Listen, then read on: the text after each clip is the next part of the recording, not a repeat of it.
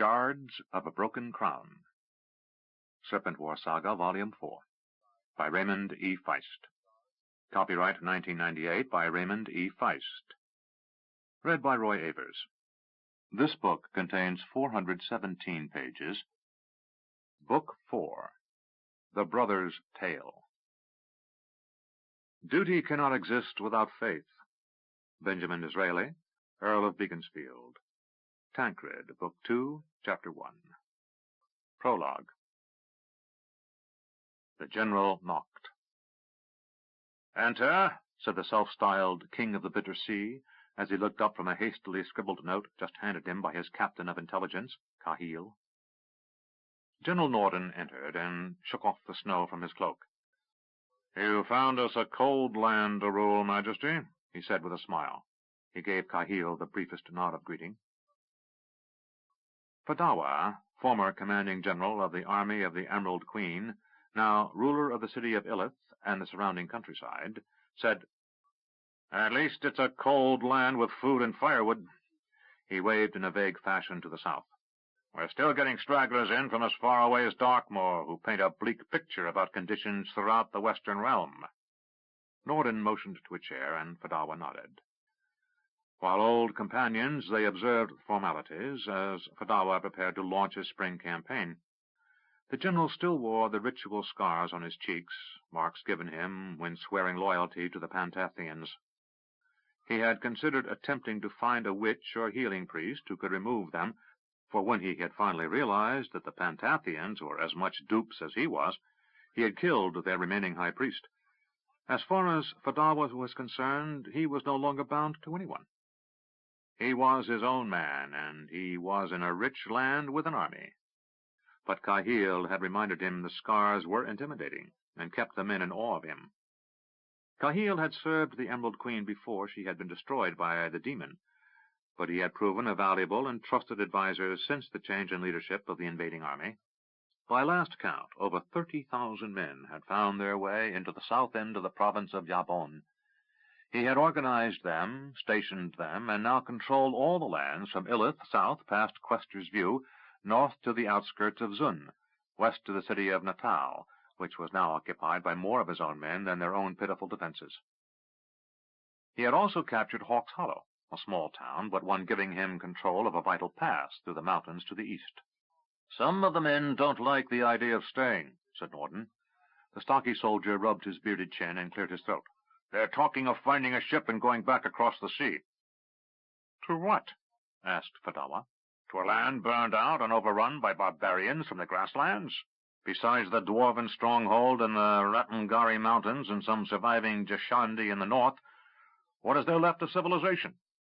Did we leave a city standing? Is there anything there to support us?" Fadawa scratched his head. He wore a single long full of hair and shaved the rest of his head, another sign of his devotion to the Emerald Queen's dark powers. "Tell any of the men who are talking this way that come spring, if they can find a ship and take it, they're free to leave." He looked off into space, as if seeing something in the air. "I want no one here who isn't ready to serve me. We're going to have a serious fight on our hands." "The kingdom?" Fadawa said. "You don't think they're going to sit idly by and not attempt to regain their lands, do you?" "No, but they were terribly mauled at Krondor and Darkmoor. The prisoners tell us they don't have much of an army left to put in the field." Fadawa said, "If they don't bring their army of the east over from Darkmoor, true. But if they do, we need to be ready." "Well," said Norden, "we won't know until spring." "That's only another 3 months," said Fadawa. "We need to be prepared." "You have a plan?" "Always," said the wily old general. "I don't want a two-front war if I can help it. If I was stupid, I could find myself in a four-front war." He indicated a map on the wall of the room. They were currently occupying the estate house of the Earl of Illith, dead by all reports, along with the Duke of Yabon and the Earl of Lamut. "If our information is right, we face a boy up in Lamut." He rubbed his chin. "We need to take Lamut as soon as the spring thaw begins, and I want Yabon in our grasp by midsummer." He smiled. "Send a message to the leader in Natal." He turned to Cahill. "What's his title?" "The First Counselor. supplied his captain of intelligence. "Send the first counselor our thanks for his hospitality in providing billets for our men this winter, and send him some gold. 1,000 pieces should do." 1,000? asked Norden. "We have it, and we'll get more. Then withdraw our men and bring them here." He looked at his old friend. "That will at least keep the first counselor on our good side until we return to Natal. Take and keep it." He pointed to the map. "I want Duco and his men down in Krondor by then." Norden raised an eyebrow in curiosity. Fadawa said, "Duco makes me uneasy. He's an ambitious man." He frowned. "It was only chance that put you and me first and second on the Pantathians' rolls, else we could be taking orders from Duco." Norden nodded. "But he's a good leader, and he's always obeyed without question." "That he is, which is why I want him at the front. I want you down behind him in Sarth." "But why Krondor?" Norden shook his head. "There's nothing there." "But there will be," said Fadawa. "That's their western capital, their prince's city, and they will move back there as quickly as they can."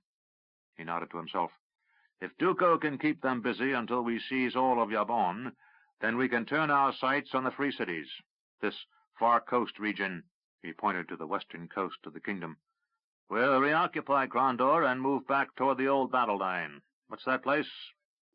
"Nightmare Ridge." "Well named." Fadawa sighed. "I'm not a greedy man. Being king of the Bitter Sea is enough. We'll let the kingdom of the Isles keep their dark moor and the lands to the east." Then he smiled. "For now. But first we must retake Krondor." Fadawa said, "No. First we must make them think we want to retake Krondor. These kingdom nobles are not stupid. They are not self-consumed like those of our homeland." He remembered how shocked the priest-king of Lananda had been when Fadawa and his army had refused to heed his order to leave his city. "These are smart men, duty-bound men. They will come at us, and they will come hard. We must expect that." "No. Let them think Krondor is the prize, and when they realize we are firm in Yabon, perhaps they will negotiate. Or perhaps not. But either way, once we have control of Yabon, we are here for good. Let Duco get punished, lest he become ambitious." Norden stood. "If you permit, I'll tell the men, those who wish to leave in the spring, may." Fadawa waved his permission. "Majesty," said Norden, leaving Fadawa alone with Kahil. To Kahil, Fadawa said, "Wait, then follow Norden and see who he speaks with. Mark the men who are the leaders of these dissidents. They will have accidents before the thaw, and then we can put to rest this nonsense about returning to Navindus." "Of course, Majesty," said the captain of intelligence, "and I applaud your design in putting Norden down in Sarth."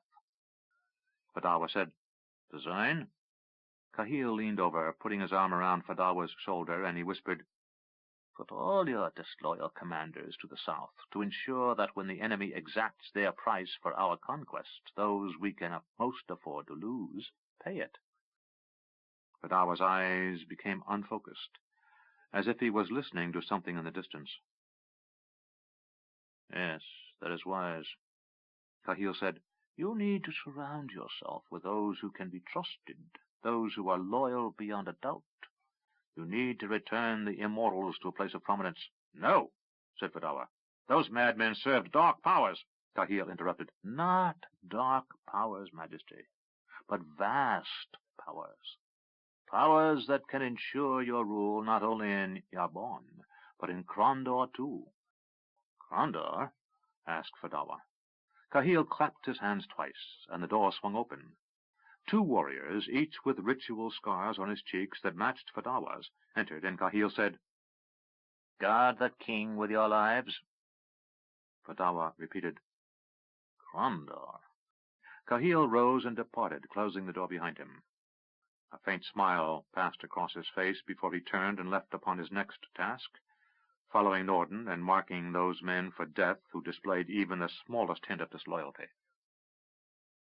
Fadawa looked at the 2 soldiers and motioned for them to stand away from him. The scars on their faces reminded him of the dark and distant time he was caught up in the magic of the Emerald Queen, and the lost months when the demon had ruled her army. He hated feeling used, and would kill anyone who again attempted to use him as the Emerald Queen had. He moved to the map on the wall and began to plan his spring campaign.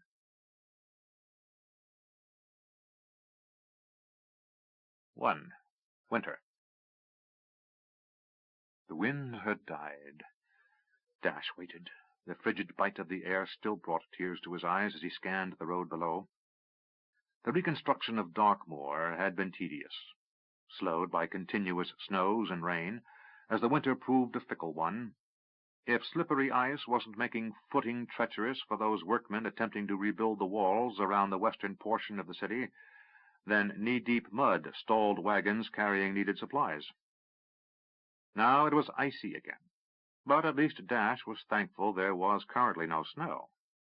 The sky was clear, the late afternoon sun hinting at warmth that wasn't really there. Dash knew it was his mood as much as the weather, but this particular winter seemed to have lasted longer than any in his young life. The sounds of the city carried through the still, icy air as the day wound down.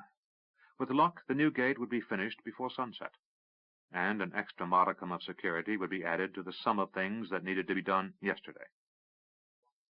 Dash was tired, fatigued beyond anything he could remember in his 20 years of life. Part of it was from the seemingly endless list of things that needed attention, and the rest was from worry. His brother Jimmy was overdue. Jimmy was acting the part of exploring officer, a scout behind enemy lines. Prince Patrick of Crondor had decided to move hard and fast against the threat of Keshian expansion into the southern flank of the kingdom in the spring.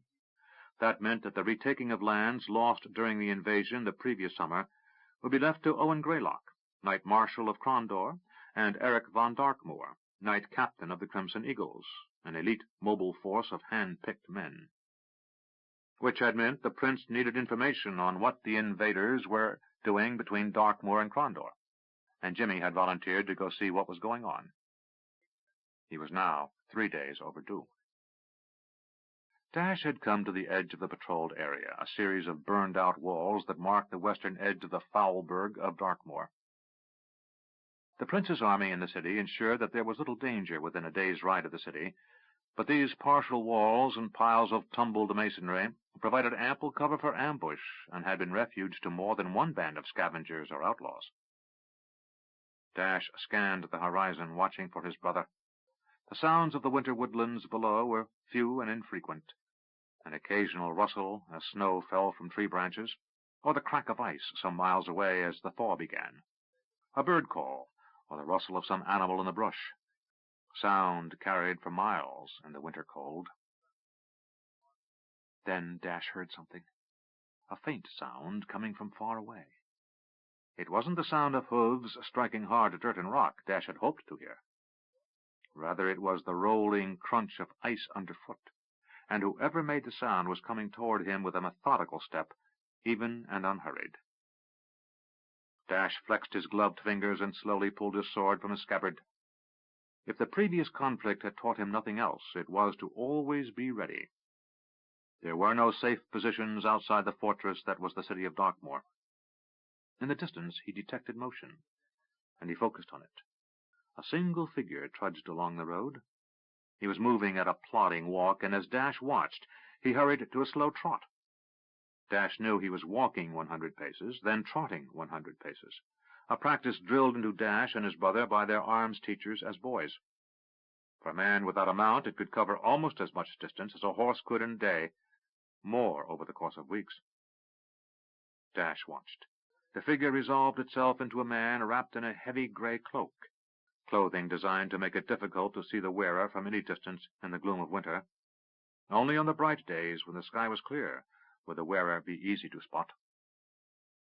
As the man on foot came closer, Dash saw he was without a hat, but had his head covered in a thick cloth, a scarf or torn remnant of another piece of clothing. He carried a sword at his side, and his hands were clad in mismatching gloves. His boots were filthy with mud and ice. The crunching of snow under his tread became louder by the moment, until he stood before Dash. He stopped and looked up, and at last he said, "You're in my way." Dash moved his mount aside and swung his horse's head around toward Darkmoor. He put his sword away, urged the animal forward, and walked beside the man on foot. "Lose your horse?" he asked. Jimmy, Dash's brother, hiked his thumb over his shoulder. "Back there." "That was pretty careless," said the younger brother. "That was an expensive horse." Jimmy said, "I know, but I didn't feel like carrying him. He was dead." "Pity.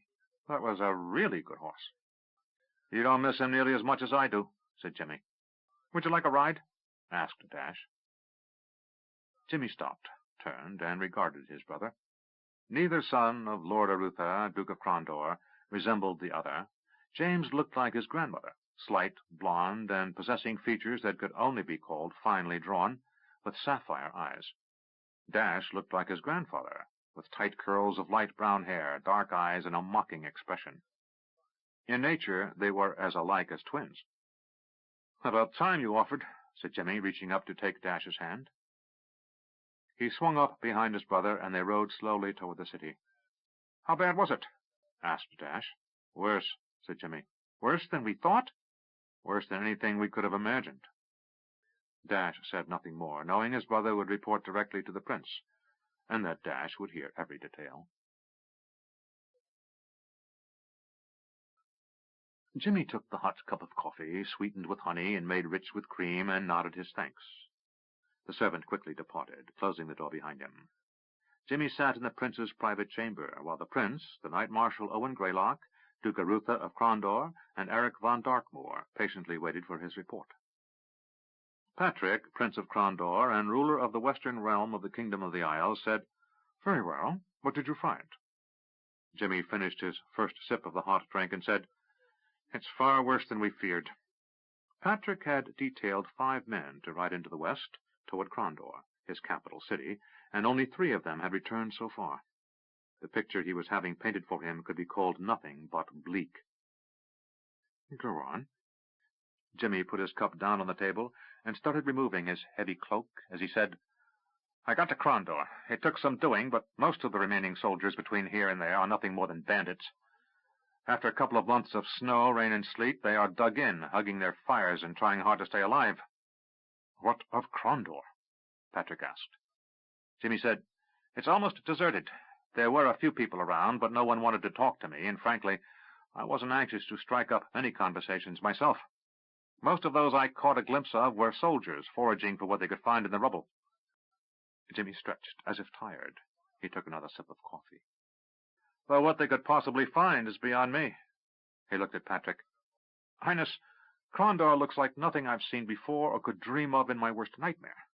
Every stone blackened, and almost no board unburned. The smell of char still lingers in the air, and it's been months since the fires. Rain and snow have yet to cleanse the city. The palace—" "What of the palace?" asked Patrick, his voice anxious. "Gone.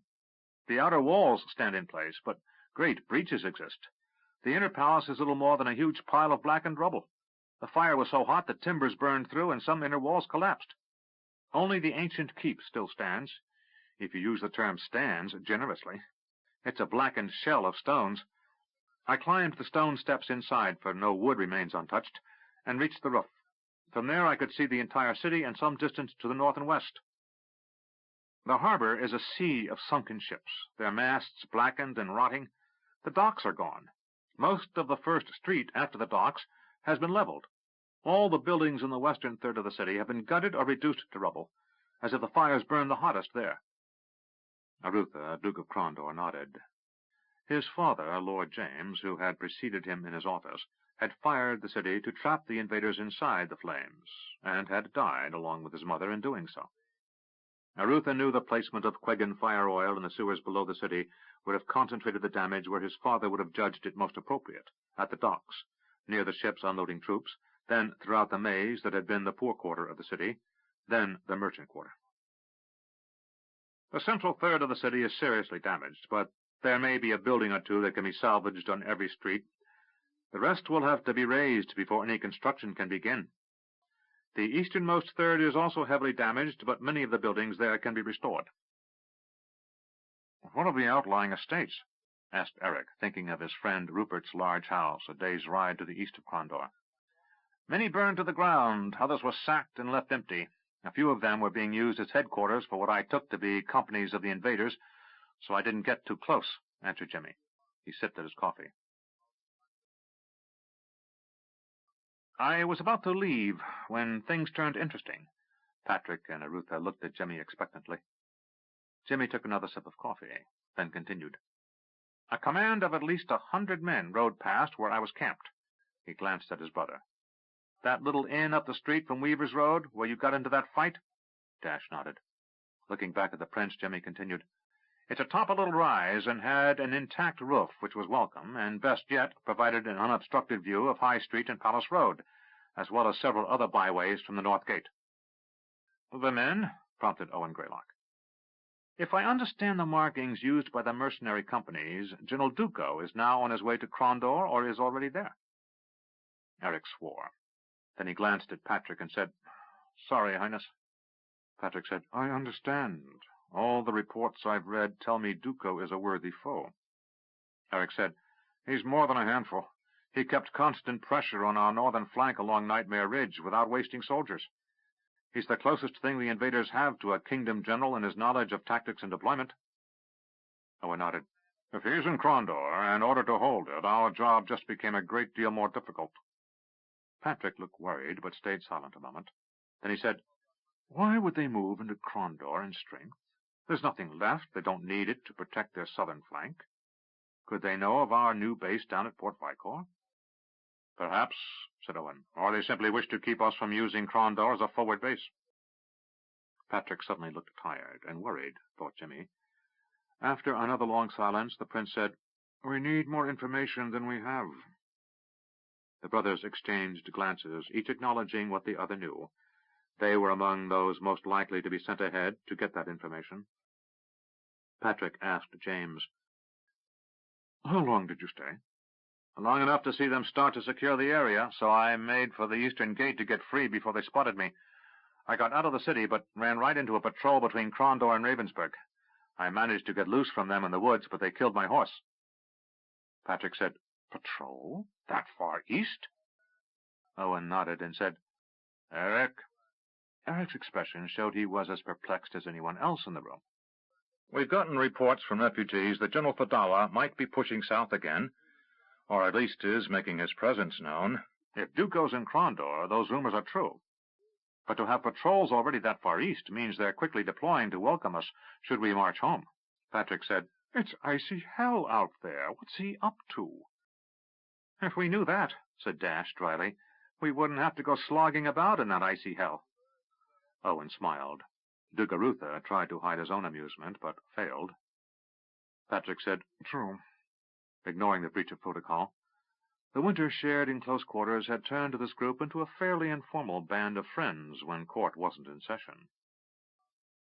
The invaders had been defeated at the Battle of Nightmare Ridge, but the destruction done to the western realm of the Kingdom of the Isles was unimaginable. As spring approached, and with it the ability to move his forces, Patrick was desperately trying to imagine what had happened to his principality. Patrick turned to Greylock. How soon can you move? Highness? Asked Owen. How soon before you can move to retake the city? Owen said, I can marshal the men and have them ready to march in under a week. We've got some of the garrison scattered along the ridge and down toward the Vale of Dreams, but most are near enough to muster, though from what I've seen, we'll need better information than we have to know what strength we'll face. Patrick sat back. I was hoping for better intelligence. Jimmy glanced at his father, who shook his head slightly, warning him from making any comment. Dash allowed his brother the confirmation that what the prince had just said was thoughtless by raising his eyebrows ever so slightly. Patrick said, We've got a massive front to the south, and all the major units of the Army of the East are ready to answer any invasion from Kesh. But we have limited resources to reclaim the western realm. Jimmy said nothing. Finally, the prince noticed Jimmy, nodded and waved his hand. Dismissed. Get some clean clothing and bathe. We'll discuss this again at length after the evening meal. Jimmy left, finding his father and brother following him out of the room. They paused just outside the door. Arutha said, "I've got to get back inside, but I just wanted to see if you were all right." "I'm fine," said Jimmy, with a faint smile of appreciation for his father's concern. With the death of their grandparents, Arutha's features had taken on a drawn, haggard edge from too much worry and too little sleep. "Just some cold toes." Arutha nodded, squeezed his son's shoulder a moment. "Get some food and rest. This isn't half over, and while Patrick may be ready to storm the enemy, we need a great deal more information." He opened the door and returned inside to the Prince's council. Dash said, "I'll go with you to the kitchen." Jimmy said, "Fine." The two brothers walked down the long hall. Eric entered the kitchen. He waved across the large stone room to Milo. The innkeeper from his hometown of Ravensburg had been put to work in the castle's kitchen, along with his wife, so they could be close to their daughter Rosalind, mother of the next Baron of Darkmoor. She and her husband Rudolph, the baker, lived in the castle where they took care of the baby Baron. Eric's own mother now lived in one of the buildings close by the castle. The long history of animosity between her and the Dowager Baroness made it prudent to keep the two women separated. The Baroness had been humiliated publicly for years by Eric's mother, Frida, over Eric being the illegitimate son of the late Baron Otto. Eric's stepfather, Nathan, was furiously working in the barony's smithy, readying weapons and other iron goods for the coming spring campaign. It was a socially awkward situation at times, but Eric enjoyed having his family close by. Eric sat. "You all right?" he asked Jimmy. "Just tired. Came close to not making it once, but it's not much of a story. I had just lost my horse and had to hide from a patrol for a while, and damn near froze hiding under a log. The snow was falling, so they didn't track me after I had crossed some rocks, but I could barely move when they finally left." "Frostbite?" asked Eric. "Don't know," said Jimmy. "I haven't taken my boots off. My fingers are fine." He wiggled them. "We have a healing priest here. The Temple of Dala at Villanon sent one to provide advice to the prince." Dash grinned. "You mean the king bullied them into having one close by in case Patrick was wounded?" "Something like that," admitted Eric as he returned the smile. "Have him look at your feet. It wouldn't do to have you going toeless." Jimmy chewed, then swallowed. "Why am I suspicious you're motivated more by my fitness for duty, Captain, than out of any concern for my well-being?" Eric shrugged theatrically. "Because you have a reasonable comprehension of how things work in court?" Jimmy suddenly looked very tired, as if letting down his mask. "How soon?" he asked. Eric looked sympathetic. "The end of this week. 3-4 more days." Jimmy nodded. He stood and said, "I'd better find that priest." "Down the hall from the prince's quarters next to my own. His name is Herbert. Tell him who you are. You look like a rag picker." Dash watched his brother leave and said, "As his feet thawed, he could barely walk. I think that priest is going to earn his keep." Eric took a cup of coffee from Milo, said thanks, then turned to Dash. "He already has. I've got a score of men fit for duty who would still be laid up if it wasn't for that priest. And Nacor." "Where is that scrawny lunatic?" asked Dash. "I haven't seen him in a week." "He's out in the city gathering converts for his new faith." "How goes the summoning of the blessed to spread the word of good?" Eric laughed. "Recruiting those willing to work on behalf of good in the midst of winter, after war has reduced the population to near starvation, is nearly beyond even Nacor's conniving ways." "Any takers?" "A couple. 1 or 2 are earnest. The others looking for a meal." Dash nodded. "Is this next mission something I could do? Jimmy could use a rest." "We all could," said Eric. Then he shook his head. "But you're not being spared, my friend, for we're all going." "Where?" asked Dash. "Krondor. Patrick can't sit here forever, and if what your brother has reported jibes with the other reports we're getting, the longer we wait, the stronger Fadawa's forces are going to get in Krondor.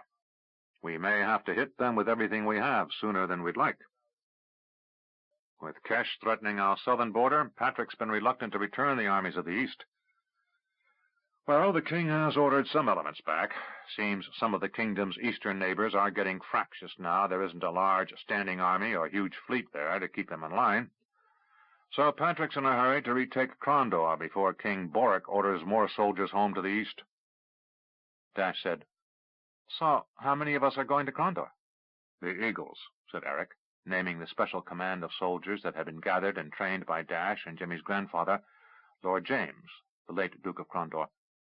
"We'll have some auxiliaries, Duga's crew." He named a large force of former mercenaries who had come over to the kingdom's side during the invasion. "And we'll be working with Captain Subai's pathfinders." "That's all?" asked Dash. "That's all to start," said Eric. "We're not trying to conquer all of the principality in the first week." He sipped at his coffee. "We were going to find a likely place to hold so we can stage. Then we ride in and secure Crondor." "Sounds easy," said Dash in a sarcastic tone. "If there wasn't another army already there." He studied Eric's face. "There's something else going on. Why is Patrick in such a hurry to secure the city? I can think of a half-dozen better places from which to stage a retaking of the West if I didn't care about Crondor. We could cut it off and starve out whoever's there, staging from a camp to the east." "I know," said Eric, "but part of it is pride. It's Patrick's city, the capital of his realm. He was Prince of Crondor for only a short while before it was lost, and he followed a legend in that office." Dash nodded. "Growing up in Villanon, Jimmy and I met Prince Arutha only a few times. When I was old enough to appreciate him, he was getting on in years. But what my father and others said about him made him impressive even then." He looked at Eric a moment, then said, "You think Patrick's of the notion that Arutha would somehow have held the city?" "Something like that," said Eric. "The prince doesn't confide in me, but there's more to it than just wounded pride. The other part of it is logistics. That harbor is going to be useless for years. If we had the manpower and equipment we had before the war in Crondor, all the workers, dredges, and a few cooperative magicians, even, it would still take a year to clear the harbor, maybe more. As it is now, I have no idea if Crondor will ever become the shipping center it once was. But we have a new port south of there, in Shandon Bay, Port Vicor. And for it to be any use to us, we have to ensure we have a clear trade route between there and the rest of the West, which means Crondor needs to be secured. We don't need it, but we certainly can't have Fadawa's generals using it as a base to attack us." He lowered his voice, as if not wishing for a perverse fate to overhear.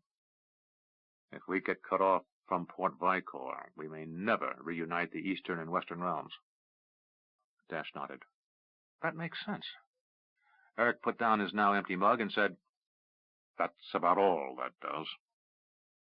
Dash nodded in agreement as Eric stood. Looking up at the tall, powerfully built captain, he said, "I haven't seen my sometime employer about lately. How fares your friend Rupert?" Eric smiled. "Rue is hauling some ridiculous amount of goods through mud and ice to be first into Darkmoor with what we need." Then Eric laughed. "He told me he's the richest man in the world, according to his accounts, but has almost no gold left, so his only hope for recovery is to ensure the kingdom survives long enough to pay him back." "An odd kind of patriotism, wouldn't you say?" Eric smiled as he nodded. "If you knew Rue as well as I, you'd judge it entirely in keeping with his nature." Pausing for a moment, as if considering a second cup of coffee, Eric looked with a faint show of regret at the empty mug. After a moment of silence, he said, "I'd best get back to see what Owen wants done." He departed. Dash pondered what had been said there, amidst the bustle of the kitchen, then rose to find Jimmy and see how he fared. The priest was just departing Jimmy's quarters when Dash arrived. Sitting on the bed next to his brother, who lay under a heavy wool blanket, Dash said, "That was quick. He gave me something to drink, washed my feet in an unguent, then told me to get some sleep." "How bad are they?" "I was going to lose toes at least," said Jimmy, "if he hadn't been here." With a nod of his head, he indicated the departed priest. "You paint a pretty bleak picture of what's out there."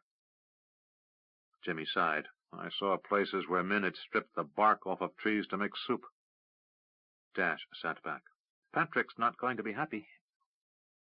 "What's happened here while I was gone? asked Jimmy, stifling a yawn. Dash said, "We've got reports that things are stable up north, though no one has seen sign of that bastard Duco lately." Jimmy said, "If Adawa is sending Duco south, Krondor could be very difficult to seize." "Yes," agreed Dash. "Kesh is not happy about what went on down in Stardock, and we've got elements of the garrison of Ron and half of the King's Own down near Landreth, just waiting for an excuse to move south. Kesh has pulled away from Shimata, but they're a lot closer than Patrick likes, and the Vale is once again a no-man's land. Negotiations are underway even as we speak." "The East?" asked Jimmy, this time unable to stop the yawn. "We won't know until the spring, but some of the smaller kingdoms may get playful. Patrick and the King have exchanged messages, and I get the impression Boric wants some of his army of the East back as soon as the thaw starts." "What's Father say?" "To me?" asked Dash. Jimmy nodded. "Not much," said Dash with a smile that reminded his brother of their grandfather in his more playful moods. "He's pretty close-mouthed about things." "Mother?" asked Jimmy. Dash nodded again. "I get the feeling it may be a long time before Mother visits us. She seems to find court life and earldom preferable to living in a tent in the burned-out remains of Krondor, irrespective of the rank of Duchess." Jimmy closed his eyes. "She and Aunt Paulina are most likely shopping right now, or having gowns fitted for a banquet or dance." "Most likely," agreed Dash. "But it's hard on Father. You've been away for most of the winter, and the few times you've been here, you've seen him when he's busy." "Grandfather and Grandmother?" asked Jimmy. "Yes," said Dash. "When he's alone and thinks I don't notice, he broods. He knows there was nothing he could do, but he silently rages about it. I hope once spring comes and we start the campaign he'll snap out of it, but he's drinking more than he used to, and seems withdrawn most of the time." When Jimmy said nothing, Dash glanced at his brother and saw his chin on his chest, his eyes half closed as he fought to remain awake. Dash quietly stood up and moved to the door. He took a long look at his brother, and for a moment saw an echo of their dead grandmother in his features, the pale skin and nearly white blonde hair.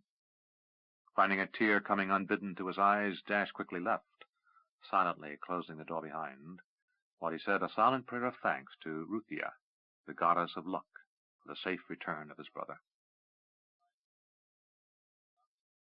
"Eric!" Dash turned to see Rosalind hurrying down the corridor, and stood aside to let the young woman pass. Dash knew the girl felt overwhelmed at times by being the mother of the next Baron. She was Gerd's mother because of her rape at the hands of Eric's half-brother, and Eric was her closest friend. They had been like brother and sister as children, and he was the first person she turned to when in distress. Dash watched as she came to the captain's door and started knocking. Eric opened the door and said, "What?" Dash hesitated a moment, then continued to walk past as Rosalind said, "It's the Baroness.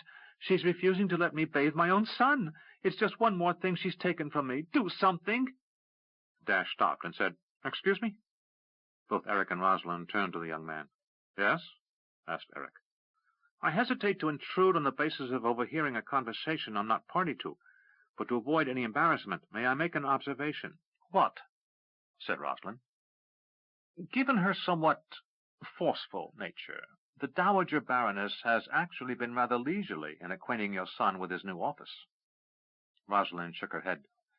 She had been a pretty girl growing up in Ravensburg with Eric, but the birth of 2 children, hard work in her husband's bakery, and the travail of the recent war had put premature gray in her hair and robbed her face of the softness Eric had known in his youth.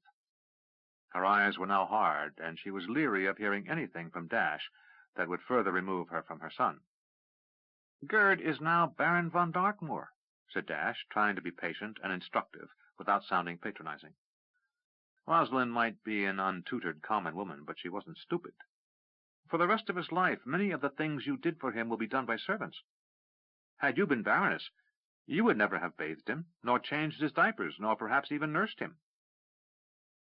It's time for you to begin his education as Baron." Dash waved around, indicating the castle. "This is now the frontier of the kingdom, until the west is retaken, and may continue to be a critical stronghold for years, far into Gerd's adulthood. Gerd is almost 5 years old, and soon will spend most of his day with tutors and instructors. He needs to learn to read, to write, The history of his people, riding, weapons, court protocol. Eric nodded, putting his hand on Rosalind's shoulder. Dash is right. The young woman looked defiant, and Eric felt her shoulder tense under his hand. He smiled. But there's no reason you can't stand nearby and watch as the servants care for him. Rosalind said nothing for a moment, then nodded and turned off to retrace her steps to where her son was housed in the Baron's quarters of the castle. Eric watched her retreating back, then turned to Dash. Thanks for pointing things out. I hesitated to insert myself into your conversation, but it's only the truth. Eric glanced down the hall to the corner where Rosalind had turned out of sight and let his eyes fix on the distant space. So many changes. We all have so much to adjust to. Dash said, Again, I don't mean to presume, Captain, but if you require any assistance... Eric smiled. I suspect I will. And I will count on you and your brother. If you haven't heard yet, you're both being assigned to my command. Oh? Said Dash. It's your father's idea. He's going to take a hand personally in this coming campaign. Dash nodded. He's his father's son. Eric said, I didn't know your grandfather well, I must say, but well enough to know that's a compliment. Dash grinned. If you had known him better, you might not think so. Ask my mother if she ever decides to return to the West. Anyway, continued Eric, the king has his hands full in the East, with most of his army absent and his navy sunk and keeping the Eastern kingdoms from starting trouble. The prince has cash in the South, so that leaves it to our merry little band to reclaim the West. Why does that not fill me with joy? Asked Dash rhetorically. I believe you would be in need of a healing priest if it did. You would obviously be bereft of your senses. When does this campaign begin? Asked Dash. When you hear the first sound of ice breaking in the west, start packing. Dash said, I heard ice break this morning. Well, get packing, said Eric. We leave for Crondor within the week. Dash nodded. Very good, Captain. As Dash turned away, Eric said, One other thing. What, sir? Asked Dash. Your office as court baron does you no good in the army, so you and James are both being given the rank of knight lieutenants. Thank you, I think, said Dash. Tomorrow head down to the quartermaster and draw uniforms for yourself and James. Sir, said Dash with a weak salute, then he turned and walked toward his own quarters. Muttering to himself, he said, Damn, I'm in the army. Jimmy tugged at his ill-fitting black tunic. Damn, I'm in the army. Dash laughed. He gently elbowed his brother, indicating the prince was about to speak. My lords, gentlemen, he began, addressing the gathering in his audience hall, formerly the Baron von Darkmoor's. The king requires the presence of most of the army of the east along the Keshian border and to the east. That leaves it to what is left of the armies of the west to drive the remaining invaders from our shores. Dash whispered to his brother, Perhaps we shouldn't have sunk all their ships. It makes the trip home so much more difficult. Arutha, Duke of Crondor, threw his younger son a dark look, and Dash fell silent, while Jimmy attempted not to laugh aloud. One thing James admired about his younger brother was an ability to find something funny in almost any situation, no matter how bleak. Prince Patrick said, Of course it does, looking directly at Dash. Dash had the good grace to blush before his prince. But we can arrange to transport them home at a later time. First, they must surrender. Dash tried to wish himself invisible. Patrick continued, Intelligence confirms that this General Fadawa is seizing the opportunity created by the Emerald Queen's defeat to fashion a little empire for himself. He walked to a map and took a pointer and indicated the area between Crondor and Illith. From south to Illith, Fadawa's forces are in complete control. The pointer swept to the east. They control the forests up to the mountains and most of the passes to Nightmare Ridge. We have a stable front along the ridge. To the north, the pointer moved north of Illith. He's run into some stern opposition at Lamut. Earl Takari is holding the city, but barely. Only the harsh winter kept Fadawa from taking the city. Looking at Arutha, he said, Tell me of Duke Karl. Arutha said, The Duke is a boy. He's barely 17. Earl Takari is only 3 years older. The men in the room knew the fathers of the two nobles mentioned had died in the invasion. Arutha continued, But Takari is Tsorani stock, and has been studying under his swordmaster since he could walk. He'll hold Lamut until the last man, if needs be. Karl may be a boy, but he's surrounded by a strong, if small, army. Arutha nodded to a man standing behind Eric von Darkmoor, a tall, dark-haired man wearing a kilt and sporting a longsword hung over his back. Dash and Jimmy knew him to be the leader of a company of Hadati hillmen from Yabon, by name of Aki. Aki said, Most of my people are serving on Yabon. Padawa will not take Yabon. Almost to himself, Patrick said, But come spring, he'll be inside the walls of Lamut, and all that Tsorani honor in that city won't keep him from doing it. Patrick was silent a moment, then said, Can Duke Karl's forces save Lamut? Yes, said Owen, if we can assume we'll have no trouble from the Brotherhood of the Dark Path. He used the common term for the Moradel, the dark elves who lived to the north. And count on the elves and dwarves and the free cities keeping the western front stable, then Karl can strip his garrison, leaving what he must along his eastern flank, and move the bulk of his men south to Lamut. He should be able to hold Farawa under those circumstances. If he does, can he then retake Ilith? Asked Patrick. Aki glanced at Eric and Arutha, both of whom nodded to him. Aki looked at Patrick and said, No, he cannot. He would need 3 times the number of swords he has at his call to stand a chance of retaking Ilith. He can hold where he is, unless this General Padawa turns his entire force northward, which he won't do if he's moving soldiers south to hold Grandor. But Duke Karl cannot retake Ilith.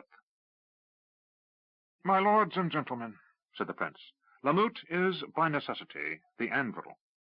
He looked at Owen Greylock and said, My lord Marshal, your army must by needs be the hammer. Owen said, It's a small hammer, Patrick. The prince said, Indeed, but Kesh is arrayed in force along our southern border. What's left of our fleet is keeping Queg and the Durban pirates at bay, and some of the eastern kings are getting ambitious. You'll have to make do with your current force. Owen said, That's barely 20,000 men. Against how many? 100,000? Patrick said, We can't just let them keep what they've taken until we resolve these other issues, can we? His question was greeted by silence. Patrick looked from face to face in the room. I'm not ignorant of the flaws of my own ancestors. We took every inch of land from somebody else to make the Western realm. Only Yabon joined the kingdom willingly, and that because we saved them from the Brotherhood of the Dark Path, else they would have fallen. But the only reason there's a Baron von Darkmoor in the first place is the bandit ancestor of your own Captain Eric was too tough a nut to crack. And it was easier to make him a kingdom noble and let him keep the land he had already taken than it was to kill him and put some king's idiot nephew here in his place. Patrick's voice began to rise. And several other accommodations have been made over the years, allowing former enemies to become valued vassals. Now his voice was raised to the point of yelling, But I'll be damned to the 7th hell if I let some murdering bastard set himself up as king of the bitter sea and rule over my principality. If Padawa does, it will be with 1 foot on my dead body. Dash and James exchanged glances. They didn't need to say anything. The message was clear.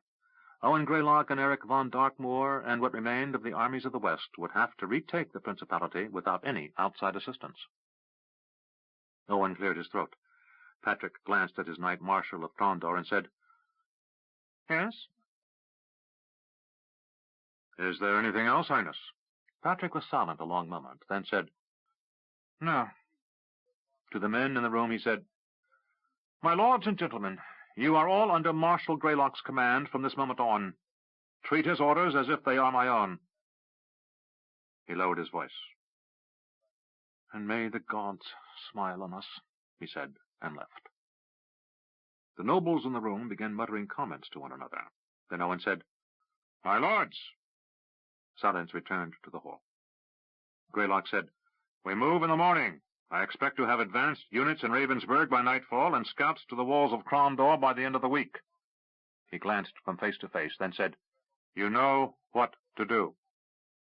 The men began to file out of the room, and Eric came to stand before Dash and James. You're with me, he said, turning and walking toward a small door off to one side. The brothers found their father waiting in the room already, and in a moment Greylock entered, closing the door behind. I just wanted to let you two know, said Owen, addressing the brothers, that you're going to be given the dirtiest, most thankless job we've got. Dash smiled. Smashing! Jimmy threw his brother a dark look and said, What is it? Jimmy, you're in charge of our Special Advance Unit. Special Advance Unit? Asked Jimmy. Arutha nodded. Him, he said, pointing to Dash. Dash rolled his eyes heavenward, but said nothing. He had long ago accustomed himself to being under his older brother's direction whenever they were working together. Arutha said, Owen said he needed a couple of sneaky bastards to operate behind enemy lines. He smiled at his sons. I told him your parentage wasn't in doubt, but that you were sneaky enough for the job. When do we leave? Said Jimmy. Now, said Eric. There are a pair of horses waiting for you by the postern gate with supplies for a week. James said, A week? That means you'll want us inside of Crondor when your scouts reach the walls? Owen nodded. Close by. Leave those uniforms here and dress like a couple of free swords. If you get caught, tell them you're Vale men looking to enlist. Dash grinned, but his tone was mocking. Oh, joy! We're playing at spies again. Jimmy again looked at his brother as if he were crazy and said, You do find the oddest things entertaining. Arutha looked at his two sons and said, We just got confirming intelligence that Duco has come south. That's the stick in the anthill, isn't it? Said Dash. Arutha nodded. Indeed. If Duco gets established in Crondor before we do, he threatens Port Vicor. Cut off Vicor and we have no communications with the fleet. Cut off the fleet and we have no chance to resupply from the Sunset Islands and the far coast. Owen said, It might be a feint, with Sarth being his real objective, but there's a report that a second force moves south along the road from Hawk's Hollow under the command of Norden, Fadawa's second. That's a lot of soldiers slogging through ice and mud, said Jimmy. Arutha said, Crondor's harbor is useless. Fadawa knows this. We don't know if he knows of Vicor's harbor down in Shanton Bay, but if he does, then this isn't a feint. Jimmy glanced at his brother, then said to his father, So you want to find out which? If possible, said Arutha. If he's just trying to slow down our march so he can reinforce Sarth, we have to know. Dash looked around the room, then asked, Anything else? Arutha said, Stay alive? Jimmy smiled. We always plan on that, Father. Arutha came and embraced his sons, Dash first, then Jimmy. Dash said, Come on, we have some riding to do this night. Jimmy resumed looking dubious as they left the room. 2. Wilderness. Dash signaled. Jimmy took out his sword and ducked behind the boulder. Dash left his own position on the south side of the King's Highway and dropped into a ditch that ran parallel to the road for several hundred feet. The brothers had been riding for 2 days. The thaw had begun, and there was actually some warmth in the sunlight when it came out from behind the seemingly constant cloud cover. But the temperature didn't fall below freezing anymore, and the rain helped melt the snow. As Dash lay in the cold mud, he wished for the ice again. The ooze slowed travel, and he didn't seem able to get dry, even when staying close to a fire at night. They had heard voices in the woods ahead a few minutes ago, had dismounted, tied their horses, and advanced on foot. As the sound of approaching feet grew louder, Dash chanced to glance over the edge of the berm and saw a ragged band of travelers looking about in a fearful manner as they moved eastward along the King's Highway.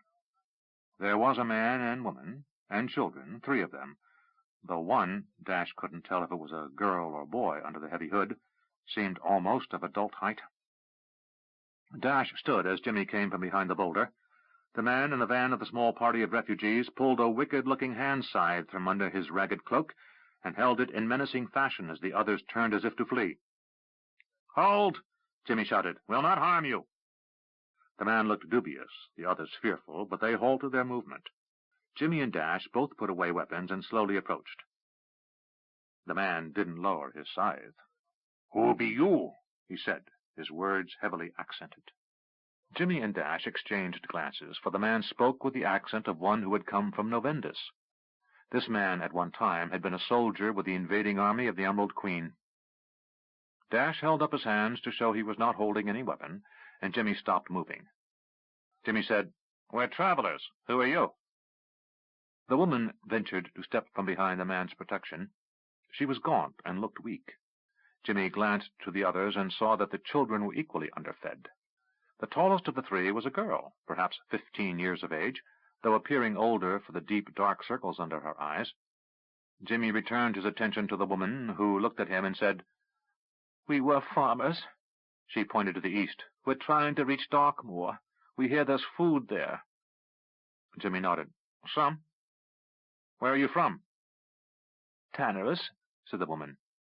Dash pointed at the man. "He's not from Tannerus." The man nodded. He motioned at himself with his free hand and said, "Markin, from city of the Serpent River." He glanced around. "Long way from here." "You were a soldier of the Emerald Queen?" asked Jimmy. The man spat on the ground, and it looked as if the gesture was taking most of his strength. "I spit on her." He started to wobble, and the woman put her arms around him. "He's a farmer," she said. "He told us his story when he came to us." Jimmy looked at Dash, then motioned with his head back toward the horses. Dash didn't need to be told what was on his brother's mind. He turned and walked back, while Jimmy said, "Why don't you tell us his story?" "My man went to fight for the king," said the woman. "2 years ago." She glanced back at the 3 children and said, "My girls are fit to work. Hildy's almost grown. We did all right for the first year. Then the soldiers came and took the town.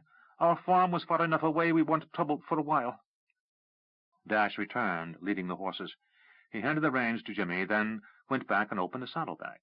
He returned a moment later, unwrapping a bundle. Once opened, he revealed some heavy travel bread, thick with honey and nuts and dried fruit, and some jerked beef. Without hesitation, the children passed their mother and grabbed what they could. Dash glanced at Jimmy and nodded slightly. He gave the rest of the bundle to the man, who passed it along to the woman and said, "Thank you." "How did an enemy soldier come to be guiding your family to Darkmoor?" asked Dash. The woman and the man both nearly wept in gratitude as they chewed on the heavy bread.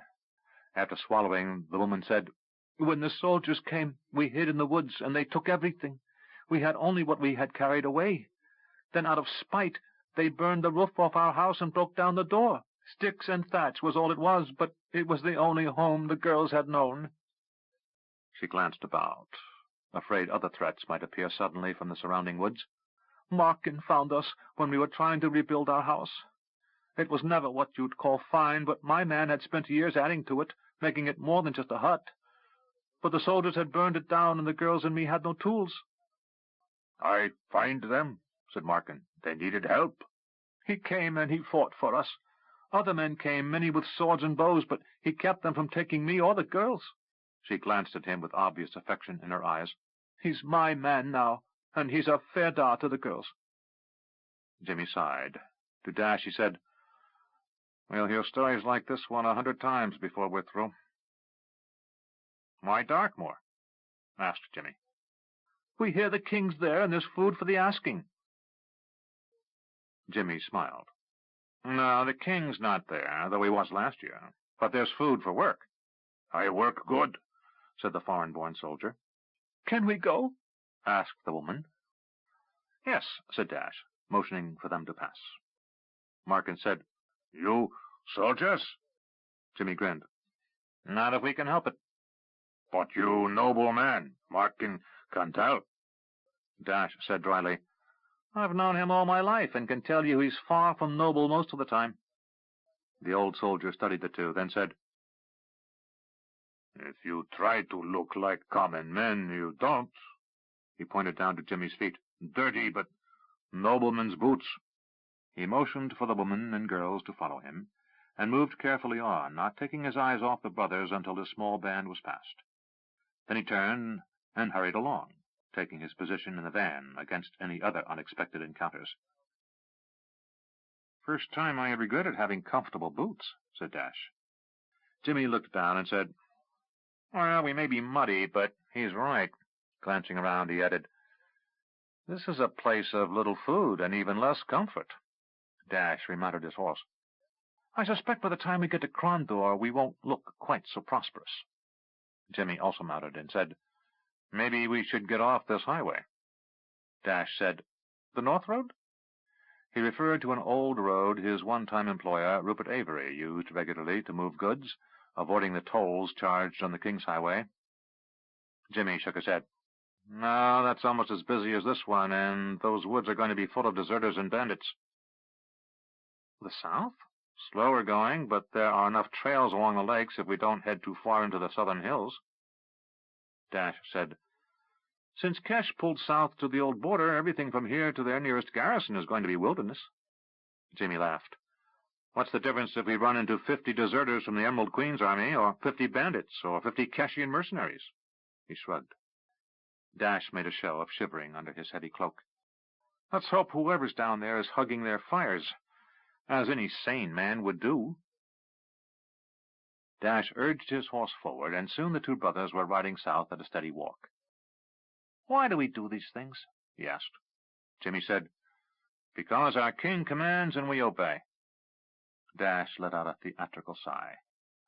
I thought it was something like that. Softly, Jimmy began to sing a very old song. To Kesh's heartland or Queg's harsh shore, our blood, our hearts, our lives, and more, for honor's sake do we obey, and go over the hills and far away. The sound of cracking ice rang through the cold morning air, and both brothers pulled up just before entering a clearing. Using hand signals, Jimmy motioned for Dash to move south along the edge of the clearing while he circled north. Dash nodded, dismounted, and tied his horse to the branch of a small birch tree. Jimmy did likewise, and moved silently away.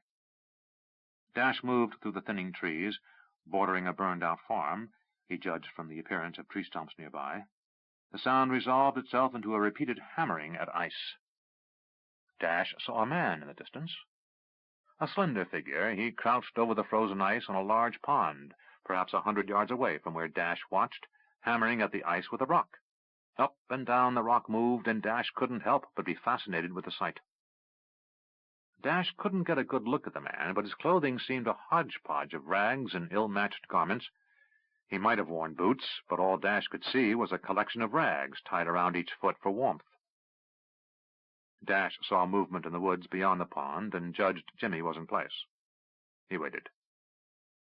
Jimmy walked slowly out of the woods, and the man leaped to his feet with astonishing speed. He turned away as Jimmy shouted, Wait, I won't hurt you. Dash slowly took out his sword as the tatters-clad man hurried toward him, trying to keep his movement from alerting the ragged man. As the man reached the first line of trees, Dash stepped out, extending his foot, and tripped him. The man went down in a tangle of clothes and turned over, scuttling backward as he shouted, Don't kill me! Dash moved quickly to put the point of his sword before the man's face as Jimmy caught up out of breath. Dash said, We're not going to hurt you. To demonstrate his good intentions, he quickly sheathed his sword. Get up. The man got up slowly as Jimmy leaned over, hands on knees, and said, He's fast. Dash grinned. You'd have caught him had you had another mile or so to overtake him. You've always had endurance, if not speed. Turning his attention to the figure on the ground, he said, Who are you, and what were you doing? The man slowly rose, as if ready to bolt at the slightest threat, and said, I am called Malar Enaris, young masters. He was a slender man, with a hawk nose sticking out over a large rag wrapped around his face. His eyes were dark, and they shifted back and forth between the brothers. I was fishing. Jimmy and Dash exchanged glances, and Dash said, With a rock?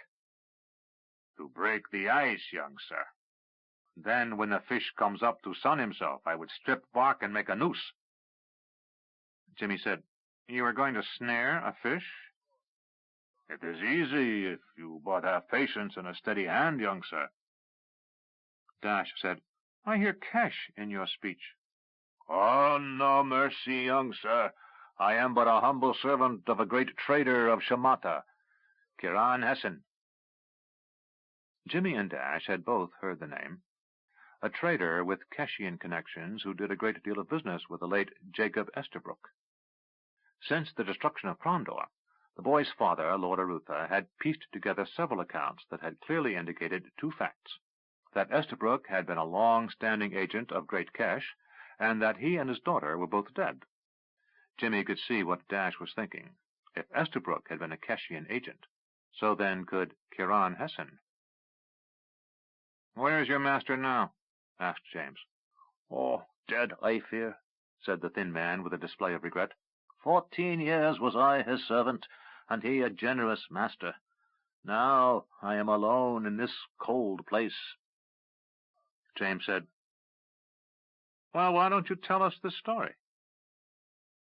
And show us how you planned on catching those fish, said Dash. If I might have some hair from your horses' manes, said the ragged man, then it would be so much easier.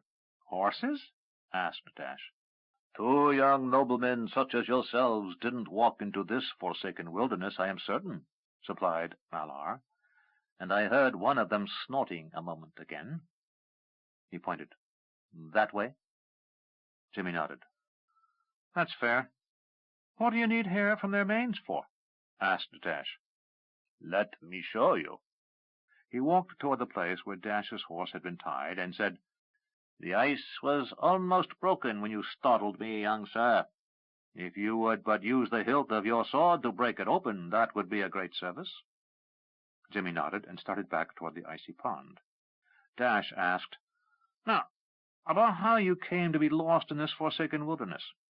As you are no doubt aware, began Malar, there was much trouble between Kesh and the kingdom lately, with Shamata for a time being deeded to the empire. So we had heard, said Dash. My master, being of kingdom allegiance, decided it wise to visit his holdings in the north, first in Landreth, then Crondor. We were traveling to Crondor when we encountered the invaders. We were overtaken, and my master and most of his other servants were put to the sword. I and a few others managed to flee into the hills south of here. He pointed southward with his chin as he reached Dash's horse. Malar reached up and gripped a few hairs from the horse's mane, yanking expertly, and came away with several long strands of hair. The horse moved at the unexpected pressure, snorting displeasure. Dash reached out and took the reins from the tree branch where they were tied, and Malar yanked out some more hairs. He repeated the procedure twice more. That is sufficient, he observed. So you've been in these hills how long? More than 3 months, young sir, said Malar, as he started deftly weaving the hair into a braid. It has been a bitter time. Some of my companions died from hunger and cold, and 2 were captured by a band of men, outlaws or invaders, I do not know which. I have been alone for all of 3 weeks or so, I judge.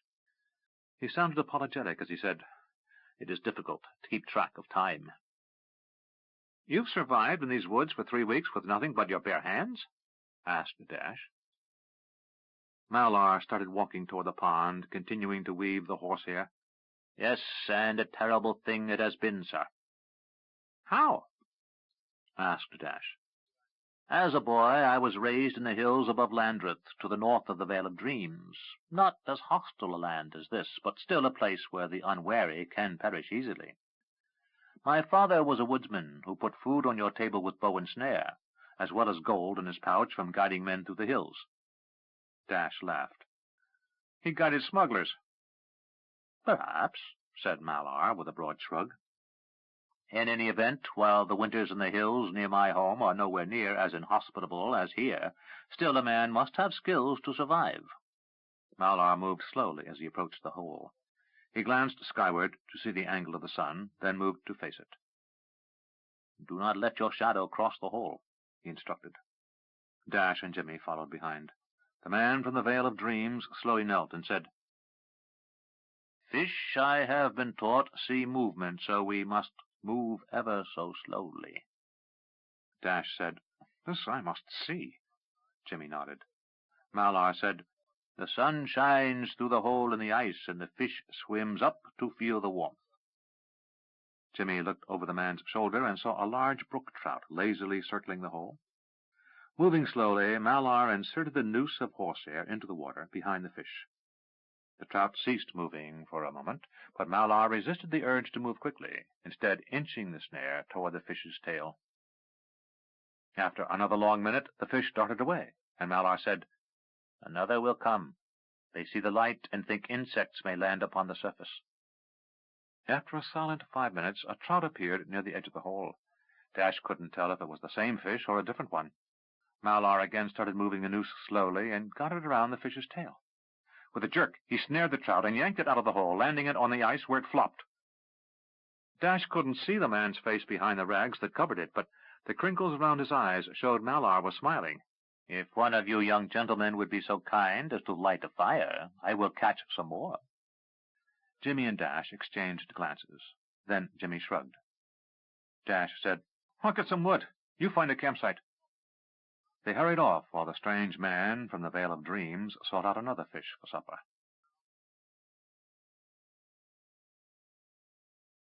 For 3 days they moved slowly toward Crondor. Several times they had heard distant voices and the sound of men moving through the woodlands, but they had avoided contact with anyone. Jimmy and Dash both found Malar an enigma. He had surprising skills for wilderness survival, odd for one claiming to be the servant of a rich trader. On the other hand, Jimmy had confided to his brother, the servant of a rich smuggler might prove in need of such skills. Still, they were pleased to have him along, for he had found several shortcuts through the undergrowth, had identified edible plants that supplemented their stores, and had proven a reliable night sentry.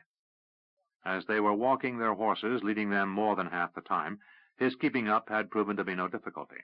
Jimmy judged they were less than a week's travel from Crondor. At midday they heard horses in the distance, from the north. Jimmy spoke at a low conversational level. "Duco's men moving along the highway?" Dash nodded. "Probably. If we can hear them from here, we've headed back toward the highway." He turned to Malar. "Do you know of any southern route to Crondor?" "Only the highway that loops around from Land's End, young sir. But if we are nearing the King's Highway, within a few days we should start encountering farms." Jimmy was silent for a long moment, then said, "They'll almost certainly be burned out." "But," suggested Dash, "if they are, no one is likely to be living in them, and we might slip into the city unnoticed." "No farmers, you mean," corrected Jimmy. "But they'd be decent shelter for some very unpleasant men with a fondness for weapons, I bet." Dash's brow furrowed, as if thinking he should have thought of that. But a moment later his grin returned, and he said, "Well, then, we will just blend in. You've told me often enough how unpleasant I can be, and I am certainly fond of my weapons." Jimmy nodded. "2 more hired swords will scarcely be noticed, and if we get close to the city, we'll find a way inside. There are enough holes in the walls, that's for certain." Malar said, "You've been to Crondor, then, young sir? Since the war, I mean." Jimmy ignored the question, saying, "We've heard of the damage." Dash agreed. "More than a few people left Crondor and came east." "This I know," said Malar, falling silent. They moved on through the woods for the rest of the day, and made a cold camp that night. Huddled under their blankets, Jimmy and Dash stayed close together, while Malar took the first watch. They slept fitfully, coming awake many times. In the morning they resumed their journey. The woods were filled with the sounds of the thaw. In the distance, the cracking of ice rang through the suddenly warm air as ponds and lakes began to lose their frozen skins. Large mounds of snow fell from trees in sudden, wet attacks on the travelers, while everywhere water dripped from branches. The footing beneath their feet alternated between crusty patches of ice and thick mud which gripped at boots and horses' hooves. The constant noise was a backdrop against which the occasional sounds of spring could be heard. The distant call of a bird that had returned from the south early, seeking others of its kind. The faint rustle in the distance of small creatures coming out of their winter's burrows, stilled as they passed, only to resume after a while. When they paused to rest, Jimmy tied his horse to a low tree branch and motioned for Dash to do likewise. Dash did as he was bid and said, "Keep an eye out. We're going to relieve ourselves." He moved to where Jimmy stood, making a show of urinating into the snow. Dash did likewise, whispering, "What is it?" "Have you formed an opinion of our chance companion?" asked the older brother. Dash shook his head slightly, saying, "Not really. I'm certain he's more than he claims, but I have no idea what." "There's not a lot of fat on him," said Jimmy, "but he doesn't move like a man weak from hunger." Dash said, "Do you have a theory?" Jimmy said, "No, but if he's not the servant of a rich trader, what's he doing up here? Smuggler?" "Maybe," answered Jimmy, doing up the front of his trousers. "Could be anything we could imagine." Remembering what their grandfather had cautioned them over the years about leaping to conclusions, Dash said, Then we'd best not imagine anything.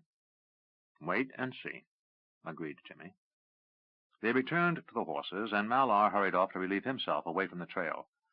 When he was out of hearing range, they continued. Jimmy asked, "Remember that abandoned farm a day's walk this side of where we met, Malar? The one with half a thatch roof and the fallen-down cowshed? That's the one.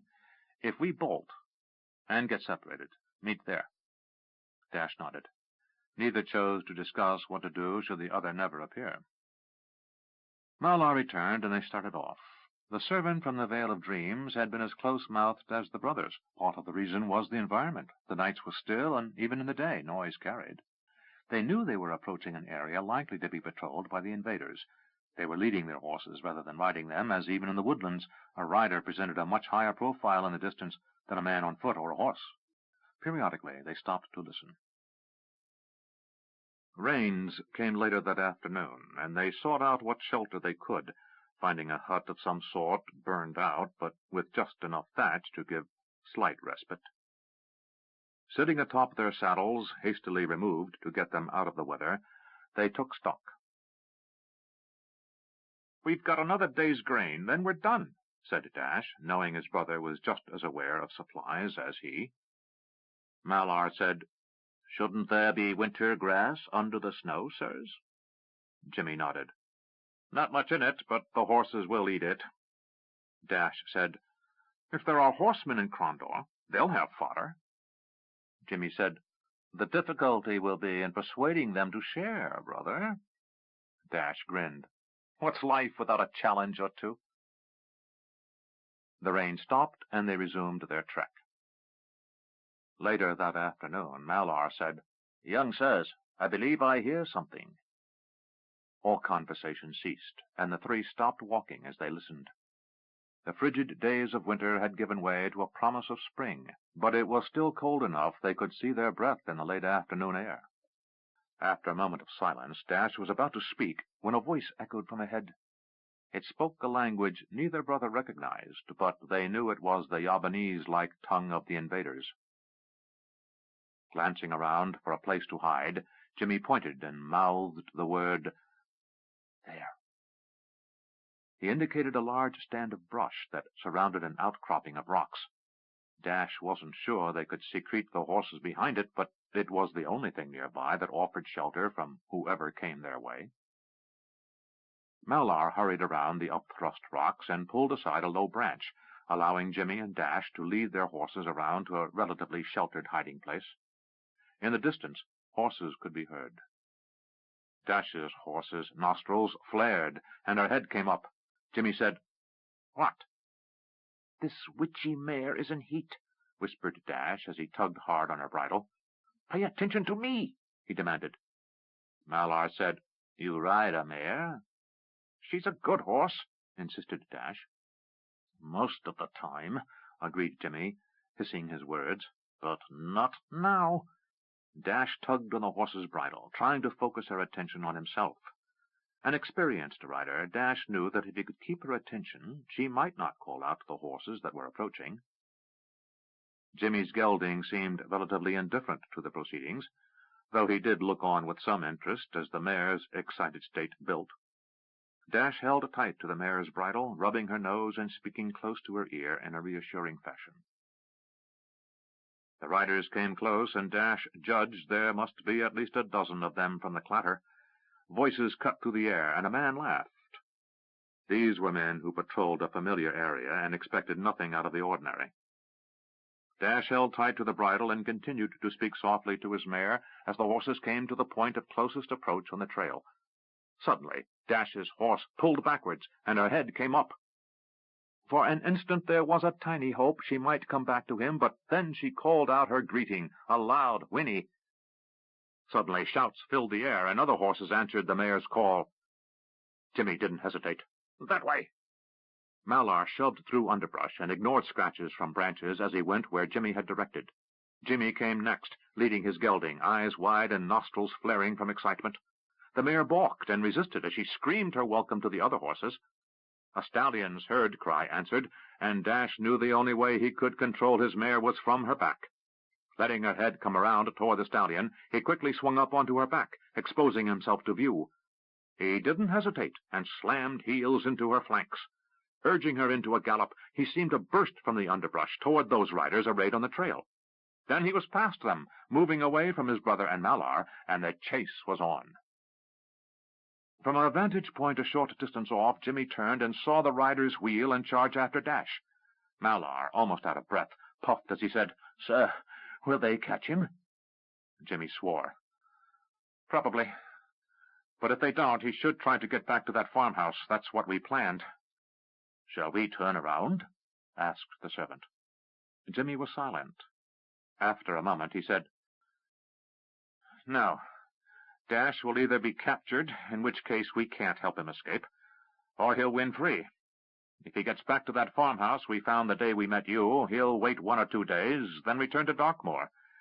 If we go now, we'll have no more information than he will." "We go to Crondor." "We go to Crondor," said Jimmy. He glanced around, seeking any sign of other riders in the area. As the sound of Dash and his pursuers faded into the distance, he pointed and said, "That way." As quietly as they could, the pair set off. Dash rode as hard as he could, despite the balky mare, who wanted to turn and greet the stallions behind. Every hint of hesitation from her brought a hard kick to her sides, as he used every skill he had to keep her heading down a windy woodland trail made dangerous by mud and ice, overhanging branches, and sudden turns. Dash knew that if his old riding instructor, the king's own horsemaster, could see what he was doing, he'd be shouting at the top of his lungs, telling Dash to slow down. Dash knew his race across treacherous footing was unbelievably dangerous and foolhardy. He couldn't spare a glance back to see how close his pursuers might be, but the noise behind him told him all he needed to know. They were close. It would take a stroke of luck for him to lose them. He knew that to them he was a dimly seen figure on a horse moving through the long shadows of the woodlands, but as long as he stayed on the trail, they would be able to stay close and not lose him. He had a rough idea where he was. There were a dozen or more woodland trails to the east of Crondor that led to farms throughout the area. He knew that eventually, if he outran his pursuers, he'd hit the King's Highway. A horse's scream and a panic-stricken rider's cry told Dash that one of his pursuers' mounts had lost footing and was down, probably breaking a leg. Dash glanced to the left and saw the trees thinning as he reached a clutch of farms, open fields that were dotted with burned-out buildings. He hesitated for a moment, but to try to ride across muddy fields would be far worse than staying on the trail. Here the mud was a nuisance, slippery muck over hardpan, compacted by years of wagons, riders, and foot traffic. The mud in the fields was deep enough for an adult horse to sink up to the point where it would be unable to move. The horse labored as Dash pushed her along the trail. Lack of grain and fodder had shortened her endurance, and she was blowing hard as she struggled to obey his commands. Then he saw a stone path, and a glimmer of hope appeared. He almost caused her to fall, so abruptly did he pull the mare around, but once she got her feet back under her, she sped off in the desired direction. Dash said a silent prayer to Ruthia, goddess of luck, and gathered his horse under him for a jump. The fence along the road was mostly broken down, but he needed to land on a relatively narrow pathway that was blocked by one of the few remaining intact sections and a closed gate. The horse was tired, but athletic enough to easily clear the fence, landing on the wet stones. The reassuring clatter of hooves on stone told Dash that Ruthia at least didn't say no. He stole a glance to his left and saw several of the riders attempt to cut him off by veering into the muddy field. He smiled to himself. Making sure the horse was heading exactly where he wanted, he chanced another look back and saw that the horses in the field were now half buried, attempting to pull their hooves out of the deep, thick muck. Dash gained precious seconds as the riders who followed on the road chose to double back and work their way around the intact fence. He now had a chance. The sun was now out of sight behind the trees ahead, as the long shadows of late afternoon crept across the fields. He rode past a burned-out farmhouse and saw the stone path he was on past the door and continued on toward the foundation of a burned-out barn. He continued to ride, but slowed as he reached the terminus of the path. Dash could only spare a moment to let the horse rest, as curses from behind told him those trying to reach him were now also mired in the mud. Dash judged the way to his right was more substantial footing than elsewhere. At least he hoped that was the case, and set off, letting his horse move at a trot until she slowed down due to the mud. The sound of the mare's hooves hitting tightly compacted sand caused Dash to feel a surge of hope. It was quickly extinguished when he heard riders coming hard behind on the stone path. The trees were close enough to give the illusion of safety, but Dash knew that if he couldn't get into them at least a minute ahead of the riders behind him, he wouldn't be able to shake them. He urged his mare on to a loping canter and glanced back. The riders were just now reaching the edge of the farmhouse, and again hope rose up within Dash. Their horses were lathered, and their nostrils were flaring wide. They were almost as exhausted as his own. They must have been at the end of their patrol, or they weren't getting enough to eat, but for whatever reason, they didn't look as if they had enough left to overtake him. As long as he could keep his own exhausted mare moving. He reached the tree line and ducked under a low-hanging branch. As quickly as he could, he picked his way among the trees, varying his course and trying to keep clear of those behind. He hoped there were no trackers behind, but then, considering the terrain, realized a blind man could follow his trail. Glancing around, he saw a small outcropping of rock that rose up a slight incline and appeared to be flat on top. He turned the horse and walked her up the rise, and found the rock ran off along what appeared to be a smaller trail. He jumped off and led her down the trail. Exhaustion was curbing her desire to call to the stallion, as she could barely catch enough breath to walk after Dash. He pulled her reins, and she reluctantly set out at a fast walk behind him. Shadows deepened as the sun lowered in the west, and Dash moved deeper into the woods. If Jimmy and Malar had stayed clear of pursuit, they would be approaching the city several miles to the south. Dash wondered if he should attempt to cut back behind his pursuers and try to find his brother and the stranger from the Vale of Dreams. Dash considered the best that would bring him would be to get him haplessly lost. There couldn't be so many people in Crondor that, if both brothers reached there safely, they couldn't find one another. At least, Dash hoped that was true. Hearing the riders coming closer to the point where he had left the trail below, Dash hurried deeper into the woods. Jimmy gripped Malar's arm and said, "We join there." He indicated a point in the road where a fairly steady stream of travelers had been coming past the woodlands, at the edge of what had once been the Foulburg, outside the walls of Crondor. "I'm a mercenary from Landruth, and you're my servant." "Dog robber," said Malar. "What?" "The term is dog robber. To feed his master, a mercenary's servant will steal scraps from a dog, if necessary." The slender man smiled. "I have served as such. You, though, will be obviously false to any Valemen who might happen to be here." "You think that likely?" "It would be better should you be a young man from the east of the kingdom, who lately served in the Vale. Claim no company. Say you worked for my departed master. I do not know what you expected to find in Crondor, young sir, but in the backwashes of war many things happen. We are seeing that ahead." Jimmy was forced to admit that was true. Where he had seen nothing but frost-covered stones and a few fires just weeks before, now he saw dozens of huts and tents, a veritable community springing up almost overnight. As they walked down the road, Malar leading Jimmy's horse, Jimmy drank in the sights and sounds. Evening was upon them, and fires dotted the landscape. Hawkers shouted from ahead, offering food, drink, the company of a woman. Hard-looking men lounged near fires, watching guardedly as Jimmy and Malar moved past. A man hurried over, holding a steaming pot, and said, "Hot food! Fresh rabbit stew! I have carrots and turnips mixed in." From the expressions on the faces of those nearby, Jimmy surmised two things. The rabbit was probably a less wholesome dinner item than advertised, and most of the people nearby were hungry. But some sort of order had been imposed, and armed men who seemed near to the point of killing for food merely watched with fixed expressions as the man passed holding out the meal. "How much?" asked Jimmy, not pausing. "What have you?" asked the peddler. Malar elbowed Jimmy to one side. "Begone, O stewer of cats! My master has no use for such foul-smelling garbage, he shouted. Instantly the two men were almost nose to nose, screaming insults at one another, and almost equally abruptly a deal had been struck. Malar gave the man a copper coin, a ball of yarn he had been carrying in his pocket, and a very old, rusty dagger. The man gave over the pot and hurried back to his campfire, where a woman offered him another crock of the hot stew.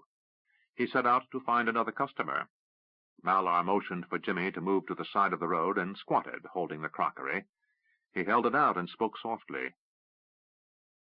"Eat first and give me what's left." Jimmy squatted, not wishing to sit in the mud, and ate the stew. If it was rabbit, it had been a rabbit of diminutive stature, and even the carrots and turnips had a strange taste. Jimmy decided it best not to consider how long they had sat in some abandoned root cellar before that enterprising peddler had found them. He ate half the contents of the bowl and gave the rest over to Malar. While his newfound servant ate, Jimmy looked around. He had seen enough military camps to recognize he had blundered into one. Warriors, camp followers, peddlers, and thieves all resting until they had a reason to move on. Jimmy wondered about the reason for the gathering and the reason that would make them move on. Many of the warriors were from the invading army that had ravaged the western realm the year before, but he saw enough Keshians and a few Quegans mixed in to decide that these were deserters, opportunists, weapons runners, and the dregs washed up in any backwater of a war.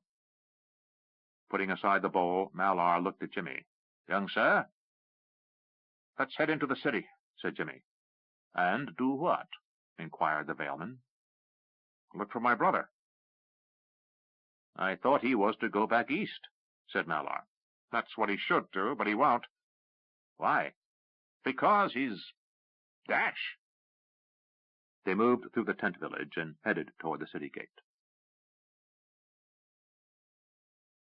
3. Confrontations. Pug frowned. The Keshian ambassador's smile was forced, almost painful, as he finished his latest message from his government. "My Lord Gadesh," said the kingdom's representative, Baron Marcel de Greux, his own smile just as false. "That's impossible." Pug glanced at Nacor, who sat to his right. The latest round of negotiations between the kingdom and the Empire of Great Kesh was proving to be a simple restatement of the last round. Nacor shook his head and said, "Why don't we take a small recess, my lords, and give ourselves time to ponder these requests?" Kalari, a Tsurani black-robe who was representing his government, the Empire of Tsuranuani, as a neutral observer, said, "Excellent idea, my friend." The two ambassadors retired to the quarters that had been provided to them, and Pug led Nacor and Kalari to another room, where Miranda waited next to Khalid, the leader of the most powerful of the three factions of magicians in Stardock. Khalid appeared to be older than Pug, despite the fact Pug was nearly 20 years his senior. Pug appeared to be a man in his mid-20s, his rejuvenation courtesy of the freed life energies that had been trapped in the life stone. Miranda, looking like a woman in her mid-20s, smiled at her husband. "Any joy?" "None," said Pug, taking a mug of ale offered by a student who was acting as servant to those representing the interests of Stardock in the negotiations between the kingdom and the Empire of Great Kesh. "I must confess," observed Kalari, "these negotiations seem far more ritualistic than I anticipated." He sipped at a hot cup of coffee and nodded in appreciation at the flavor of the brew. He was a bald-headed man of middle age, still slender and fit, and possessing a penetrating pair of blue eyes. "Is it my unfamiliarity with the nuances of the king's tongue, or some lack of insight into the Keshian culture? Or is this simply a restating of previous claims and demands?" "No," said Nacor. "There is nothing wrong with your appreciation of this situation." "Then what is the point?" asked Kalari. "My own empire's traditions include negotiations, but usually it's between Tsurani lords. I'm afraid your notion of diplomacy is a little foreign to me." Kalari had been sent by the Assembly of Magicians on Kelawan to ensure that whatever interests Sura-Nuani had in Stardock were represented. Trading between the former enemies, the Kingdom of the Isles and the Empire of Sura-Nuani, had been cyclical over the years. For nearly 50 years, a major upheaval in Sarani society had resulted from the rise to prominence of House Akoma and their innovative leader, the Lady Mara, the servant of the Empire. Her son, Justin, had ruled the Empire despite several political plots to return the Empire to the older traditions Mara had set aside. Turmoil had resulted from many of the changes, at various times limiting trade between the two worlds to a trickle.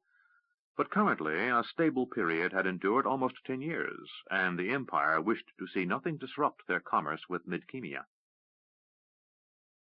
Pug said, "Well, if you consider us to be thorough, but with more swords, you might consider the needs we face." Kalari nodded. Thurl had been the only nation to resist his empire on the homeworld, and had forced the empire to a guarded peace. "Well, since the servant of the empire overturned so many of the Assembly's prerogatives, we've had to constantly relearn things. I think endless babble around a table to no point, though, may be a difficult process to master." Nakor laughed. "Actually, it's very easy. That's why diplomats do it so much." Kalari regarded the strange fellow. Nakor had been given his seat at the negotiations by Pug. Known as Melamber on the Tsarani homeworld, Pug was a figure of legend, almost as awe-inspiring as the Lady Mara. That fact alone had blunted some of the Tsarani Great One's astonishment at Nakor being included in these sessions. To all outward appearances, the self-styled high priest of some unknown order was nothing more than a ragged vagabond, perhaps a confidence trickster who played the fool. Yet there was something about the odd little man that made Kalari cautious of judging him too quickly. Behind his constant irreverent humor, an intellect of great scope was at work, and every fiber of Kalari's being told him a man of great magical ability also wore the guise of a common gambler, recently turned man of religion. He might claim powers that came from the gods, or merely tricks, as he often commented, but Kalari sensed this was a being of power second only to Pug's at the table. Kalari put aside his nagging suspicions about Nakor. Whatever else, he did find the man from the nation of Isalan in Great Kesh amusing and amiable. "Well, then," said the magician, "you'll have to brief me on how best to proceed with this pointless wrangling." Nakor said, "Find someone else. I think them just as tedious as you do." Nakor took a sip of ale. "Besides, the matter of how things end up has already been decided." "Really?" said Pug. "Care to share with us your reasoning?" Nakor grinned, as he always did when about to share the gift of his perceptions and insights with the others. "It's easy." He pointed around the room. "You could figure this out, too, if you tried." Miranda exchanged wry smiles with her husband. Nakor continued, "The kingdom was hurt, but not fatally. Kesh knows this. They have spies. They know that while the king wants troops back in the east, it's not because there's any real trouble there. If Kesh makes trouble, the king orders the prince to keep the soldiers. And if Kesh waits until the armies of the east leave, that gives Patrick more time to dig in, get ready, and deal with any Keshian adventures."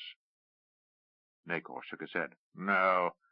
Kesh knows that they lost what the kingdom gave them when they tried to press their advantage.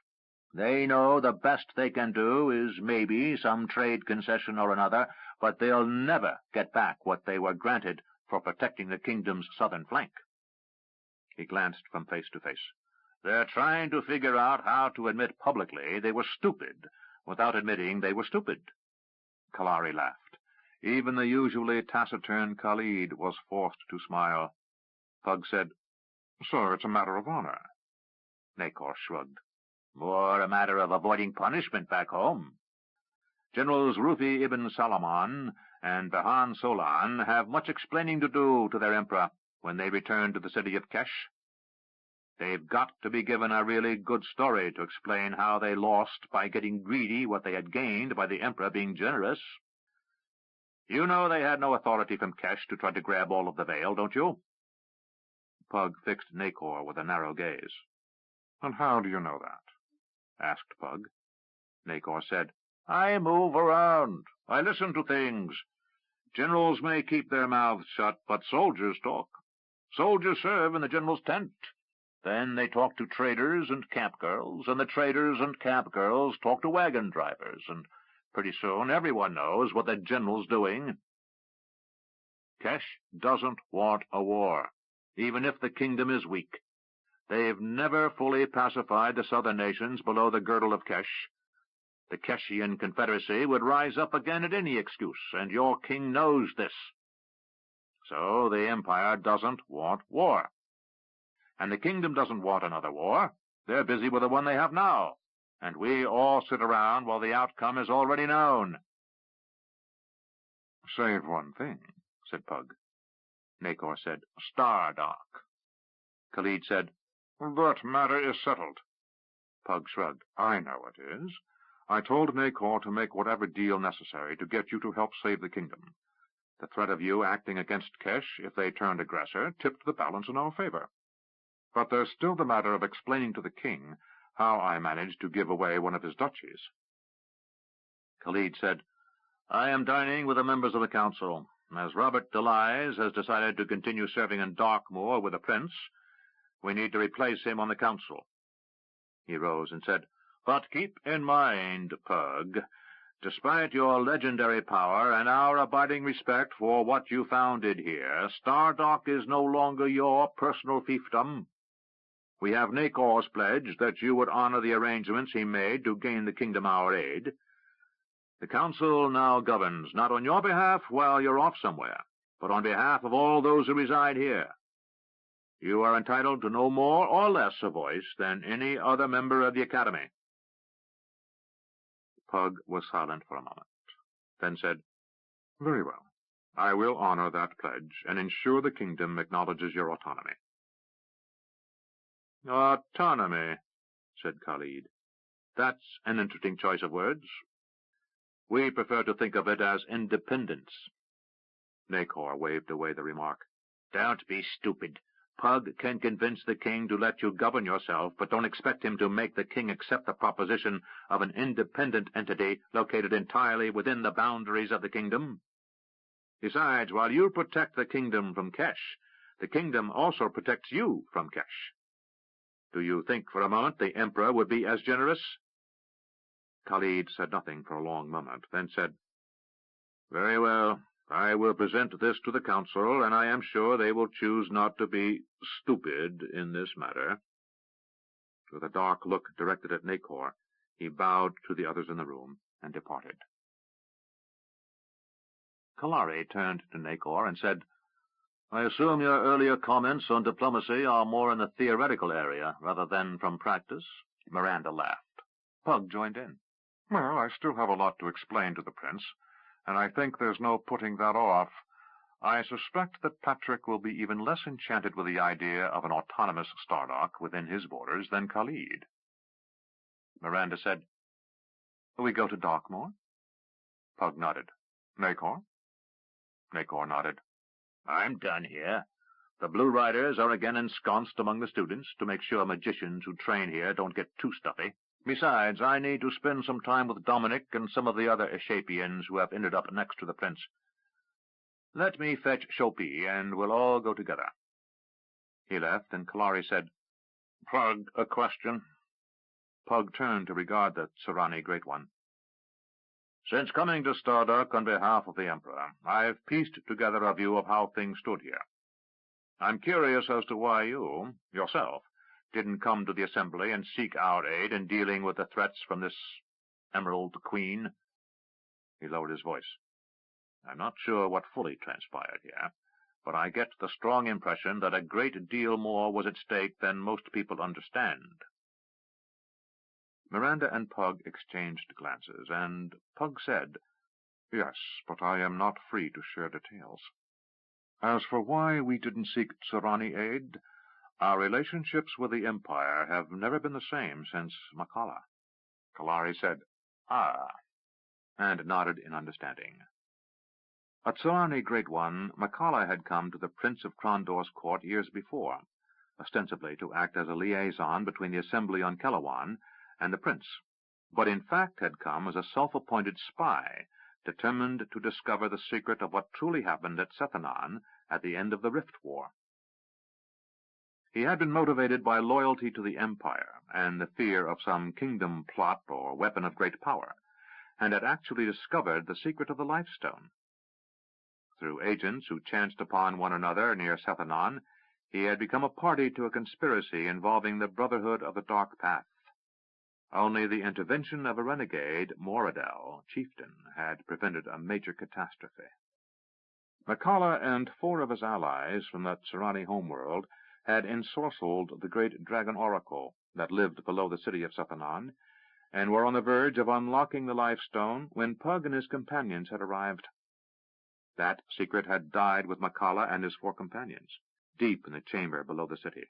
His betrayal of the trust given him had strained relationships between the kingdom and empire for a decade.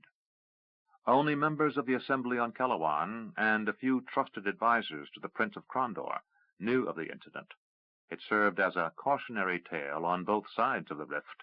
Since then, all business between the empire of Tsiranawani and the kingdom of the Isles had been conducted in the most formal, cautious of fashions. More than once it had been suggested that the rift between the worlds be permanently closed. Yet trading between them continued. But it was now limited to the one rift located on Stardock, hence the Empire's presence at these negotiations. They were anxious that this one passage between the worlds be kept open. "Yet," said Kalari, "it seemed prudent to you to request our help in that display of might we arranged for the Keshians?" Pug shook his head and shrugged. "Nakor." Kalari returned to the smile. "He is the most unusual fellow." Pug agreed. Miranda said, "What will you tell Patrick?" Pug let out a long, tired sigh. "Many things, none of which he will enjoy hearing." Prince Patrick appeared on the verge of rage. His normally light complexion reddened, and his voice rose. "Autonomous? What is that supposed to mean?" he shouted. Pug sighed. Unlike his predecessor, Prince Arutha, Patrick lacked vision. Pug reminded himself that in most ways the prince was a young man, and, unlike Prince Arutha, who had leadership thrust upon him, a young man untempered in the cauldron of war. While his city had been destroyed, Patrick had been safe in the east, at the king's insistence. Pug suspected much of Patrick's ill humor came from frustration and his inability to do other than his father's bidding. With even tones, Pug said, "The magicians at Stardock require—" "Require!" shouted Patrick. "They require!" He stood up from his throne, formerly the state chair of the Baron of Darkmoor, and took a step down to stand directly before Pug. "Let me tell you what their king requires.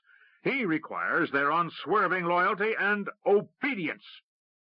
Pug looked at his grandson, the Duke Arutha, who gave his head a slight shake, indicating there was little use in talking to the prince when he was in a rage. Pug didn't care. He was 3 times the prince's age and had seen more than most men did in a dozen lifetimes, and he was tired. "Patrick," he said evenly, "sometimes you lose." "These are our citizens. They live within the borders of the kingdom." Nakor, who had been silently standing to one side with his student, Chopi, said, "Only if the old borders are still there, Highness." Patrick's head came around, and he said, "Who gave you leave to talk, Keshian?" Nakor returned an insolent grin. "Your king, many years ago, if you remember. And I am Isolani." Wearying of the scene, Pug said, "Patrick, what's done is done. It's an unhappy solution, but at least it's a solution. You can't deal with the invaders to the west, Kesh to the south, and the magicians at Stardock. You must start somewhere. Stardock is the easiest. With the community there guaranteed their autonomy, Kesh will have to remove itself back to the old border. That's 2 problems solved. Then you can reclaim the West. Patrick said nothing, forcing himself to calm down. I do not like it. Nacor said, The king won't like it much either, but he'll understand. Prince Erland spent time in Kesh. He saved the Emperor and knows the Empress well. Very well, he added with a grin. Erland will go down and visit again, and soon things will be back to normal along this border. Except I'll have lost Stardock. Pug said, You'll lose a great deal more, unless you agree. He looked the young prince squarely in the eyes.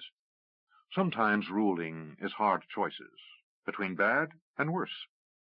Agree that Stardock can rule itself, and you defeat Kesh. Pug's wording made the young prince pause. After a moment he spoke. Very well. Prepare documents, my Lord Duke, he said, using Pug's formal rank as Duke of Stardock. It is your duchy we're losing. I'm sure Father will have another office or something for you. After all, he did explain you are some sort of royal cousin and need to be treated as such. Pug glanced at his wife. She returned a slight shrug. He was young, she seemed to say, in agreement with his own thoughts. Pug started to turn away, but Patrick continued to speak. I think, though, that you'd best explain directly to the king what is at hand here. Pug turned back to face Patrick. You wish me to prepare a report for the king?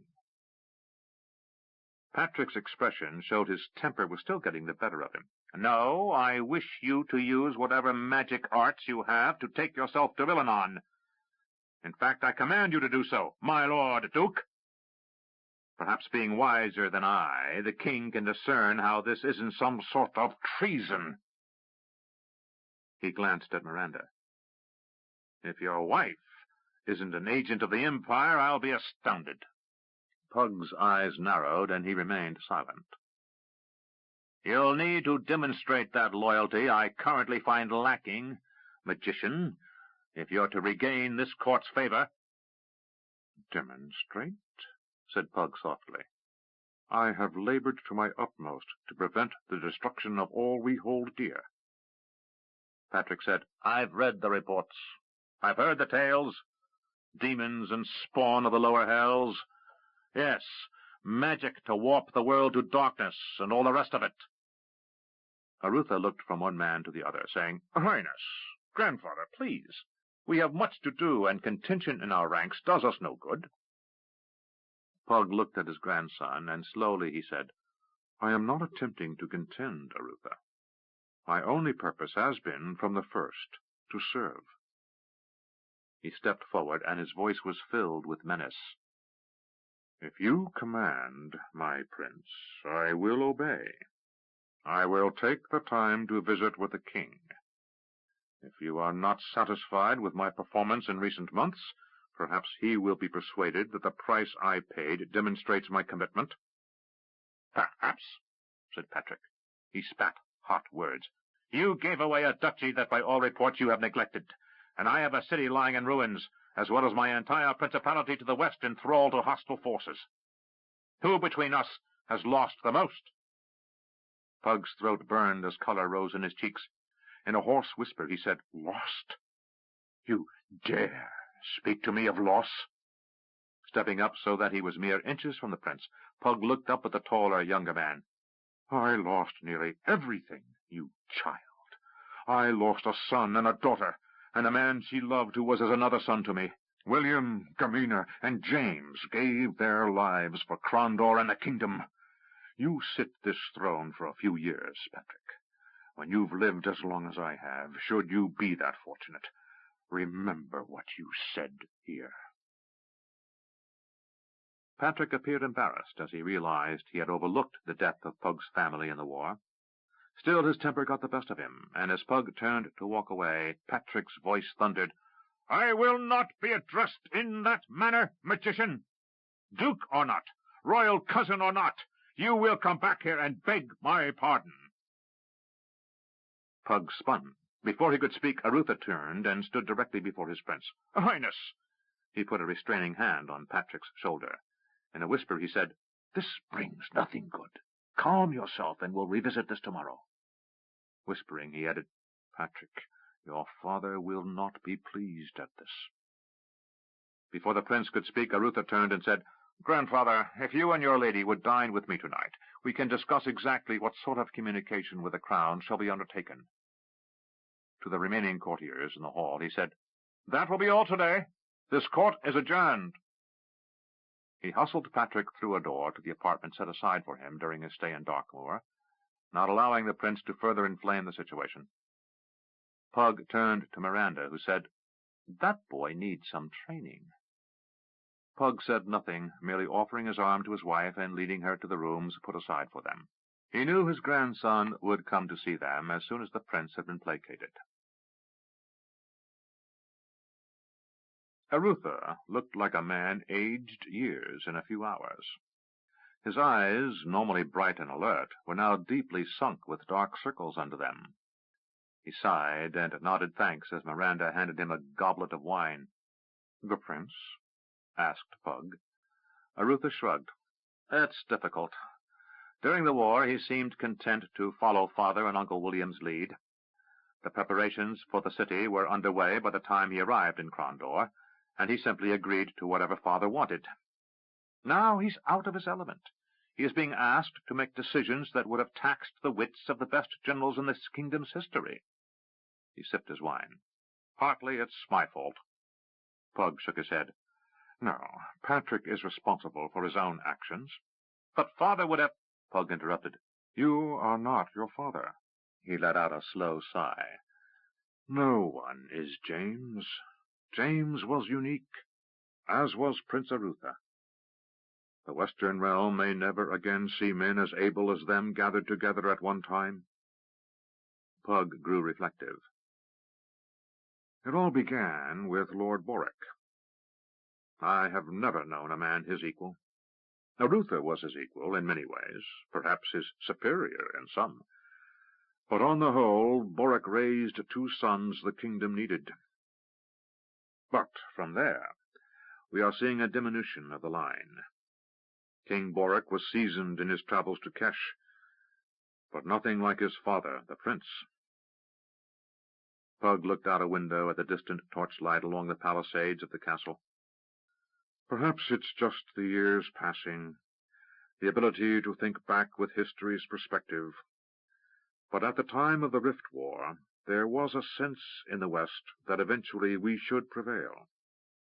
Now I realize that came from Prince Arutha, your father at his brashest and most reckless, others who led and those who followed."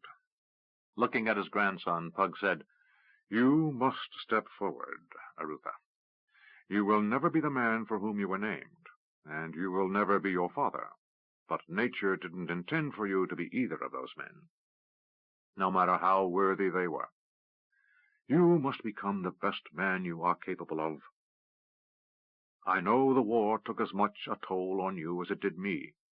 You alone, of all those here, know what I feel. Men like Owen Greylock and Eric von Darkmoor must rise to meet the needs of the nation." He smiled as he added, "You are more capable than you think. You will be a fine Duke of Crondor." Arutha nodded. His mother, Gamina, was Pug's daughter by adoption, but he had loved and treasured her as much as he had his son, William. To lose them both within days of one another had been terrible. "I know that it was worse for you, grandfather. I mourn my parents. You mourn your children." Pug said nothing, swallowing hard and gripping Miranda's hand. Since the end of the war, he had been revisited time and again by a wave of profound sorrow and pain, and as much as he hoped for the sense of loss to pass, it didn't. It grew muted at times, even forgotten for hours at a stretch, but in any quiet, reflective moment it returned. Even his marriage to Miranda had been hastily conducted, as if any delay might steal moments away from them. Pug and his new wife had spent as much time together as possible, dealing with the revelations of their past lives and the need to discuss their future. Yet every moment together, no matter how joyous, was overshadowed by the sense of loss, the sense of work yet undone, and the sense that nothing could ever return to them that which was lost. Pug nodded at his grandson's words. He sighed. "Arutha, you and I have never had the opportunity to be close. After my first wife's death, I distanced myself from your mother. Watching her grow old was a fate I tried to avoid." He looked deep into his grandson's eyes. "There is much of both your parents in you. I know your father trained you from birth to serve, and your life was never your own. But I also know he would have found a less demanding role for you had he found you lacking. You would not be allowed to follow after him had you been less a man than what you are. So again I say you must step forward. Patrick may prove a worthy ruler some day, but that day is not here yet. And it has often been our history that one in the role of adviser limited the choices placed before the rulers." Remembering the rule of Mad King Roderick, Pug said, "Perhaps we could have used more of such men in the past." Arutha said, "I'll try, grandfather." Miranda said, "I don't presume to advise, as I've never done well with obeying rulers in my day, but you'll have to do more than try before we're done." Arutha looked as if he was ready to wilt. "I know." A servant announced supper was ready, and they adjourned to the next room. As Pug preceded his grandson, he knew one of the reasons Arutha was so fatigued, from worry over the whereabouts of his own sons. Jimmy looked around. A series of patrols had been coming through the area for the last 2 days. They had tried to enter the city and discovered that no one was being allowed through the established checkpoints. Whoever was in charge inside Crondor, General Duca or someone else, had decided that kingdom infiltration was a serious threat and had sealed the city. Those mercenaries and traders who had gathered outside the city walls were not troubled, as long as they didn't cause trouble. A brawl had erupted the night before at a large bonfire some distance away over a gambling debt, woman or insult, Jimmy didn't know, but it had quickly been quelled by a detachment of warriors from the city who rode out and scattered everyone in sight. There had been nothing gentle or orderly about it. A simple raid to disperse, conducted with speed and efficiency. A half-dozen men lay dead, while others were moaning and nursing injuries as the strike force returned to the city, but order had been restored. Most of the men outside the walls had come for booty, the opportunity to loot or to gain steady pay, not to storm a well-fortified city. Jimmy had judged the city fairly easy to retake should Patrick and his army be sitting outside the walls, but they weren't. They were in Darkmoor, or en route, and by the time they reached Crondor, the fortifications would be reaching daunting proportions. Workers, freemen or prisoners, Jimmy didn't know which, were up each day at dawn, repairing the damage from the final assault on the city the previous summer. He had chanced a leisurely ride past the main eastern gates and saw that they had been successfully replaced. While not as grand as the originals, the new gates looked stout and well-crafted. Accomplished carpenters were among those working for the invaders, as most every man of fighting age on the distant continent of Novindus has been pressed into the army. It was nearly sundown on their second day when Malar asked, "Young sir, are we to find a safe place to sleep?" Jimmy shook his head. "I think I've seen enough outside. It's time to go inside the city." "Forgive my ignorance, but if each gate and breach is manned in the fashion we have observed so far, how do you propose to do this thing?" Jimmy said, "There are more ways in and out of Crondor than are apparent. My grandfather knew them all, and he made sure Dash and I knew of every one of them before we left." "Is your brother likely to find a similar entrance?" He motioned for his servant to follow him, and they walked slowly past a group of sullen-looking fighting men, getting ready to settle in for another cold night around a campfire with little food or prospects. "Knowing Dash, he's already in the city." Dash sat with his back against the dirty stone wall. The other prisoners did likewise.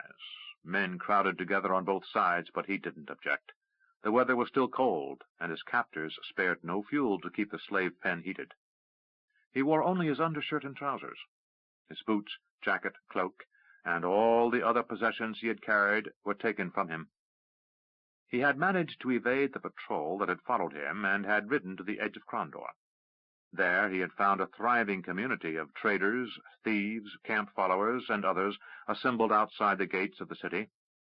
The invaders had closed the city to anyone not among their own forces, and an odd truce existed along the eastern wall. With many breaches in the walls, the peace was kept by patrols riding among those gathered outside the walls, a mix of kingdom deserters, displaced farmers, workers, and mercenaries looking for employment. Among the invaders and kingdom soldiers, no small number of Keshians, Quegans, and fighters from the free cities of Natal were in evidence. Dash had made the mistake of attempting to sneak into Crondor. If a man could enjoy freedom outside the walls, inside the walls only those who had served in General Duco's army were free men.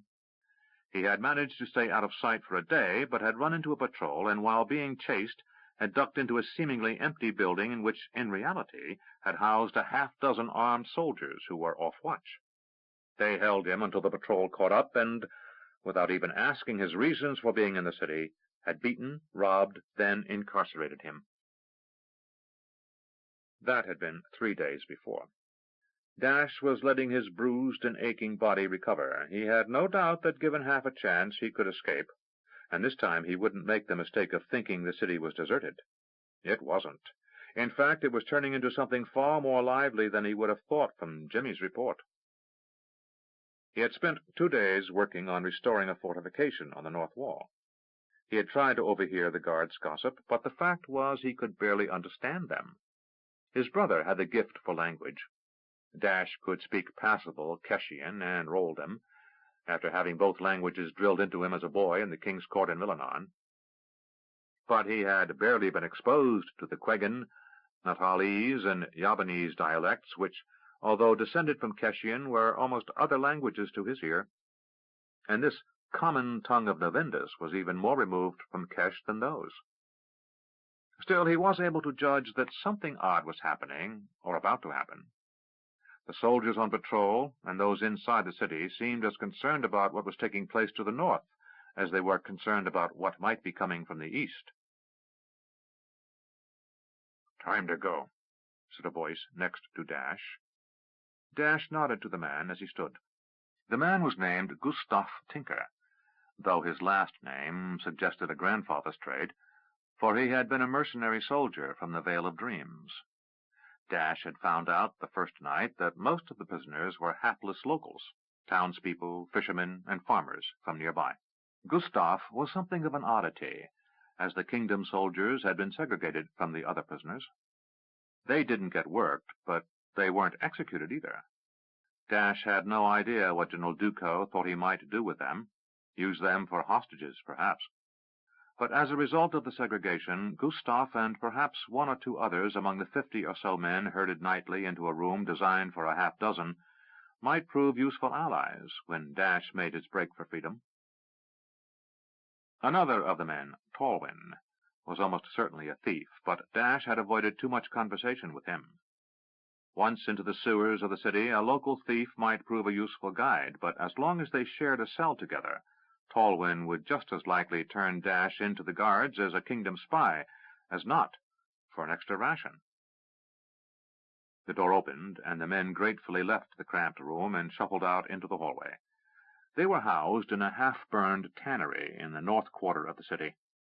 Most of the rank-smelling businesses, slaughterhouses, dyers, fishmongers, among others, were clustered here, so the area provided 2 benefits to invaders: large, relatively undamaged buildings, and a close proximity to an area of the wall which badly needed repair.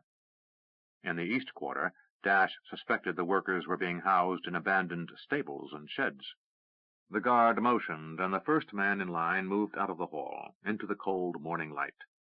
As Dash came out into the light, he blinked, and was startled to discover the almost ever-present cloud cover had moved inland, The day promised to be warm, which was a mixed blessing. During the day he barely felt the cold, given the amount of work he was required to do, but at least the next night might be more forgiving. He followed along and waited until the boy who took care of food and water appeared, and as anxious as his companions, he grabbed the single slab of bread offered. It was a coarse and unappetizing meal. The grain was so ill ground that men had been known to break teeth on husks or small pieces of gravel. The water ration had been cut with a small amount of wine. Some men had come down with the belly flux a day or two before Dash's capture, and the invaders were certain a little wine kept it from spreading. All too quickly the morning meal was over, and they were off to work. Dash joined 4 other men attempting to move a large wall stone that had fallen during the Battle of Crondor. They were to get it over to a makeshift crane, built by an invading engineer more adept at engines of war than civil engineering. Yet Dash had seen the wooden contraption lift larger stones several times in the last 2 days, and he was certain that it would continue to serve for a while. Why was there so much urgency in the rebuilding of Crondor?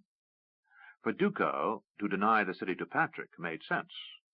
For Duco to attempt to hold it for any length of time made little sense. Dash smelled a mystery, and as much as he wanted to escape, he also wanted to discover what exactly was taking place around here before doing so. A man grunted, and the stone was lifted. Quickly a net was pulled under. Dash used the moment gained while the other men tied off the net to the crane to turn to Gustav and ask, "You anxious to stick around?" The soldier, a quiet man of middle build, showed the slight smile which was his most dramatic expression, and said, "Of course. There's such an opportunity for advancement." Dash said, "Yes. Another dozen deaths, and you'll be the first in line for bread and water in the morning." "What do you have in mind?" whispered Gustav. Noticing they were being watched by Tallwind, Dash said, "I'll tell you later." Gustav nodded and made no comment as the crew moved over to repeat their labors with another large stone. 4. Underground. Dash flinched. The wind had turned cold again after the previous day's spring-like warmth, and he was still sporting many bruises, which seemed to sting more when the cold hit them. Still, the exercise seemed to be keeping him from getting stiff. He hadn't had the opportunity to talk to Gustav again since he had mentioned the possibility of escape. Tallwind had taken to staying close by, a turn of events which worried Dash. He could only guess at the man's motives. Either he was also looking for escape, and judged Dash and Gustav likely allies in such a break, or he was an informer. Dash decided he could spend another day or two trying to discover which. The guards shouted for the midday break, and the boys with the bread and watered wine hurried through the ranks, distributing their welcome fare. Dash sat down right where he worked, on the next large rock to be returned to the wall, while Gustav sat with his back to the wall they were repairing. Dash took a bite and said, "Either I'm getting used to this, or they found a better baker." Gustav said, "You're getting used to it. Remember the old saying, hunger is the best sauce?" Dash studied the warrior from the Vale of Dreams. At first it had seemed his entire conversational repertoire consisted of head nods, grunts, and the occasional yes or no. But since last night he had opened up a little to Dash. "How'd you get caught here?" "I wasn't," said Gustav, finishing his meager meal. He sipped his watery wine and said, "I was a guard on a caravan." He glanced round. "It's a long story. The short of it is, we were intercepted and captured by Duco's men, and those of us who lived through the fight ended up here." "How long has it been?" "Too damn long." He frowned. "Must be a couple of months now. The days blur. It was snowing when I got here." Dash nodded. "Caravan?" Gustav shrugged. "My employer wasn't the only merchant to think he could steal a profit by being the first one bringing goods into the city. From what I've seen around here, this general isn't interested in trading much. He seems willing to let folks fend for themselves on the other side of the wall, but in here it's a military camp." The order to resume work was passed down the line, and Dash said, "I get that impression." Gustav smiled. "You're not as dumb as you look." "Back to work!" shouted a guard, and the 4 men nearest to Dash and Gustav began moving the rock back into place in the wall. Jimmy motioned with a slight tilt of his head. Malar nodded that he understood and signaled for the boy to come over. The urchin was filthy, covered from head to toe in soot and grime. He smelled as if he had been swimming in a cesspool, and Jimmy thought him a likely source of information. Malar spoke with the boy for a few minutes, then gave him a coin, telling him to run off. He returned to where Jimmy leaned against the wall in a pose of indifference, and said, "Young sir, the boy was indeed working in the sewers. They pay him to crawl into the smaller culverts and pipes, ridding them of burned wood, mud, and the like." Jimmy shook his head slightly in irritation. "Damn! What are they doing down there?" In a low voice, Malar said, "Apparently repairing the sewer, much as they seem to be repairing everything above ground on the other side of the wall, from all reports." "And why?" asked Jimmy rhetorically. "The sewers are sufficient for his army. With a little work he can keep them flowing enough so his men don't fall ill." Jimmy scratched an imaginary itch on the side of his face. "But from what we've heard, he's trying to put them back to the state they were in before—" He had been about to say, before Grandfather blew up the city, but changed it to, "the city was taken."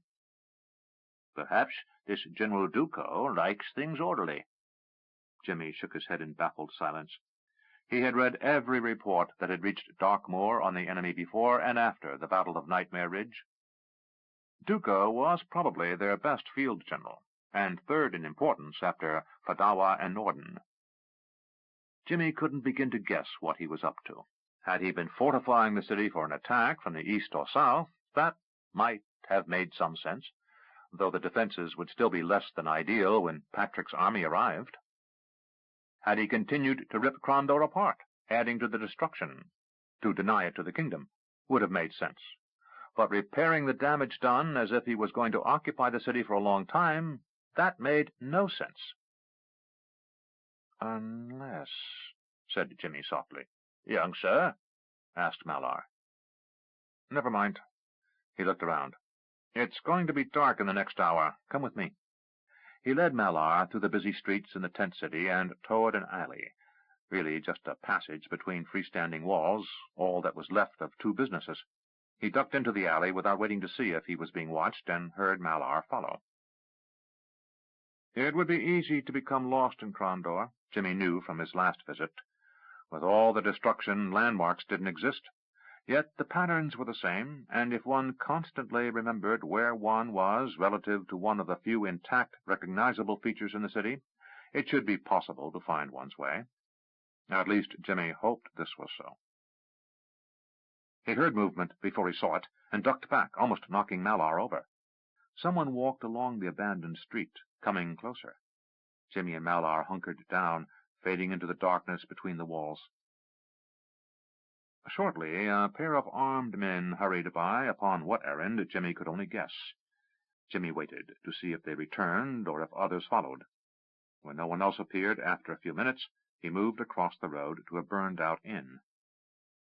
Hunkering down behind a section of still-standing wall, Jimmy whispered, "This inn has a way into the sewers. If it's not blocked, and if the sewers are still intact, we can get inside the city. Most of the sewer is cut off from out there to in there," he said, pointing toward the city. "But there is an old collapsed wall of a cistern that we can wiggle through." "Is that a good idea, young sir?" asked Malar. "From what we've heard, it seems difficult to remain inside without being pressed into a work gang.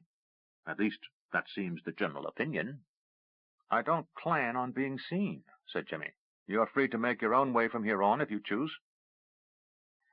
"Living by my wits is an old habit of mine, young sir, but I suspect you and your brother are my best opportunity to find something beyond that."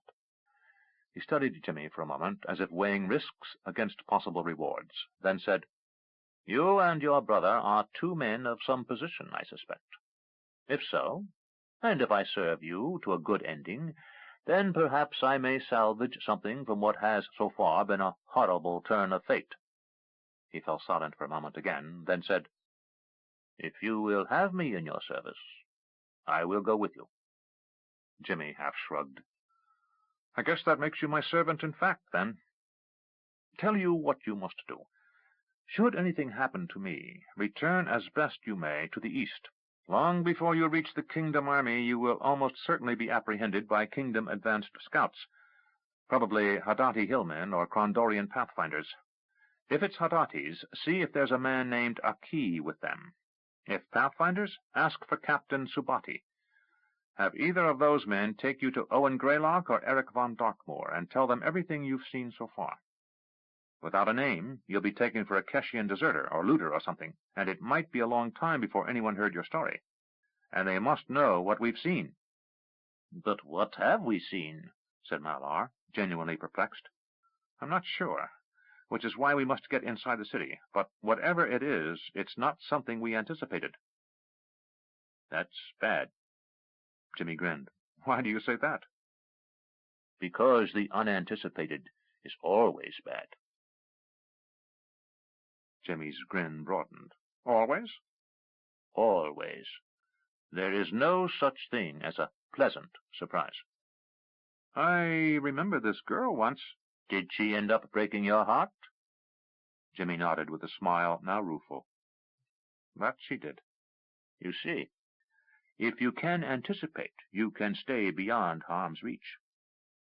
You sound like a man of experience, suggested Jimmy. Malar's eyes narrowed. More than most men know, young sir. Jimmy looked around. The shadows had deepened as the sun had lingered in the west, and now the sky above was turning a stunning shade of violet as night approached.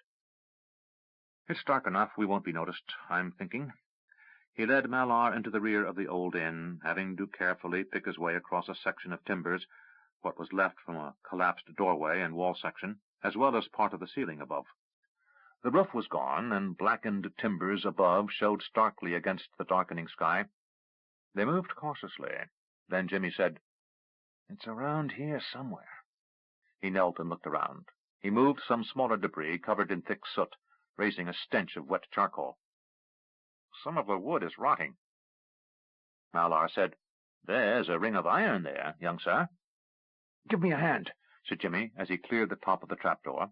As the two men pulled, Jimmy said, "This used to be the back room at an inn controlled by the Mockers."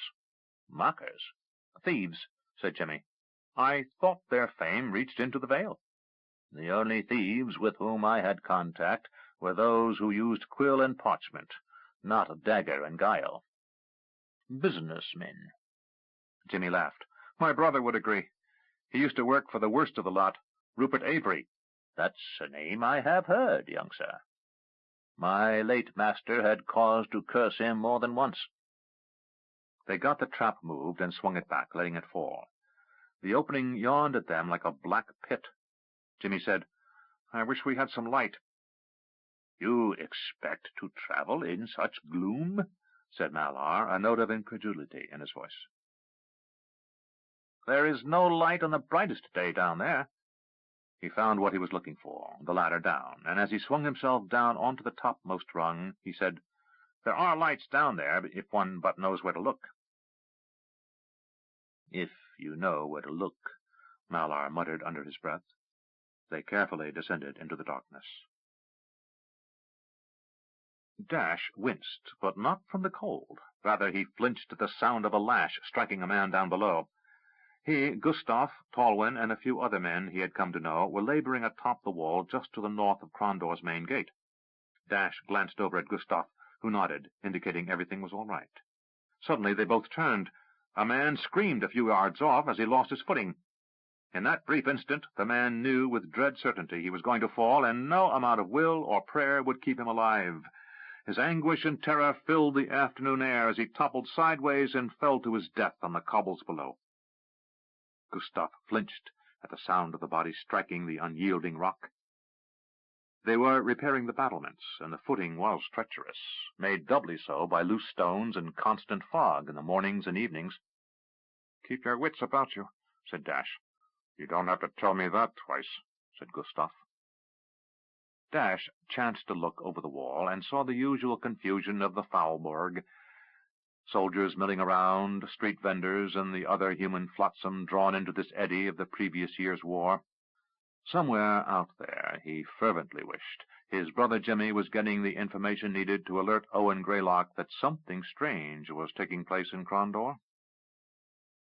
Given the lack of resources, General Duco was doing an admirable job of restoring the city to its earlier status, at least from a military point of view. The merchants and other residents of Crondor would see years pass before the city came close to returning to its former prosperity. Too much damage had occurred for that to be anything but a distant dream. But from a soldier's point of view, Crondor would be close to its previous level of defensibility in less than a year's time, perhaps as quickly as 9 or 10 months. Dash wished mightily he could get loose of this work gang, scout around, and find out what was going on, but the reality of the situation was that any man who wasn't an invader was a slave. Whatever Dash's father had been thinking, it would have made more sense to have sent along one of the men who had traveled to Novindus with Eric von Darkmoor, someone who spoke the language and had a fair chance of passing for one of the men from the continent across the sea. Even if he got free, Dash knew his only hope was to get beyond the wall, blend into the populace there, and find his way to the east, where he was certain his father had other agents waiting for sight of either brother. Dash was certain his father had sent other agents into the city, and throughout the surrounding countryside. It would be unlike him not to. Besides, thought Dash, as he helped hoist a large rock up to the battlements, the ghost of Duke Arutha's father, Lord James, would haunt him if he didn't. As Dash bruised knuckles on the harsh stone and began putting mortar into place, he thought that his grandfather's ghost would be welcome about now. Certainly, if anyone could puzzle out what was happening in Crondor, it would be the legendary Lord James. Jimmy cursed in the darkness as he bruised his shins against an unexpected stone. "Is the young gentleman certain he hasn't lost his way?" came Malar's voice out of the blackness. Jimmy said, "Keep quiet. It's certain we're not the only ones down here. And yes, I know where we are," he said. "We turn right, and another dozen paces on the right should be the place we're looking for." As if to prove the point, he turned to the right and moved into a small passage. Malar kept both hands on the right wall as he awkwardly followed. After a few minutes, they moved slowly through the gloom. Then, suddenly, Jimmy said, "We're here." "Where is here, sir?" asked Malar. "One of the many hiding places for—" A sound of rustling, as if something was being moved, came from where Jimmy stood. Then Malar shielded his eyes as a small spark was struck, blindingly bright after the long time spent in the dark. The torch was dry and caught at once, and Jimmy said, "Let's see what we have here." He rummaged through the contents of the hiding place, a false stone in the wall at waist height. "How did you know where to look?" asked Malar. "My grandfather had reason to spend some time in the sewers." He glanced at Malar. "He was a city employee." "A sewer worker?" "At times," said Jimmy. "Anyway, he told me that from whatever thieves' entrance into the city, you moved to the first intersection. Then to the right, and about 12 paces to the right, a cache would be found. Seems the mockers wanted to make sure that if they got chased down into the darkness, they could find light and some tools." He waved to the cache. "Observe." He patted each item as he named it. "A good length of rope, a large breaker bar, a water skin, a dagger, torches, or a lantern." "A lantern with a shutter would prove safer," said Malar. "True," agreed Jimmy. "But as we don't have one, we must settle for what is at hand. There may be other caches still intact, and perhaps we can find a lantern there." He glanced around in the murk and said, "Gods!" Malar said, "What?" concern obvious in his tone. "Look at this mess." "Sir, it's a sewer," replied Malar, irritation in his voice. "I know that, but look at the walls and the water." Malar saw then what Jimmy meant. While expecting moss-covered stones and brackish water, he didn't expect to see every surface covered in soot. He glanced at his own hands and said, "Sir, I think we must bathe once we get above, else we shall surely be noticed." Jimmy glanced at his servant and said, "If I've scratched my chin as much as you, it is certain I look like a chimney sweep." Malar said, "You're filthy, sir." Jimmy said, "Well, no one said this would be easy." As he set off, he heard Malar mutter, "No one said it would be impossible, either." Dash nodded, and Gustav jumped. He landed behind the big stone they were attempting to move, and ducked out of sight of the guards. He held a piece of broken crockery he had secreted in his shirt 2 days before, and quickly sawed out a key rope in the net used to haul the stones. The rope net was a clever device that could be placed around the stone, fitted under the corners as men used levers to raise them. Once hoisted aloft, a quick pass of 2 ropes beneath the stone put on a second lifting net, and once above the intended destination, the 2 ropes were removed, and the stone lowered a few inches as the webbing loosened, dropping the stone. Dash knew a practiced crew of stonemasons could do this with a tolerance of a mere fraction of an inch. With Dash's crew, they were happy to get the stone within an inch of ideal tolerance. The only masons in Krondor were Duco's engineers, and there was a severe language problem with most of the workers. Gustav stepped around from behind the stone, nodding to Dash. "All away!" he shouted. Dash stepped back as 2 men readied the ropes to be passed under the stone, and watched. The stone lifted 2 feet in the air, then suddenly tilted as a loud snap sounded.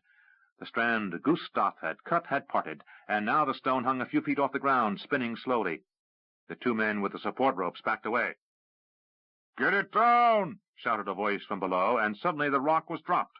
"No!" said the foreman, too late, as men who should have slowly lowered the stone released the rope.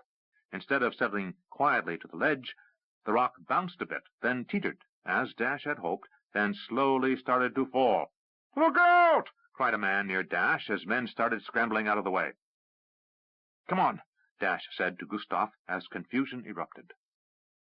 They hurried past a guard standing still in fascination as the rock slid outward, overhanging the parapet, slowly moving to balance a moment in the air, then start its dramatic fall to the cobbles below.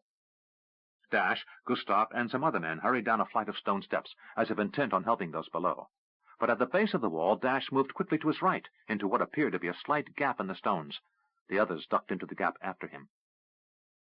The ancient wall of Krondor was hollow in places, storage sheds used to house grain, water, and weapons against siege. Many of the old storage rooms had been used during the last war, but several had been left empty, like these along the easternmost wall. Dash had waited a week to find this one, an ideal exit from captivity if he had judged correctly. Either there was a sewer entrance here, or a passage to another abandoned storage area that had one. The only danger would be if they were caught ducking into this room, or if the passage to the next room was blocked by fallen masonry. They would be missed at the head count on each meal break, and that was only an hour off. In the gloom, it was difficult to find the entrance, but Dash managed.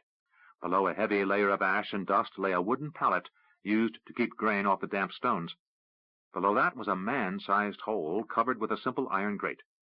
Dash whispered, "Give me a hand," and 2 other men stooped next to him. In the faint light coming in through the broken wall, Dash could make out the profiles of Gustav and Tolwyn. Gustav was what he appeared to be, but Tolwyn had Dash concerned. Yet here he was, risking broken fingers to get the grating up, without any hint of betrayal. The grate came up and was moved out of the way. Dash started to lower himself down and said, "It's going to be difficult, dropping into the dark, but you should hit water about 7-8 feet below you, so expect that. Face the same way I am and move to your right. You won't see a thing, but I know my way around down there." He let go, which was among the most courageous acts of his life, as every fiber of his being screamed to hang on to the stone and not fall into darkness. For a brief instant it felt as if he had made some terrible misjudgment, for it seemed as if he fell through blackness for a long time, yet only a moment after letting go, his feet struck water. He bent his knees and hit the stones under the water and lost his balance. He fell forward, his head going completely under the foul water, and he came up, blowing hard to keep anything in that sewer out of his nose and mouth. His grandfather had warned him about that, claiming that many thieves had fallen in the sewer, only to later sicken and die from it. He quickly stepped to his right, and a moment later another man fell through the hole into the darkness. "Here," said Dash, and the man moved toward him in the blackness. Then 2 other men came through, and Dash said, "Who's here?" "Gustav," said the second man down. "Tolwyn," said the next voice. "Reese," said the third, and Dash remembered the tall, quiet man with whom Tolwyn spoke from time to time. "I saw you 3 move and took the moment. No sense standing around like sheep." Dash doubted that. He was certain Tolwyn had alerted Reese something was afoot, but he didn't care to debate that now. "Good," he said aloud. "We can use all the help we can getting out of here." "Now what?" said Gustav. "We're in the darkest pit I've seen and the foulest smelling. And what are we to do next?" Dash said, "This is part of the old sewer under the wall. If we keep moving back toward the city center, we'll find a way out of Krondor." "Why not just move away from the city if we're under the wall?" asked Reese. "Because this," Dash's hand struck the stone next to which he stood, "is the outer limit of the sewer.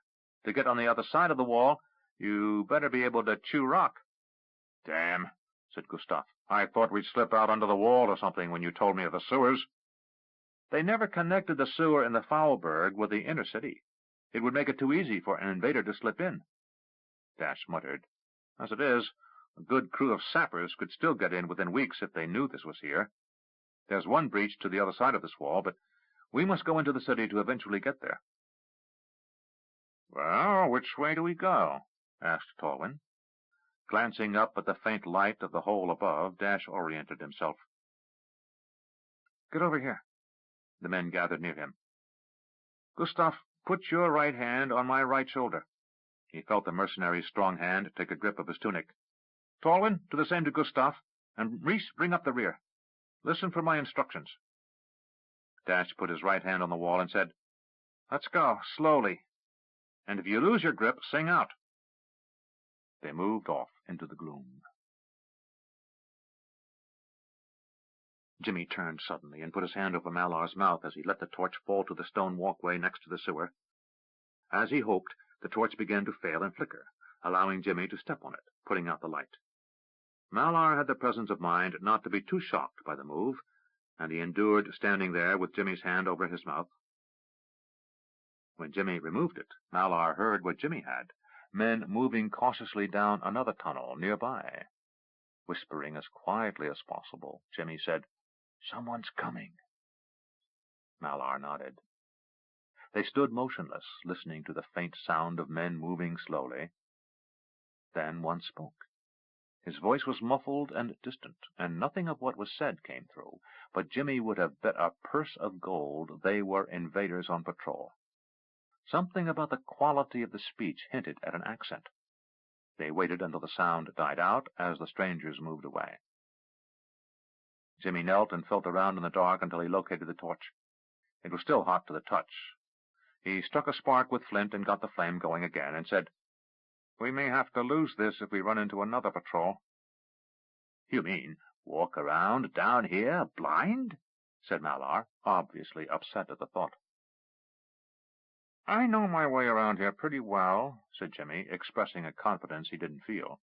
"Besides, if we're apprehended by the invaders, we're either dead men or prisoners, and I'd rather take my chances retracing our route back to the other side of the wall than those two choices." "Agreed. Yet your words fill me with little confidence, young sir." Jimmy said nothing, but glanced around the corner, making sure that no one had quietly snuck up on them.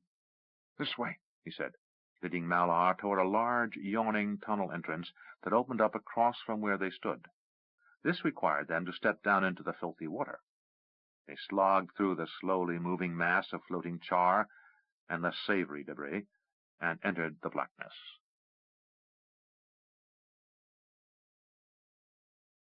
Dash felt fingers dig into his shoulder as the sound of men echoed from a distance. In the blackness they couldn't tell from which quarter the sound originated. Nerves were frayed, and Dash was concerned one of the three men would panic. Gustav seemed solid, if nervous. Tolwyn was quiet, but Reese was given to blurting out pointless things, either questioning how much farther they'd have to move in the gloom or expressing his apprehensions. There were places along the way where light came down from above, faint cracks in the street above or a broken culvert admitting some illumination. Dash was always surprised how bright these areas looked after complete darkness, but knew it was an illusion. He could only see a dozen yards or so on either side of a source of light, and, once past, they fell back into a gloom darker than any night he had endured. The first place he had hoped to find some torches or a lantern, according to his grandfather's description, had provided no secret cache of useful items. If there had been a secret stone in the corner, he couldn't find it. Not the least bit immodest, Dash knew it wasn't there, for if it had been, he would have found it. The second location was already empty. Someone had emptied it. Dash didn't know if it had been stripped of its contents during the fall of the city, or days, even hours before he reached it. He was leading the men northward as much as he could, knowing his best chance for escape was around the area formerly known as Fishtown.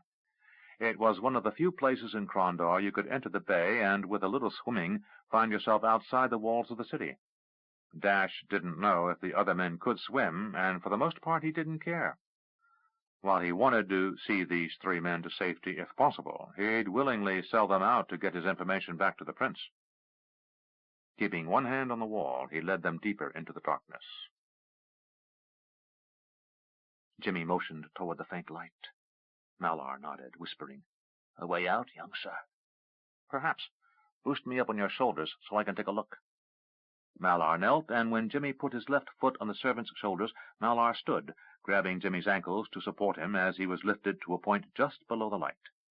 Jimmy fought for balance a moment, but Malar kept his motion steady, and Jimmy kept his position as he grabbed a support in the floor above him to keep from falling. "Great," said Jimmy. "It's a cellar door, off its hinges." Jimmy got his fingers in the crack and pushed. "I can't get any leverage." He said, "Let go," and as Malar complied, Jimmy jumped down to stand before his servant. "No way to get it open." "Are there no stairs in this accursed dungeon?" Jimmy chuckled. "Hardly a dungeon. A maze, no doubt. But you're right, and I'm an idiot." He sighed theatrically.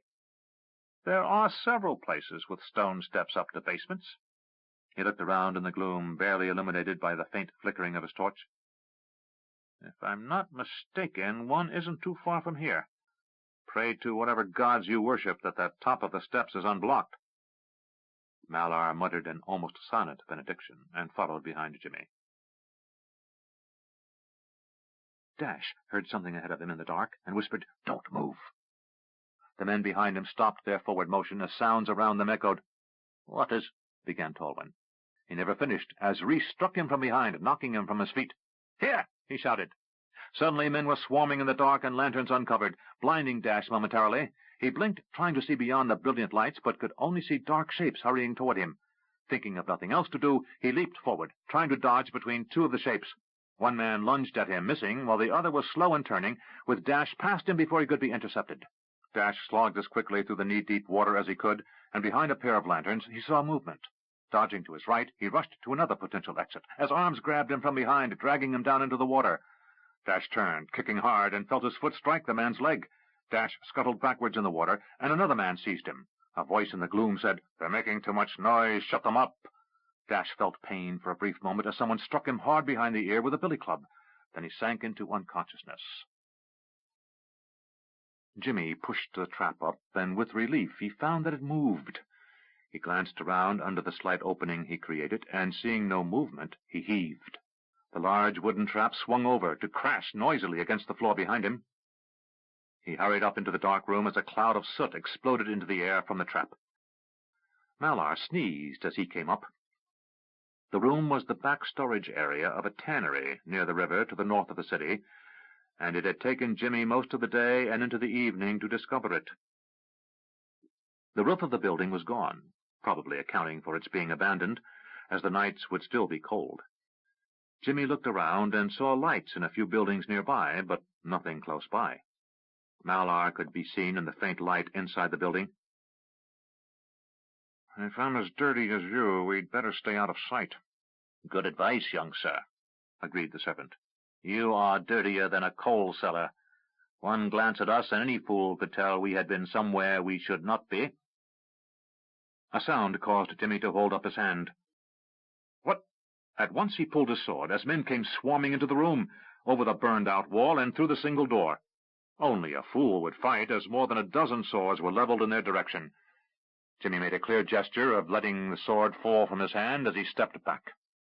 Hands roughly grabbed him and tied his arms behind, while 2 men did the same to Malar. They all wore rough fighting garb, leather and gambesons, but no metal armor, which would make noise and warn away someone coming up through the trap-door. With a heavy accent, a man came to stand before the 2 and said, "Watch a rat hole long enough, and a rat peers out, eh?" Glancing at Malar, he said, "Or 2? To the men he said, "Bring them along." And Jimmy and Malar were hustled out the door and down the street. Dash waited in silence. He had recovered his wits as he was taken to what he presumed had once been an underground storage shed. There was no light. He had explored his environment by touch, and on a couple of occasions wished he hadn't. It was a roughly 12 by 12-foot room with a single door barred from the other side. He felt up and down both edges, but all hinges and locks were on the other side.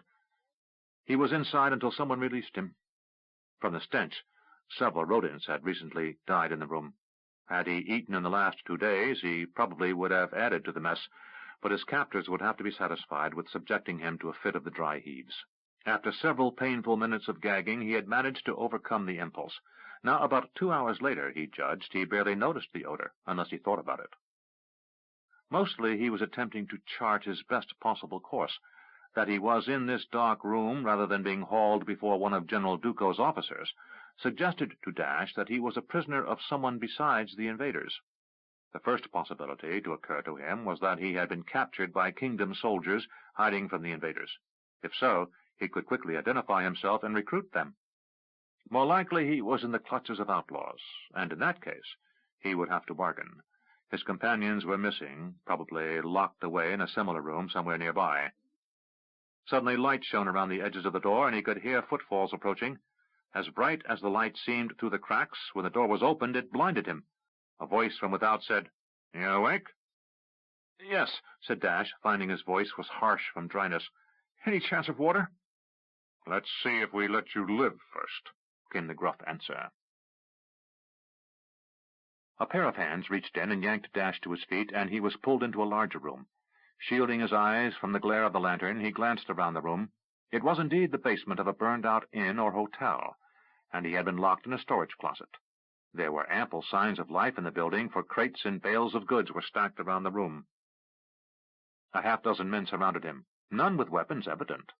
It was obvious they felt confident enough that they could keep him from escaping. As he blinked against the light from the lantern, he noticed that one man did hold a large billy, and he was sure he would use it if Dash made any sign of attempting to flee. "What now?" said Dash. "Come along," said the man with a lumpy visage. Dash said nothing and followed, walking behind 2 men with 2 more guarding the rear. The last man stayed in the storage room. For what reason, Dash could only imagine. Dash was led down a long, dark tunnel, one with a lantern at each end, featureless and damp. He listened, but only heard the sound of boot leather and nails on stone. If they were close to the city streets above, those streets were deserted. The man in front pushed open a door, allowing the others to enter a very large room. It had a dozen torches guttering in sconces. A wooden table, not too badly charred, had been hauled down from the destroyed tavern above ground, and now served as the site of what Dash took to be some sort of court or tribunal. At the head of the long table sat an old man. He looked deformed, or crippled, as he hunched over with left shoulder lower than the right, his left arm in a sling. Around his head he wore a scarf, covering his left eye. Below it, Dash saw the man's face was scarred, badly burned. A young woman stood to his right. Dash looked at her closely. Under other circumstances, she would have warranted a second glance, as she was tall, slender, and, under the soot and mud, still attractive, with dark hair and eyes. But in these circumstances, what commanded Dash's attention was her fashion. Dressed like a man and armed to the teeth. He saw a sword, daggers in belt and boots, and he was certain she had more weapons secreted on her, such being the practice of thieves. She wore a dirty white shirt, now almost charcoal color, a leather vest, men's riding breeches, and a red scarf tied around her head. Dark hair fell from under the scarf and down her back. With a surprisingly deep voice, she said, "You stand accused." Dash summoned as much confidence as he could manage in such circumstances, and said, "No doubt." The lumpy-faced man said, "Before you're convicted, have you anything to say in your defense?" Dash shrugged. "Would it do any good?" The old man chuckled, and the man who had first apprehended Dash glanced his way. "Probably not," he said, "but it won't hurt." May I first inquire of what crime I am being accused?" The lumpy-faced man again glanced at the old man, who waved a curt gesture of permission. "You stand accused of trespass. You were found someplace you were not given permission to pass." Dash blew out a long breath. "So, that's it, then. Mockers." The young woman glanced at the old man, who motioned with his good hand for her to come close. He whispered in her ear, and she said, "Why do you think us thieves, puppy?" "Because smugglers would have cut my throat and been on their way, and Duco's guards would have had me under questioning up there." He pointed upward. "You've separated me from my companions, which means you're trying to find conflicts in our stories, and one of my companions brought you down on us. Reese seems more likely to be a thief than anything else I can imagine." Glancing around the room, he said, "So this is what's left of Mother's?" The old man said something, and the woman said, "What do you know of mothers? You're not one of us." "My grandfather," said Dash, knowing that at this point he had nothing to lose and everything to gain with the truth. "What about him? Who is your grandfather?" "Was," said Dash. "My grandfather was Jimmy the Hand." Several people spoke at once, and the old man signaled for silence. The young woman leaned over and then repeated his words. "Your name?"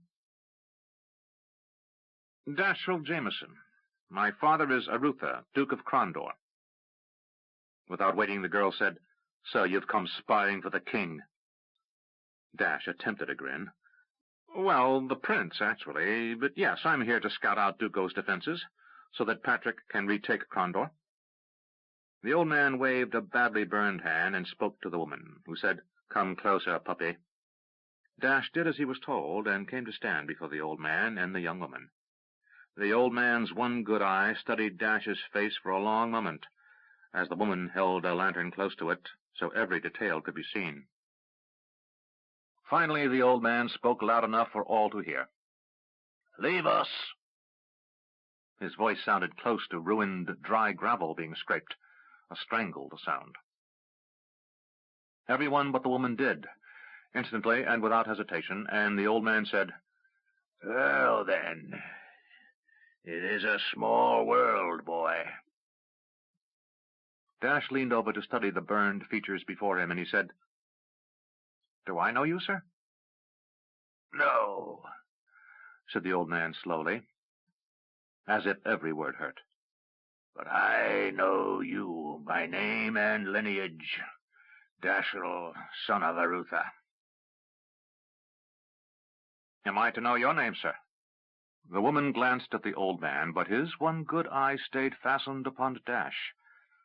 "I am your great-uncle, boy. That's who I am. I'm the upright man." 5. Confrontations. Arutha frowned.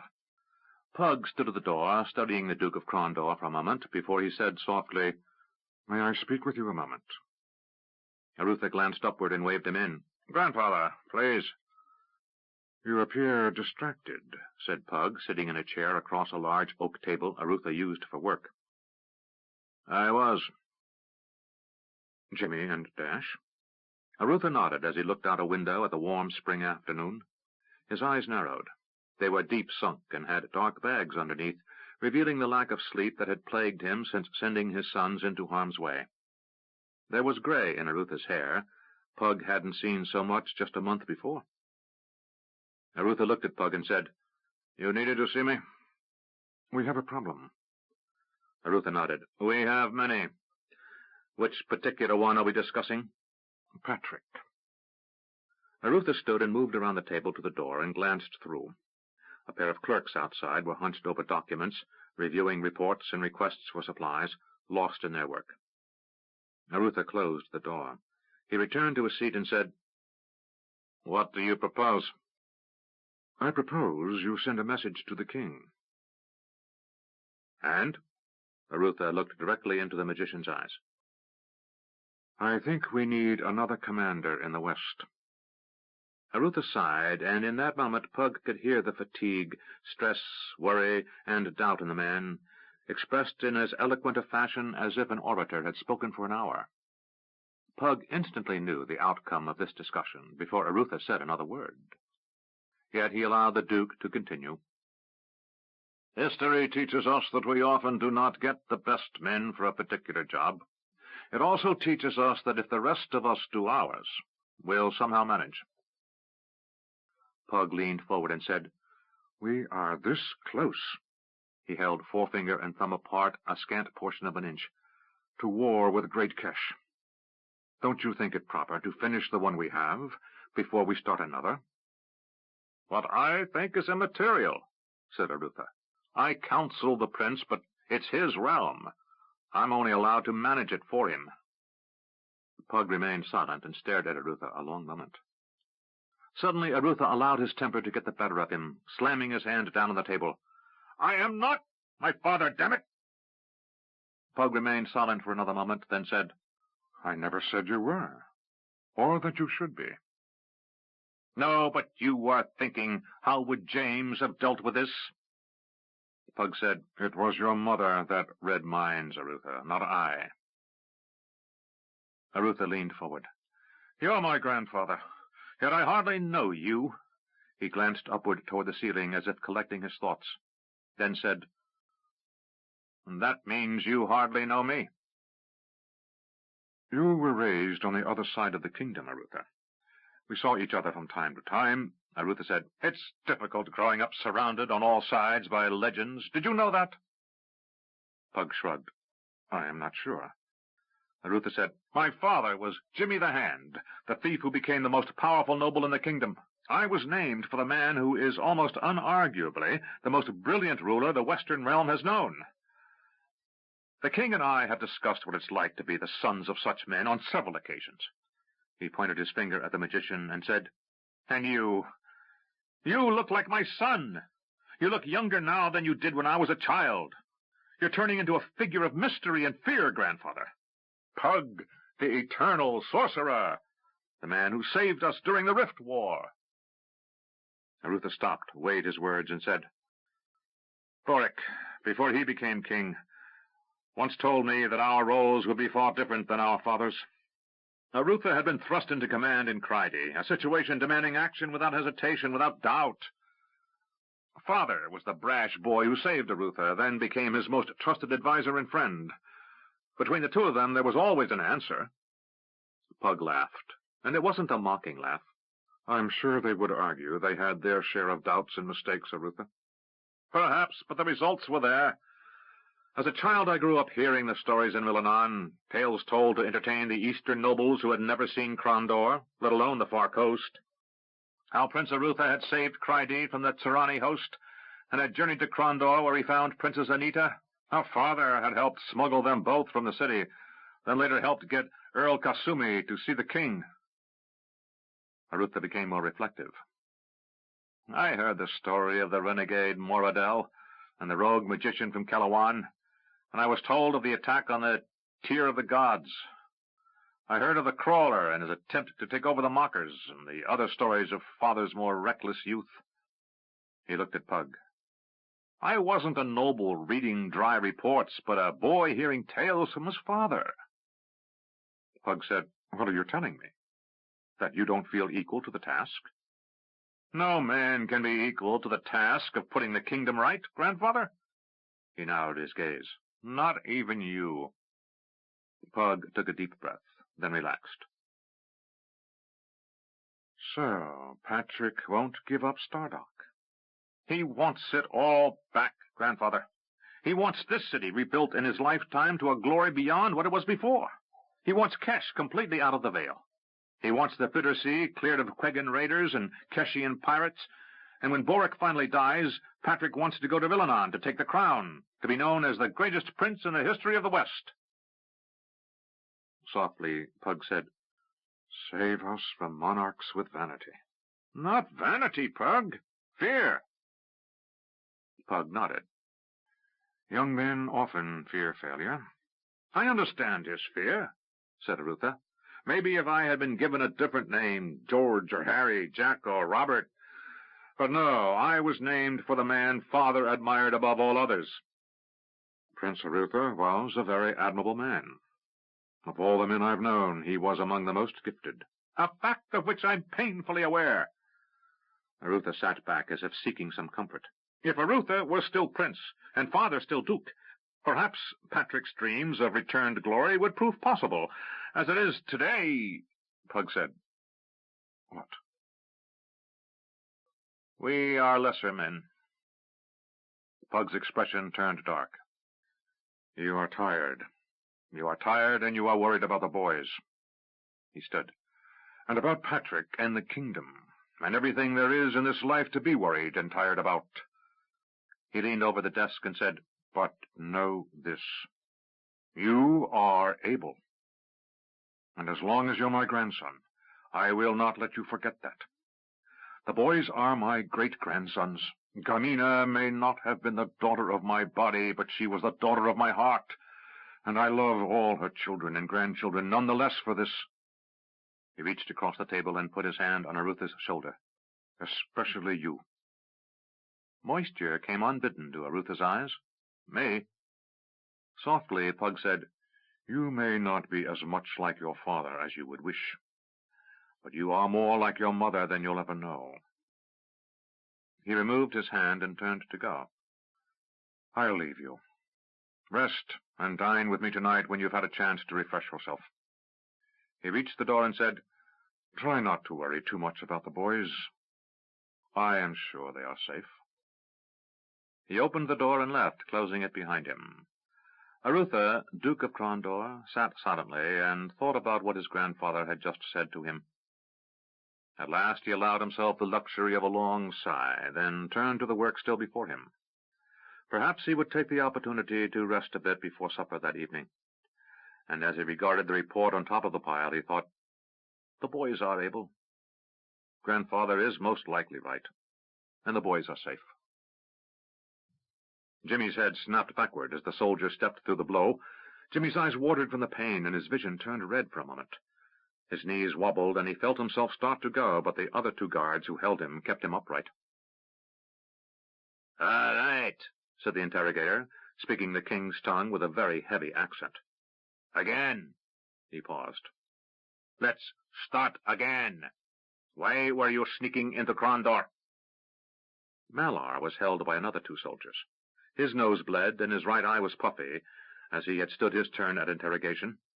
Jimmy was now very pleased that he and Dash had told him nothing. Jimmy shook his head to clear it and said, I told you. I'm a mercenary from the east, and this is my dog robber. I'm looking for work. Wrong answer, said the man, and he struck Jimmy again. Jimmy collapsed, unable to make his legs obey, and was held entirely by the two soldiers. Jimmy spat blood, and through rapidly swelling lips said, What do you want me to say? Every mercenary outside the walls has been told to stay out of Crondor. If you are a freebooter, you would know this. He nodded, and the two men moved to the wall and let Jimmy slump to the floor.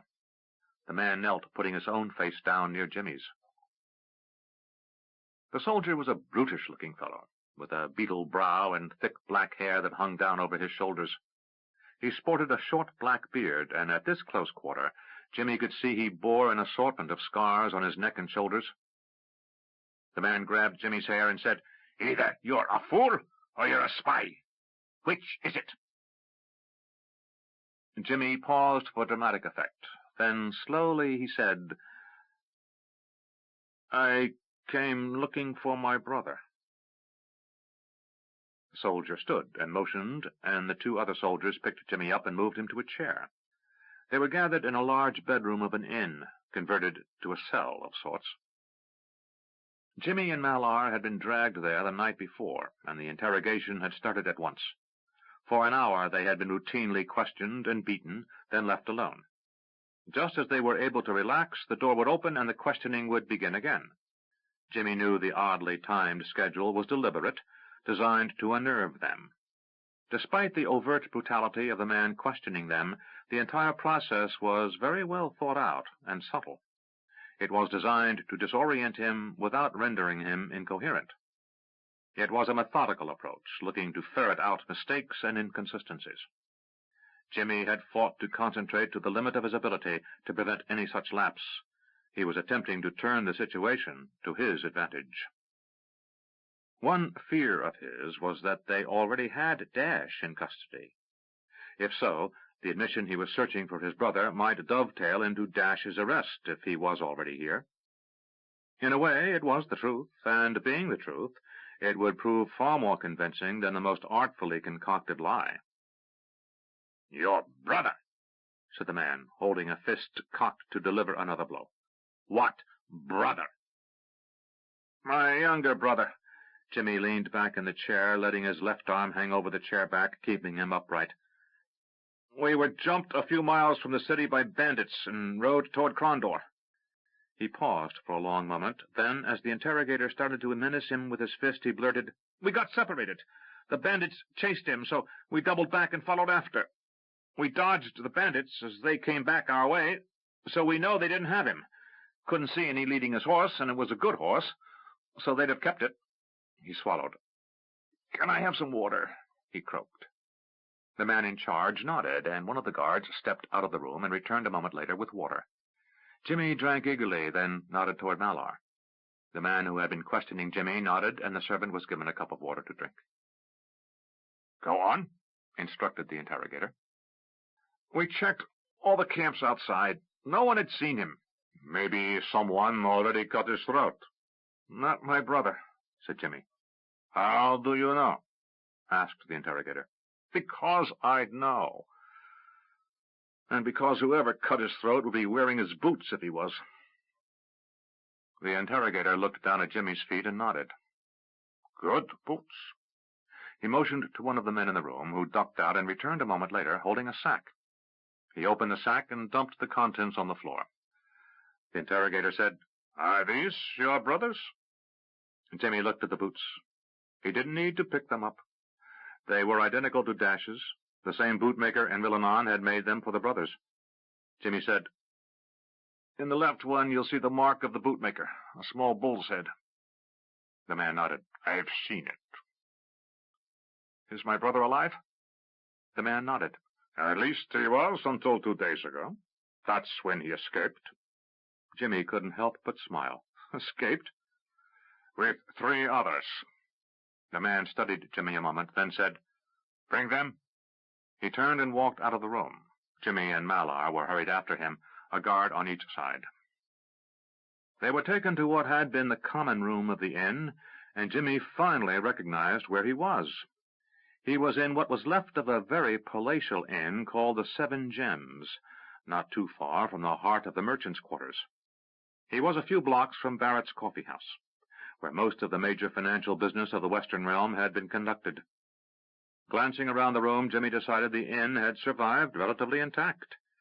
There was ample smoke damage, and all of the tapestries that had decorated the place were gone, but the furniture was intact, and the rooms still able to be locked. He had been questioned in one of the back storage rooms, near the kitchen, and was now being led into the far corner of the commons, where a curtain separated a large booth from the rest of the room. Sitting in the booth was a trio of men, all clearly military from their dress and manner. The man in the center was looking over a parchment, a report of some sort, Jimmy guessed. The interrogator moved to the front of the table and leaned over, speaking in a soft voice. He glanced up at Jimmy, nodded to the interrogator, who departed, leaving Jimmy standing alone with the 3 men. They seemed intent upon the paperwork before them, and left Jimmy standing for a long time before the centermost man's attention returned to him. "Your name?" asked the man in the center. "I'm called Jimmy," he answered.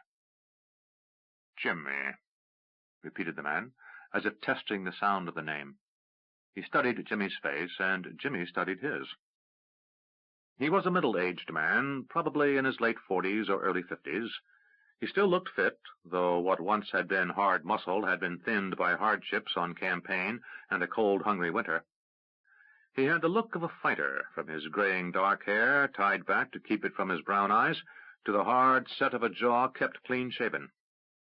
Something about him looked familiar to Jimmy. and suddenly it struck him. In manner and voice, the man resembled what he remembered of Prince Arutha from Jimmy's childhood. There was a no-nonsense hardness to him, a calculating intelligence that would be fatal to underestimate.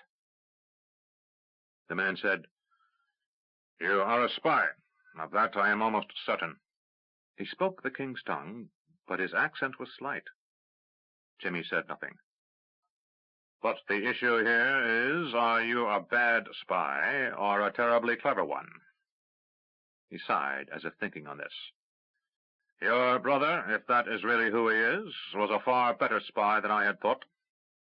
I had him under observation, yet he managed to escape. We knew of the sewers under the walls, yet didn't know of that particular entrance. Once he was in there, he was gone." The soldier looked at Jimmy, as if measuring him, then said, "I won't make that mistake again." He reached for a mug nearby and drank what appeared to be water. Jimmy was impressed by the man's speech, for even with almost no accent, it was clear he had studied the language, for he spoke with the practiced precision of someone not born to the tongue. He then said, "I have determined that those boots which you claim belong to your brother are made by a particularly well-regarded cobbler in Milanon, your nation's capital. Is this correct?" Jimmy nodded. "It is." "Would it be unreasonable to assume that common mercenaries are not likely to acquire a matching set of such boots, unless they are not, in fact, common mercenaries?" "Not unreasonable at all," said Jimmy. The man speaking to him motioned to one of his two companions, who left the booth, fetched over a chair, and allowed Jimmy to sit. Jimmy nodded his thanks, then said, "Would it be immodest to claim we are uncommon mercenaries?" "Not in the least," said the man, "though it would smack of insincerity." Jimmy said, "I am at your mercy. If I'm a spy or not is of little matter. You can kill me at your whim." "True, but murder holds little appeal for me. I've seen far too much of it over the last 20 years. He motioned to the remaining man, who sat at his side, and the man rose from his seat and offered Jimmy a mug of water. "I'm sorry we don't have anything more flavorful, but at least it's clean. One of the major wells to the north has been cleared and is running fresh again. Your Duke James left nothing behind that provides much comfort." Jimmy feigned indifference to hearing his grandfather's name. This invader was very well informed about things in Crondor and the kingdom to know about Duke James and Milanon's better bootmaker. "But we manage," said the man. "Feeding the workers is difficult, but the fishing has been good, and there are those willing to sell to us for the little booty we found in Crondor." Jimmy was intrigued. He was also wary. This man was apparently unconcerned by what he said, and appeared to be someone of some importance among the invaders. The man stood and said, "Can you walk?" Jimmy rose and nodded. "I'll manage." "Good. Then come with me." Jimmy followed the man out of the door of the inn. Outside, the afternoon sun was brilliant, and Jimmy squinted. "We must walk, I'm sorry to say. Horses are a staple of our current diet." He glanced at Jimmy. "Though a few are maintained to carry messages." They walked along a busy street. While almost every man was armed, and obviously a warrior, a few were workers, and a few women were seen here and there. Everyone seemed occupied with some task, and none of the usual idle habitués of the city were in evidence. The drunks, prostitutes, confidence men, and beggars. Also noticeable by their absence, the street urchins, who flocked in rowdy gangs through the poor and workers' quarters of the city. "If I may ask," said Jimmy, "where's my dog robber?" "He's comfortable," said the man. "Don't worry about him." The man who was walking beside him said, "Jimmy, if you are a spy, you're most likely wondering what it is we're doing here in Crondor." Jimmy said, "It is a question that has crossed my mind. I may not be a spy, but it's obvious there's more going on here than a simple staging for a spring offensive. You've got soldiers on the outside of the walls anxious to enlist, and you're not enlisting them. You have a great deal of work underway, but some of it," he pointed to a nearby building where 2 soldiers were hanging a new door, "clearly not military in nature. It's as if you've come to Crondor to stay." The man smiled, and again Jimmy was reminded of the old prince, for this man had the same cryptic half-smile Arutha had evidenced when amused. "Good observation. Yes, we're not planning on leaving any time soon." Jimmy nodded, his head still ringing from the beating he had taken. He said, "But you're turning away swords who will help you hang on to this place when the prince's army returns." "How many spies are among that band outside?" asked the man. "I couldn't begin to guess." Jimmy shrugged. "Not many, I wager." "Why?" "Because no man of the kingdom can pass himself off as one of your own. We don't speak your language." "Ah," said the officer, "but you have. Some of your countrymen have been among us for years. We first became aware of a group calling itself Callus's Crimson Eagles before the fall of Maharta. We now know they were kingdom agents. We know they were with us from time to time." They reached the walls, and the man motioned for Jimmy to climb with him up a flight of stairs to the ramparts. As they climbed, the man continued, "We who were commanding never had a clear picture of this campaign. To understand what we became, you need to know what we were before." They reached the ramparts, and the man motioned for Jimmy to follow. They reached a section of the wall freshly refurbished, the stones set firmly in place with new mortar. The man motioned beyond the wall toward the east.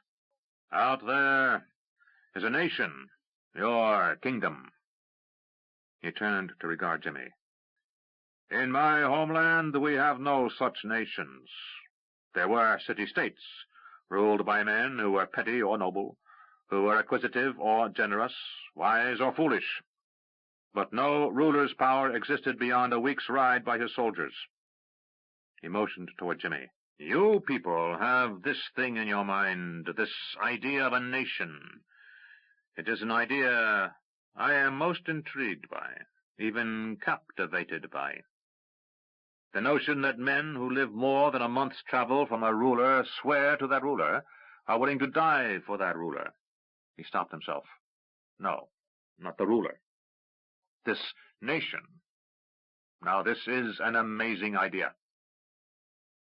I have spent much time this winter speaking with those among our prisoners who could teach me, men and women of some education or experience, who would help me understand this concept of this kingdom."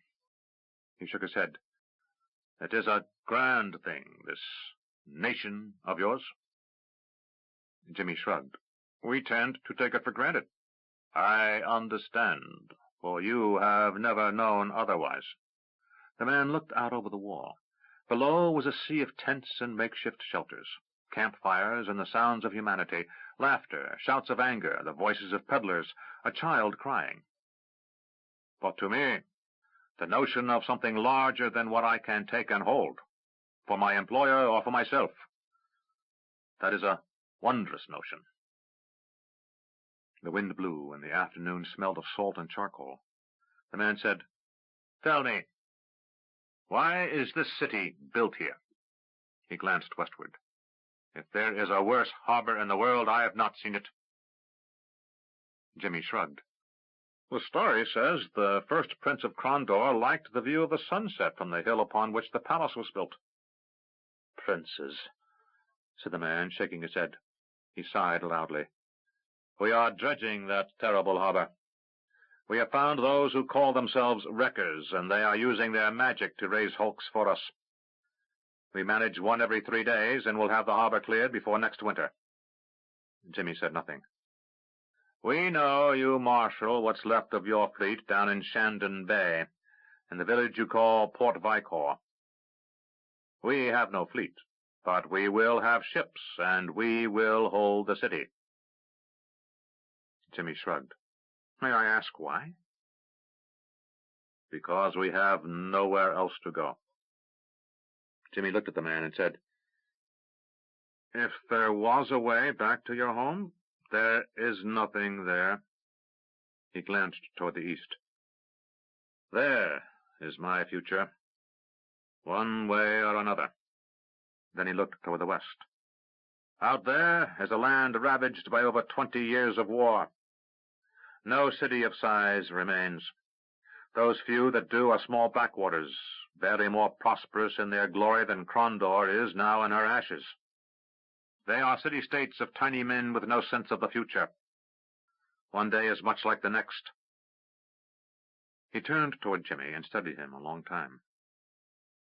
I'm 52 years old next Midsummer's Day, lad. I've been a soldier since I was 16 years of age. For 36 years I've been fighting. He glanced at the city as the sun began to lower in the west. That's a damn long time to be dealing in blood and slaughter. He leaned on the parapet as if tired. For the last 20, I've served demons or black gods, I don't know which, but I know that the army of the Emerald Queen was made up of men beguiled by dark forces, lured by promises of wealth, power, and immortality. His voice lowered, or propelled by fear. He looked down, as if reluctant to look Jimmy in the eyes. I was ambitious when I was young. I was anxious to make a name for myself. I formed my own company when I was 18. I was commanding 1,000 men by 20. At first I was glad to serve the Emerald Queen. Her army was the greatest my land had known. With conquest came booty, gold, women, more recruits. He closed his eyes, as if remembering. But after a while the years slip by, and you find the string of women hold no interest, and there's only so much gold you can carry with you. Besides, there's nothing to do with it but hire more men. He looked at Jimmy and pointed with his thumb over his shoulder, to the north. My old friend Norodan is up there at my back. If I know Fadawa, I am to be left here to be ground to a fine dust by the returning army of the Prince of Krondor. I am to slow him down and bleed him, while Norodan builds up a barrier across the highway to the north of here, to stand at Sarth. He glanced over his shoulder, as if somehow able to see to that distant town. That's a hell of a defensive position, that abandoned abbey. Once he's dug in, it will take your prince all year to dig him out. Looking again at Jimmy, he said, Meanwhile, Fadawa is going to take your city of Lamut. He won't go on to Yabon this year, being content to throw up a position south of that city and starve it for a year. He has the means to keep reinforcements and supplies from reaching the city, while he repulses your forces from the south. Jimmy said, Why are you telling me this? Spy or not, I want you to carry a message for me to the prince. I believe he's still in Darkmoor, but have no doubt he has forces no more than a day's ride to the east. I'll arrange an escort to a likely point and turn you loose. Why not just send a message? Because I think you are a spy, and I think you're likely to be believed. If I send one of my own men, or a captive who wasn't known to the prince or his men, I think it might take too long to convince him of my intent. And time is a commodity neither of us has. Jimmy said, You're General Duco. The man nodded. And I have been sent out by one of my oldest comrades to die. Fadawa and I have served in various campaigns together since we were hardly old enough to shave. But he fears me, and that's my death warrant. What do you want me to say to Prince Patrick? I have an offer for him. What's the offer? I wish to negotiate a settlement of our differences. You're willing to surrender? Nothing that simple, I'm afraid. The general smiled a half-smile that Jimmy found both reassuring and unsettling. Patrick would likely throw me and my men into a camp and get around to shipping us back to Novindus when he found the means, and that could be years down the road. Your turning coat? Not quite. Surrender or take his gold for service? Either way, I end up a man looking for a boat back to a land that has no place for me. No, Jimmy. I need a different solution. I need a future for me and my men. What do you wish me to tell the prince's men? Tell them that I have hand-picked the men with me here in Crondor. Tell them those I had reservations about were left behind with Noradan. I can vouch for my men. He looked into Jimmy's eyes a moment. Tell your Prince of Crondor, I will swear fealty to the crown in exchange for land and titles. Grant me estates and income, and I will lead the army north to visit with my old friends Noradan and Farawa. Jimmy was silent for a moment. He was both astonished at the suggestion and amazed at the logic behind it. He shook his head. I don't know what he will say. If we knew what he would say, we wouldn't have to send you now, would we? Jimmy shook his head. Come, get something to eat, and leave at first light. He led Jimmy down the stairs. Jimmy watched the man's back and considered what he wanted. In a single breath, he had set a price. Forgive the assault on the Western realm, and more, grant the man a patent of nobility. Name him Earl or Baron of some lands in the West, and give him the power to rule over those lands. Jimmy shook his head. Would Patrick do it? Or would his temper doom men on both sides of the wall to more useless bloodshed?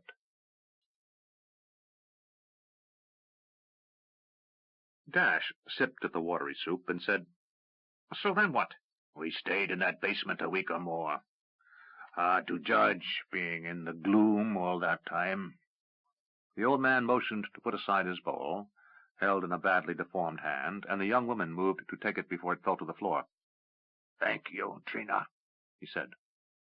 His voice was as scarred as his face, but after getting used to the sound of it, Dash understood him well enough. The three men who had come with Dash were still missing, and only Dash, the old man, and the woman thief sat around the simple wooden table. What should I call you? Asked Dash. Your grandfather insisted on calling me Lyle. It was a name I hadn't used in more a score of years than I can count. But it serves.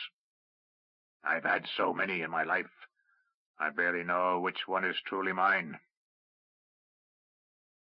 Lyle, you were telling me about grandfather and grandmother. James set fire to the oil he rigged in the sewers. We knew it would be a close thing, and it was. I was in the escape tunnel ahead of them, and when the explosion came, I shot from the mouth of the tunnel like a cork from a bottle of sparkling wine. I was badly burned, as you see, and had half my bones broken, but I'm a tough nut. The woman named Trina spoke. And we found a healing priest who worked on him. Damn near killed the man making him do his healings over me. My merry band of cutthroats did. But they saved me before the poor brother of Killian passed out from exhaustion. He squeezed a few years more of life for me, while I set matters in Crondor right. Grandfather and grandmother? The old man shook his head. James and Gamina were last in the tunnel, behind me. They never had a chance, boy. Dash had known his grandfather and grandmother were dead. His great-grandfather Pug had said so, but upon finding the upright man alive, a faint hope had been rekindled in Dash. Now it was extinguished again, and the pain was again felt. Lyle said, If it is any comfort, I know they died quickly, and together. Dash nodded. Grandmother would never have wanted to live without grandfather? I never knew my brother well, Dash. We had met once as young men, and then again a few years ago. The old man laughed, a dry chuckle. He put me out of business, actually, and damn near got me killed by some of the more ambitious men in the Mockers. But those few days I spent with him and your grandmother, they were my chance to hear the stories. I'm sure you heard most of them. Prince Arutha and the journey to Moraline, the fall of Armengar, where he got the idea for that nasty fire trap that got himself killed. I heard how he had journeyed to Kesh during that matter with the crawler, and when Lord Naromi had tried to depose the Empress. He told me of his rise in power and the time he spent ruling in Rillanon. I had thought myself something of a man of some accomplishments. When my father had died, one of his most trusted lieutenants had seized control of the mockers, naming himself the Virtuous Man. I, in turn, deposed him and called myself the Sagacious Man. And I returned to the name Upright Man, to signal an agreement I had with your grandfather and create the false impression I had deposed myself for the members of the mockers. But my accomplishments pale next to those of Jimmy the Hand, the thief who ruled in turn the two mightiest cities in the kingdom. He who was the most powerful noble in the nation. What a man he was. Dash nodded. When you put it that way, I see what you mean. To me, he was grandfather, and he had lots of wonderful stories. I sometimes forgot they were true. The Upright Man said, Now, the question is, what to do with you? Me? You're here spying for your father. That's not a problem in and of itself.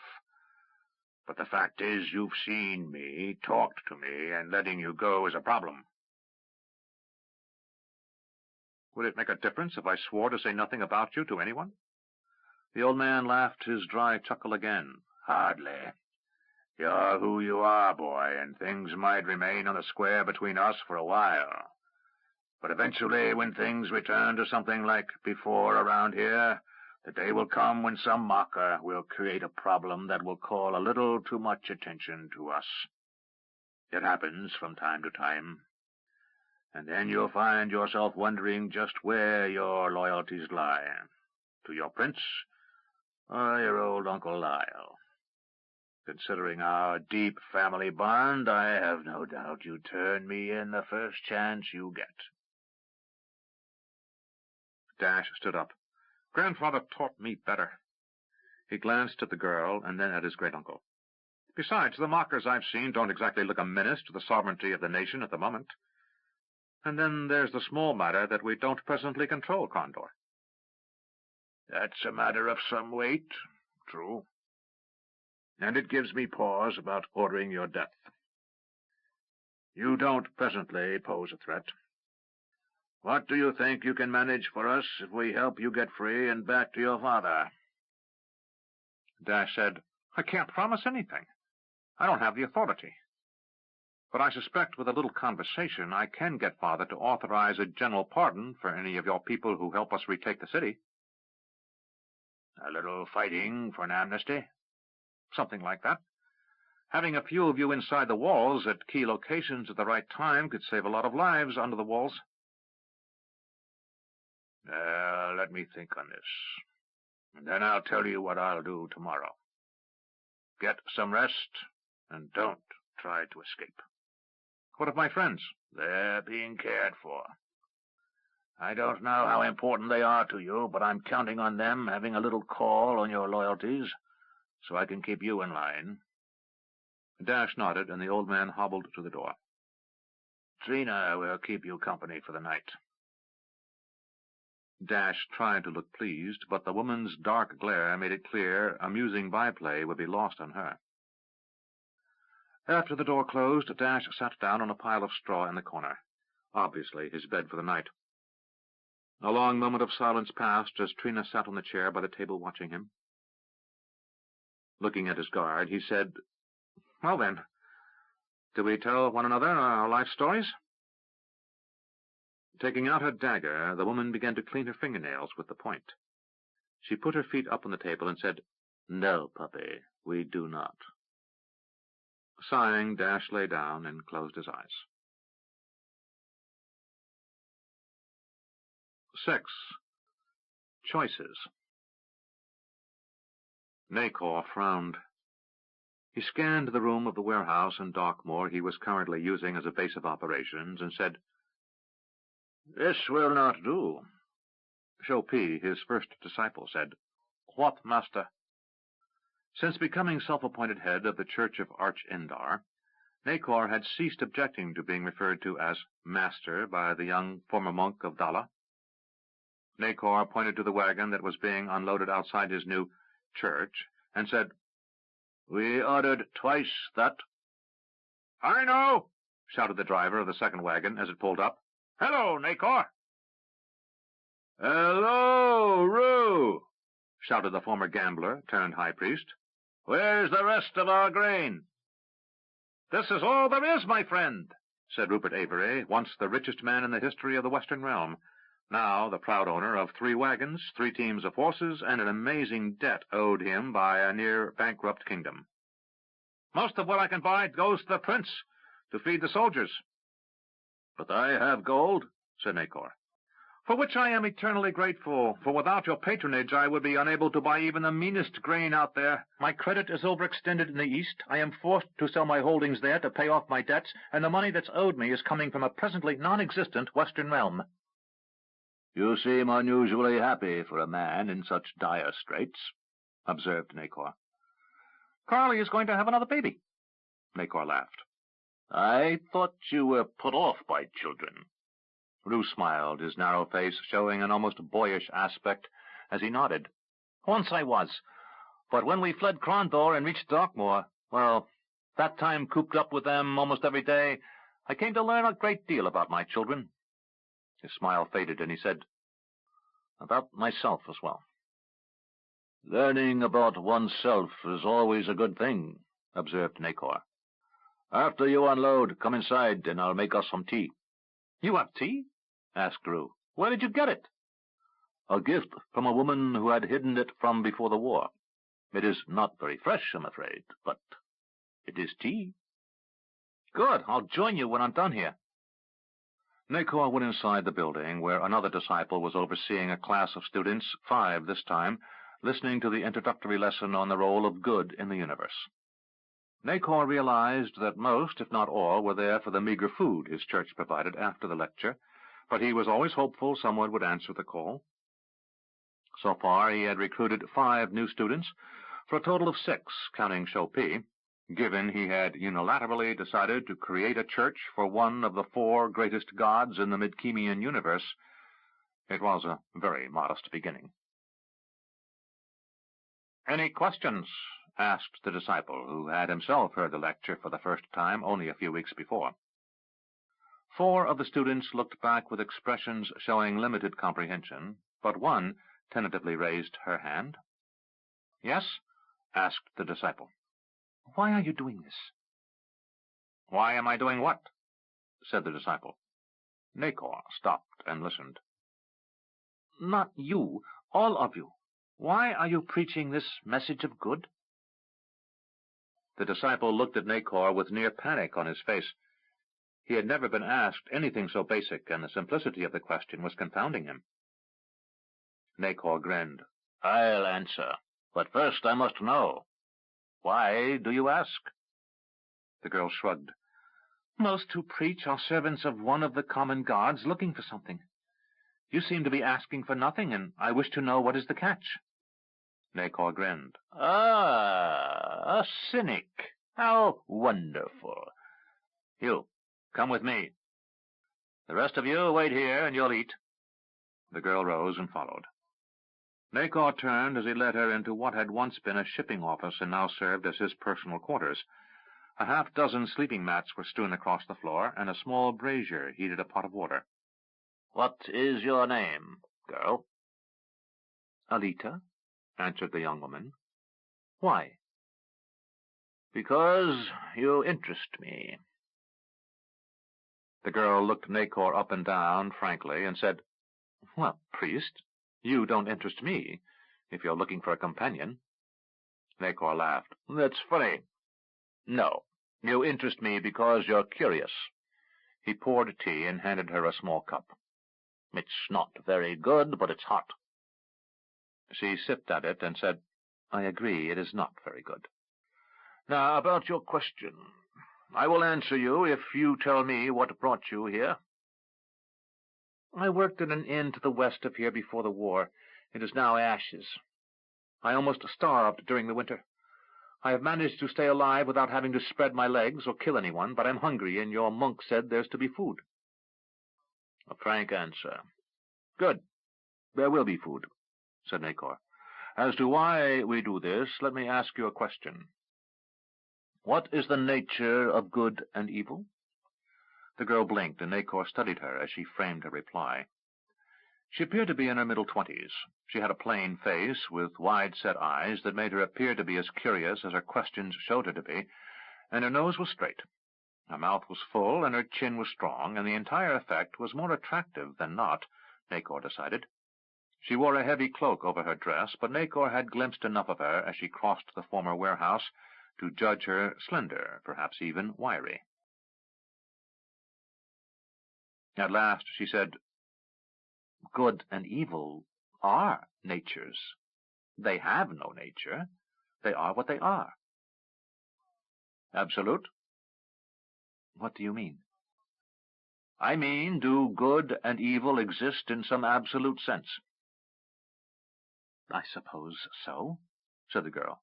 I mean, I think men do what they do, and sometimes it's good, and sometimes it's evil, and sometimes I'm not sure, but out there somewhere, good and evil exist, I guess. Good guess, said Nacor, smiling. How would you like to stay with us? That depends, she said, skepticism clearly evident. For what purpose? I need smart men and women. I need people who realize that what we're doing is important, without taking themselves too importantly. Suddenly the girl laughed. I've never taken myself very seriously. Good. Neither have I. What is it you're doing? Nacor's manner and voice turned serious. Out there are forces beyond your understanding. Beyond mine, too. He grinned, then returned to a serious demeanor. Many of those qualities many people think of as being abstractions are truly objective entities. Do you understand me? The girl shook her head. I have no idea what you just said. Nacor laughed. Very good. You are honest. Let me put it another way. The good goddess is sleeping. She is in a trance caused by evil forces. To awaken her, we must do good in her name. If enough of us work on her behalf, she will return to us, and evil will be driven back into the shadows where it belongs. I understand that, said Alita. You don't believe it? The former barmaid said, I don't know. I've never been much of one for gods and goddesses. But if it will fill my stomach, I'm willing to believe for a while. Fair enough. Nacor rose as Rue came into the office. We'll feed you for as long as you wish to stay here, and you'll learn to do good in a lady's name. The girl departed, and Rue said, Another convert? Perhaps, said Nacor. Potentially. She's brighter than most. Rue said, Attractive, too, in a funny way. Not pretty, but attractive. Nacor grinned. I know. Rue sat, and Nacor offered him a cup of tea. Sorry the order is short, but everyone is being shorted right now. I just finished a shouting match with Prince Patrick's quartermaster. The army is ready to march, but they lack stores, and I can't promise as much as I've already brought from the east, let alone what they want. He sipped at the hot liquid and said, Not good, but it'll do. Putting the cup down, he continued, I can't even find wagons. I could bring more if I could get wagons, but most of the Cartwrights in Salador are building for the army. If Patrick would convince the king to let me have his wagons, I could deliver them stocked with goods. But they're bringing more equipment, arms, saddles, blankets, and the like. Nacor nodded. You need to get your businesses here back up and running. Rue laughed. If only I could. What about building wagons here? No Cartwrights. I know a little about keeping them. I was raised a teamster, after all. But not about building one. I know a little carpentry, but I don't know the metalwork, and turning a wheel is a special skill. Nacor said, If I can find you some Cartwrights, would you do something for me? What? A favor? Rue smiled. His narrow face showed his own wry sense of humor coming to the surface. "You're setting me up, aren't you?" Nacor laughed. "Never trick a trickster." "What is it?" "If I can get you 6 Cartwrights, I want you to commission a statue to be made for me." "A statue? What for?" "I'll tell you after I get them in. Will you do it?" A calculating look crossed Rue's face, and he said, "Make it 6 Cartwrights, a master smith, and 3 lumbermen, and I'll commission 2 statues." "Done," said Nacor, slapping the table with his hand. "I'll have them for you tomorrow. Where should I send them?" "I converted a warehouse outside the city to an office here in Darkmoor. I'll use it as a base until I can return to Crondor. Go out the eastern gate, and at the first road turn left. It's the large green warehouse on the right. You can't miss it." Nacor said, "I'll find it." "There's something about that girl," said Rue, indicating where Alita had gone. "I can't quite put my finger on what it is." "She's someone important, I think." Rue laughed. "As long as I've known you, I've never pretended to understand you." "That's as it should be," replied Nacor, "for I have never understood myself." "Can I ask you something, as a friend?" "Of course." "Over the years you've claimed you only know tricks, yet you manage the damnedest things that I can only call magic. Now you're starting a religion. Now my question is, what are you really up to?" Nacor grinned. "I'm starting something important. I'm not sure how it will turn out, and I doubt if I'll be around to see it at the end, but I'm doing something that may be the most important thing I've done in my life." "And may I ask what that is?" Nacor used his hand to indicate the poor building in which they sat. "I'm building a church." Rue shook his head. "If you say so. Tell me, Nacor, has anyone ever called you mad?" Nacor laughed. "Often, and most of the time they're serious." Rue rose. "Thanks for the tea. I'll see what I can do about the grain, and if you get me those workers, I'll have those statues commissioned for you." "I'll see you tomorrow." Shou Pi entered and said, "Master, those who came to hear the lesson are ready for food." "Then let us feed them," said Nacor. The odd gambler turned religious leader halted at the office door and watched the 5 who were there a moment. 4 of them would be gone after their bellies were full, but the girl, Alita, would remain. And without knowing why, Nacor knew that a major part of his future path had turned a particular way, because she was now here. He didn't know how he knew, but he was certain that from this time forward she was the most important person in his newly founded church, and her life must be protected above everyone else, including himself. Keeping his thoughts to himself, he entered the warehouse and helped his disciples feed the hungry.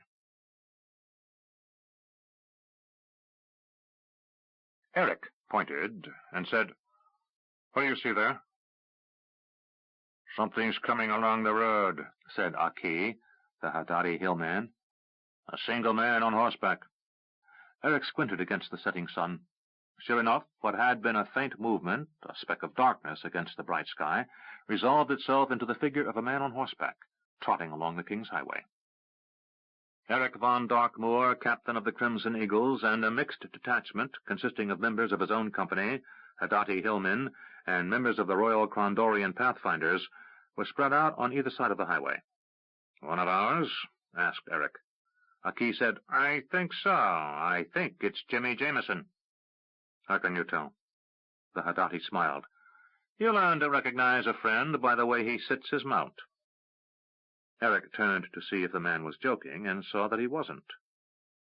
During the winter, Eric had spent enough time with the Hadati hillman and his company to come to respect him and even like him as much as one could the somewhat standoffish hill fighters.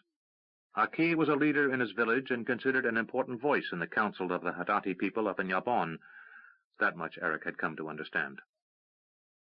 He had also discovered the man was the grandson of a companion of the former Prince of Crondor's, one Baru, called the Serpent Slayer, and as a result, Aki was considered very sympathetic to the kingdom, a quality not universal among the independent and tough-minded hill people of Yabon. Of all the people living within the boundaries of the kingdom, the Haddati were among those most aloof. The fact that any had answered the Duke of Yabon's call for scouts was directly related to Aki's having been among them. Jimmy rode closer, and Eric and Aki left the shelter of the woods and rode toward him. Jimmy reined in until he recognized the two familiar figures, then he raised his hand in greeting. As they stopped before him, Eric nodded, and Aki said, "You look as if you've been through something unpleasant." "It could have been worse," said Jimmy. Eric asked, "Dash?" Jimmy shook his head. "He was captured for a while, but he got away. I don't know if he's somewhere in the city or if he got loose. If he's loose, he's on his way back here. If he's in the city and is caught, I've got assurances he won't be harmed." "Assurances?" said Eric. "It's a long story, one I need to tell Prince Patrick, or at least Owen Greylock." "You're in luck," said Eric. "I'm heading back toward Ravensburg, where Owen has his forward command. The prince is still in Darkmoor, but the roads are ours between here and there, almost as peaceful as before the war. You can reach the prince in less than a week." Jimmy said, "Good. I have grown very tired of the road and would love nothing more than a hot meal, a bath, and a soft bed." Eric nodded and said to Aki, "Have your scouts move west for another day and report back." Jimmy said, "There's no need. General Duca was recalling all his patrols. The only thing you need fear are bandits and some bored mercenaries camped under the walls. You can move your entire command to the outlying estates and build your camps there, less than a day's ride from the city." Eric looked curious, but he only said, "I think I had better ride back with you, Jimmy." "Where's your camp?" "A few miles ahead." Eric waved goodbye to Aki and turned his horse around as Jimmy urged his back to a walk. Eric moved his hand in a half-circle and said, "We have control of all the woods for miles on each side of the highway." "You haven't had a lot of problems in the last few weeks, have you?" "No, actually. A few bandits, some deserters, and a couple of run-ins with some mercenaries from our neighbors to the south. But we've seen little of Fadawa's forces for a while." "Duco's looking to cut a deal with Patrick." "He's willing to turn coat?" asked Eric. Eric had served 2 tours across the sea and was familiar with the Novindus mercenaries' tradition of serving the highest bidder. The dependence on such forces was one of the reasons, Eric was convinced, that no one had successfully built an empire down there until the Emerald Queen had started her conquests. "Not exactly," said Jimmy, filling in Eric on Duco's proposal. Eric whistled. "I don't think Patrick is going to be pleased with this one. From what Greylock's told me and what I saw before I left Darkmoor, the prince is spoiling for a fight. Kesh, invaders, he doesn't care who." Jimmy said, "I'll leave it to my father and Owen to convince him. It's too good a turn of the cards for him to not agree. He saves thousands of lives and accelerates the retaking of the Western Realm by a year, if he agrees." Eric said nothing, but considering what he had seen of the hot-tempered young prince, he was not convinced Patrick would see it that way. Dash regarded the boots, trousers, and jacket that had been secured for him by the mockers. They were serviceable, but nothing remotely as good as the ones taken from him by his captors. Lyle Riggers, the upright man, looked at him as he rose to leave. "Not yet, boy." The old man waved away Trina and the others of his company in the room, leaving Dash alone with his great-uncle. When the door was shut behind Trina, the old man said, "You must understand something. I don't think you're going to get your amnesty for us, so this conversation may have no meaning. If you do not, shortly I will die. Healing priests can only do so much, and I am an old man anyway. Another will come forward to take the office I hold. Who he will be, I cannot know, though I have a couple of guesses. John Tuppin might take the office. He's strong and shrewd, and many are afraid of him. Trina might, if she's smart and silent, which she is, and can keep behind the scenes. But whoever it is, the agreements you and I reach will not be binding upon him.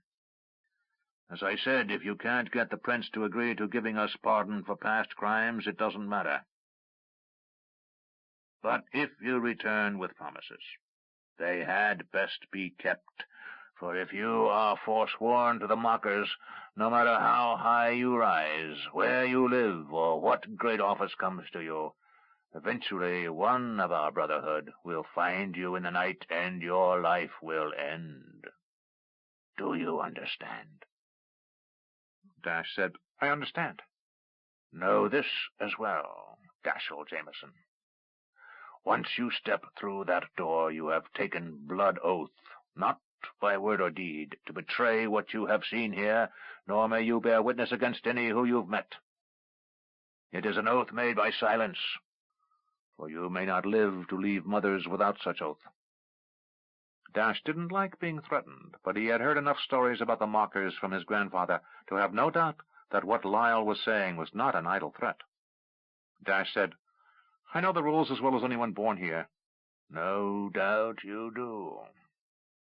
My younger brother struck me as being a man with little modesty. I suspect you know as much about the workings of the mockers as my own men. The upright man waved a bony, scarred hand at Dash. Before he came to my little shop years ago to tell me how the land lay and how I would be required to conduct the business of the mockers, I would have wagered our ways and secrets were inviolate. In moments, I learned that Jimmy the Hand had been watching us as we had been watching him. More, he had others watch us while he was not about. In the end, he was a far better duke than I was leader of the mockers. Dash shrugged. If Patrick does as I request, it all ends anyway. The old man laughed. Think you that a pardon will take this ragged brotherhood of ours and set our feet upon the straight and narrow path? Within minutes of such pardon, some of our more reckless youth will be cutting purses in the market square, or breaking into warehouse cellars, young Dash. The dodgy path is as much a part of who we are as it is a choice in life. Some, like your grandfather, find an escape, a way to better themselves, but most are confined to mothers and the sewers of the city, the rooftops, the thieves' highway, and a short life ending with a hangman's rope.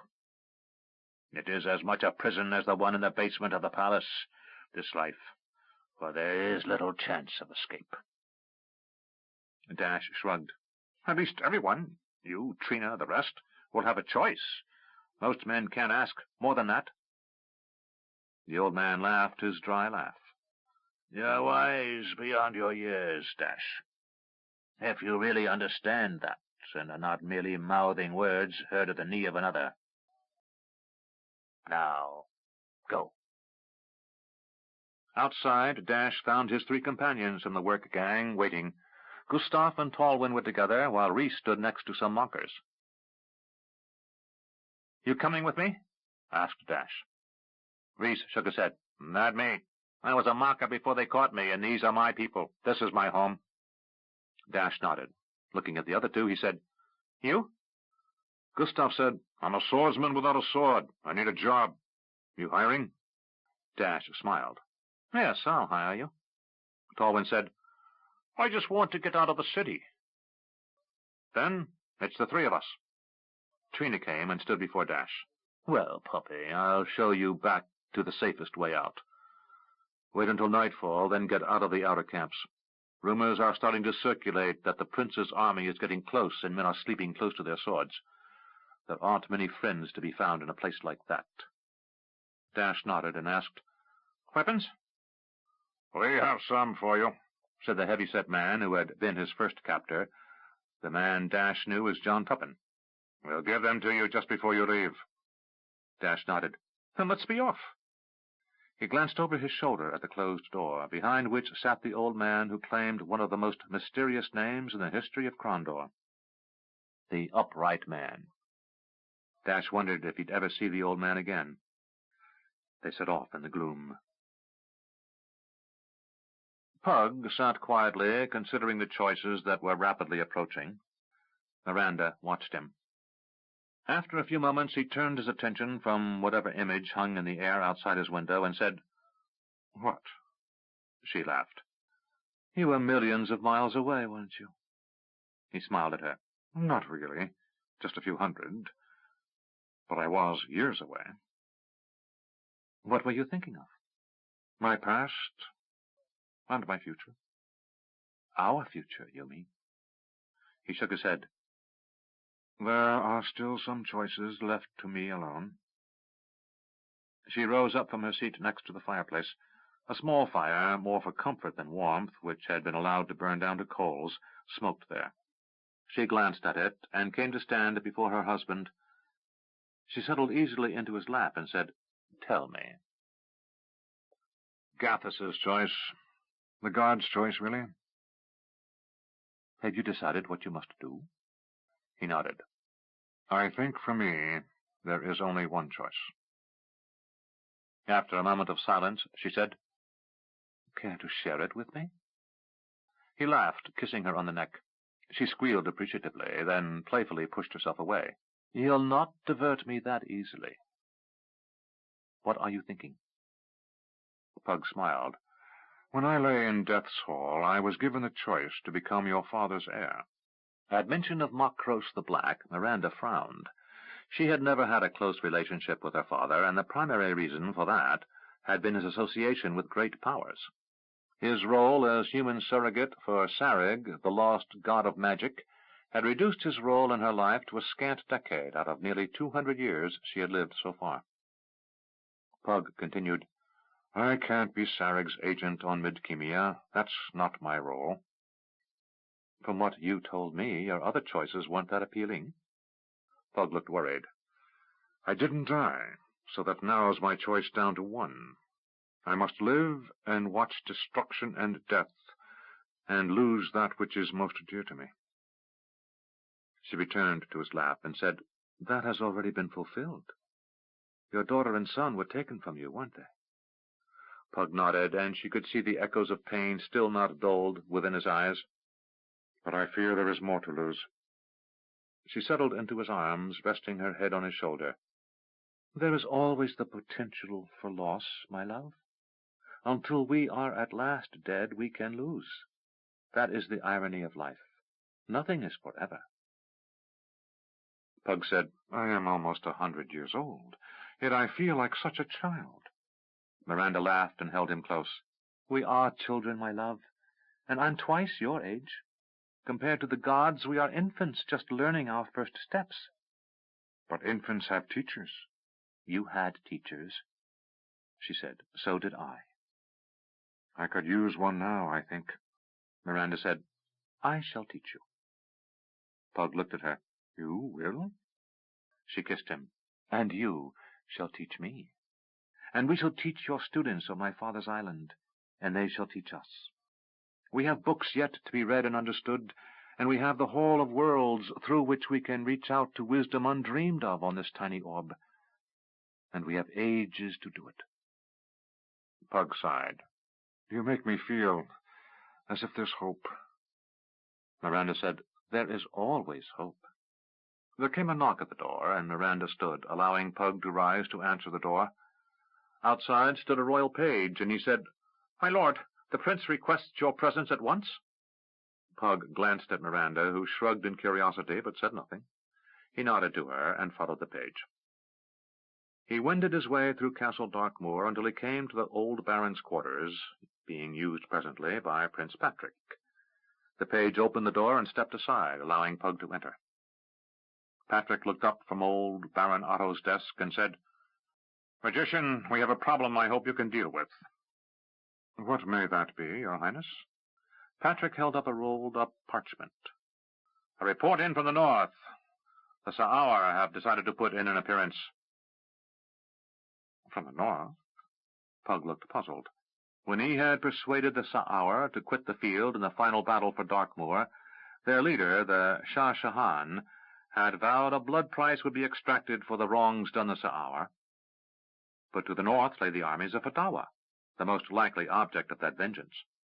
How could the Sa'awar have returned to their old allies after withdrawing? Pug said, Where in the north, Highness? The northeast.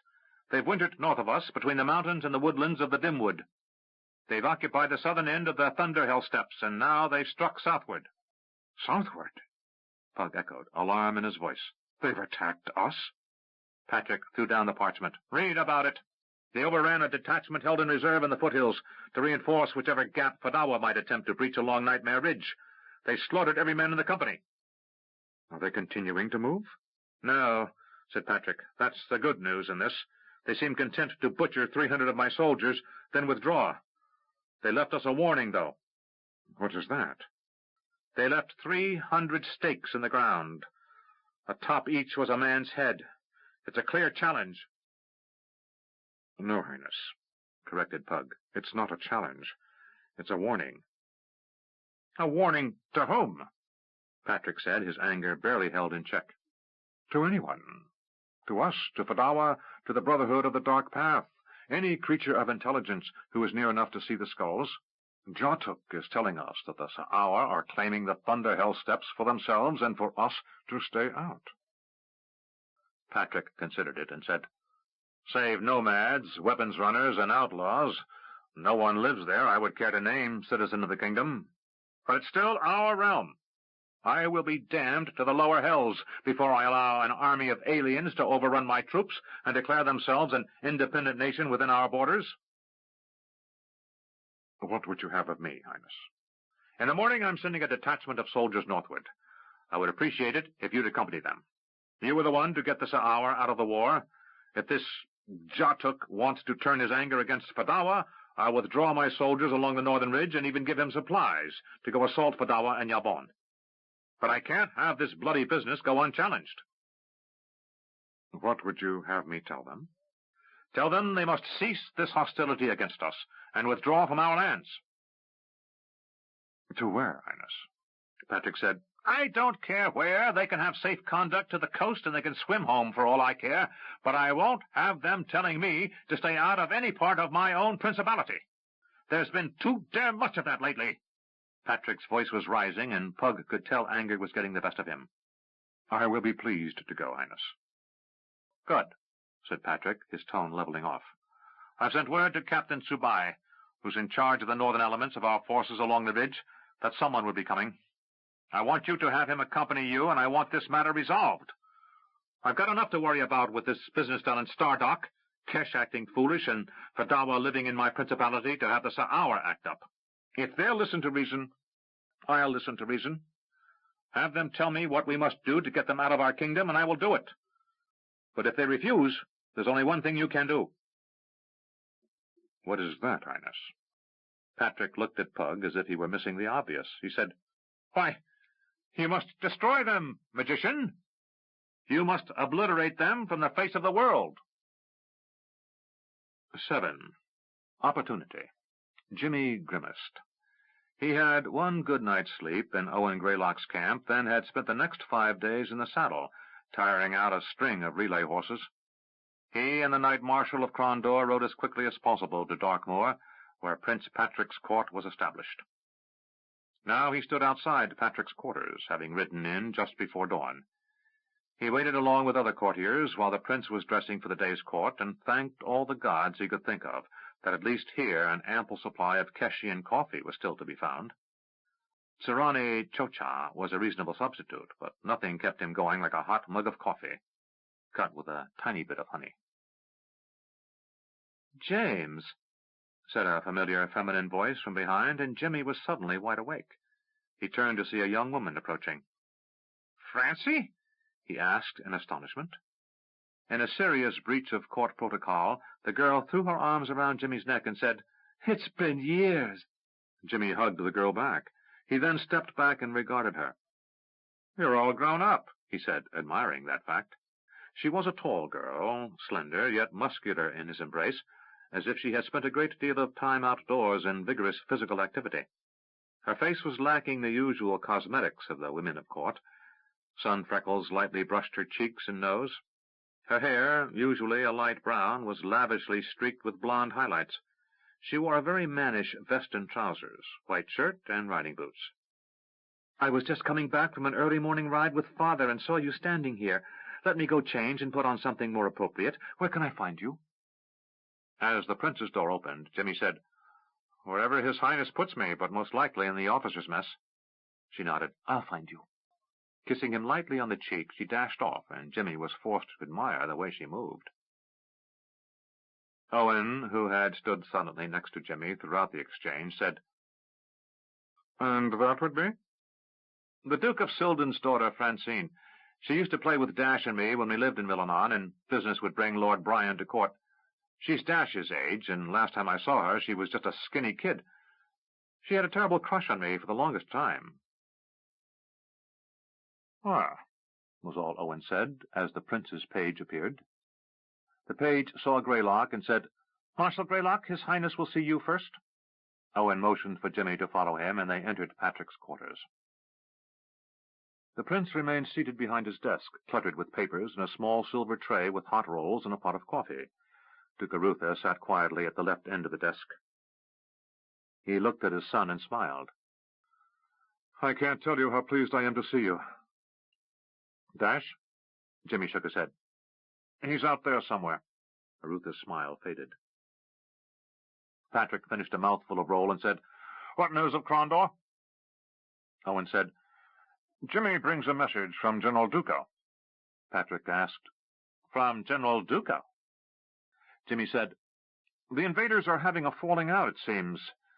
He outlined what Duco had told him of his suspicions regarding Fadawa and Norden, and finished up with, "So the general has a proposal to keep himself and his men from being sacrificed and return Crondor to your highness without bloodshed." Patrick's face was an unreadable mask. Jimmy could see the prince already could sense where this was going. "Go on," said the prince of Crondor. "Duco sees no point in returning to Novindus. The continent is a waste after 10 years of warfare, and—" "Go on," repeated Patrick. "He sees something special in our idea of a nation, Highness. He wishes to belong to something larger than himself. He proposes to return Crondor to your Highness and to swear fealty to the crown. He will turn his army northward and march against Norden up in Sarth." Patrick's color started to rise. "Swear fealty." He leaned forward. "And perhaps he wishes to be named Duke of Crondor in place of your father as well?" Jimmy attempted to keep it light. "Nothing so grand, Highness. Barony, perhaps." "Barony!" Patrick exploded, slamming his hand on the table, upsetting the coffee pot and spilling the hot liquid over the rolls and across a dozen parchments. The page, standing nearby, sprang to clean up the mess while the prince stood up. "The murdering dog has the effrontery to seize my city, then hold me up for a barony to give it back. The thief has no lack of gall." He looked at Owen and Arutha.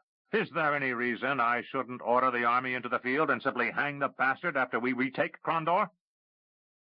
Arutha said, "There are several reasons, Highness." Patrick looked at him. "They are?" "By making a bargain with Duco, we take the enemy's forces and reduce them by a third. We increase our forces by that much. We save the lives of countless men. We then have an advance unit to throw at Sarth, and we free up men needed to reinforce the southern marches, holding Kesh at bay." Arutha seemed reluctant to continue, but finished by saying, "If Duco is being forthright, and this isn't some sort of elaborate ruse, it's too good an opportunity to pass up." "Invade my realm, steal my city, destroy my citizens' lives and property, then turn around and extort a patent of office from my father, and it's too good an opportunity to pass up?" Patrick looked at Arutha and shouted, "Are you bereft of all reason, my lord?" Jimmy stiffened in anger at his father being addressed in such a way, but said nothing. Arutha, showing the patience of a parent faced with a child throwing a tantrum, said, "I am reasoning very well, Highness." Then, in the tone a schoolmaster used with a student, he calmly said, "Sit down, Patrick." Prince of the Western Realm or not, Arutha had been one of Patrick's tutors, and old habits were hard to break. He sat behind his desk, looking daggers at Arutha, but remaining silent. "You must think like a prince. No matter what else you do with the invaders, you must also deal with Kesh. They are only restraining themselves because the magicians at Stardock are as likely to destroy their forces as they are ours, should either side not abide by the present truce. The only way you can deal with Great Kesh is from a position of strength. You must reclaim Yabon. To do that, you must clear the western realm west of the Calastius Mountains. And to do that, you have to take Sarth. If you are forced to fight for Crondor, you will not be able to launch a campaign against Sarth until the middle of summer, At the soonest. Arutha's temper was also rising, but he did a masterful job of keeping his tone under control. If you have any sort of protracted campaign against Sarth, that means a winter campaign against Illith, or holding off until the following year. Why then, Lamut would have fallen. If you give Fadawa another winter to consolidate his holdings, we may never regain the north. He lowered his voice. Fadawa has already bribed key officials in the Free Cities. They're trading with him from all reports. In 3 months, his army will be better provisioned than our own. He's also making overtures to the Quegans, who are likely to listen, given how badly they were treated during the invasion. He glanced at Owen. Greylock said, Taking Illith is going to require naval support, Highness. If Fadawa is as clever as he seems, he'll have Quegan ships anchored in the harbor by the time we get there. And that would mean another war with Queg. Patrick looked as if he was frustrated to the point of tears, but he kept his voice and anger under control as he said, So you're telling me, unless I make a bargain with this murderous scum, I may be fighting a 3-front war I can't win? Arutha sighed loudly. That's exactly what we're telling you, Highness. Patrick's fury was barely held in check.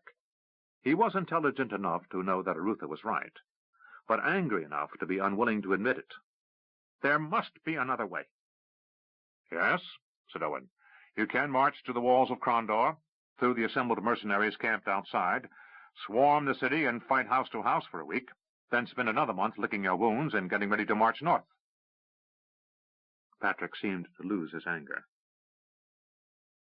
Damn, was all he said. For a long moment he was silent. Then one more time he said, Damn. Arutha said, Patrick, you can't reject this offer. An invading general is seeking to make a separate peace with us, and only the king can reject that offer. Do you want to guess that your father will say no? He'll ratify any deal you and I strike with Duco, that much I know. All we need are some assurances that this isn't a trick of Fadawa's. Jimmy said, Highness, I only spent a few days with a man, but I think him sincere. There's a... He paused, searching for the right words to describe what he saw in Duco. Say on, prompted Patrick. There's something in the man, a hope. He's tired of the killing, the endless conquest. He told me of the time when he discovered the evil that possessed the Emerald Queen, when she created her immortals, her death guard, the men who surrounded her and who willingly died for her, one each night, so that she might keep intact her death magic. By then, any man who showed the slightest hesitation was destroyed. Common soldier or general, it didn't matter. That was demonstrated early in the campaign when some captains tried to revolt, and all were impaled, with the bulk of our army forced to march by the men while they still twitched as they died. After the fall of Maharta, General Gopi was staked out over an anthill for letting Captain Callas and his men escape. That showed no one, no matter what rank, was safe from her wrath. Companies were instructed to watch other companies, so no one knew who could be trusted not to report if even a hint of defiance was suspected. Duco spent the winter talking to kingdom prisoners, soldiers and commoners, some officers from the garrisons down at Land's End and up at Sarth. He's fascinated by our way of living, our government, our great freedom, and he thinks it a wondrous thing, our idea of nation. He was trapped, a prisoner, and jailer of every other prisoner in the army. Jimmy took a deep breath and said, I think he wants to be part of something bigger, something that will live on after his death, and something about which he can feel giving his life might be worthwhile. Arutha said, And he's been betrayed by his own commander. He may be exactly what he says he is. I want reassurances, said Patrick sharply. I want whatever guarantees you can dream up to convince me I should bring this murdering butcher into our nobility. Owen laughed. Is there something funny in this, Lord Greylock? Asked the prince. Only that I imagine an ancestor of yours may have said exactly the same thing about the first baron to live in this castle, said Greylock, smiling. Patrick paused, then sighed. After a moment he chuckled. One of my teachers told me the king of Rillanon had drunk himself into near insensibility over the need to accept Bastyra into his service, rather than hang him from the walls of his city. Many of our most noble lords had ancestors who were nothing more than enemies we chose not to hang, Highness, said Arutha. Well, said Patrick, we have no shortage of openings for nobles in the west. Where shall we place Lord Duco? Arutha said, There are several earldoms, a score of baronies, and one duchy in need of new nobles. Owen said, We need a Duke of the Southern Marches. Patrick looked at James. What do you think of throwing that rabble in Crondor at the Keshians? Jimmy said, Highness, I hesitate to advise. Patrick looked sharply at Jimmy. Don't get modest on me at this late date, James. You'd be the first in your family in 3 generations, and I wouldn't believe it anyway. James smiled. If you move Duco and his men down into the Sutherlands between Shandon Bay and Land's End, you could move those soldiers up into Crondor and still keep a presence along the border to the southwest.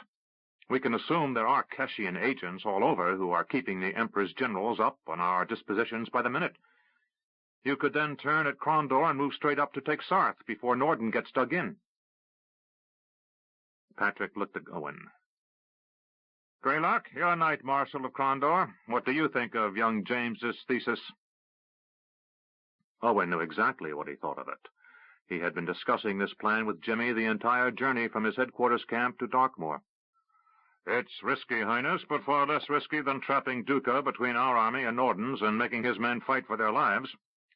And if we move them down to face Kesh, we don't have to worry about Duco's men facing their former comrades, or any spies Fadawa might have in their ranks. Besides, half the men living in the Vale of Dreams are mercenaries, fighting for us or against us at whim. Duca may be exactly the man to rule such as those. He paused, as if thinking about his next statement, which had been rehearsed in his mind many times already. If we continue to dredge the harbor and get the city back into a semblance of order in the next month, we can drive on to Sarth in 6 weeks. That would put us 6 weeks ahead of schedule. We could be at the gates of Illith before the fall rains come. Patrick said, I'll prepare messages for my father. If I can't give the murderous bastard to the hangman, I'll give him to the Keshians. We'll need to send a message to welcome our newest duke into the family, and let him know to prepare for a mobilization of his men.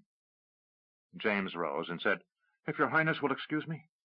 Patrick waved him away, and Arutha rose. If I may be excused for a few minutes to speak with my son?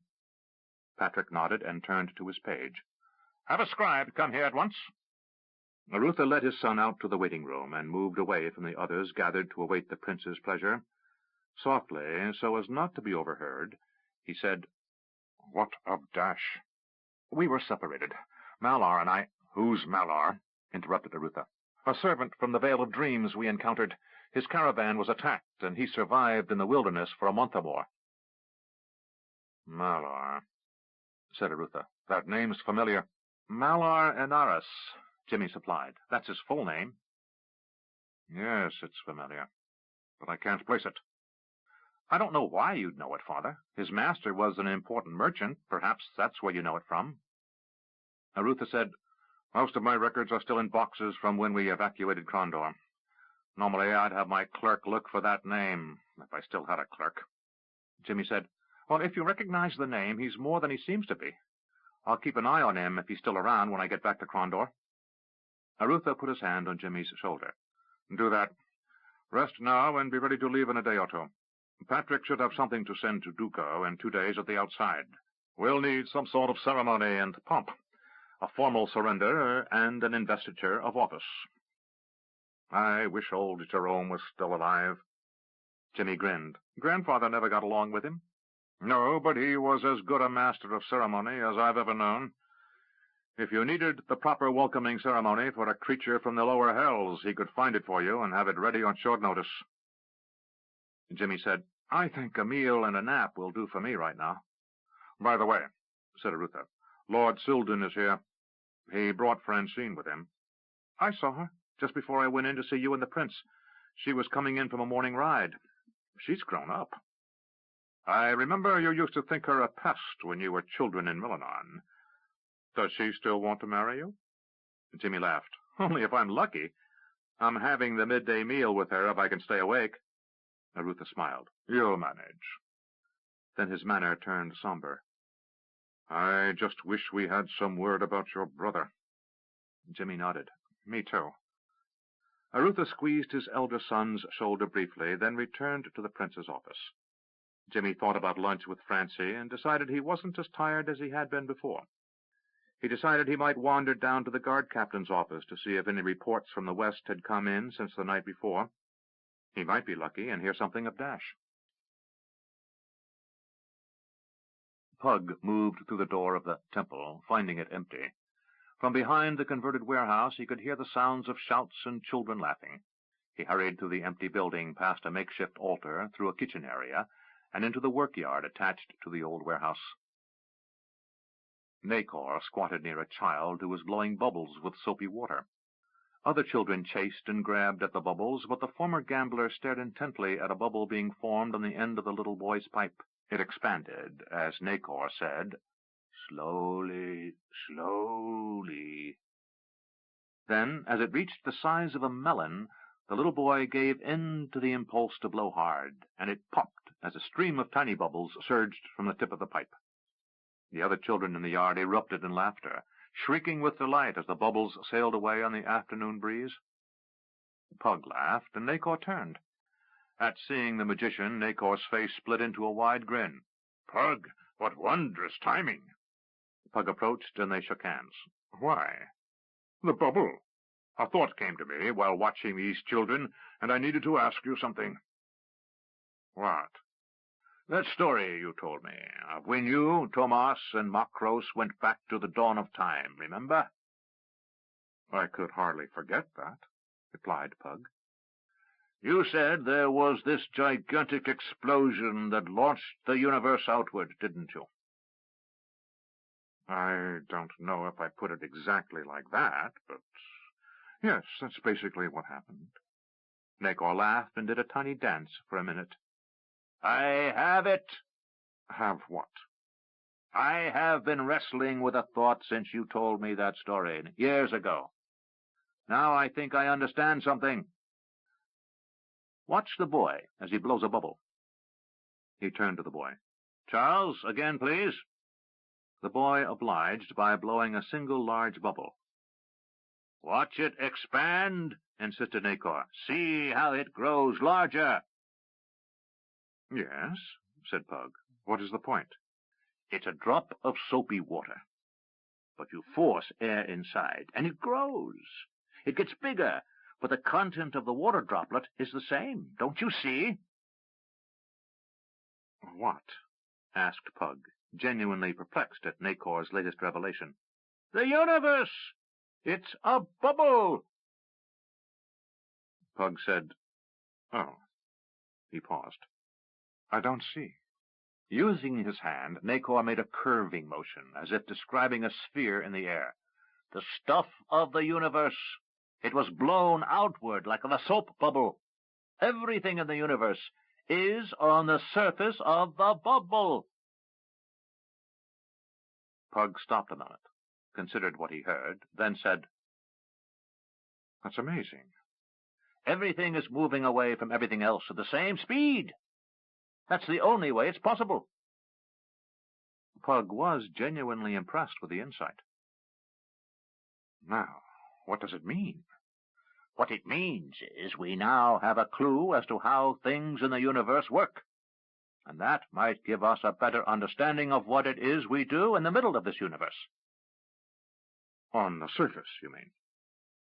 On the surface, conceded Nacor. Then what is in the middle? Asked Pug. Nacor grinned. The void. That gray stuff you talk about. Pug paused. That would make sense. And when you create a rift, you bend the surface of the bubble. Pug shook his head. You just lost me. I'll explain it all to you some other time. Now, if I could just figure out how the whole of worlds figures into all this. Pug said, You'll think of something, I am certain.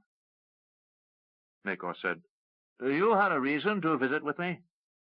Yes, I need your help. Nacor said, Children, continue playing. Who are these children? Asked Pug as Nacor led him back into the temple.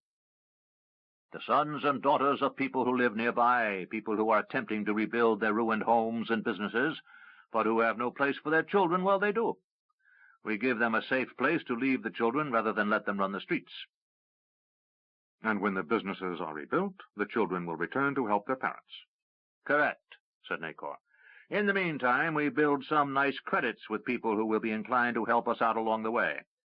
Skilled tradesmen, for the most part. You're really committed to this Temple of Arch-Indar, aren't you? I'm committed to getting it built, said Nacor. After that? Nacor shrugged. I don't know. I'll leave this to someone better able to run it than myself. It's not really my calling. If it were the Temple of the Lost God of Knowledge, maybe, though I think I've had enough of Wodar Hosper's handiwork for a lifetime. He referred to the magic codex, which he had possessed for many years, an artifact which had given him incredible knowledge and power, but which had also threatened his sanity. What then? I don't know. I think I'll move on. They reached Nacor's office, and Pug closed the door behind them. Are you thinking of leaving Shopi in charge? I don't think so. He's heading for a different path, though I'm not sure what that might be. Someone else? Asked Pug as he sat. Nacor nodded. I'm not sure, but I think I may know who. Care to enlighten me? No, said Nacor with a grin as he sat down. I might be wrong. Then I would look foolish. Heaven forfend, Pug said dryly. Now, what sort of help do you need from me? Pug explained the situation with the Sa'aur to the north, then finished by saying, Patrick wants me to deliver an ultimatum, and if they refuse to depart from the kingdom, he's ordered me to destroy them. Nacor frowned. Tales of your powers have been circulating for some years, my friend. I thought it but a matter of time before someone in authority attempted to bend you to their cause. I've served the kingdom without orders before. True, but you've never been under the authority of an impetuous boy before.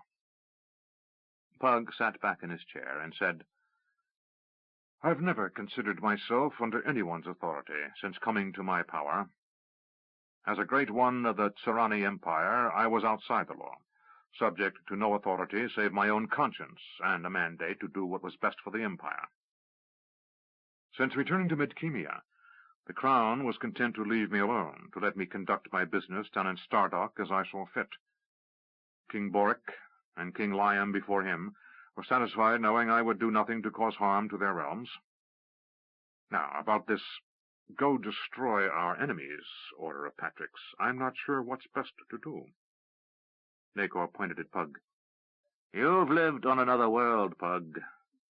That boy up in the castle has barely spent more than a couple of years of his life off the island of Ilanon. You've been a slave and a man beyond the law of the land. You've labored in the kitchen, and you are afforded the rank of duke.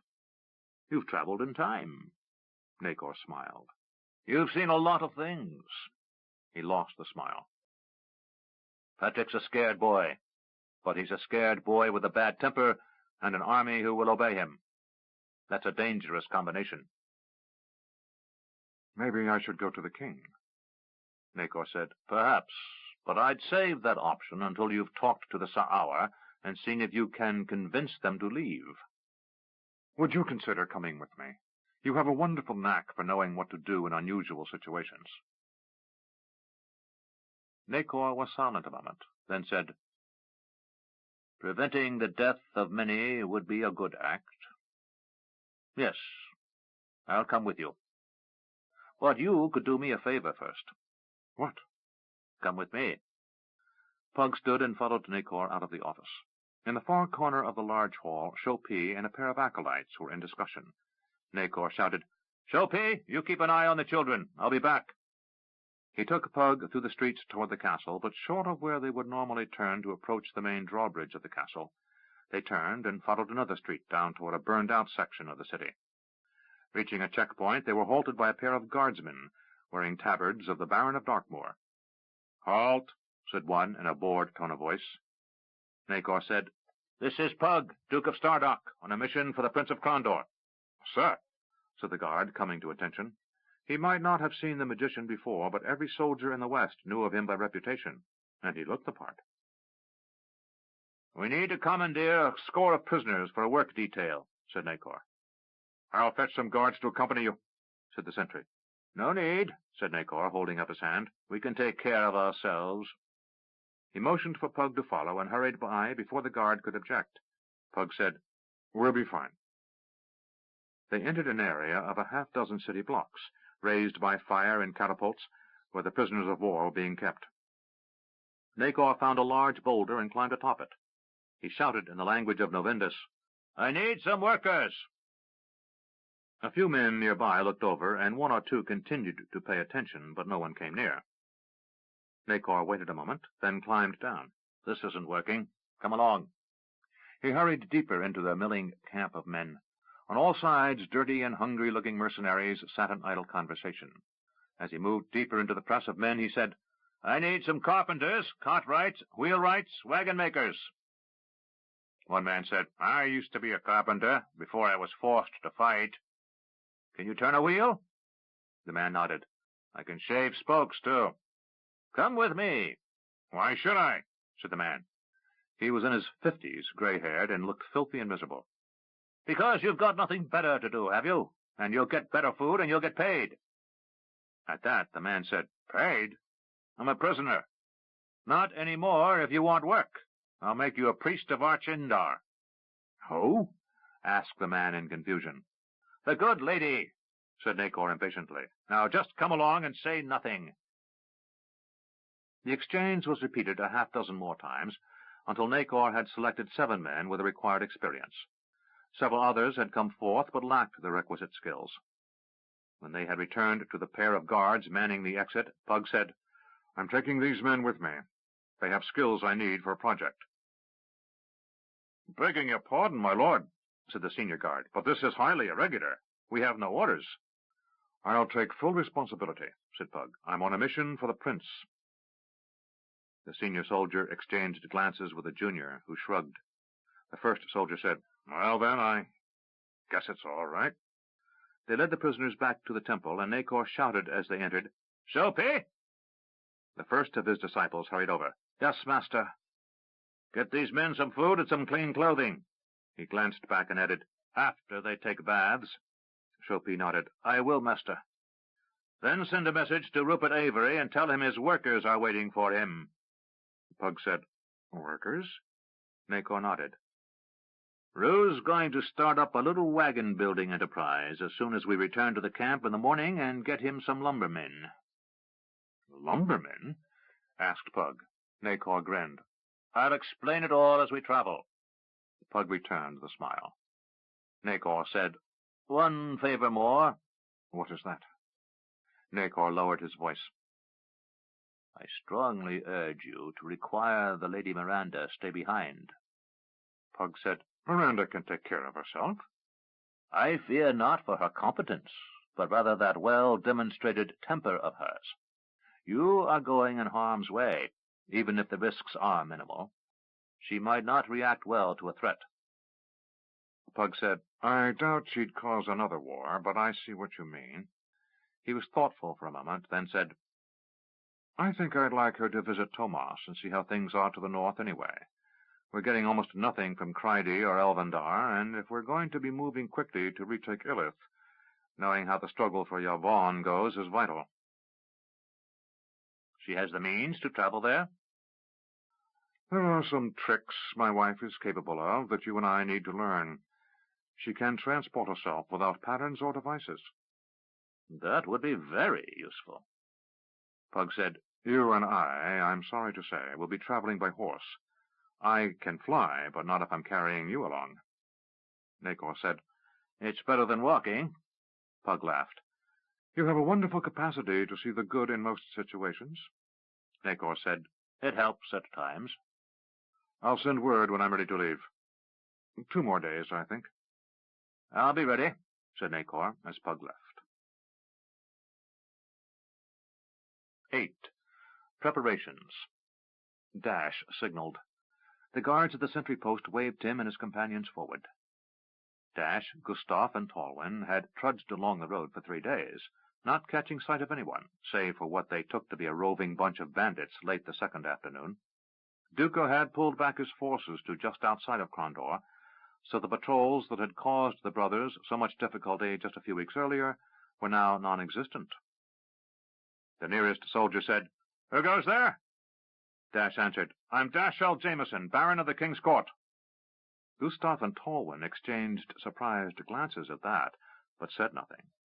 They knew something odd had gone on while they were prisoners of the mockers, and that Dash had spent time alone with their leader, but beyond that they only knew the young man was leading them away from captivity and toward what they hoped would be a warm meal, clean bedding, and employment. "Gar!" shouted the first soldier to the second. "Go get the sergeant!" The second soldier started up the road at a trot toward the distant lights of the kingdom's forward encampment. Dash and the others halted before the first soldier. The man stood in awkward silence a long minute, then said, "If I might ask, my lord—" "What?" said Dash. It was obvious the soldier was curious how a noble of the prince's court could end up in such disreputable attire with questionable company late in the day on the wrong side of enemy lines. But he restricted himself to asking, "Would you like some water?" "Yes, thank you," answered Dash. The soldier passed over a water skin, and Dash drank, handing it to Gustav, who then gave it to Tolwyn.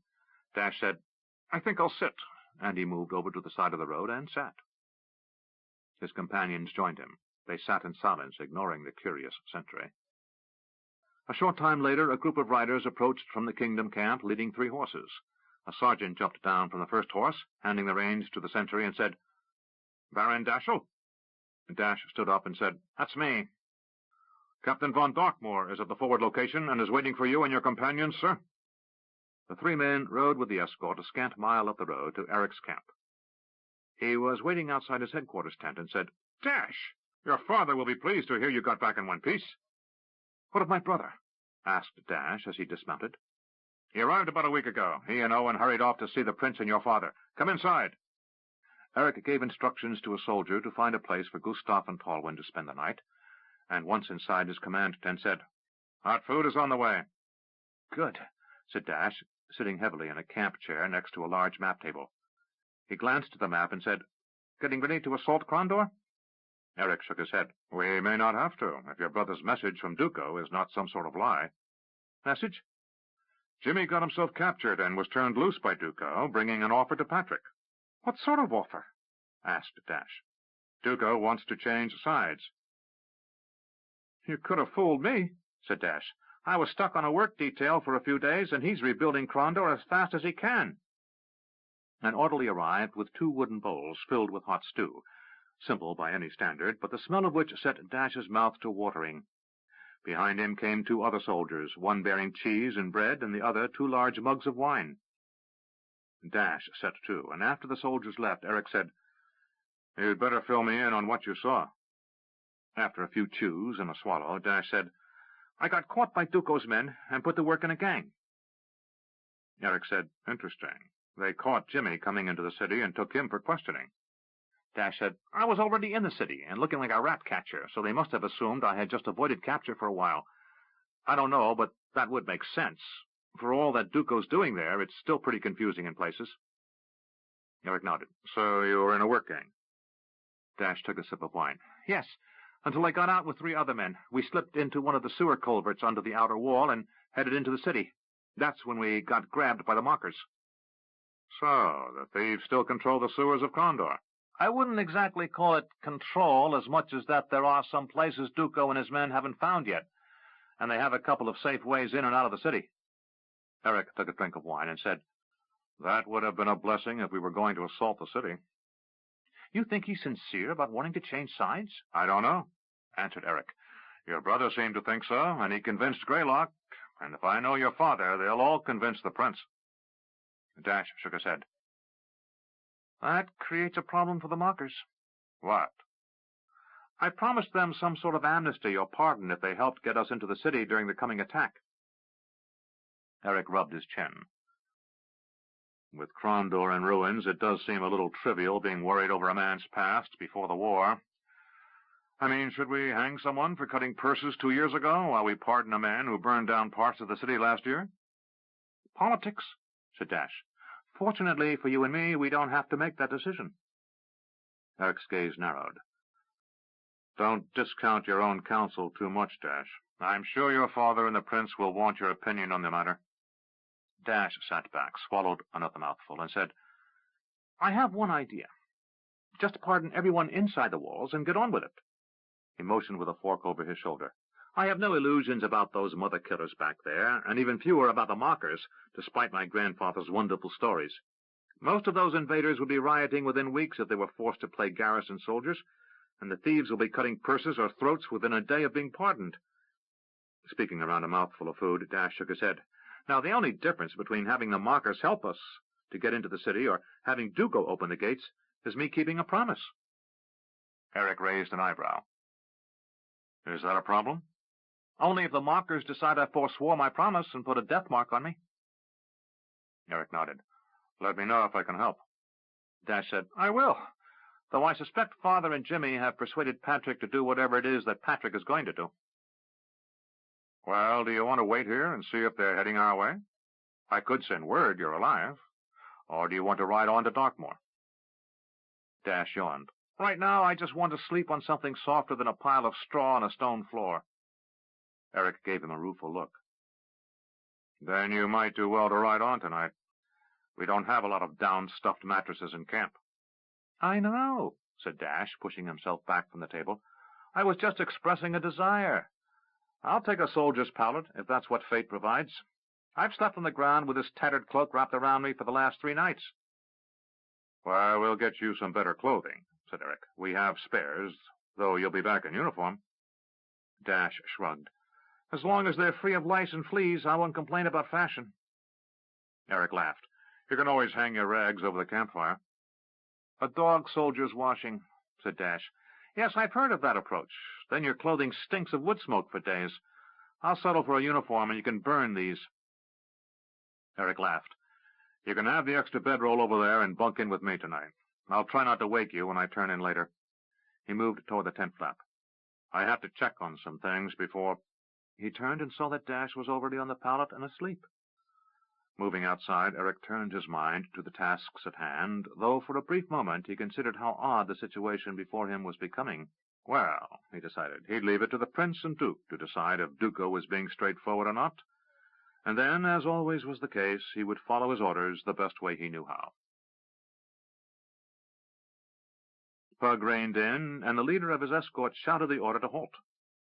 The patrol heading toward them was decked out in the black of Krondor's Crimson Eagles, the special unit founded by Callus, Eric von Darkmoor's predecessor, and at their head was a familiar face from the last winter at Darkmoor. Nakar! Magician! Shouted Jaddo Shati, lieutenant of the company. What brings you this way? He signaled behind him, and his patrol also halted. We're up to see Captain Subai, and then on to see if we can sort out this mess with the Sa'awar, said Pug. Jaddo's brilliant smile suddenly fled. Man, ask Nakar. We've faced them Sa'awar down across the sea, tough and fast. Takes 3 of us for each one of them unless we're heavily armored.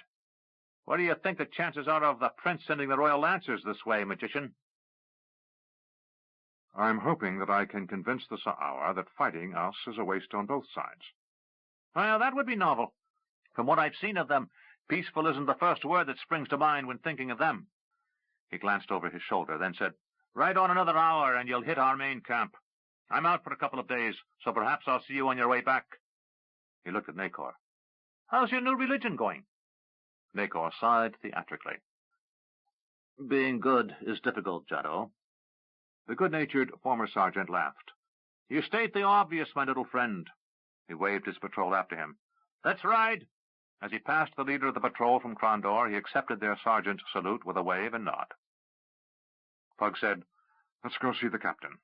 Nakor said, Let's go eat. I'm hungry. Pug laughed. You're always hungry, my friend. "You know," said Nacor, as they rode along, "I had this odd notion." "Really?" said Pug, interrupting. "You'll have to tell me of it some other time." Nacor laughed. "No, I mean really odd." "Definitely some other time," said Pug. "Very well," Nacor responded. They rode in silence as they approached Captain Subai's camp. It was set up in a clearing near the base of some foothills rising steeply to the west. Pug could see the road rose sharply beyond the camp, and judged this to be the northern boundary of the area considered secured from invaders. To further reinforce that impression, he could see a heavy breastwork had been constructed across the road on the northern side of the camp. Glancing around, Pug could see why this location had been picked for the headquarters camp. There was ample room to the south for the area to be quickly reinforced, but to the north the terrain rose sharply on the west. To the east of the road the bank was almost a cliff face, and below it any soldiers coming down along the base of the hills would be trapped in a narrowing defile. A pair of archers could hold off anyone coming along that way. The soldiers hurried along to take Pug and Nacor's horses. The men were dressed in both the garb of the Royal Pathfinders and the Crimson Eagles. Pug and Nacor dismounted, and Pug asked one of the soldiers where Captain Subai's tent was located. The soldier indicated a large tent in the very center of the camp, and Pug gave his thanks. Pug turned to the sergeant leading his escort and said, "Thank you, Sergeant. Rest tonight, then lead your men back in the morning. We'll be fine here." The sergeant saluted. He turned and gave the order to dismount, and asked the second soldier where his men could care for their mounts. As the soldier directed the sergeant, Pug and Nacor walked toward the command tent. There was a single soldier sitting in a camp chair outside the tent. As they drew near, Pug saw that it wasn't a lazy sentry, but rather the Pathfinder commander himself. He was hard at work oiling up a leather harness. Pug had heard that Pathfinders tended their own equipment and didn't relegate anything to the Army's usual cadre of blacksmiths, tanners, and armorers. Eric had once commented to Pug that they took very good care of their horses, an area in which Eric was an expert. He glanced up and recognized the magician. "Duke Pug," he said slowly as he stood and saluted. "To what do I owe the pleasure of this visit?" Pug said, "To Prince Patrick's instructions, I'm afraid." The captain, a gaunt man with prematurely gray hair and a face and hands the color of tanned leather, stood. "What orders?" "I'm to venture down to the flatland, to the east of here, then strike up into the Thunderhell Steppes, find the Sa'ar, and convince them not to attack our forces again." The captain raised an eyebrow in his most expressive reaction since Pug had first encountered him in Krondor. "Good luck to you, my lord." He put down the harness and said, "Will you be needing anything from me or my men?" Pug said, "I regret to say I must impose on you for an escort. The prince thought it necessary." The captain smiled. "From what I've heard of you, I find that difficult to believe. Still, if the prince commands, we obey. I'll have a patrol ready to accompany you at first light. Until then, you'll have to make do with a rough camp. I'll have a couple of my men double up in a tent so you and your friend here can share one." "Thanks," said Pug. He glanced at Nacor. "You'll sleep alone tonight, my friend, as I plan on staying another night with my wife." "Going to flit back down to Darkmoor?" "No, Miranda's at Sorcerer's Isle, and I want to see her again." Nacor grinned. "I remember what it was like to be in love," he sighed.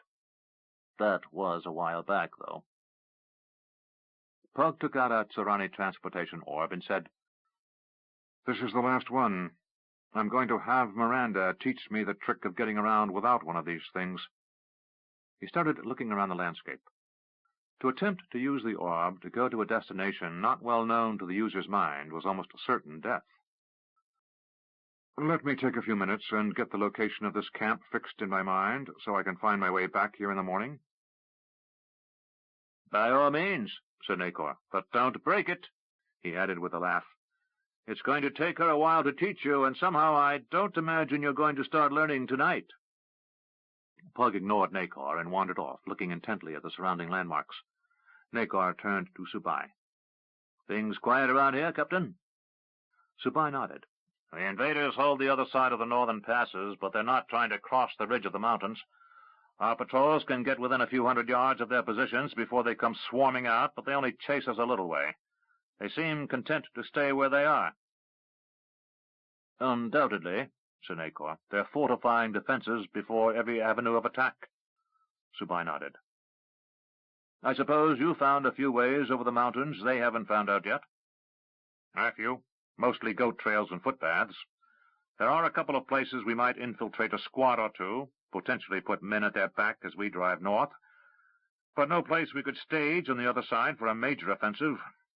The captain glanced westward, as if seeing through the mountains to where the enemy was on the other side. "Over there, just a week's ride, if it were a straight path, lies Sarth. If we could somehow get inside there, seize the old abbey above the town, and stage there, we could launch a flank attack in support of any forces coming from the south and clear out the invaders in a few days, rather than the weeks it's going to take." Acor said, "Maybe there's a way." "What are you suggesting?" asked the captain. "I'm trying to remember a story Duke James told me a long time ago." He was silent a while, then said, "I need to send a message to Duke Arutha. Do you have something I can write with?" "In my tent," said Subai. "Good," said Acor, heading inside. Subai looked up to see where Pug was now, and saw that the magician had vanished. Miranda looked up and saw Pug standing there. She jumped up, hurried to him, and threw her arms around him. "I missed you." Pug echoed the sentiment. They hadn't been apart since the end of fighting almost 6 months earlier, and it had taken him almost a week to reach Subai's camp in the mountains. "How are things around here?" Pug asked after their embrace. Miranda said, "Much as we left it. Gathis conducts the daily business over the island in an exemplary fashion, and it seems Robert Delise has become something of an organizer around here. He's taken to re-establishing the class schedule that lapsed with your last departure." Pug smiled. "Good. I'll have to speak to him before I leave in the morning." She kissed him. "But not until after dinner. I want you to myself for the next few hours." He smiled and said, "Not until then." They spent the next 2 hours alone, then sent word to have supper brought to their quarters. After dining, Gathis appeared outside the door as servants were removing the dinner trays. "Master Pug," he said in greeting. The tall, goblin-like creature was always formal when addressing anyone, from Pug to the most menial of servants, though even the most menial of servants on this island was a student of magic, from one end of Midkemia to the other, and from distant worlds. "Gathis," Pug acknowledged. "How is everything?" "That is why I wished to speak to you. I fear something is amiss." "What is that?" "It would be better if you and Mistress Miranda were to accompany me." Pug and Miranda exchanged glances, but said nothing, nodding to Gathis, who turned and led them out the door, and along the long hallway which separated Pug's personal quarters from the rest of the large central house that dominated Villa Beata, the beautiful house, as it was known in the ancient language of Queg. He led them outside and across a meadow, and instantly Pug knew where he was leading them. As before, when he reached a grassy hillside, Gathis waved his hand, and a cave materialized. They entered, and again Pug saw the small altar, upon which rested the statue of Sarig, the lost god of magic. Miranda gasped. The first time they had seen the statue, the features upon it resembled those of her father, Makros the Black. "The face is blank." "Yes, mistress," said Gathis. "I came here a few days ago and saw what you see now." "What does it mean?" asked Miranda. Pug said, "The gods are waiting." "For what?" she asked, touching the statue. Pug's voice was soft. "For Sarig's new avatar, his new human agent on this world." Miranda said, "Does this mean you?" "No," said Pug. "When I lay near death in the healing glade of Elvandar, when Lim's Kragma spoke to me, I was given 3 choices. Death was the first." He looked at Miranda. "I could not leave you." She smiled. "The second choice was eternal life, but the price was becoming Sarig's next avatar. I would have replaced your father." I don't think I would have cared much for that. Then she looked at Pug. What was the third choice? Pug said, Nothing I care to talk about. Anger flared up in Miranda's voice as she said, Tell me. I will die someday. She moved around to stand directly before him, between Pug and the statue. You're not telling me something. What? Only that at the end of my life I will know hardship. Miranda's eyes widened. What have we known already? That was how I looked at it. If we can get through what we've already survived, what more should I worry about? Coolly, she said, Are you telling me everything? Pug shrugged. I'm probably forgetting something. With a light tone, he said, Remember, I was almost dead at the time I had this conversation. Gatha said, The future is not fixed, though it can be difficult to change if events gain enough momentum. Pug nodded, and Miranda said, I have no idea what that means. What are you hiding? Pug said, Only that in exchange for a very long life and a great deal of power, I will have to eventually pay a high price. Miranda said, There's no only about that. Gatha said, We all have prices to pay. Pug changed the subject. You've been the keeper of this shrine for ages, Gathis. What do you think this means? I think a time of change is upon us, Master Pug, and soon someone will present himself to fill the void left by Makros' death. Pug said, I think you are right. Perhaps it's one of the students. Pug remained silent a moment, then said, Someone will find this shrine. Gathis said, I have evolved a very subtle but powerful spell to disguise it, Master Pug. I know. I lived on this island for decades and never suspected it was here. But whoever is fated to become Sarig's next tool will somehow find this place. Gathis pondered that observation and said, I think that is a likely possibility. We will await that day. In the meantime, he said to Miranda, let's return to the house. I want to see a little of how things are running here. Then I want to rest before returning to Sabai's camp in the morning. They returned to the house, and as they crossed the center courtyard, they encountered a group of students sitting around the fountain, enjoying the quiet spring evening. As Pug approached, they all respectfully rose, save for a Brunanji fire signer, whose snake-like lower body made it impossible for her to do more than raise her roughly humanoid upper torso in an approximation of a slight bow. Pug waved them all back to where they had sat. Robert Elias said, Pug, it is good to see you again. How have you found life on our tidy little island? Asked Pug. He had brought the young magician along with Miranda to the island during the winter. Robert had resigned as a member of the council at Stardock and had nowhere else to go. Patrick seemed indifferent to the idea of a court magician, so Pug decided to employ him at the island. It's a wonderful place, said Robert. I've learned more about my arts in the last month than I did in the previous 2 years at Stardock. Miranda and Pug glanced at one another. That's impressive, said Pug, motioning for Gathis and Miranda to sit on a nearby bench. You were the youngest member of the council and rose faster in the learning of your craft than any student we had at Stardock. And you're learning even faster here. Robert smiled. He had chosen to affect a beard in imitation of Pug, a flattery Pug didn't find appealing, but which he chose not to comment upon. It's astonishing. What I find even more wonderful is that with practitioners of magic from other worlds, I'm learning things Chalmers and Khalid never would have dreamt of. Pug was now genuinely intrigued. Oh, really? Care to give me an example? Robert nodded, his youthful enthusiasm clearly evident. He turned to the fire singer and said, Tapkek showed me something a few days ago that I've been practicing. He moved away from the group and started to sing. It was a faint sound, as if half-whispered, but clearly singing. The words were impossible to understand, as if the mind refused to grasp them, and they were forgotten as soon as they were heard. Yet there was a pattern to them, a mildly hypnotic rhythm that caused Pug to glance around at the other students. They were sitting and watching with rapt expressions as Robert continued his song.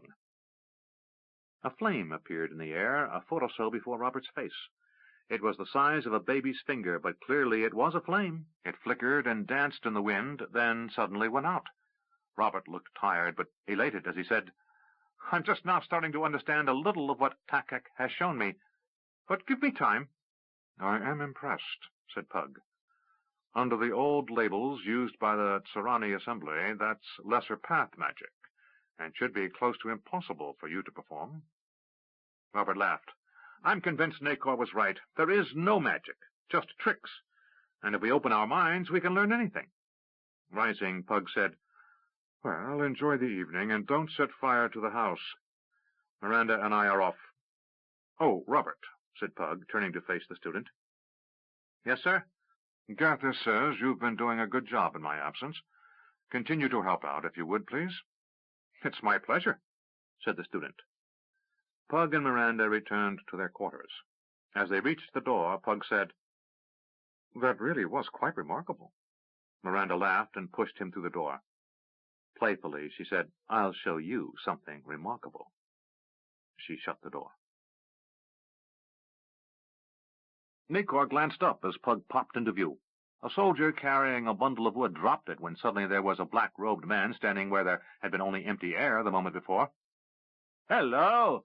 Nakor called happily. Captain Subai was close by, talking to a young officer wearing the black tabard of Krondor's Crimson Eagles. A few pathfinders could be seen around camp, but their numbers were few. Pug knew that the majority of them were high in the mountains to the west, scouting the enemy and ready to return with reports on any movement of Padawa's forces. Their reputation for tracking, scouting, and stealth in the woodlands was legendary, rivaling that of Kesh's imperial guides and the rangers of the free cities of Natal. Only the elves were said to be better. Subai said, "Lieutenant Gunderson will lead the patrol accompanying you." Pug saw that the captain was providing an escort of a dozen men. One, a trail-breaker, Pug judged, was a pathfinder, and he started riding ahead while the others waited for Nakor and Pug to mount their horses. Subai pointed at Nakor. "I'm pleased to see that one go. I don't know what's more irritating, his constant preaching on the subject of good or his luck at cards." Pug laughed. "I have a hunch which was more irritating." Subai said, "We've packed provisions for 2 weeks." "I'll find them in less time than that," said Pug as he hiked up his black robe and climbed into the saddle. "Just make sure you find them before they find you. By all reports, they come out of the grasslands like a wind and are over you before you even hear them coming." Nakor said, "I've seen them. You can hear them coming." Subai smiled, and Pug said, "Any other advice?" "Don't get killed," said the captain, without a smile. Pug nodded. "I have other plans." He nodded to the lieutenant, and the order was given to ride off. Nakor said, "I was talking to the captain about some trails over the mountain. As soon as we get back from this nonsense, we have to get back to Darkmoor and find Greylock and Eric. I think I have a plan that could shorten the war." Pug turned and said, "Tell me about it." Nakor outlined what he had thought of as they rode down a small trail leading into the woodlands below. For 5 days they rode, and except for one sighting of a band of riders who veered off at the patrol's approach, the journey was uneventful. They had left the foothills the day before and were riding across grasslands, heading toward the southern entrance to the Thunder Hell Steppes, a broad break in 2 ranges of hills less than 5 miles across. They reached a point near signs of a large old campsite, and the lieutenant ordered a halt. "This was our reserve camp. There were wooden walls, a dirt outer barrier, a drop gate. They overran it and killed everyone." He motioned with his hand. "They staked the heads in an arch starting here." Pug said, "Then this is where we will part company, Lieutenant." The young officer said, "I thought we were to accompany you until we found the Sa'awa." "A reasonable assumption, but incorrect," said Pug. Nakor said, "Honestly, Lieutenant, we can take care of ourselves, and having you along might cause us some extra trouble, trying to keep you all alive." The lieutenant said, "Then may I ask why we're here at all, sir?" "Because I didn't feel like arguing with your captain, if you must know," said Pug. "Do you mind if we wait, sir?" "Don't bother," said Pug. "If I don't get killed, I'll be traveling back to Darkmoor a lot faster than you can get there." The magician's reputation was widely spread throughout the army, and he was also a duke, so whatever reservations the young officer might have felt were kept inside. He merely saluted and said, "Very well, my lord. Have a safe journey." "You as well," replied Pug. Nacor said, "Well, then, let's get there." Pug nodded and urged his horse forward. They had traveled less than a mile when Nacor said, "Do you hear it?" Pug said, "Yes." In the distance, like the sound of distant drums, the thunder of the hooves pounding across the plains carried to them. Pug knew, and Nacor had seen those horses, twice the size of the sturdy cavalry mounts they rode. Astride each would be a Sa'aur, 12 feet tall, reptilian warriors. Soon dust could be seen in the distance. Pug turned to make sure the kingdom patrol was retreating, and was pleased to see it was almost out of sight. "Let's wait here," said Nacor. Pug nodded. "They'll be here soon enough." They waited, and in the distance they could see riders on the horizon. The Sa'aur were coming. 9. Negotiations. Jimmy waved. Dash returned his brother's wave as he rode into the courtyard of Castle Darkmoor. After spending the night in Eric's company, he had taken a horse and ridden to the prince's court. He had exchanged mounts like a relay rider, anxious to get to court. Dash dismounted and turned the reins of his horse over to a groom and embraced his brother. "I was concerned I might not see you again for a while," he said. Jimmy smiled. "I feared the same, too. Yet again, though, the brothers Jameson survive." "Barely," said Dash. "I got away from a work gang only to be trapped by the mockers." "Come along, tell me all about it while you bathe. Father's in court with the prince and will be anxious to see you when you're presentable. It appears we won't need any details on defenses, as we seem to be reaching an accommodation with General Duco." "So Eric von Darkmoor tells me." He glanced around. "Where are the troops ready to march, the brave banners and loud trumpets?" "Ah," said Jimmy, a dark cloud crossing over his face. "The departure is delayed." "Delayed?" Dash looked confused. "I would have thought Patrick would have hurt himself to get into Crondor as quickly as possible. The earlier the city is secured, the faster we can turn north towards Sarth and start retaking the Bitter Sea coast and Yabon." "There are other issues." Jimmy pulled on his brother's arm. "Come along, get a bath, and we'll talk." Dash sighed. He trudged along after his brother. Dash sputtered as Jimmy poured another bucket of hot water over him. "So then he turned you loose?" "Yes," said Dash, "but I don't think there was a lot of family devotion in there. What I saw looked like a pretty pathetic bunch, and I suspect he knew that killing me would protect very little, while turning me loose might actually gain him something." "Well, if Duco doesn't turn out to be the grandfather of liars, we won't need the mockers' help getting into the city."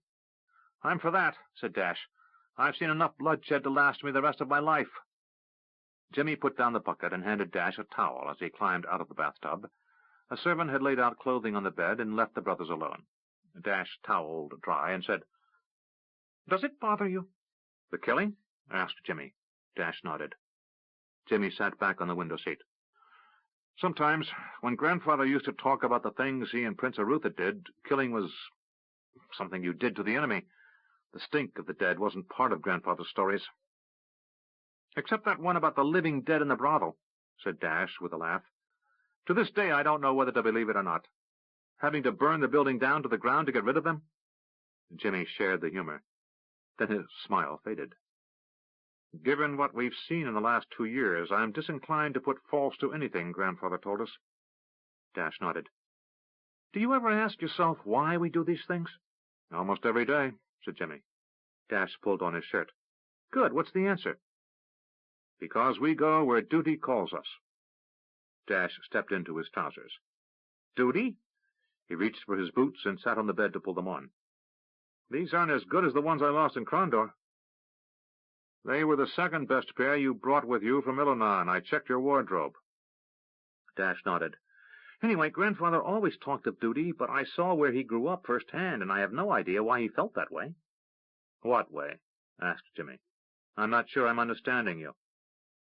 "I mean, he felt so deeply his duty to the kingdom. Those mockers I talked to looked at it as you or I might look at taking vows to serve Sung." "Celeby was never high on my list of virtues," admitted Jimmy. "That's what I mean. had Father as deep into the idea of king and nation before we were born as if he was teaching a religion. I'm just at a loss to wonder how Grandfather got that way." Jimmy looked at his brother as he finished dressing. "Interesting question. Perhaps Father can give you an insight. I suspect that if all those stories we heard were true, and if life with the mockers was as unappealing as I suspect it was, Grandfather might have been moved by a very deep sense of gratitude." Dash glanced in a looking-glass and judged his appearance acceptable for an interview with the prince. "I don't think it's that. It's more than gratitude." He looked at Jimmy. "Is there anything you can imagine that would get you to break your vows to the crown?" Jimmy stopped almost in mid-stride. The concept was too alien to imagine. "Turn traitor?" He stopped and said, "I can't imagine what it could be. Perhaps some sort of perfect love?" He shook his head. "No, because I can't imagine any woman who loved me turning against something I hold that dear." "Speaking of women, did I see a page hurry by wearing the livery of Silden?" "Yes, you did," said Jimmy with a grin. "Is Francie here with her father?" Jimmy nodded. "Yes." "And does she still have that crush on you?" Jimmy's grin widened. "I hope so." He laughed. "We had lunch the other day. She's turned out just as you might expect." Dash opened the door and said, "If memory serves, she was obnoxious and beat you up with some regularity." "No," said Jimmy, stepping through the door. "It was you she beat up. I was too big. Besides, she fancied herself in love with me." "Well, then, back to the point. Is there something there?" Jimmy walked down the hall with his brother. "Seriously, I don't know. I suspect, however, I may have nothing to say in the matter. Nor will Francie." "Patrick?" "That's the delay I spoke of. Suddenly dukes are winging their way like birds in migration toward Darkmoor." "All with eligible daughters?" Rounding a corner, moving past the guards standing at their posts, Jimmy said, "I think the king worries that with war coming, another heir might prove valuable." They climbed the steps in the main hall that led to the baronial Great Hall, where Patrick currently held court. "The curse of twins. Erland would never do anything against his brother, we know that. But there's more than one noble who might link his fate to one of Erland's sons, should a rival claim be possible. If Patrick doesn't wed and beget a son—" He let the thought go unfinished as they reached the audience hall. Nobles had been trickling into Darkmoor since the thaw, and now the modest baronial hall was packed to the point of overcrowding. Dash said, "We'd better take Crondor back just so we can get into a hall big enough to hold this lot." Jimmy said, "Shh." He pointed to where their father stood next to the prince. It was the most formal-looking court they had witnessed so far in Darkmoor, for Patrick wore his purple mantle, his ermine stole, and his circlet of gold. Arutha was likewise attired formally in a black tunic with golden trim, scarlet leggings, and his chain of office, with his ducal seal hanging from it. At his side he wore the sword once borne by his namesake, carried by Eric von Darkmoor to Arutha. The brothers waited at the rear of the hall as the prince disposed of the day's business. Then a young page announced, "This day's court is at an end, my lords and ladies." Patrick stood, and everyone in the room bowed. As the prince departed, Arutha saw his sons and motioned for them to join him. They crossed the still crowded court, and when they reached the dais upon which the throne was placed, Arutha hugged his younger son. "I can't tell you how pleased I am to see you." "Of course you can," quipped Dash. Arutha said, "Come, you must fill in the prince on what you learned in Crondor." Dash followed his father and brother into the prince's private office. Nacor said, "Do you think they'll get tired of this?" Pug said, "Eventually, or they'll run out of arrows." Pug had erected a mystical barrier around the two when the Sa'ar had first closed on Nacor and him. As it was clear, they weren't coming to talk, but rather were charging with lances down. These appeared to be young Sa'ar warriors, eager to shed blood. Several of them had been seriously injured when their lances struck Pug's invisible barrier and shattered, throwing them from their saddles. For almost a half-day since, the Sa'ar had been content to take up position a dozen yards from the two men and fire arrows at them. The chaos which followed seemed to amuse Nacor, though Pug was disturbed by the attempt to kill them without conversation. They appeared two relatively helpless men, unarmed and alone. Their own horses had panicked at the onslaught of the Sa'awa riders, the massive horses bearing down like a rolling tide. Pug had allowed his and Nakor's mounts to flee before putting up his barrier, and now he regretted the decision. They were without the food and water in the saddlebags, with nothing for sustenance except for Nakor's seemingly inexhaustible supply of oranges. He produced one, split the skin, and began to devour it. "Want one?" "No, thank you. Maybe later," said Pug. "This shield spell is more than adequate to keep them out, but I do have to spend a little energy keeping it intact." "It's a good thing they don't have any spellcasters along, isn't it?" "Things could get a little difficult," agreed Pug. Nakor squinted and said, "Then things might get difficult soon." He pointed to the distant horizon beyond the milling, angry riders who were still firing arrows at them.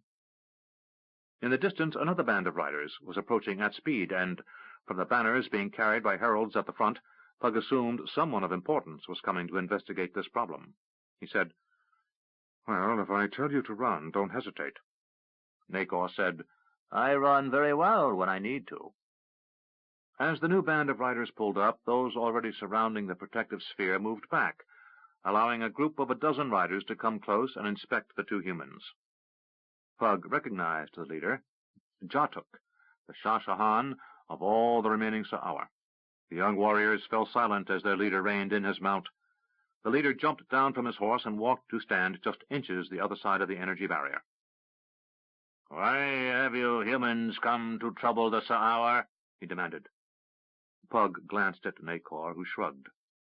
Pug looked at Jatuk and said, "Why do you war upon us, Shashahan of all the Sa'awa?" "I make no war upon your kind, Blackrobe." "There are 300 dead soldiers of my king back there who would argue that," Pug replied. "If they could still argue," Nakor added.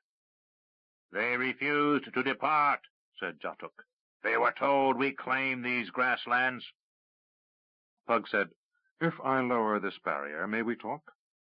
Jatuk waved his hand in agreement.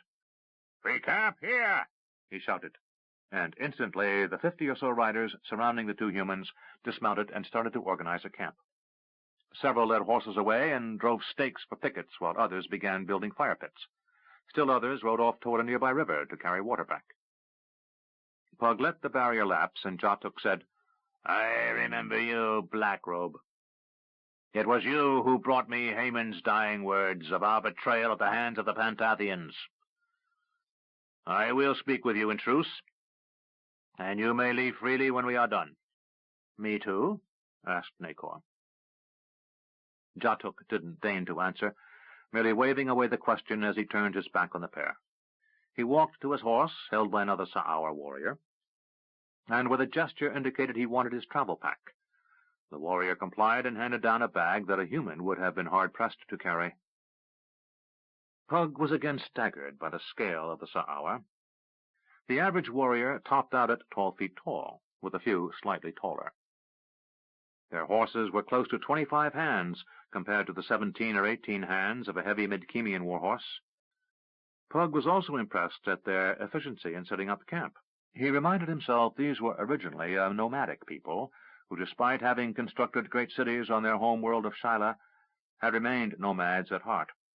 The majority of the Sa'awa roamed the great grassy plains of Shyla, thousands of horsemen and their families and herds accompanying them on their endless trek. A demon attack had ended that great civilization. Of the millions of Sa'awa who had dominated their home world at its height, less than 10,000 had survived on Midkemia. Pug assumed that the last few years of warfare had kept their numbers low, but knew they were a people facing a grim future if they couldn't find a respite from warfare. A fire was built, and Jatuk motioned for Pug and Nakor to join him. His reptilian face was surprisingly expressive, and the more Pug watched those giant warriors, the easier it became to see individual differences. A warrior took the role of Jatuk's servant, providing him with a wooden bowl of water for him to refresh himself with. He washed face and hands, and at the end ran a damp towel across the back of his neck. That gesture was the most reassuring thing Pug had seen of the Sa'awa, for it was the most human-like display he had seen that didn't involve bloodshed. While traveling through the destroyed world of Shyla with the spirit of the last lore master of the Sa'ar, Haman, Pug had come to learn a lot of the people of that world and their history. He doubted Human and Sa'ar could ever be close friends on Midkemia, but he thought with some work they could become respectful of one another, leaving each other alone for the most part, as humans and elves, and humans and dwarves, tended to. He knew humanity didn't need another enemy like the Moradel, goblins, or trolls, especially not an enemy as physically powerful and determined as the Sa'ar. Jatuk said, "We placed the heads of those men who would not quit the grasslands on poles to stand as warning. Yet you ignore the warning to seek us out. We are tired of your kind, Blackrobe. We have known nothing but death and loss since coming to this world." He motioned to the northeast, up the vast thunder hell. "This is land we understand. There are rolling plains, water, the cattle we have taken thrive here." Pug nodded. Then he said, "But it is not your land." "This is not our world," said Jatuk bitterly, "so we must take what we can." He gazed to the south.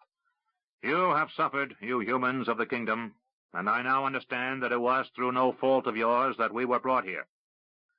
But we have no means to return home, and even if we could, what would we find there, Blackrobe?" "A burned-out world, populated by starving demons, hunting one another down for food until only one is left. In time, it will starve and wither. Finally, it will die."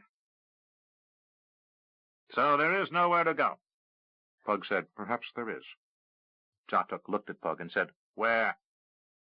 "I don't know yet, but Midkemia is a big world. Here the grasslands appear vast, but you know your own history. Once your forebears were as you are now, a small band abandoned upon Shyla by the Valheru, called Alma Lodaka." Despite having learned the truth of their goddess's nature in the last year, old habits died hard, and the older Sa'ar bowed their heads in reverence at the Green Mother's name. "But over the ages," Pug continued, "your nation grew until you had conquered the entire globe. You and your children may be content to wander the Thunderhell, to fight the nomadic tribes that already claim this land, but eventually you'll return to the villages and towns of my nation. You will either have to make war or change your ways." Jatuk was silent. "What can we do?" Pug said, "Abide. Leave those of us to the south alone, and we will leave you alone. When we have disposed of Hadawa and his men, and have restored peace to our land, we shall turn our minds and will to the problem of finding the Sa'ar a proper home." Jatuk thought on this, and at last said, "Do not take too long in making things so, Blackrobe, for my people are coming to like living here. Should too much time pass, we shall resist leaving." "I understand," said Pug. To himself he added, "Now, if I can only get Patrick to understand." He pushed that thought aside as food was put before Nacor and him, and decided the opportunity to learn more about the Sa'ar was too good to ignore. He would worry about Patrick's reaction when he returned to Darkmoor in the morning. Patrick said, "You did what?" Pug said, "I gave them assurances we would aid them in relocating out of the kingdom after we disposed of Hadawa." "But they agreed to leave." "Yes, if we can find them a reasonable alternative." "Find them an alternative!" Patrick shouted. The full court was about to commence, and the prince was holding an impromptu interview with Pug, Nacor, Arutha, and his sons. "Those monsters killed 300 of my men." Arutha said, "A misunderstanding, Highness." "A misunderstanding?" Patrick appeared unconvinced. Turning to Pug, he said, "Why did you disobey me? I ordered you to destroy them if they wouldn't quit the kingdom at once." Pug was growing tired of the young prince's manner. "Highness, I am not an executioner. I have fought for the kingdom, but I will not use my powers to destroy an entire race because you are piqued." "Piqued?" Patrick's temper exploded. "You dare to talk to me in such a fashion?" Pug stood, looked at Arutha, then said, "Explain things to the boy, or I will go to his father and have this discussion with the king. And when I get finished, Boric may have to reconsider who is running this half of his kingdom." The prince's eyes widened, and as Pug turned to leave, Patrick shouted, "I have not given you leave to depart." Pug ignored the prince and walked out through the door. Nacor stood and said to Arutha, "I'd better go with him." To Patrick he said, "And you better listen to him, boy, for he is powerful enough to be your greatest ally or your worst enemy." Patrick's mouth fell open at the little man's added insult. He looked at Arutha, who only shook his head slightly and said, "We have court, Highness." Dash and Jimmy exchanged glances, but said nothing. Patrick stood motionless for a long minute, then composed himself. "You are right, my Lord Duke. We mustn't keep the court waiting." As Jimmy and Dash ducked out of a side door, Jimmy said, "Duke Pug has a lot of confidence in his ability to persuade the king he's right to embarrass the prince that way." They walked toward the courtyard. Dash said, "From everything I've heard, well, it's probably a well-earned confidence." He glanced around. "Look, we both know that Patrick's got a temper. We had enough fights with him when we were children. And we know the king kept him off the throne of Crondor an extra year because he didn't think he was ready." Jimmy's voice lowered. "Well, he wasn't." "He's still not," said Dash. Jimmy regarded his brother and very quietly said, "Ready or not, he is the Prince of Crondor. We are servants of the crown. We have no choice." Dash said, "Father better keep him under control, or a lot of us are going to die because we have no choice." Dash's voice turned slightly angry. "Look, this isn't a play-yard argument over who gets to ride the pony first, or who is going to pick first for the ball game. This is war, and it's not going to be a pretty one." Nacor came around the corner. "There you are. I've been looking for you." Jimmy grinned. "For what?" "I need to get some information from you, and if you have what I need, we need to go retake the Abbey of Sarth." Dash and Jimmy's eyes opened wide at that last statement. "Retake the Abbey?" asked Dash. "If you remember, your grandfather once told me a story about the time he had to sneak into the Abbey of Sarth with that renegade Moradel chieftain." Jimmy looked at Dash. "Do you remember any story like that?" "No," said Dash. "I thought I'd heard every story Grandfather ever told." From behind them a voice said, "No, you didn't." They looked to see Duke Arutha standing there. "But I remember that story." Nacor grinned. "Subai has a goat trail over the mountains that leads to a little valley down near the base of the mountain upon which the old Shapian Abbey sits." Arutha paused for a minute, then said, "So while we're conducting the business of establishing a court in Crondor, sending armies around here and there, and while Fadawa's agents are closely watching, you want to sneak over the mountains, find that secret entrance into the basement of the Abbey, capture and hold it until Greylock can drive up into the town and secure the area?" "Something like that, but leave out the you business. Someone a little younger should run this raid." He glanced at the brothers, who looked at each other. "No," they said simultaneously. "That's a task for the Eagles or Pathfinders," added Dash. Arutha said, "We'll talk about it, but Nacor's right. If I can remember what Father told me about that entrance, and if it's still there and usable, we could shorten this war by a year." He walked away, heading for the prince's morning court, and Jimmy turned to Nacor. "Is Pug all right?" "He's just frustrated," said Nacor. "Patrick wants quick solutions, and Pug knows the same itch. But he's old enough to know that the quickest solutions often are the ones with the highest price." He put his hands on the brothers' shoulders and moved along the hall with them. "He must weigh things in his mind, decide where his true loyalties lie." Jimmy said, "Loyalties lie? He's a noble of the kingdom. He was adopted into the royal family." "But he has larger responsibilities," said Nacor. "Remember, he didn't just save the kingdom from destruction. He saved the entire world of Midkemia, including all those men on the other side, the Sa'awar, any Pantathians who may be alive out there, the Brotherhood of the Dark Path, everyone." Jimmy said, "But he can't just toss aside his loyalty to the kingdom." Dash said, "Don't be so sure." "I don't think he's going to toss anything aside," said Nacor as they walked into the courtyard. "At least, not lightly." Pug popped into view on the bank of a river. "Hello?" he called. A moment later a voice called back, "Welcome, magician." "Have I leave to enter?" "You're welcome in Elvandar," came the reply as a figure stepped out from behind a tree. Ghislaine, said Pug, as he waded across the sandy ford he always preferred to use to enter the elven woods. The young, by elvish standards, warrior stood with the tip of his long bow on the ground in a relaxed posture. I came to watch when Miranda showed up 2 days ago. I thought you might come by shortly. I'm glad you did. What news of the court? The court is in mourning. He who was your companion and once was Duke of Cryde has left us for the Blessed Isles. Pug nodded. Martin Longbow had been approaching 100 years of age, and had lived his last here, with the people who had raised him as a child. Marcus and Margaret? Asked Pug, referring to Martin's children.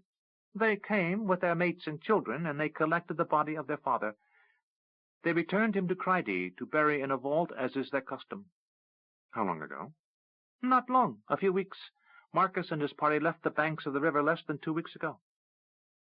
Pug nodded. That would explain why word had not reached us. It will take weeks more for Marcus to send word by ship to Port Vicor. The prince will not have heard it. He looked at the elf. Thank you for telling me. That one was a true friend. The last, save Tomas, from my first years in Cryde. He was well loved by us all. How are the others? Save that lost sword as well. He shouldered his bow and said, The Queen is well, as is Tomas. Prince Callan and Red Tree hunt together. Despite the war to the east of us, the invaders do not try to cross into Cryde, so they do not trouble our borders. How is Callus? Ghislaine smiled. He, most of all, is well. Since his birth, I have not known him to be as happy as he is. I think the release of the Life Stone has freed him from a dreadful part of his heritage. Pug said, I am impatient to see my wife. I understand, said Ghislaine. From what I've seen, so far I have not had the fortune to meet she who will be my wife. You're young, said Pug dryly, barely past a century. Ghislaine smiled. This is true. He held up his hand and said, I will see you back at the court in a few days. I can take you with me, said Pug. I have other duties. I must make a patrol along the river you humans call Cryde. I just came this way to greet you. Considering the number of times he had visited the elves, Pug correctly interpreted the remark and said, Thank you for making the effort. You are welcome. Pug activated the device he carried and found himself floating above the treetops a half-mile from where he wanted to be. He barely got control of his powers in time to keep from falling to his death and landed gently.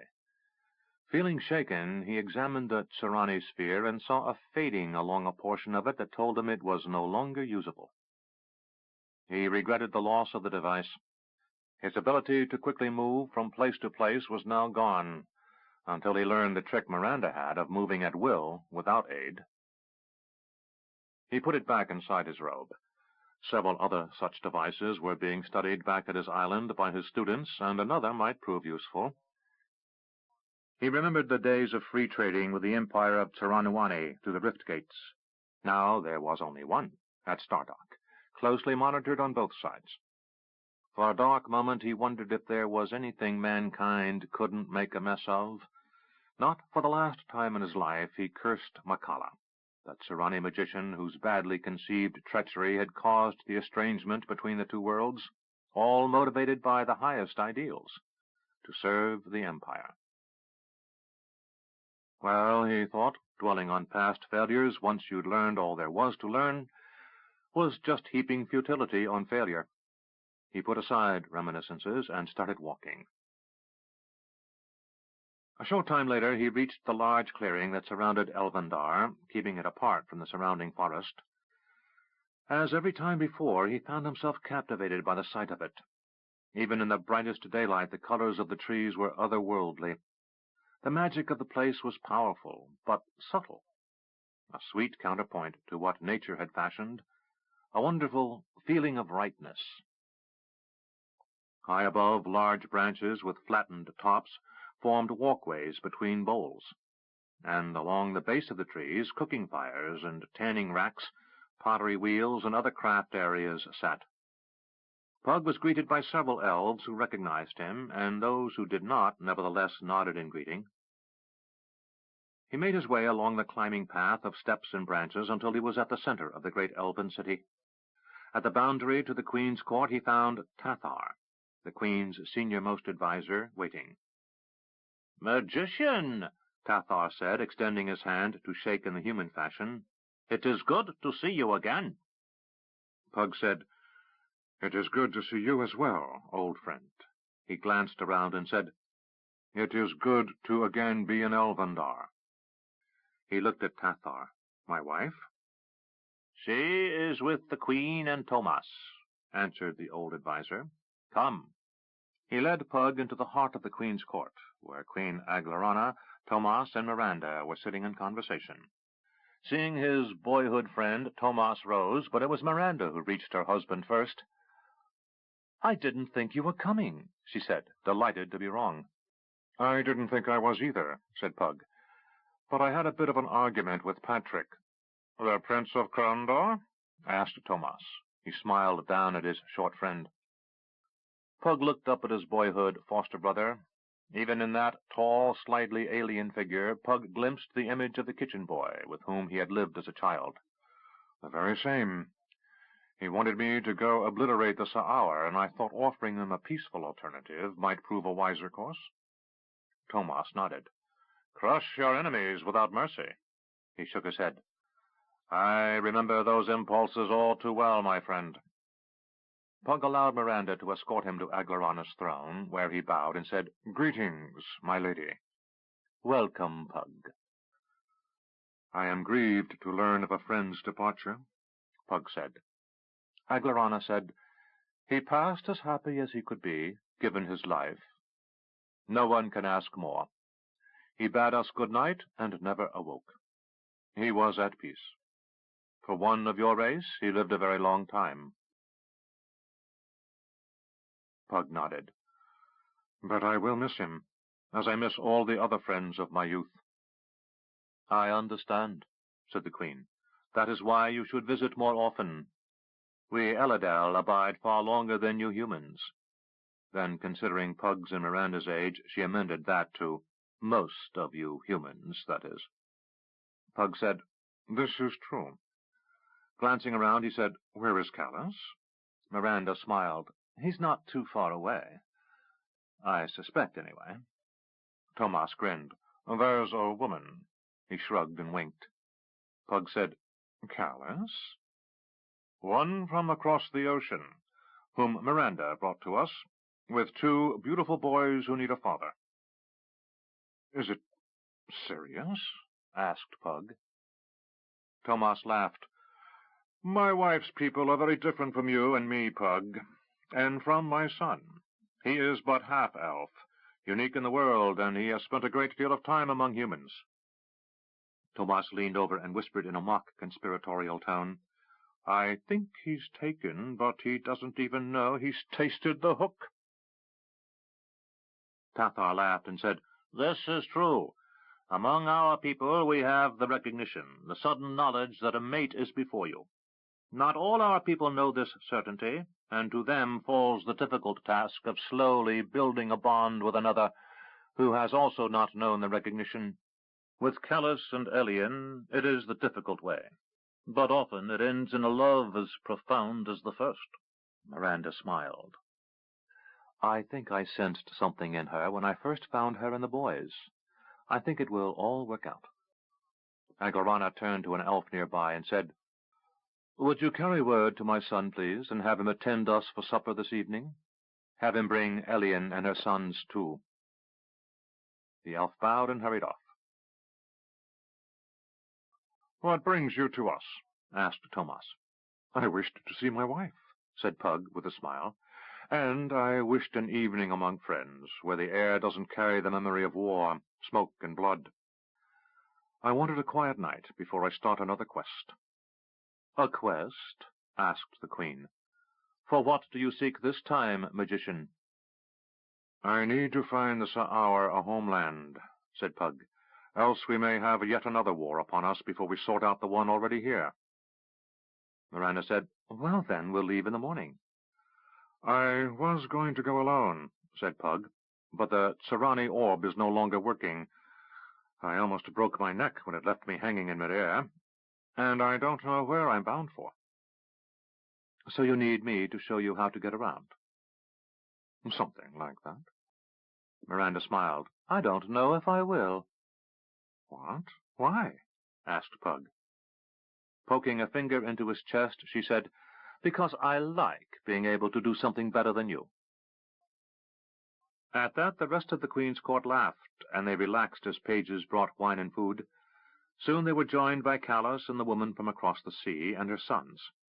And at least for this one night, they put thoughts of war and the threat of war away, and enjoyed the company of good friends. 10. Investments. Jimmy frowned.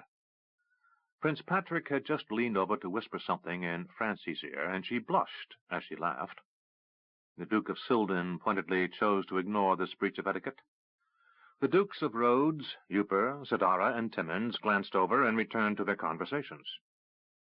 Their daughters, all resplendent in their finest gowns, allowed their gazes to linger a bit longer before returning their attentions to the various young courtiers at the table. Dash had to turn away so as not to laugh at his brother's unhappiness. The hall at Castle Darkmoor was now overtaxed, in the opinion of the prince's master of ceremony, a dour man named Wiggins. He had been a clerk in the court of Crondor, but had occasionally helped with state functions for the old master, Jerome. Because of that small advantage, he had been named to the office on Patrick's resurrection at the court in Darkmoor. He resembled nothing as much as a very nervous bird as he fluttered about the room from one noble to the next, attempting to ensure everyone's needs were met, despite shortages of food, ale, and wine. Matilda, Dowager Baroness of Darkmoor, sat on the left of the Duke of Silden. While no longer young, she still possessed a court-bred ease and charm, learned while growing up among the powerful Eastern nobles. The Duke, a widower, was an obvious target for a woman of her breeding. He appeared mildly interested.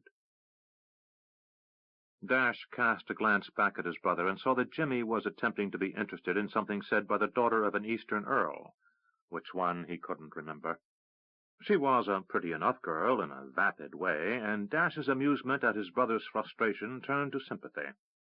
Francie was clearly the most interesting young woman in court, if not the most beautiful, and the time Jimmy had spent with her over the last couple of weeks had awakened something, at the very least a proprietary impulse, if not something deeper. Dash knew that neither he nor his brother would be free to follow their heart's call as long as they were in service to the crown. They were too highly born, being the sons and grandsons of dukes. Jimmy would most likely advance to a similar high office, and Dash would probably end up an earl if he continued in service, which meant neither son would have a great deal to say in the matter of whom they would wed. That detail would be up to their father to a lesser extent, and the king's pleasure to a greater extent. Factionism in the kingdom was a way of life, and keeping the two realms closely allied an ongoing problem. The East had the population, the wealth, and the political strength. The West had the natural resources, the potential for growth, and all the problems of a frontier, enemies, disorder, and constant difficulty governing. Marrying off the eligible daughters of one realm to the sons of the other was a time-honored method of keeping the two realms close, and no more eligible son existed than the future king. Francie glanced over at Jimmy and smiled at him, then returned her attention to Patrick. Dash leaned over and said, "We should ask Father." "Ask him what?" Jimmy turned, looking confused. "Who the king wants his son to marry. You don't think for a moment that hasn't already been decided, do you?" Jimmy considered this, then smiled. "You're probably right. If Father doesn't know, then no one does." Jimmy waited until Duke Arutha looked his way, then motioned with his head. Arutha nodded, then rose and came around to stand behind Baroness Matilda. He whispered something to the prince, who waved him away with a smile, and moved around to where his sons stood. They bowed toward the prince, who wasn't looking at them, then walked from the table. Once the three were outside of the hall, Dash observed, "We're going to have to start turning away nobles if they continue to show up." Arutha said, "More are coming. The court here in Darkmoor is to be as visible and noisy as we can make it. We will find rooms for as many who arrive as possible, first here, then in the nearby city. The rest will be quartered outside the wall in pavilions and campaign tents. There is to be a month of public celebration. Jimmy's mouth opened in disbelief. This can't be true. It is, said Arutha. Jimmy said, but we have to finalize our deal with Duco. That's been accomplished. We sent him terms, and he replied this morning. What arrangement has been agreed to? Asked Dash. Arutha motioned that they should walk. He headed out toward the central courtyard of the castle. The halls were thronged with pages, servants, and guards, attending the needs of a score of visiting nobles. Within a month's time, our former enemy will become Duke of the Southern Marches. Lord Sutherland! Exclaimed Jimmy. That's incredible! Patrick would rather not give him anything, and the king would prefer to name him Baron of Land's End, or something equally local. I persuaded them both otherwise. Why, Father? Asked Dash. Because Duco has, to all effects, a personal army of close to 25,000 men. He may dream of something more noble than his previous calling as a sword for hire, but most of his soldiers have no allegiance to the kingdom.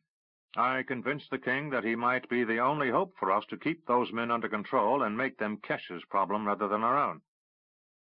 Dash got a calculating expression. If he's a duke, this means he answers to the prince and not to you. I have my hands full, and if Patrick has direct control over Duco, he may come to trust him. Jimmy smiled. Yet you will be advising the prince on all matters pertaining to the Southern Marches. Arutha nodded. And it keeps other political issues in balance. Jimmy and Dash both knew that meant Duco would be permitted to appoint his own captains to key locations along the southern borders, probably gaining titles for them. There were presently more offices than nobles to fill them, due to the high mortality rate of the recent war in the West. Eastern nobles would already be pestering the king for some of those titles, more to the point, the taxes their lands brought. None of those, however, would be willing to venture to the West to directly rule them. Absentee rulership was not an alien concept in the kingdom, but it was frowned upon in the West. There were too many problems.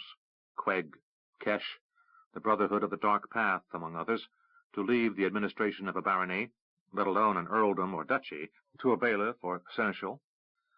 A few key offices would be given to Western nobles' second or third sons, so that Duco wouldn't be able to build a structure beneath them of only personal retainers. Jimmy said, Let me change the subject. He indicated the young women dotting the room. Is there anything we should know? About what? Queried Arutha. Dash said, Has Patrick made a decision on who is going to be the next Princess of Crondor? Arutha glanced around, seeing if anyone was listening. Our two most recent queens were from Roldham. Boric and Liam before him were anxious to fix alliances in the east. He put his hands on his son's shoulders. You have the blood of Roldham in you. You know your mother's people. They are vain and proud of their heritage and think of themselves as a people apart. This is why we have seen so little of your mother. There was a bitter note in Arutha's voice neither son had heard before.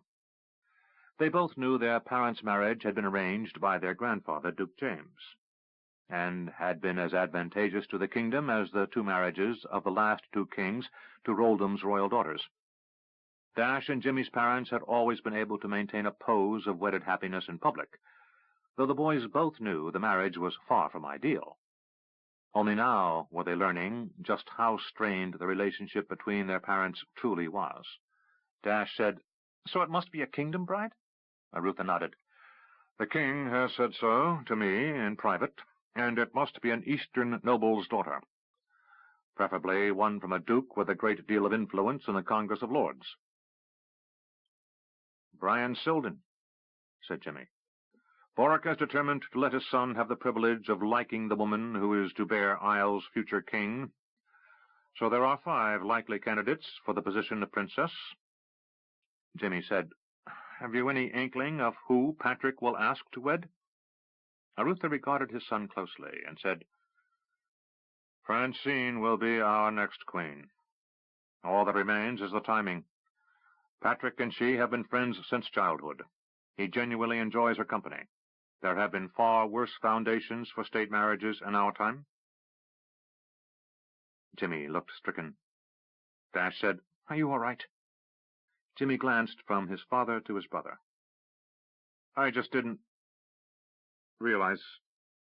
Arutha said, "What? Are you in love with her?" Jimmy looked at his father and said, "I'll never know." Without another word, he turned and walked away. Arutha looked at Dash, who said, "Let him have some time to himself." "I didn't realize," said Arutha. "He didn't either," said Dash. "That's the problem." "What is?" "Taking things for granted." Looking at his father, he said, "Did Grandfather ever ask you if you wanted to serve the crown, Father?" Arutha looked as if this question was equally perplexing as what he had just witnessed. After a pause, he said, "No, of course not." "Why, of course not?" "Because I was just a boy. I began, much as you did, running errands for him. Then I was given work with the royal pages, then the squires." "But when you became a man, did he ask if you might wish to do something else?" Arutha looked at Dash and said, "No, he never did." "Did you ever consider you might have had a happier life if he had?" Arutha was silent a moment, then said, "That may be the oddest question I've ever heard, son." Dash shrugged. "I'm full of very odd questions these days." "Why did you ask that?" "Because I'm not certain I wish to continue in service to the crown." "What?" said Arutha. His tone was a mix of surprise and disbelief. "What would you do?" Dash shrugged. "I don't know. Perhaps return to Mr. Avery's employ. He's a very wealthy man." Arutha laughed. "On paper. The king may make good on repaying him by the time his grandchildren are running Avery and Jacoby." Dash smiled. "If I know Rue, he'll find a way to amass another fortune before that." Arutha put his hand on Dash's shoulder and said, "If you wish to be released from service to the crown, I can manage that. But please wait until after we get Fadawa out of Ilith. We have few enough competent men to serve." "I'll agree to that." Lowering his voice, Dash asked, "What comes next?" "Publicly, a very large engagement party next week, during which Patrick secretly goes to Ravensburg, where he'll meet Duco, who will kneel before him and swear fealty. Then the newly appointed Duke of the Southern Marches will return to the city, and a hopefully quiet movement of soldiers will be underway. Those mercenaries who've been kept outside the walls will be allowed in. Many will be hired to man the garrison, as others leave to find work along the Keshian border. By the time Patrick's wedding is over and he returns to Krondor, the city will be firmly in our hands, without having alerted Fadawa too far in advance that he's lost his southern command." Dash's expression turned suspicious. "Where in all of this is the Duke of Krondor? Why aren't you leading Patrick into his palace in triumph?" "I'm needed elsewhere a while longer. There are things to be done only I can see through to the end." Dash said, "Forgive me if I say that sounds decidedly odd." "Odd or not, it's true. Now, go find your brother and see if he really is in distress. If so, go get him drunk and find a tavern wench to take his mind off of Francine." Dash said, "I'll try," and went off in search of his brother. Arutha watched his younger son depart and stood lost in thought for a moment. Then he turned and headed back to the banquet hall. There was still much that had to be arranged before any of the plans he had set in motion could continue on to fruition.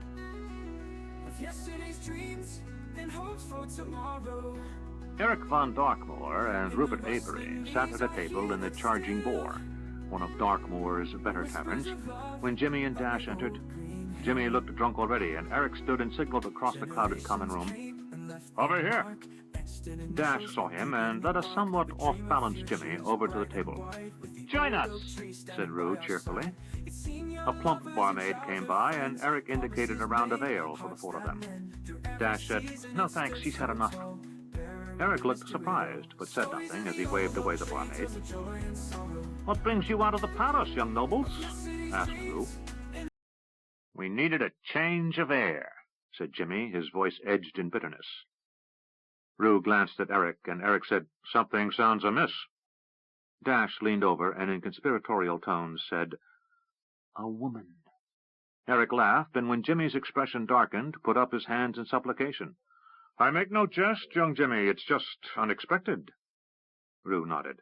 "We would have wagered neither of you would ever be seeking solace in an ale-jack because of a woman." Jimmy said, "It's not that simple." "It never is," agreed Rue. Both brothers knew of Rue's involvement with Sylvia Esterbrook, the daughter of a Keshian agent who had played Rue like a flute, causing him to cheat on his wife, compromise his own business, and the welfare of the kingdom. He had been, by all reports, a model husband since then, but they understood his lessons had been hard-learned. "So who's the girl?" asked Eric. "The Duke of Sildon's daughter," replied Dash. "Ah," said Eric, as if he understood. "She's not interested or otherwise engaged?" Dash looked around the room. "The latter, but it's not widely known." Eric apparently understood the context of the remark. He stood up. "I've got to return to the castle." He turned toward Rue and said, "Give my best to Carly. And the children?" "And my affections to Kitty," returned Rue. After he had left, Rue said, "I should be getting along, too. I've got a lot to do in the morning. I've got a shipment of wagons bringing grain for Nakor's temple due in at first light." Jimmy said, "I haven't seen Nakor since Pug stormed out of Patrick's court. Where is he?" "He's smart enough to know when to get out of sight," answered Rue. "He's been down at his temple the last couple of days." Rue nodded. "I have on more than one occasion felt like sleeping anywhere but at home." "I understand. If you need, come by the house. We have room if you don't mind sleeping under a wagon." He laughed. "Well, young lords, good night." The barmaid came by again and said, "Would you like something before we close for the night, young sirs?" Dash said, "Thank you, but no. We'll be on our way." Jimmy said, "I'm not going back to the palace." "Fine," said Dash. "But at least let's walk some so you can pass out in a more agreeable place." Jimmy's expression brightened. "I know. Let's go see Nakor." For lack of any better suggestion, Dash agreed. The two brothers left the tavern, and Dash kept one hand on Jimmy's arm, half guiding, half supporting, as he stumbled along. Jimmy groaned. His head pounded, and his eyes felt as if they were glued shut. His mouth tasted as if someone had tossed in table scraps a week earlier and left them to ripen. "Would you like some water?" Jimmy forced his eyes open and instantly wished he hadn't, as the pounding in his head increased in intensity. Hovering over him was a woman's face, and as his eyes focused, he saw the rest of her swim into shape. He lifted his head and got his right arm under himself and reached out with his left hand. She placed a water cup in it, and he drank. Suddenly he knew it was a bad idea. His heart began to thunder, and his skin flushed, and perspiration began to bead on his brow. He knew he was experiencing the worst hangover of his life, and eventually the water would be necessary, so he forced himself to drain the cup. "Thanks," he said in a hoarse whisper, handing the cup back. "Your brother's in there," she said, pointing to the office Nakor used as his personal quarters when staying at the temple. "Do I know you?" croaked Jimmy. "I don't think so," said the young woman with a faint smile. "I know you, however. You're the Duke, the old Duke's grandson, aren't you?" Jimmy nodded. "James, son of Duke Arutha, and yes, Lord James was my grandfather. They call me Jimmy." "You can call me Alita." She studied his face. "A woman?" He nodded. "I guess." Glancing him over, she observed, "Well, you're not much to look at now, but I've seen you in a couple of the taverns I've worked, and when you're not drunk or hungover, you're not a bad-looking fellow. I don't expect you here, no, very often." "It's not that," he said, rising slowly. "I just found out she's marrying someone else." "Ah," said Alita, as if she understood. "Does she know?" "What?" "That you're killing yourself with ale over her?" "No. We were friends as children." He squinted at her. "Why am I telling you this?" She smiled. "Because you need to?" He took another drink of water. "Thank you. I think I'll see what my brother is doing." He walked on shaky legs through a warehouse bustling with activity. When he was almost to the door of Nakor's office, the large outer doors to the warehouse swung open and filled it with light. Jimmy turned to see a wagon being driven up to and then into the entrance, with other wagons behind it. The door to the office opened behind Jimmy, and Nakor came rushing out. "Roo!" he shouted as he passed Jimmy. "You're here with the food!" Dash followed and stopped next to his brother. "Are you alive?" "Barely," croaked Jimmy. "What happened?" "You attempted to drown yourself in ale. You failed." "I know, but how did we get here?" "Father sent me after you and told me to get you drunk and in the arms of a tavern wench." "Seems you succeeded with half the order." "Well, there were a couple of ladies willing to accommodate, but you seemed in no mood." "I'm a mess," said Jimmy. "I don't really know how I feel about all this." Dash shrugged. "Maybe that's the best. We've both known since childhood we were to have no say in who we wed. With Father being Duke of Crondor, it's too important we wed for the good of the state." "I know, but I feel so—" "What?" Jimmy sighed. "I don't know." "It isn't about Francie, you know," said Dash. "No?" "No," said Dash. "If she's the queen, there's nothing to keep the two of you apart. The gods know the court is well practiced in looking the other way. No, it's something else. It's about you and what you really want." "I don't understand." "I don't think I do, really. But it's about you." He looked at the wagon.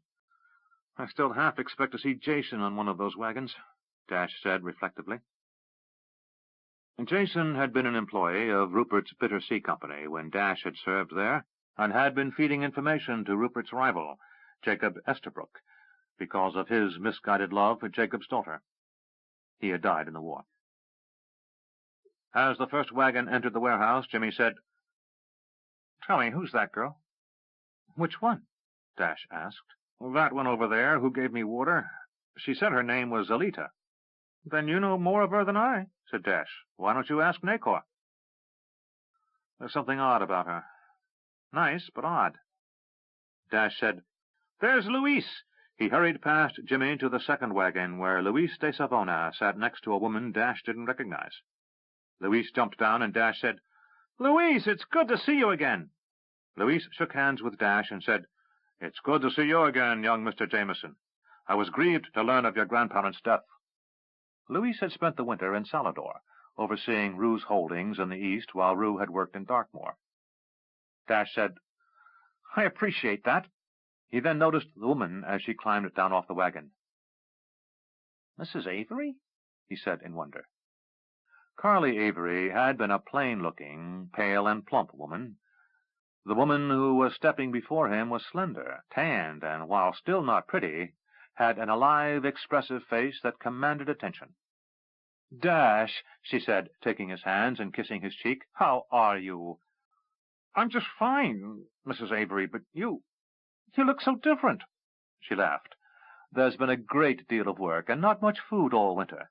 Loading and unloading wagons, learning to drive them, caring for the children, spending days in the sun. It all changes a person." "Quite so," observed Dash. Jimmy approached, and Dash said, "You remember my brother, don't you?" Both said hello to Jimmy, and Dash said, "What are the children and Mrs. Jacoby?"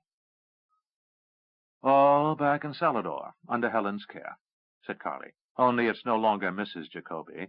She's Mrs. de Savona now." Dash laughed and playfully struck Luis in the arm. "You got married!" Rue walked over with Nakor at his side. "He most certainly did." Nakor congratulated his old companion and said, "I hope you're at last happy." Luis smiled. "As happy as I'm likely to be, you are, little man." "That will have to do," said Nakor. To Rue he said, "Did you get my grain in my statue maker?" Rue said, "I haven't found the sculptor yet, but here's your grain." "Did the wagon makers prove useful?" asked Nakor as he began inspecting the contents of the two wagons. Other wagons were arriving outside. Rue said, "Very. I'm of a mind to be early into Crondor. There may be a very large number of skilled artisans and craftsmen among the invaders. If I can recruit them—" Jimmy and Dash exchanged glances. Jimmy asked, "How do you know they'll be free to work, considering there's a war going on?" Rue laughed. "I'm not without my sources, and I knew Patrick was going to cut a deal with Duco about an hour after you did." "Sources?" "Your father," said Rue, laughing. "He's not quite as evil-minded as your grandfather, but your father is no slouch when it comes to making sure he has all his resources ready. Besides, I'm the largest single debt holder on the Royal Treasury, so he has to keep me apprised of what's going on." Jimmy said, "Well, then, I expect you'll recover your losses before you're through." Nacor said, "If he doesn't get himself killed first." Rue threw Nacor a dark look. "I'm not volunteering for any more harebrained missions, you can bet. From now on, I'm a conservative family man, a businessman who will stay home and look after his holdings." From nearby, another voice said, "After we take care of a little job." All eyes turned to see Eric von Darkmoor standing nearby. "I came looking for all of you. How convenient I find all of you together." To Dash and Jimmy he said, "Report to your father now, gentlemen."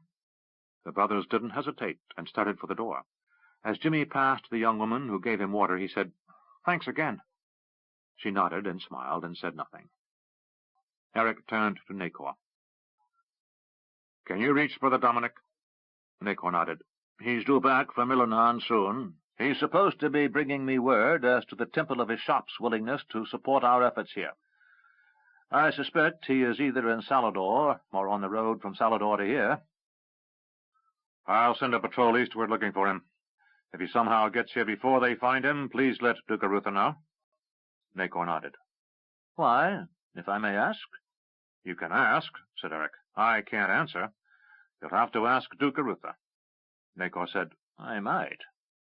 To Rue, Eric said, "I need to speak with you." He glanced at Louise and Carly, saying, "Excuse me, please." He led Rue to a distant corner of the warehouse-turned-temple, and when they were alone, he said, "Who do you have still working for you in Sarth?" Rue asked, "What makes you think I have anyone working for me in Sarth?" Eric said, "Rue, it's me you're talking to. Now, who do you have still working for you in Sarth?" Rue said, "John Vincy. He acts as an independent trader. He specializes in bringing in contraband from Queg. That's why it's not widely known he works for me." "Good. We need to visit with him." "What?" said Rue. "We? Visit?" Eric said, "We need to see how things are in Sarth before we turn northward. We need to come back with a detailed report before Owen takes the army and moves to crush Norden and Sarth. We've sent scouts around the area, and most of them have come back, but we can't tell how strong the deployment is inside the town. We need to get inside and look around."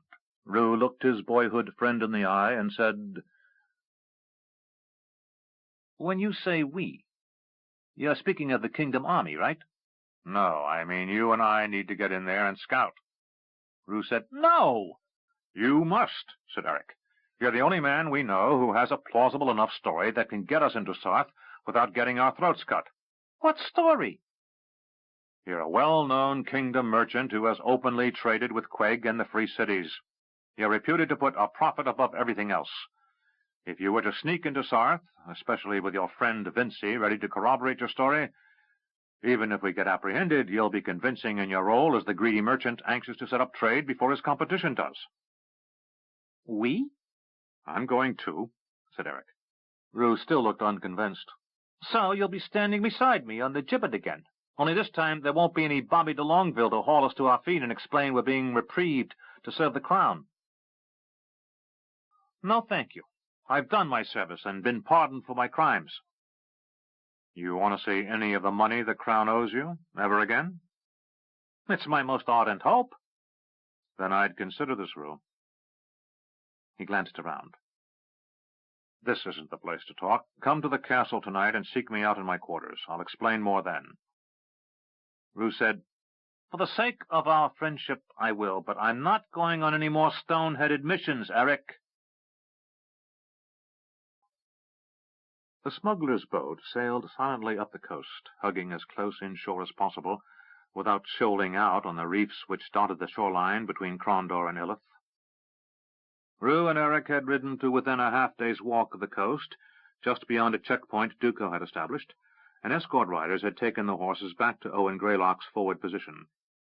An unofficial channel of communication was already in operation, and even though few outside of the prince's immediate circle knew of the coming change in loyalties on Duco's part, there were rumors of change in the wind, most of them planted by Duke Arutha's agents.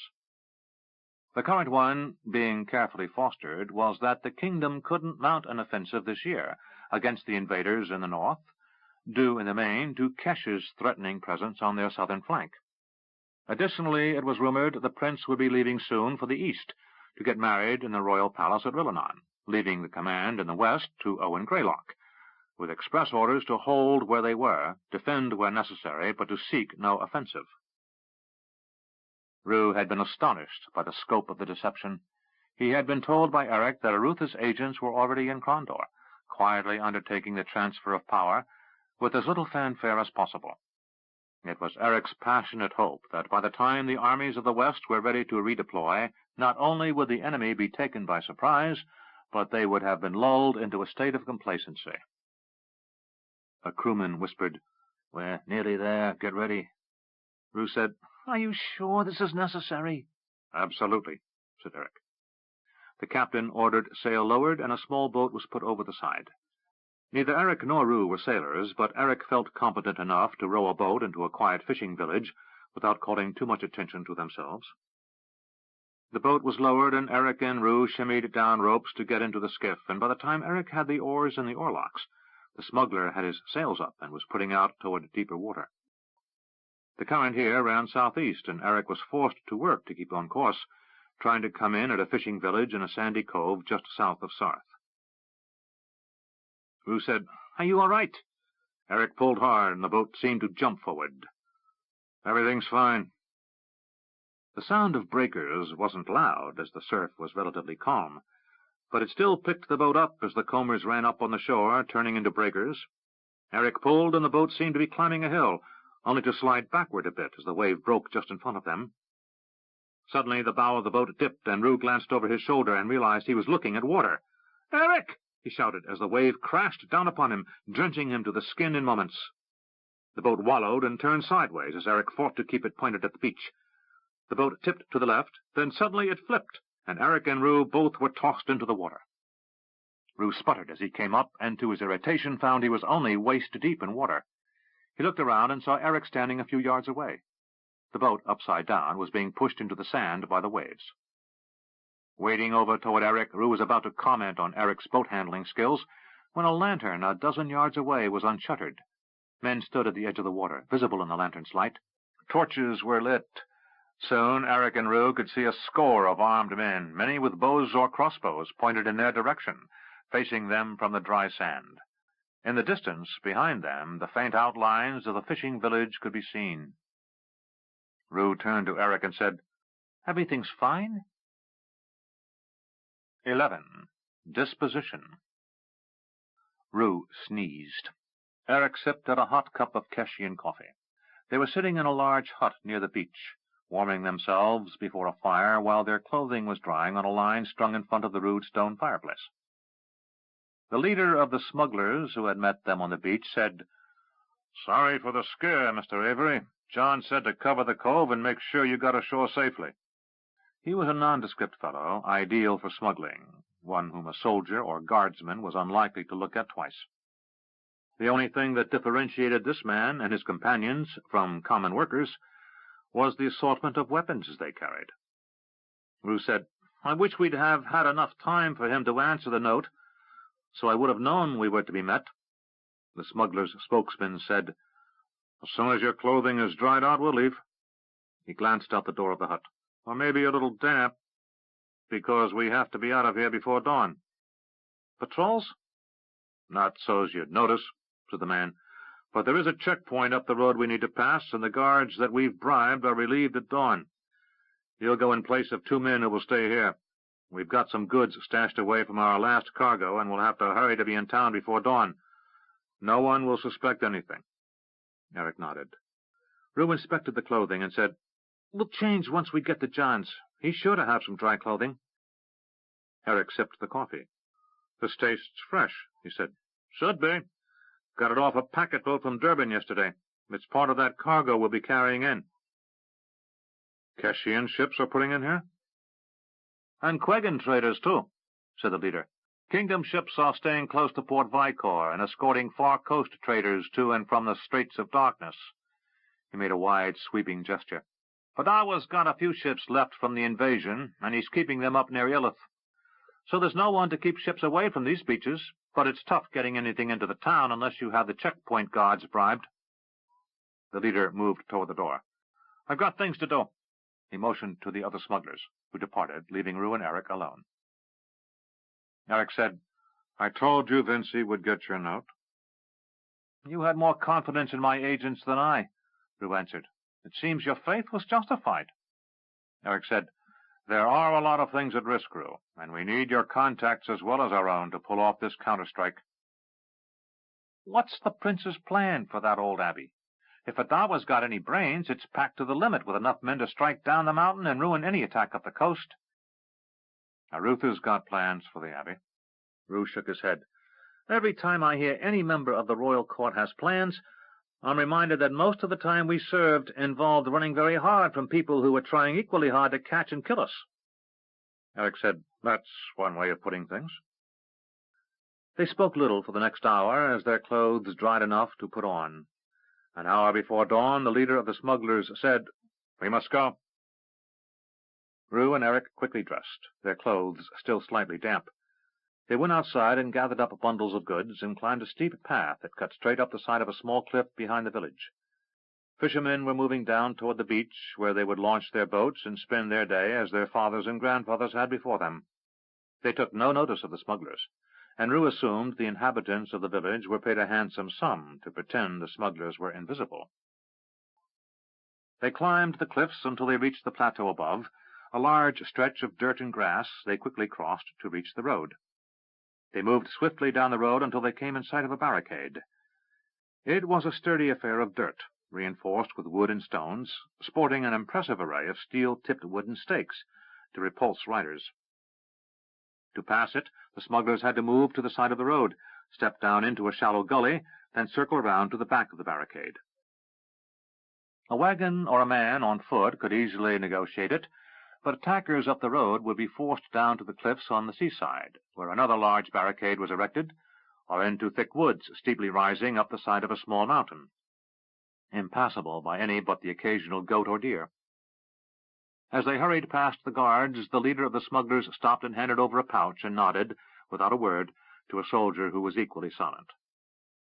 Then they were past the checkpoint and down the road into the town of Sarth.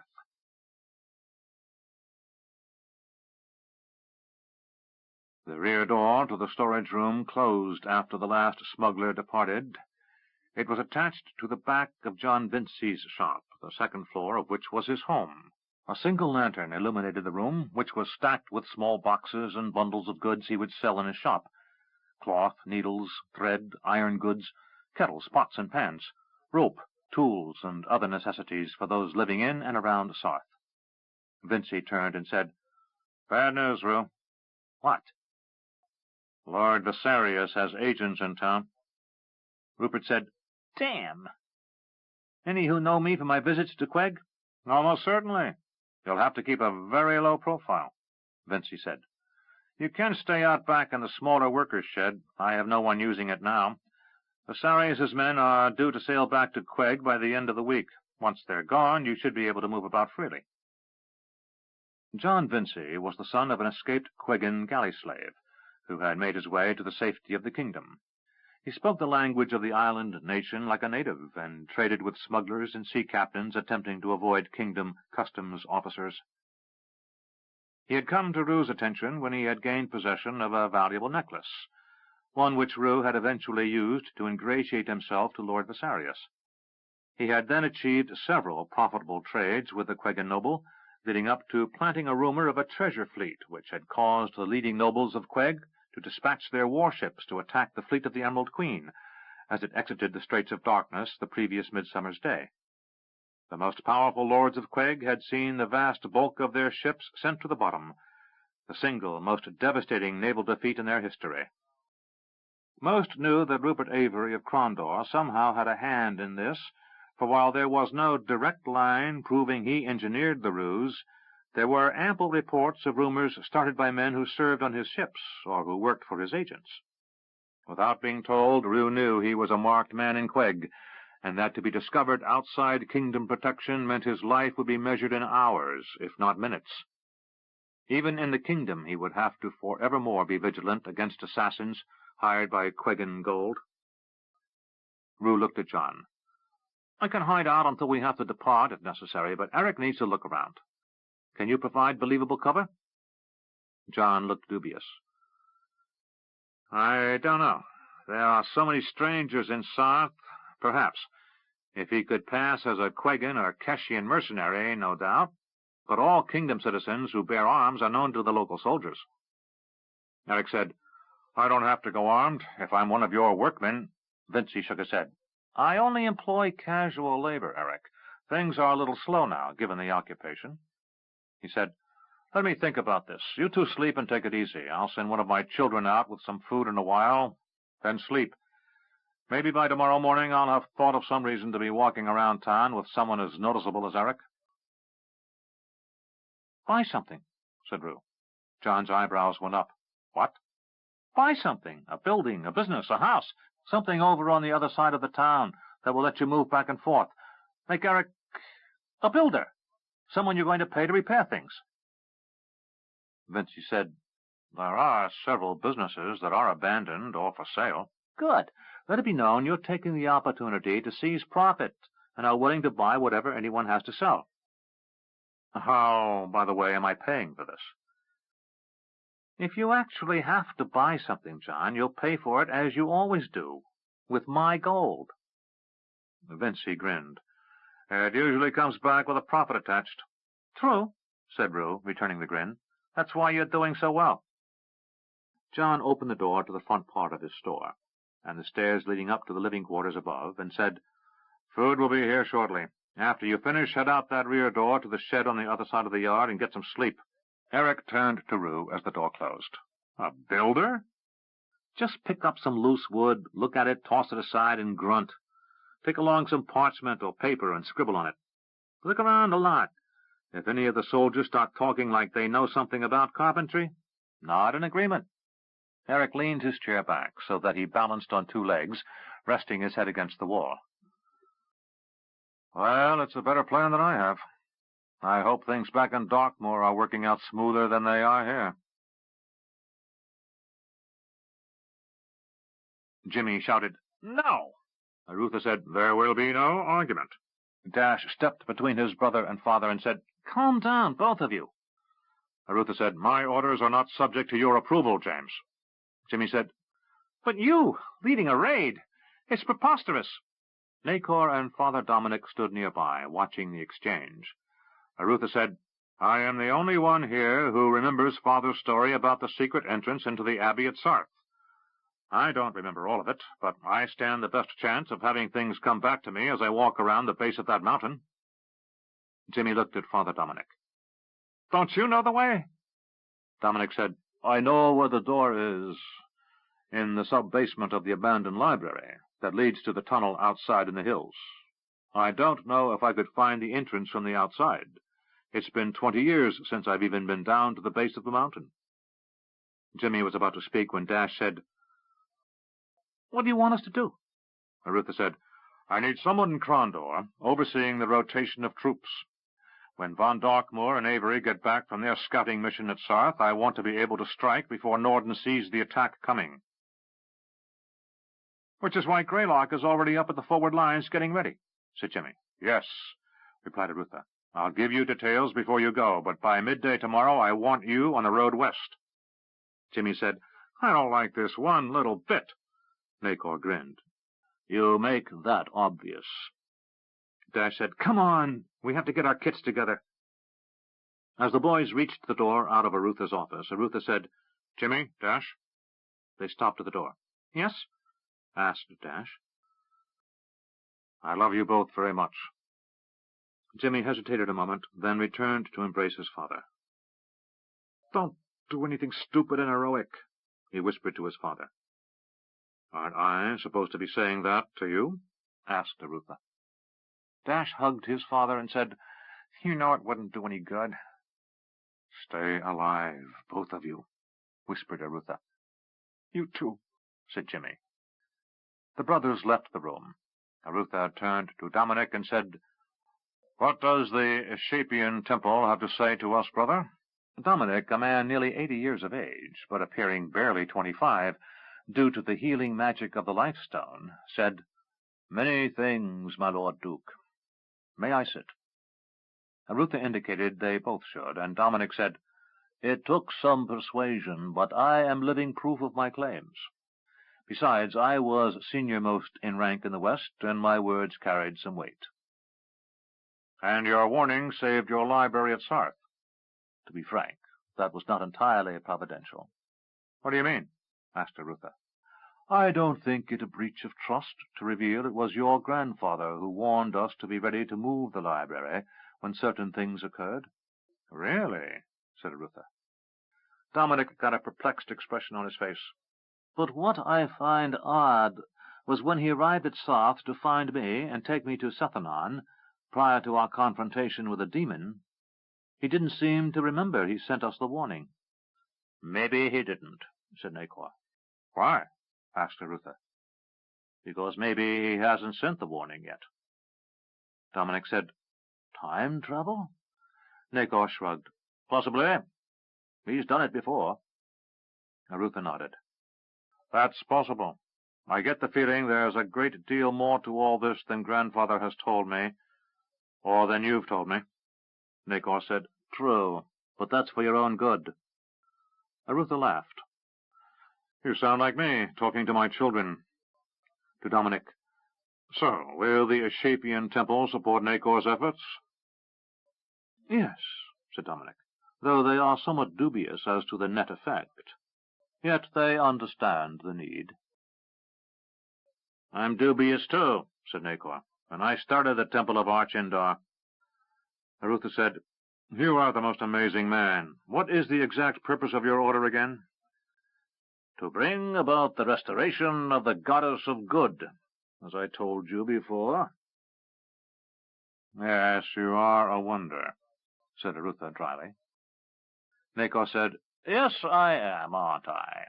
But I think my little temple will not be what it needs to be until we find the real head of the order. I thought you were the High Priest of Archendar, said Arutha. Only until the real one shows up. Then I'll return to doing what I do best, traveling and learning things. Well, until this person puts in an appearance, what are you going to do? Nakor said, Do tricks, tell stories, provide food, get people to listen to the message of the good lady. Dominic said, First must come belief. When people begin to understand that good flows from Archendar, then they will begin the long task of bringing her back to us. I don't pretend to understand everything involved with temple politics, said Arutha. I have read notes left by my father and Prince Arutha, and I get the distinct impression they were privy to secrets that were not passed along to me. Dominic said nothing. Very well, said Arutha. I will trust that nothing in this poses a threat to the kingdom, which is my charge and area of concern. Besides, it seems to me that spreading the doctrine of doing good can harm no one. Nakor shook his head. Would that it were true. Men have been put to death for preaching good. Arutha said, Well, at least not in the West, while I'm Duke of Krondor. Looking at Dominic, he said, If I can find this entrance to the old abbey, can you get us inside? Dominic said, I can. The entrance is locked from within, but there is a secret control that will open it from without. Your father found that control. Arutha smiled. He always claimed he was the best thief in the history of Krondor. Skill or luck, he recognized it, disarmed a trap, and activated the entrance. Almost gave one of our brothers a heart attack when he showed up inside our library. Arutha said, The question becomes how many men to bring with us. Dominic said, I know only a little of warcraft. You must bring a small enough company that we are not detected while moving through the mountains, and large enough that once inside we stand a good chance of securing the abbey. Can you draw me plans of the abbey? I lived there 50 years, Duke Arutha. I can show you every hallway and closet. Good. I will have a scribe visit with you in the morning. If you can have them finished by the end of the week, I would be appreciative. If we're going to be in position to get inside the abbey when Owen strikes up the coast at Sarth, we need be on the way up the eastern trail along Nightmare Ridge by then. Dominic bowed and said, I am at your disposal. If someone could show me to a room. It's been a long journey from Ilanon. Arutha rang a small bell, and a page opened the door to his office. Shall Brother Dominic to my quarters and bring him whatever he needs? Your quarters? Asked the Ashapian. I will not be needing them tonight, I'm afraid. I have many things to do before first light tomorrow. Perhaps a nap after the morning court. Dominic nodded and bowed again, following the page out of the room. Nacor said, At least you have enough sense to put a bedroll behind your desk if you need to catch a nap. Arutha smiled. You don't miss much, do you? I'm a gambler, remember? If I missed things, I'd be broke or dead. Are you coming with us? No, said Nacor. It sounds interesting, but I think I need to be here. Dominic brings a great gift from the Ashapians. They will share the power they gain from the tier of the gods with us. When we have found the true leader of our temple, we will send him to Ilanon, and there he will be given this power. That power will turn my little warehouse into a true temple, where prayers will be answered and miracles performed. Men will learn of good and then help recreate the good lady. Arutha said, A worthy undertaking. He rose. If you'll excuse me, Nacor, I do have work. And if you need anything for your temple and I can help before I go, I will do my best. Thanks, said Nacor, as he walked to the door. Come back alive, if you would. Our new duke might not be so willing to listen to me. Arutha laughed as he opened the door to his office. Well, as much as I'd hate to inconvenience you by getting killed, I think I would be even more inconvenienced. True. See? It's to both our benefit if you stay alive. Arutha laughed again as he closed the door behind Nacor. Still chuckling, he sat back down behind his desk and considered the mountain of work before him.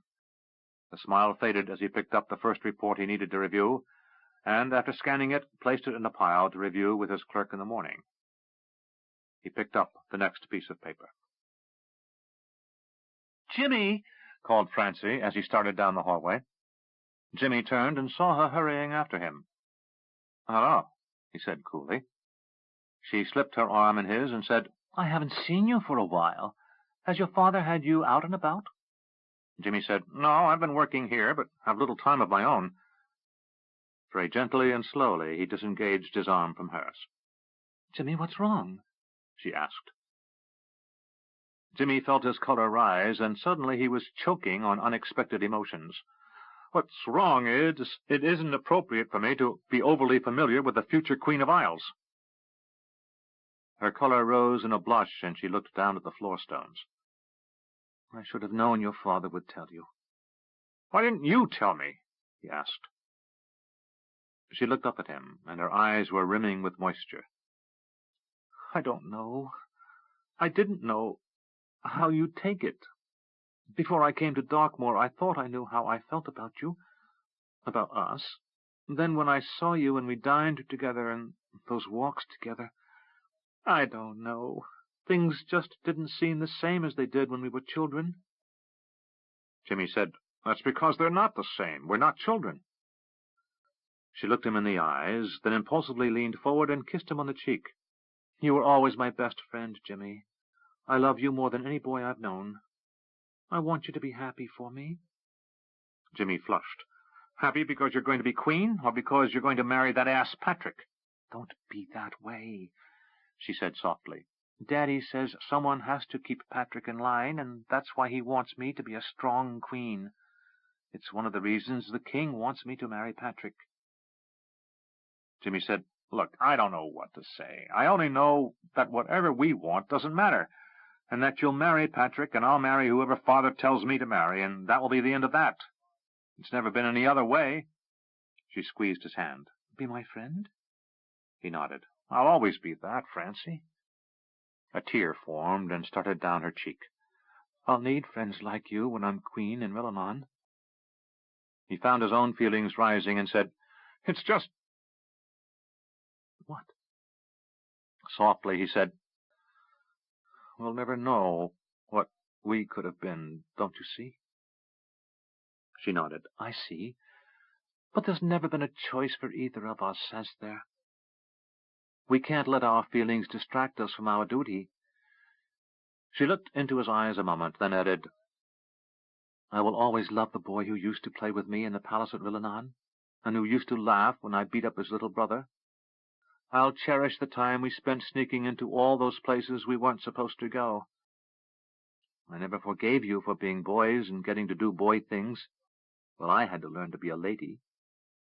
She sighed. But I will never be able to fall in love, my dearest Jimmy. And neither will you. Don't mourn for something that never was. Just be my friend. Without another word, she released his hand and hurried back down the corridor. Jimmy stood quietly for a long minute, then slowly turned and resumed his walk down the corridor. Dash signaled, and Jimmy turned and waved. They were 100 yards ahead of the first column heading into Crondor. A delegation of Duco's men were waiting a mile outside the city, and Jimmy wanted the column to wait until an exchange of documents was completed. Jimmy urged his horse forward and rode to a point just before the obvious leader of the group. Jimmy saluted and said, I am Baron James of the Prince's Court. He recognized the man as being one of Duco's captains. Then he remembered his name. How are you, Captain Boys? The captain, a muscular man with a long beard and hair, nodded. Well, Baron James. Jimmy reached into a pouch sewn into his cloak and pulled a thread, unraveling the top seam. He reached into the pocket and pulled out a sheaf of documents. He handed them to Boys. This is the final communication between Prince Patrick and our newly named Lord Sutherland. This will confirm his appointment to office. The ceremony will be held when Patrick returns to the city. There are several orders and instructions, but they just reaffirm what the Duke already knows. Captain Boys stroked his chin. You know, when the Duke, first told me of this deal, I would have bet my life it would never take place. He shrugged. What do I know? He pointed to the southwest. A troop of 500 men, foot and horse alike, are already on the march toward Land's End. We will occupy that fortress by week's end. He smiled. I understand we may have to dislodge a few Keshians who have wandered into that town from the desert. Jimmy nodded. Bandits, mostly. You've brought the replacements? Up the road, said Jimmy. Good.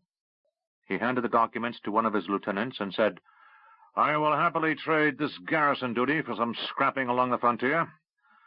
Some of my men are city men, who are carpenters or masons, fishermen and the like, back home, but I was always a soldier. He looked around as if trying to see beyond the limits of his vision. Duco's a thinker. He talks about this nation of yours. He tells us this new pledge of loyalty is a good thing. He looked at Jimmy. I do not know of such things. I am trained to fight and kill and die if needed. But I trust Duco. He has been my leader for more than half my life, and he was not much more than a boy when I pledged service to him. So, if Duco says we are now servants of your prince, and that we fight for this nation we tried to take last year, then we shall serve your prince and fight for this nation. I don't claim to understand it, but I will do as Duco orders, for he is my general. Jimmy nodded. I understand, and for that reason he will continue to be your general. Then Jimmy smiled. And perhaps someday he will have a son, who will grow up to also be your general. Boys laughed. That would be something, wouldn't it? Baron James? He turned his horse around and said, Call your men. Let us ride into Crondor together. Jimmy signaled, and Dash rode forward, and the column behind him also moved up. When they were formed up with boys and his companions, they started forward, and for the first time in almost a year, the agents of the Prince of Crondor were reclaiming his city for the crown. Dash hurried along the street, dodging workers and peddlers. Life was returning to Crondor, and there were endless tasks before them. Several hundred mercenaries from outside the walls had been given employment and sent to the borders to the south. Others were being recruited for caravan escort and garrison duty in the area between Darkmoor and Shamata, replacing soldiers who were being sent to this front. Workers, shopkeepers, and some minor nobles had returned in the last 2 weeks. 2 messengers from Padawa had been intercepted, and reassuring reports returned by other messengers, soldiers loyal to Duco, who could be trusted to report only what Duco wanted Padawa and Norden to know. Dash judged it would be only a matter of 2 or 3 weeks more before it was obvious to Padawa and Norden that Duco had turned coat. The story that a big wedding in Villanon would keep the prince away from the west for a year, and that Keshian agitation along the border would keep the kingdom from attempting to retake Crondor, had been widely circulated. Duco's latest message to Padawa included a note that a Keshian agent had made preliminary contact with him, inquiring about the possibility of formal treaty with the King of the Bitter Sea, which Duco hoped would keep Padawa overconfident for a while longer. Dash turned a corner, heading into a burned-out portion of the city that was far down the list to be rebuilt. The note he had received had been short and to the point. No signature had been affixed, but he had no doubt who had sent it. Dash worried about the presence of Keshian agents in the city. The transfer of soldiers was taking place slowly. The logistics of getting those patrols to predetermined locations, having those men switch clothing with kingdom regulars and change places, was very complex. To any casual observer, it appeared that a half-dozen or so patrols rode out throughout the day and returned later. What wasn't apparent was that they were composed of different men. The one place Duco's men remained was at 2 checkpoints south of Norden's position in Sarth. So far, there had been no mistakes. Dash reached the appropriate place and stepped inside the burned-out shell of a tavern. As soon as he was inside the fire-blackened walls, a voice in the shadow said, "You come alone, puppy?" Dash's expression let Trina know what he thought of being called puppy. "I'm alone." She jerked her head to one side, indicating a door to a rear room. He moved toward it, and it opened. John Turpin stood in front of the doorway and said, "Sword." Dash removed his sword from its scabbard and handed it to him. "Through there," he said, indicating another door. Dash moved to that door, and when it didn't open, he tripped the latch. Inside he found the upright man sitting at a table, a half-drunk flagon of water next to him. "Nephew," he said with dry humor. His voice was as raspy as Dash remembered. "Uncle," said Dash with the same dry humor. "Have you news for me?" Dash sighed. He sat in the second chair at the table without being asked. "As you can see, we were not in need of your help in taking the city. Duco gave it willingly." "At no small price, I hear," said Lyle Riggers with a chuckle. "Duke of the Southern Marches." "There's to be a general amnesty." The old man studied his great-nephew and said, "I don't hear the but, though it is there." "It's to be applied only to those who fought against the kingdom, as they swear loyalty to the crown. It will also be extended to any man who volunteers for service now." "But not petty thieves such as the mockers." "Only if you join the army," said Dash. "I tried. My father has no need to be busying himself, or his judges, with accusations of crimes before the war." Dash shrugged. "Fact is, anyone likely to bring complaint is no longer living here.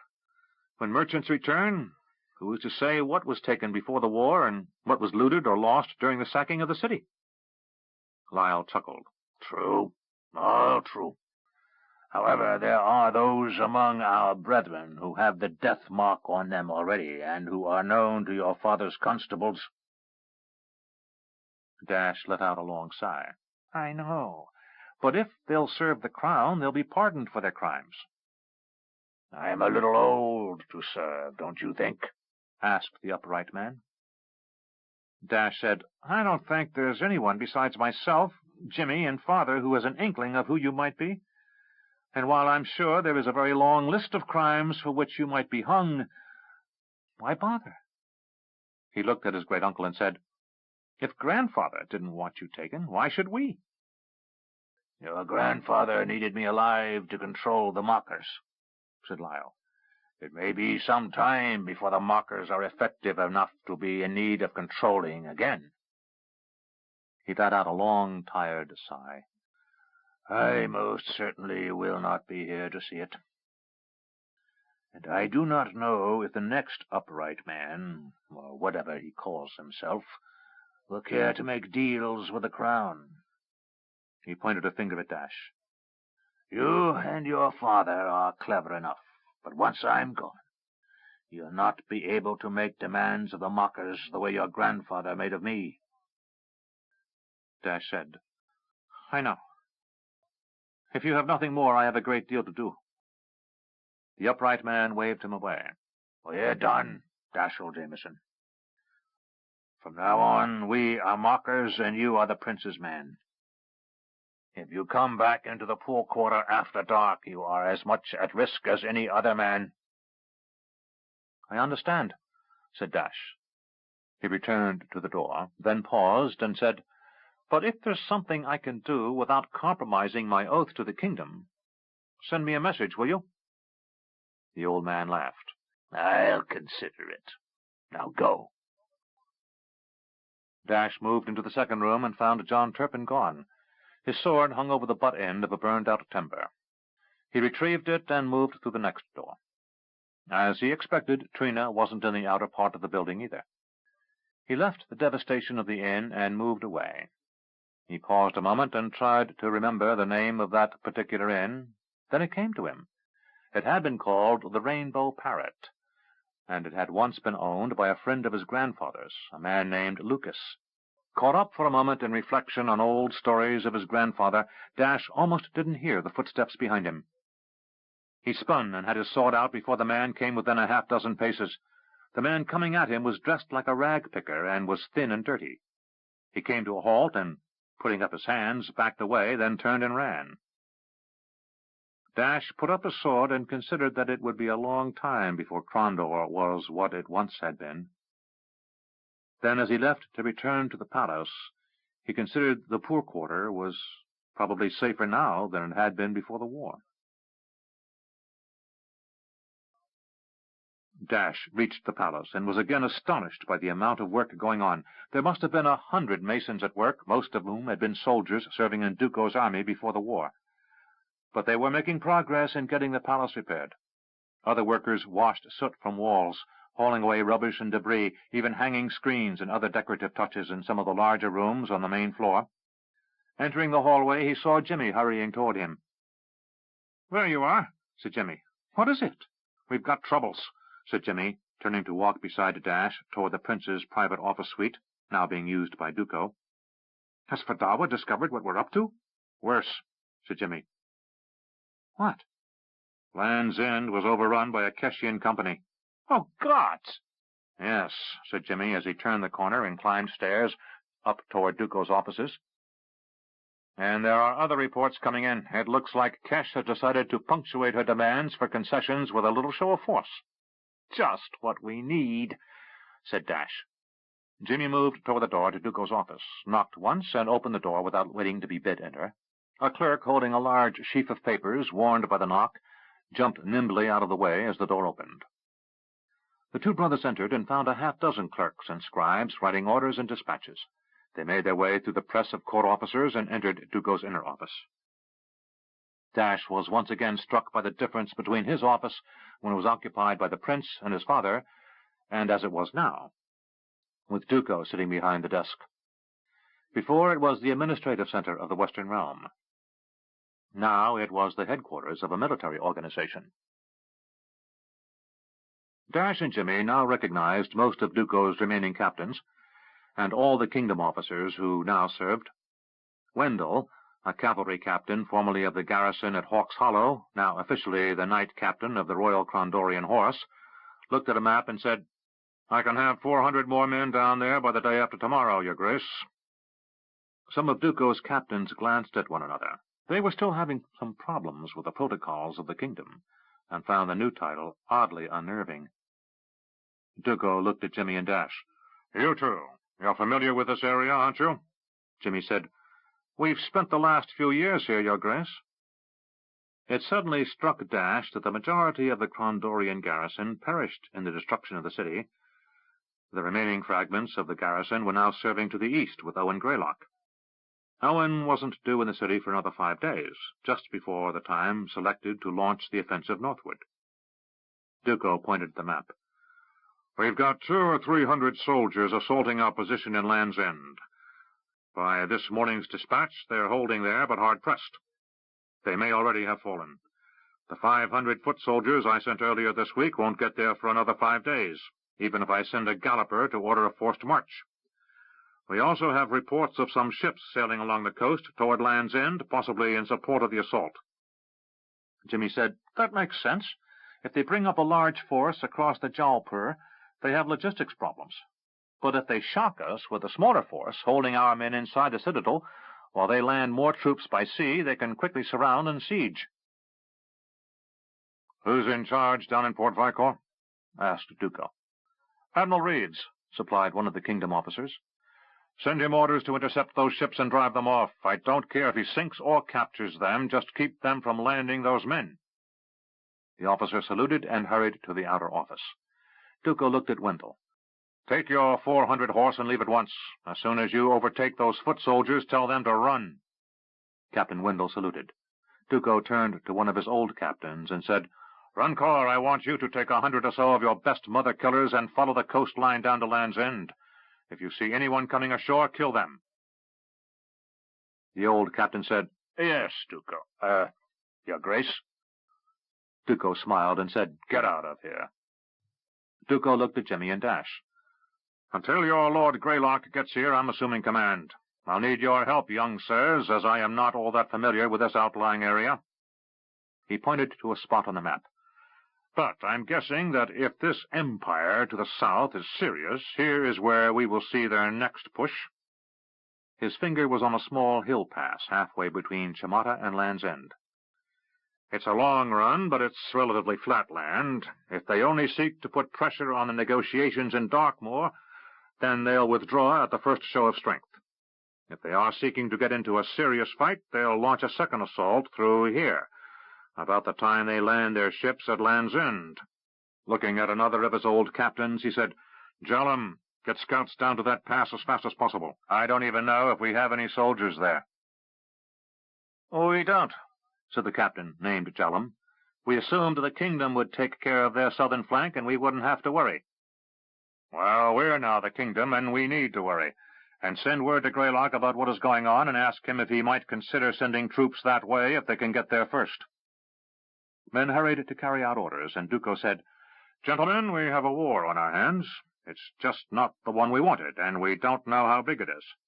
It may be a little one, but if I were the Keshian general and I found out just how chaotic things were here, I might try to get into Crondor before Greylock, and then dare him to come dig me out with Norden on his northern flank. Duco shook his head. Let's hope that kicking them out of Land's End will teach them the error of their ways. Jimmy looked at Dash, and they both shared the same thought. What else could go wrong? 12. Gamble. Arutha pointed. Captain Subai motioned, and the man behind him signaled. Another man pointed and nodded. He then started searching in the indicated area. The progress over the mountains had been slow, as the men on foot could cover only between 10 and 15 miles a day. But they were now in sight of the base of the mountain atop which perched the former Abbey of Sarth. 3 scouts were moving along the difficult trail, moving up tiny gullies worn by rainwater, small game tracks, anything that might lead to the entrance. They were looking for a large extrusion of rock that overlapped the face of the mountain, yet behind which was a long, narrow passage, leading to the entrance to the tunnel under the abbey. Arutha remembered his father telling him that unless you were looking right at the entrance, end on to the extrusion, you would only see what looked like mountainside. They had been searching for days and had twice almost come into contact with Norden's patrols. Only the fact that Arutha and Dominic were accompanied by the best woodsmen and trail scouts in the kingdom kept them undetected. There were only 6 of them in this party. The 120 Pathfinders and Crimson Eagles, who were given the responsibility for taking the abbey, waited miles away in a tiny valley just beyond the range of invader patrols. Arutha took a drink of water from the skin he carried. The summer heat was oppressive, yet they could not tarry. His father had mentioned several other landmarks, but nothing in the area remotely looked like those features. The large oak may have burned in a fire, or been harvested for lumber. The 3 rocks piled one atop the other may have fallen due to rain or an earthquake. After all, it had been over 50 years ago. Then a whistle alerted Arutha that someone had found something. He hurried to where Subai stood and saw a man below the captain. He had jumped down into a depression where all but his head was hidden by brush. He would be invisible from the trail. Arutha glanced around, and his eyes caught sight of a large oak tree, masked by other younger trees, but directly opposite his position. He turned and saw a large boulder, the size of a wagon, and at the base were 2 others. Instantly he knew. "We've found it," he said quietly to Subai. Arutha motioned to where Dominic stood and jumped down to stand behind the soldier. "There's something on the other side of this brush, Your Grace," said the soldier. Without saying anything, Arutha took out a sword and started hacking away the brush. The soldier hesitated a moment, then pulled out his own. By the time Dominic arrived, they had cleared away a significant portion of the undergrowth. Behind the cleared brush was a passage. Arutha knew it was the place his father had described, because from end on, it did indeed look like a hallway, between the face of the cliff and the wall of rock. To Captain Subai he said, "Wait here until Dominic and I find the entrance." The cleric and the duke entered the narrow passage, which ran a full 100 yards along the face of the mountain. At the end, to their left, a cave large enough for 1 man to enter could be seen. Arutha said, "If this was discovered, it is as easy to defend as the access above." Dominic looked into the darkness. "It is natural, but it has been improved by the brothers of his shop. Notice it's wide enough that a monk carrying books or pulling a handcart can negotiate the turn, but there's not enough room to turn a ram to break down the door." "What door?" Dominic closed his eyes, chanted almost silently, then held up his hand. A nimbus of pale yellow light grew from his hand, casting enough illumination that Arutha could see a large oak door 10 feet inside the entrance of the cave. It was without latch or lock. Across it, 3 large iron bands showed it was heavily reinforced. Arutha said, "You're right. You'd need a heavy ram to knock that down, and there's no room here to swing it." Dominic said, "The latch," Arutha said. "Indulge me a moment." He inspected the area, running his hand above a ledge and then below another and over the surface of the door. Finally he said, "My father told me stories of his days as a thief.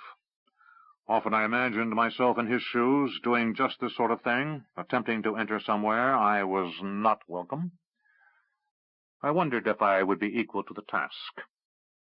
He knelt and inspected the ground before the door. Off to one side, a small rock lay nestled against the overhanging stone wall. Arutha reached for the rock. "I wouldn't do that," said Dominic. Arutha's hand hesitated. He then said, "I must concede I lack my father's gifts."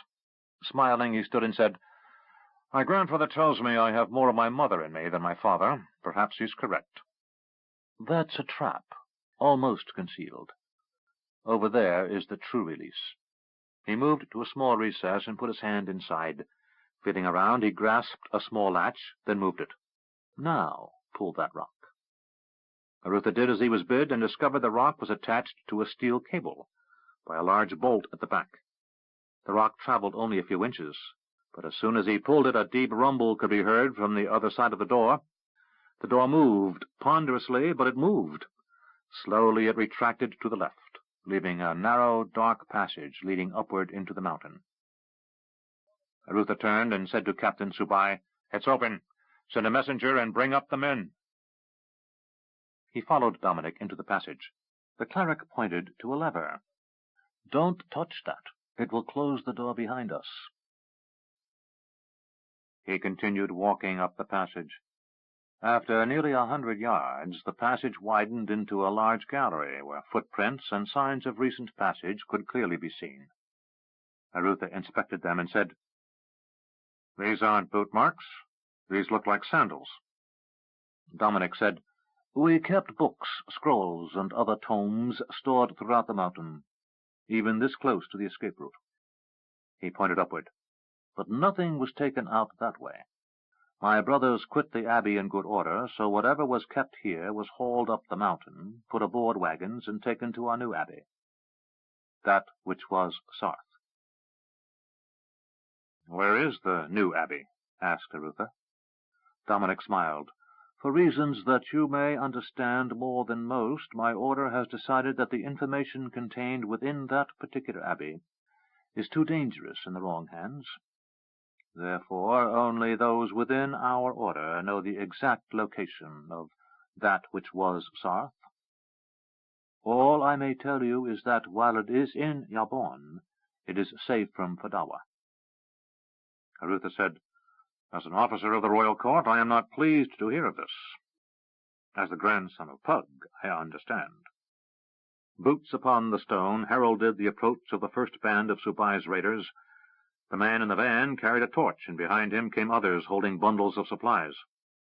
The timetable was critical. Greylock would begin his approach to Crondor in a week's time, but just before the city gates he would wheel to the north and launch a flying attack up the road to Sarth, striking the first two defensive positions without stopping. They were relatively light positions, from Duco's information, and would provide scant resistance.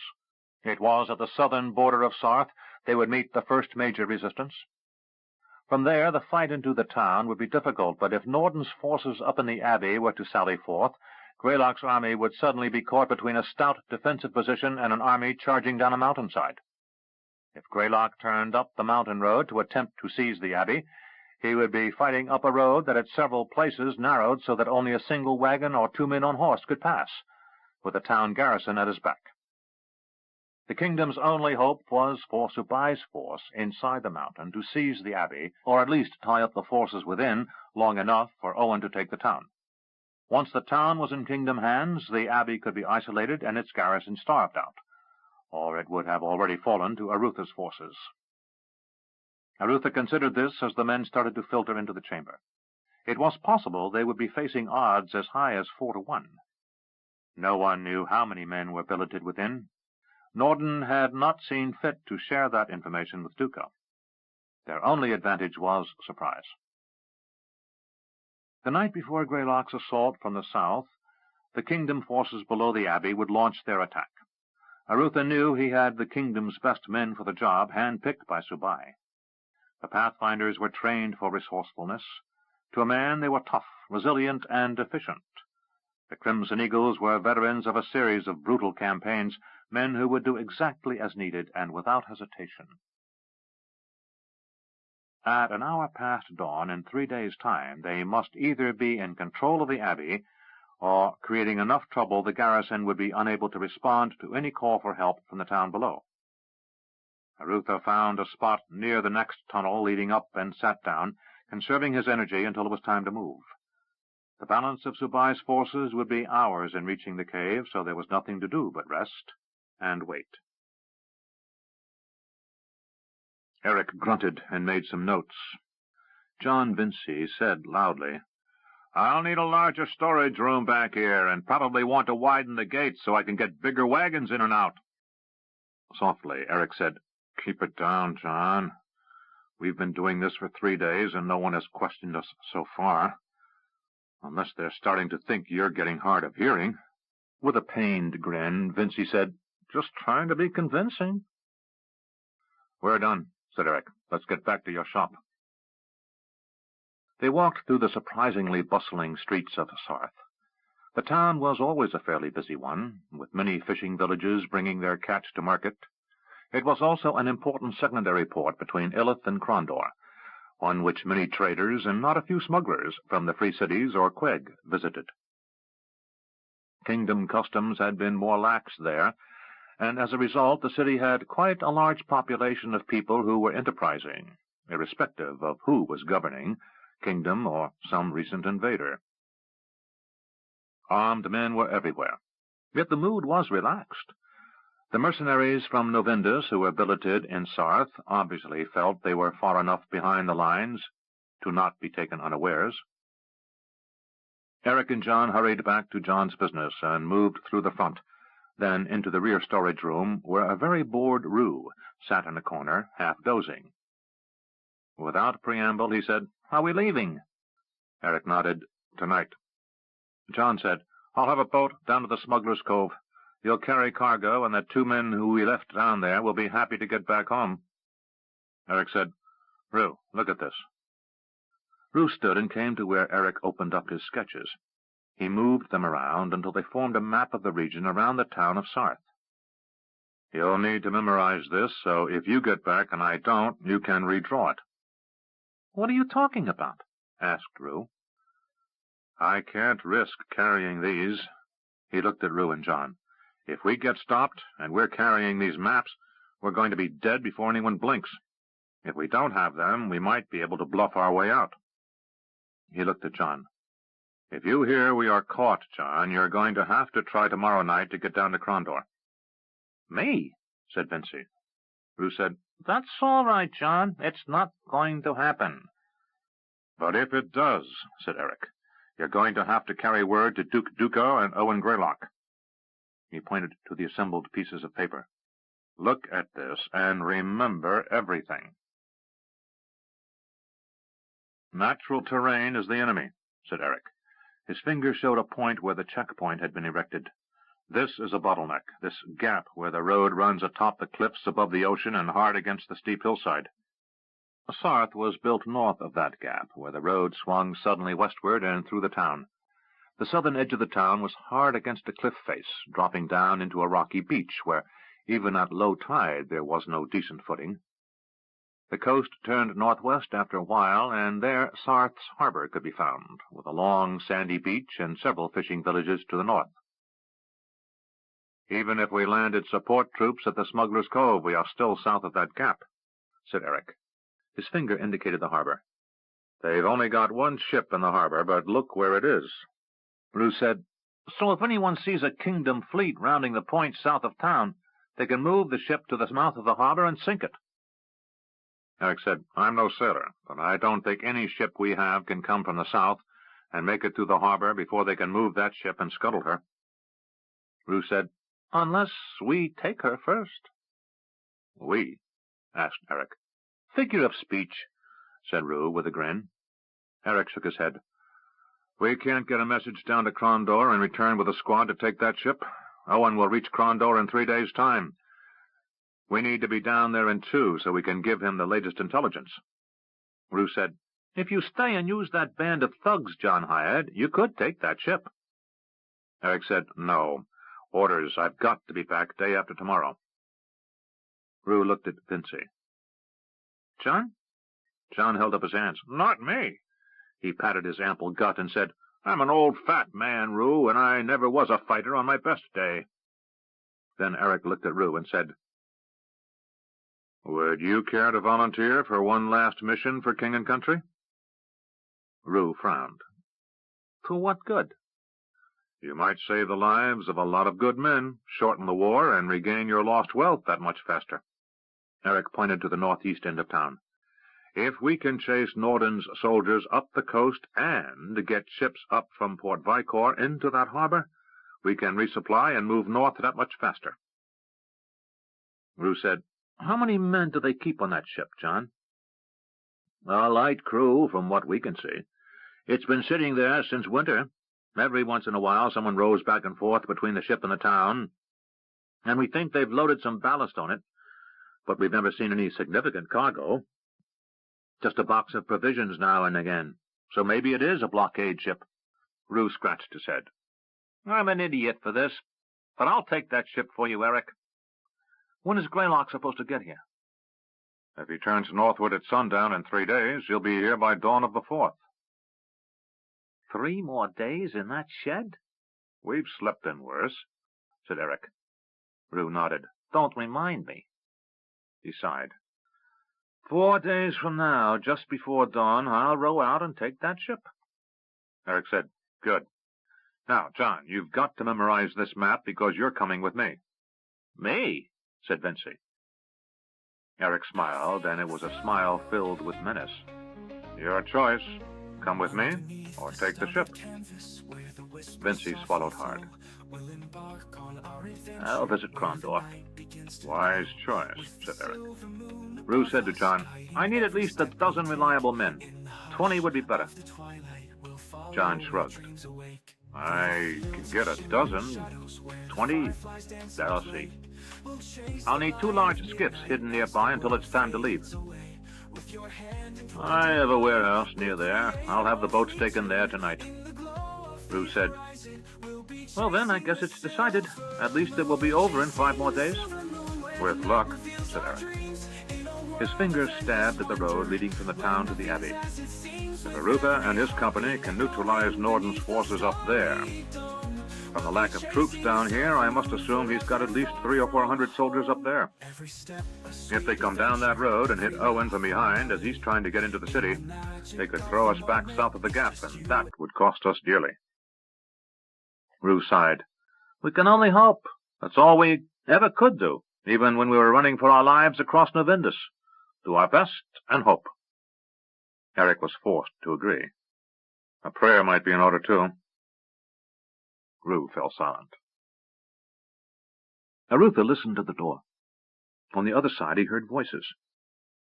For the last day they had scouted out the lower basements of the abandoned library at Sarth. Dominic had estimated that as many as 1,000 men could be housed at the abbey, if they filled every empty chamber, even though the dormitory in the abbey itself was built for only 40 monks. They had calculated that stabling of horses dictated that the majority of soldiers in the abbey be foot soldiers, as no more than 40 or 50 horses could be crowded into the courtyard of the abbey. The problem of providing fodder for the horses and wagons full of hay or grain every week probably kept the number down to a couple of dozen animals. They had reached the second level of halls below the abbey proper before encountering any soldiers. Through the door at which Arutha listened, they heard voices in casual conversation. Arutha moved back to where Dominic waited and whispered, Is there any way around this room? Dominic shook his head and quietly replied, If we go back down 2 levels and return up the other side, we'll still come into that room, but through a different door. There are 3 doors, the third being to a stairway to the level above. Arutha nodded. He had memorized the drawing Dominic had made. Well, wait here, then storm the room when it's time to take the abbey. He glanced at one of Subai's soldiers, who carried a timing glass filled with sand. At sundown the day before he had turned it, starting the timekeeping. Within the dark confines of the basement under the abbey there was no natural way to mark the passing of time, and timing was critical. I wish I could get a look and see how many soldiers were there. Dominic said, We could chance one late at night, when they're all asleep. Arutha turned to a soldier and said, Tell Captain Subai I want him to send half the men back down 2 levels, and up the other side to the second door into this chamber ahead. The soldier saluted and hurried off to carry out his orders. To Dominic, Arutha said, It occurs to me we've encountered no barriers to the lower chambers, but this door or the other may be blocked. I not want this raid to fail because someone moved a bunk in front of this door. Whoever gets in first can ensure the other door is quickly opened. Dominic nodded. He glanced over at the soldier holding the sand clock. Another day and a half. Rue waited impatiently. The last 2 days had dragged moment by moment, second by second, until he thought he would lose his mind. Then suddenly it was time to leave. He looked at the men John had rounded up. There were 16 of them. All looked disreputable, but none looked particularly fearsome. Still, he had seen enough harmless-looking men who turned out to be killers in his days to judge too much on appearances. He said, Do any of you know how to work aboard ship? 5 of them held up their hands. Rue shook his head. Pointing to the first one, he said, You, if you hear me shout, cut loose the anchor. To the second, he said, If you hear me shout, Raise whatever sail you can reach." To the last he said, "And you, head for the tiller and steer us for open water." Glancing at the other men, he said, "The rest of you, do whatever those three tell you. If we take that ship, I want to be able to get under way if anyone on shore tries to help." To himself he silently added, "And get the hell away from Sarth if the attack fails." "Ready?" he asked, and the men nodded. "Once we start moving, don't stop for anything unless I tell you or we're attacked." He opened the door to Vincey's store and said, "Let's go." The men followed Rue into the pre-dawn gloom, down the street where Vincey's store sat, then around a corner that put them on the main street through the town, part of the King's Highway. They followed it, moving quickly without running, and when the road turned north again, they followed a smaller street that led down to the southern end of the docks. To Rue's mind, Sarth looked like nothing so much as a right hand slapped down on an otherwise northwest-running shoreline. The thumb was where the road turned west for a while, and the bulk of the town rested between, until the road turned north up the index finger. The docks started at the crook of the thumb and followed the highway for a distance, with several blocks of houses between the highway and the bay. As they reached the docks, Rue found Vincey had instructed other men to leave the warehouse unbolted. It was the last one on the lower dock, the westernmost part of the thumb in Rue's imagination, and inside were 2 boats.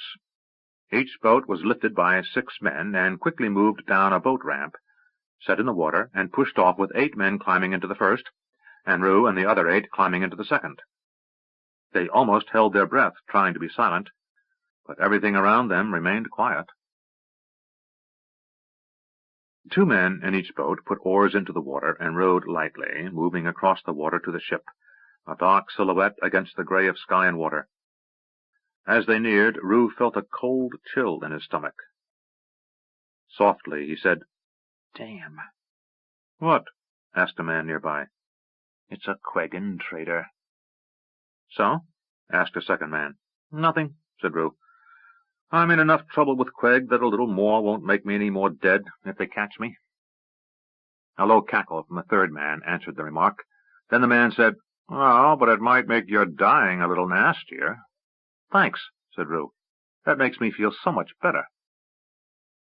The first boat reached the stern of the ship, a 2-masted trading vessel. A man in the bow of the first boat leaped to a rear anchor line and nimbly climbed to the gunwale. He peeked over, turned, and nodded down to those in the boats below. Silently, men started climbing aboard. Up on deck, the sailor assigned the night watch sat against the rail sleeping. Rue motioned, and one of the men struck the sleeping sentry hard on the head with the hilt of a sword. The man slumped over, unconscious. Rue motioned for the men to move fore and aft, and down into the ship they went. Things were quiet. Then suddenly a shout from the bow of the ship sounded, answered quickly by the sound of blows. Other voices were raised. Then it was quiet again. A minute later, a group of downcast-looking sailors emerged from the forehatch, followed a moment later by men coming up the aft. There were only 22 men aboard, including the captain and mate. All had been asleep and had been easily roused from their berths to find themselves facing armed men. Rue breathed a sigh of relief. The ship was his. Rue looked at one of the men, who didn't look like a sailor. "Where did you find him?" he asked one of the smugglers. The smuggler said, "In a little cabin next to the captain's." Rue came to stand before the man and said, "There's something familiar about you. Who are you?" The man remained silent. Rue said, "Light a lantern." One of the smugglers did so and brought it over. Rue held it close. "I know you. You're one of Vesarius's men. Your name is Valari." The man politely said, "Mr. Avery." Rue laughed. "Don't tell me this is one of Lord Vesarius's ships." "It is," said the high-placed servant. He had been the first Quegan to meet Rue on his first visit to that island. "Isn't that something?" said Rue. "Well, I'm sure Vesarius is holding me personally responsible for every injury done him since I last saw him, so this additional offense won't surprise him." Valari said, "He'll eventually find out, Avery." "You can tell him," said Rue. "Me? Aren't you going to kill us?" "No reason to," said Rue. "In fact, we're doing you a favor. Sometime in the next few hours, a full-scale war is about to erupt around here, and by that time I plan on being safely out of this harbor and on my way south." "War?" said Valari. "Yes, the very one you were told was the signal for you to sink this ship in the harbor." "Sink this ship?" said Valari. "Why would we do that?" "To keep kingdom ships out of the harbor," answered Rue. "We have no such orders," said Vincy. "Then what are you waiting here for?" The question was answered by silence. Rue looked as if he was turning away. Then he rounded hard and slammed his fist into Valari's stomach. The man collapsed to the deck, unable to breathe for a moment. Then he crawled to his knees and vomited on the deck. Rue knelt and grabbed him by the hair, pulling his face up and saying, "Now what are you waiting for?" Again the man looked at Rue, but said nothing. Rue pulled his dagger and held it before Valari's eyes. "Would you speak better if parts of you were missing?" "We're waiting for another ship." "What ship?" The man was silent until Rue put the point of the dagger in the meat of Valari's shoulder and started to push, slowly increasing the pressure so that it became painful quickly, without doing serious damage. Valari winced, then his eyes watered. Then he cried out, "Stop it!" he begged. "What ship?" asked Rue, letting the point dig deeper. He knew it was a light wound, but he also sensed that Valari wasn't a man who knew that, and was not used to enduring pain. Valari sobbed. "My lord Visarius comes to Sarth." "Visarius? Here?" said Rue, wiping his blade and putting it away. "Why?" "To escort us back to Queg." Rue stood up, eyes wide. Turning to the leader of the smugglers, he said, "Get ready to raise sail. If I shout to get under way, I want to be moving by the time I'm back up on deck." Rue hurried to a hatchway and half-jumped down the companionway to the lower deck. He ducked through a low door into the main cargo hold and saw crates and sacks lashed down along both sides of the hold. He grabbed a large sack and tried to lift it. It was too heavy to move. He used his knife to cut loose a small cord tied around the top of the sack, and gold spilled out onto the deck. As loud as he could, Rue shouted, "Get under way!" Men shouted up on the deck, and the sound of a fist striking a jaw informed Rue the smugglers were ensuring the captive sailors were obeying orders. He heard an axe fall and knew they had cut away the anchor and chain. Rue found a pry bar and opened a crate. Inside, in the gloom, he had no trouble recognizing riches. Gems, coins, jewelry, a bolt of expensive silk, all had been haphazardly dumped into the chest, and it had been nailed shut. Rue knew what he had stumbled across. It was the booty of Crondor and Sarth, boxed and stored aboard this ship to send to Queg. As he made his way back up to the deck, Rue began to wonder. Why would General Fadawa be sending riches to Lord Visarius? He saw sails falling from the yards and his appointed man on the tiller as the ship slowly began to move forward toward the mouth of the harbor. Rue moved to stand before Valari and said, "What is Fadawa buying from Queg?" If Valari had any inclination to refuse to answer, it fled when Rue produced the dagger and showed it to him. "Weapons! He buys weapons!" "What weapons?" "Swords, shields, pikes and bows, arrows, crossbows and bolts, catapults and ballistae, and fire oil." "And it's being shipped here?" "No, it is already delivered to Illith. But the gold was here, and Fadawa arranged for it to be secretly stored on this ship." "Why wasn't it guarded better?" asked one of the smugglers nearby. "I mean, if we had known, we'd have taken this ship ourselves days ago." "Because guards would have called attention," said Rue. "They circulated a rumor it was a blockade ship to be sunk in the harbor mouth." He grinned. "Lads, you're going farther than we thought. We're not going down the coast to the cove and then ashore to meet the army. We're heading down to Crondor itself." "Why?" asked one of the smugglers. "Because I'm claiming this gold for the Crown, and the Crown owes me gold beyond imagining. So I'm taking this cargo and partial payment of my debt, and because all of you will be paid a month's wages for each day we're at sea." One of the men got a calculating look and said, "Why shouldn't we just split it up? We don't work for you, Avery." Suddenly, Rue's sword was out of its scabbard before the man could react. The point touched the man in the throat, and Rue said, "Because I'm the only real soldier on this ship, and you copper-grubbing thugs are getting a chance for some real gold. Why die so a few of you can share this when you can live and get enough to keep you drunk for the rest of your life?"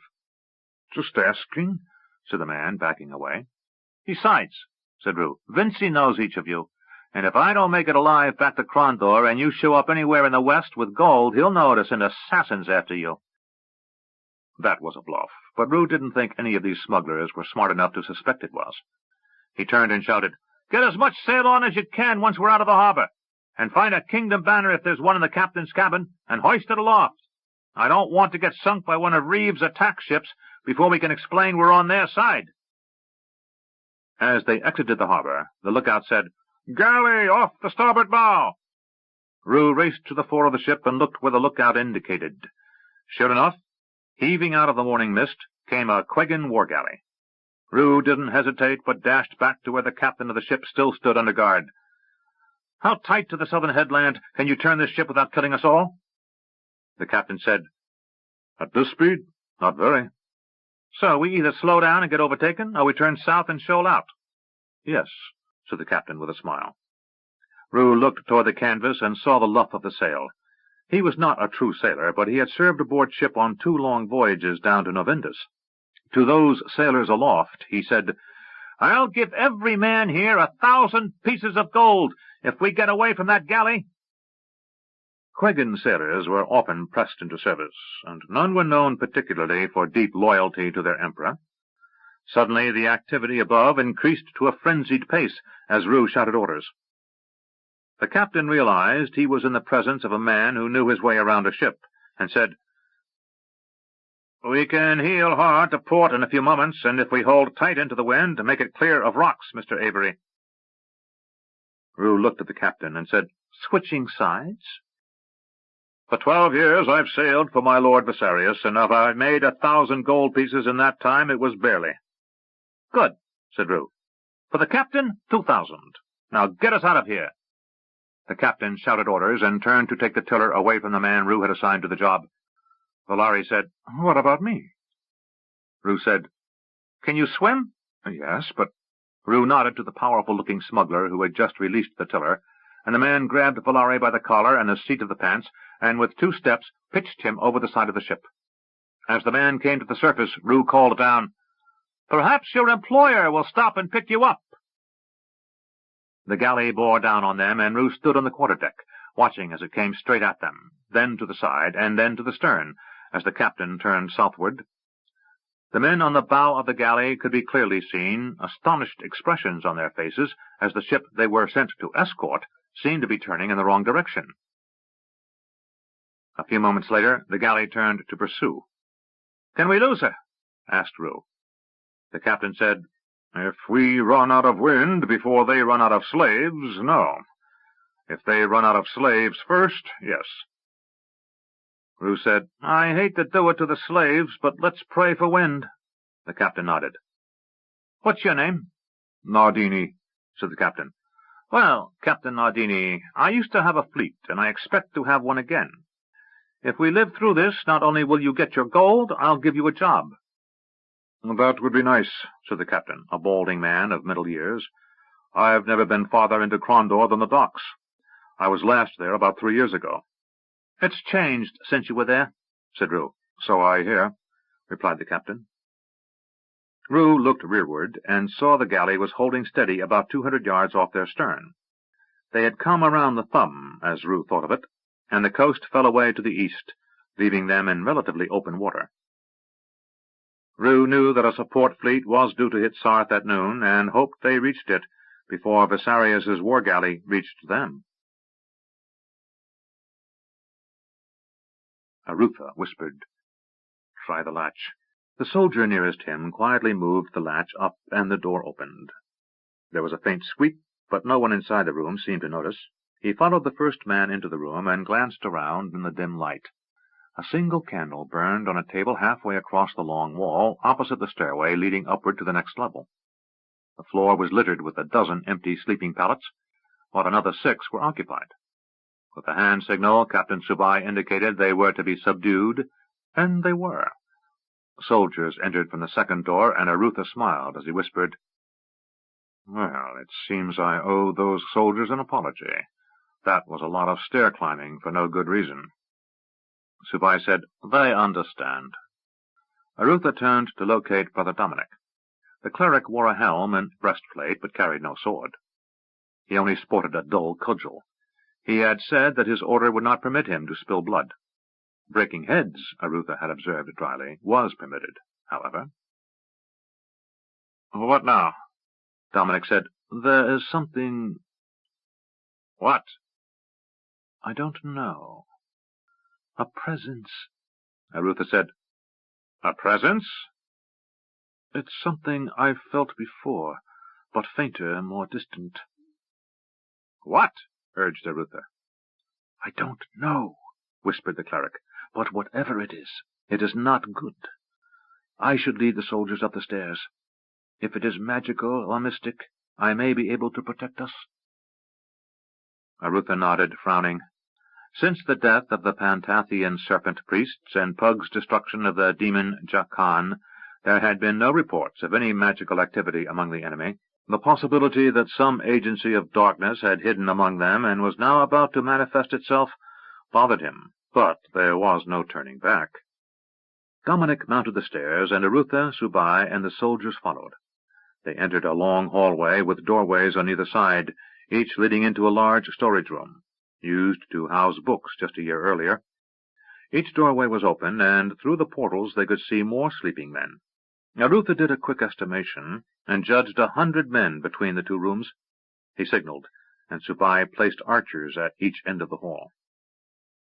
He then set about waking the invaders, quietly and one at a time, so that each man awoke to the sight of a naked blade before his face, and archers behind drawing a bead. In less than a half-hour, all 100 mercenaries were herded down to the lowest chamber to join the first 6 men captured. "This can't last," said Subai quietly. As if his words were prophetic, at the top of the next flight of stairs they were spied by 2 men walking down the corridor. As soon as they saw the black uniforms, the mercenaries knew there were kingdom soldiers in the building. They raised alarm, and Arutha shouted, "Every man to his position!" Each man knew his assignment. There were a dozen key positions throughout the abbey, and if the kingdom forces could secure them, the invaders would be isolated from the town below. While Arutha and his men might be forced to eventually withdraw back down the stairs into the lower chambers of the abbey, they could keep the garrison up here from mounting a counterattack down the mountain to relieve the garrison at Sarth. Sleepy mercenaries came stumbling through doors on both sides of the hall, and Arutha found himself fighting for his life. He had never fought in combat before, and until this moment had harbored a deep fear he would not be up to the task. He anticipated shame that he could not serve his king the way his father and sons already had. Yet now, without hesitation, he was coolly engaging a man intent on killing him. He had no time to think about his previous doubts, and without conscious effort, years of practice and drill took over, and he began laying about him, using the sword once carried by his namesake, Prince Arutha. Slowly they moved along the corridor, driving the forces of General Norden before them. At the end of the corridor, another flight of stairs led upward. By the time Arutha reached them, the hall was littered with bodies, most of them invaders, and a trio of men stood at the bottom of the stairs. Fighting up the stairs would be difficult, as the advantage of height would make this a difficult contest. From behind a voice shouted, "Down!" Without hesitation, Arutha fell to the floor, ignoring the pool of blood in which he lay. A flight of arrows sped by overhead, and the 3 men upon the first step of the stairway fell. Before Arutha could rise to his feet, men were racing past him, their boots pounding on the stones of the steps as they hurried up to engage the enemy on the next level. Arutha knew he was 1 flight below ground level. Above them stood the abbey, the stable, the outbuilding, and the walls.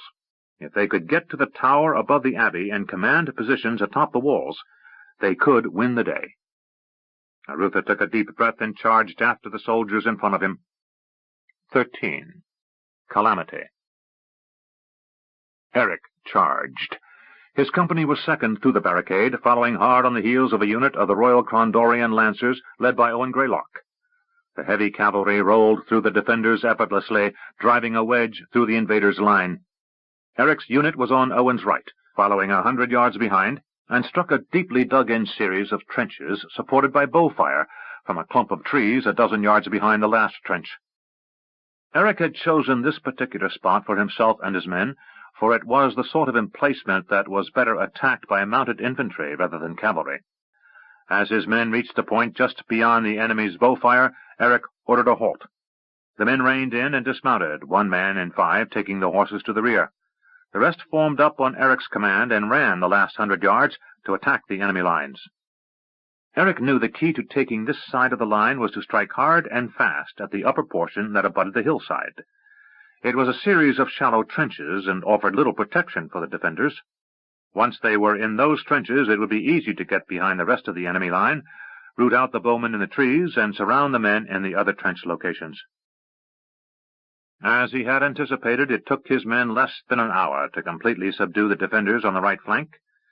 Seeing things were in hand, Eric returned to get his mount and ordered the rest of his men forward, while a handful remained behind to escort prisoners back to the stockades being erected for holding captives. Everywhere, the first phase of battle was moving along without a hitch. Eric had expected stronger resistance on the left flank, the section of the defensive line between the road and the sea cliffs, but the rapidly advancing kingdom forces had totally demoralized the advanced position of Fadawa's army. Realizing that things were in hand, Eric sent word back to bring up the second elements of Greylock's army, the heavy infantry that had been hiding in Crondor for the last week. They were a half-day down the coast and would be needed tomorrow morning if they had to dig out defenders at the Gap or the southern boundary of Sarth. As he motioned for his mounted infantry to form up to advance, Eric gave thanks that Sarth wasn't a walled town like some of the others in the kingdom. He impatiently waited for his command to reform, as the standing order was to move as fast into Sarth as possible. When they were mounted, he gave the order and they advanced. Units of archers were hurrying along on either flank, their orders to flush out snipers in the woods. They were supported by squads of swordsmen. Heavy pikemen, who would be critical to break any counterattacks, were hurrying along the road, and Eric had to order them to halt, so that his horsemen wouldn't be stuck behind the slower-moving footmen. When everyone was assembled, Eric signaled the advance, and the men moved out. The pikemen fell in behind the horses, and the march was resumed.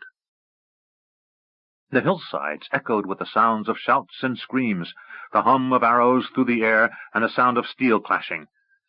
But it was obviously a mopping-up action here, and the heavy fighting would be ahead. Eric motioned for his men to advance at a canter, and they began leaving the infantry behind. Eric had reached Crondor without incident, he and John Vincy having slipped through the gap to the Smuggler's Cove, then by boat to a fast ship heading down to Crondor. They had reached the city in time to give Greylock the detailed layout he had needed. The next morning, advanced scouting and infiltration units had been sent out to destroy Norden's forward positions. The units Greylock had brought into Crondor under cover of darkness the previous night left 2 hours after and rode throughout the day, taking up positions a half-day's ride south of Sarth. At dawn, they had advanced on the city. Eric glanced to where the sun hung in the sky and considered they were possibly an hour ahead of schedule. Any time gained in the first stage of the assault would be to their benefit. They would need as many men as possible in the town should Lord Arutha's infiltration of the Abbey fail and Norden launch a counteroffensive from up that road. Glancing toward the sea, Eric saw sails in the distance, 2 ships heading south. He wondered if they might be invaders' ships or Quegans. Either way, they were about to run headlong into a fleet of ships from Port Vicor, heading to Sarth to support the land advance. Eric returned his attention to the matter at hand. Rue said, "They're gaining." Captain Nardini said, "Morning breeze is freshening, but whoever's in command of that galley is willing to kill slaves, that's the truth." Rue said, "Any weapons aboard this ship?" "Only what you brought with you. The plan always was to just look harmless and slip out of the harbor without anyone suspecting we had all that gold aboard." The captain glanced backward and then returned his attention to the sails above. "We certainly have no ballistae or other war engines, if that's what you're asking." "That's what I was asking," said Rue. Slowly the galley pulled nearer Rue's ship. "Sails ahead!" shouted the lookout. "Where away?" questioned the captain. 2 quarters! Dead ahead and 5 points off the starboard bow." Rue hurried forward and squinted against the glare from the mist burning off in the morning light. Directly ahead he saw a dozen tiny dots of white, the sails of the fleet heading north from Port Vicor, while off to the right, larger sails showed a fleet closer still. Rue hurried back to the captain. "We've got trouble." "I know," said Nardini. We need a much stronger wind, or that galley's going to catch us in less than an hour.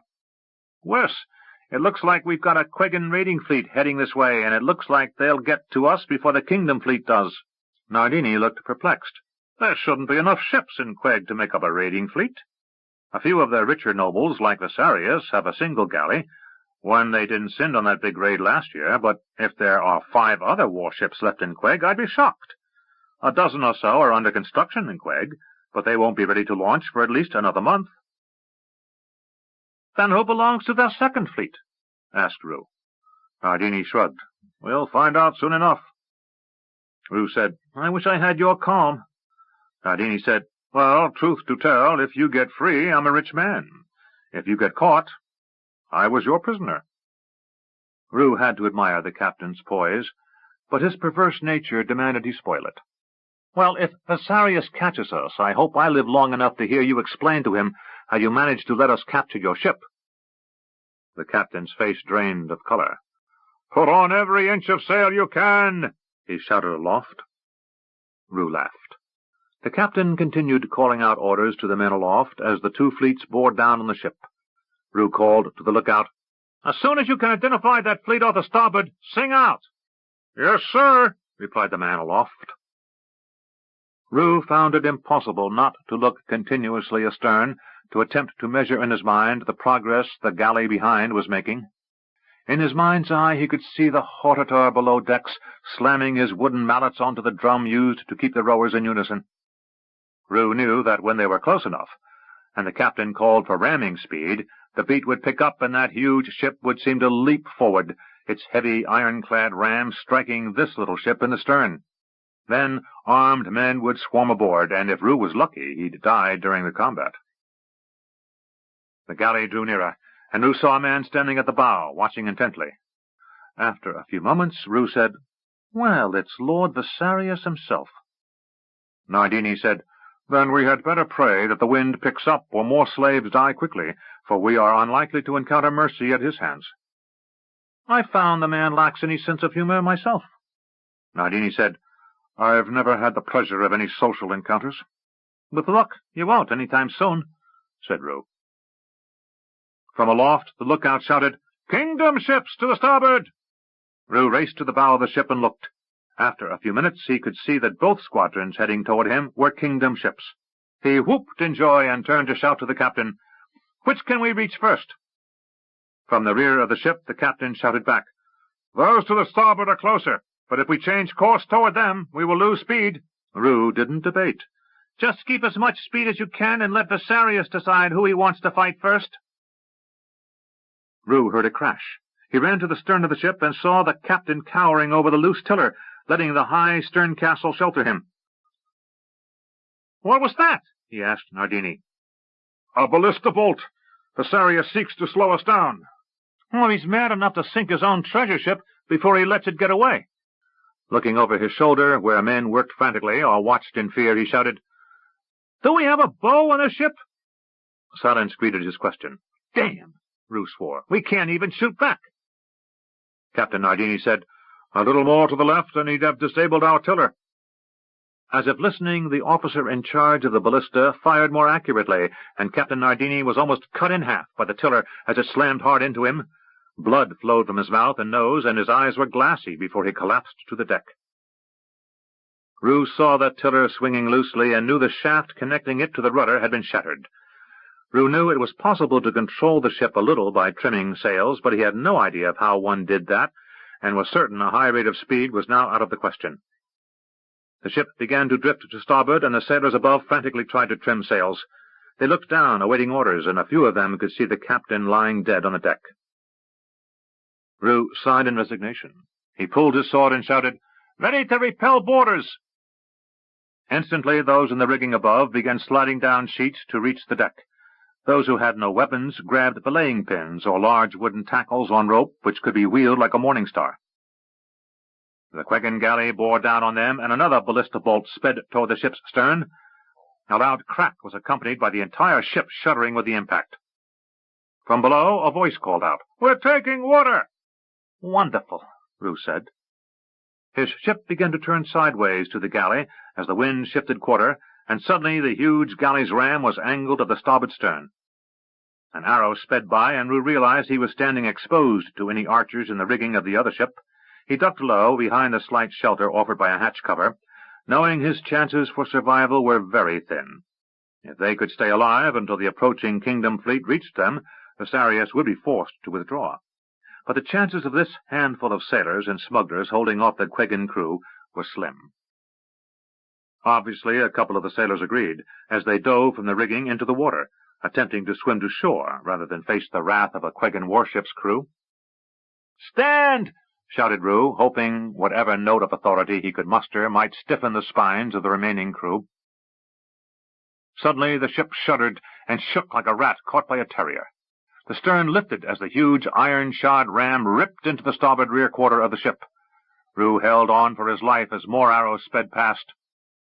He kept as low as possible, waiting for the first boarder. It seemed as soon as he thought of boarders, they were there. Quegan sailors swung down on ropes overhanging the bow of the galley. Similarly dressed in white trousers and shirts, with red head covers, they were each armed with cutlass and knife.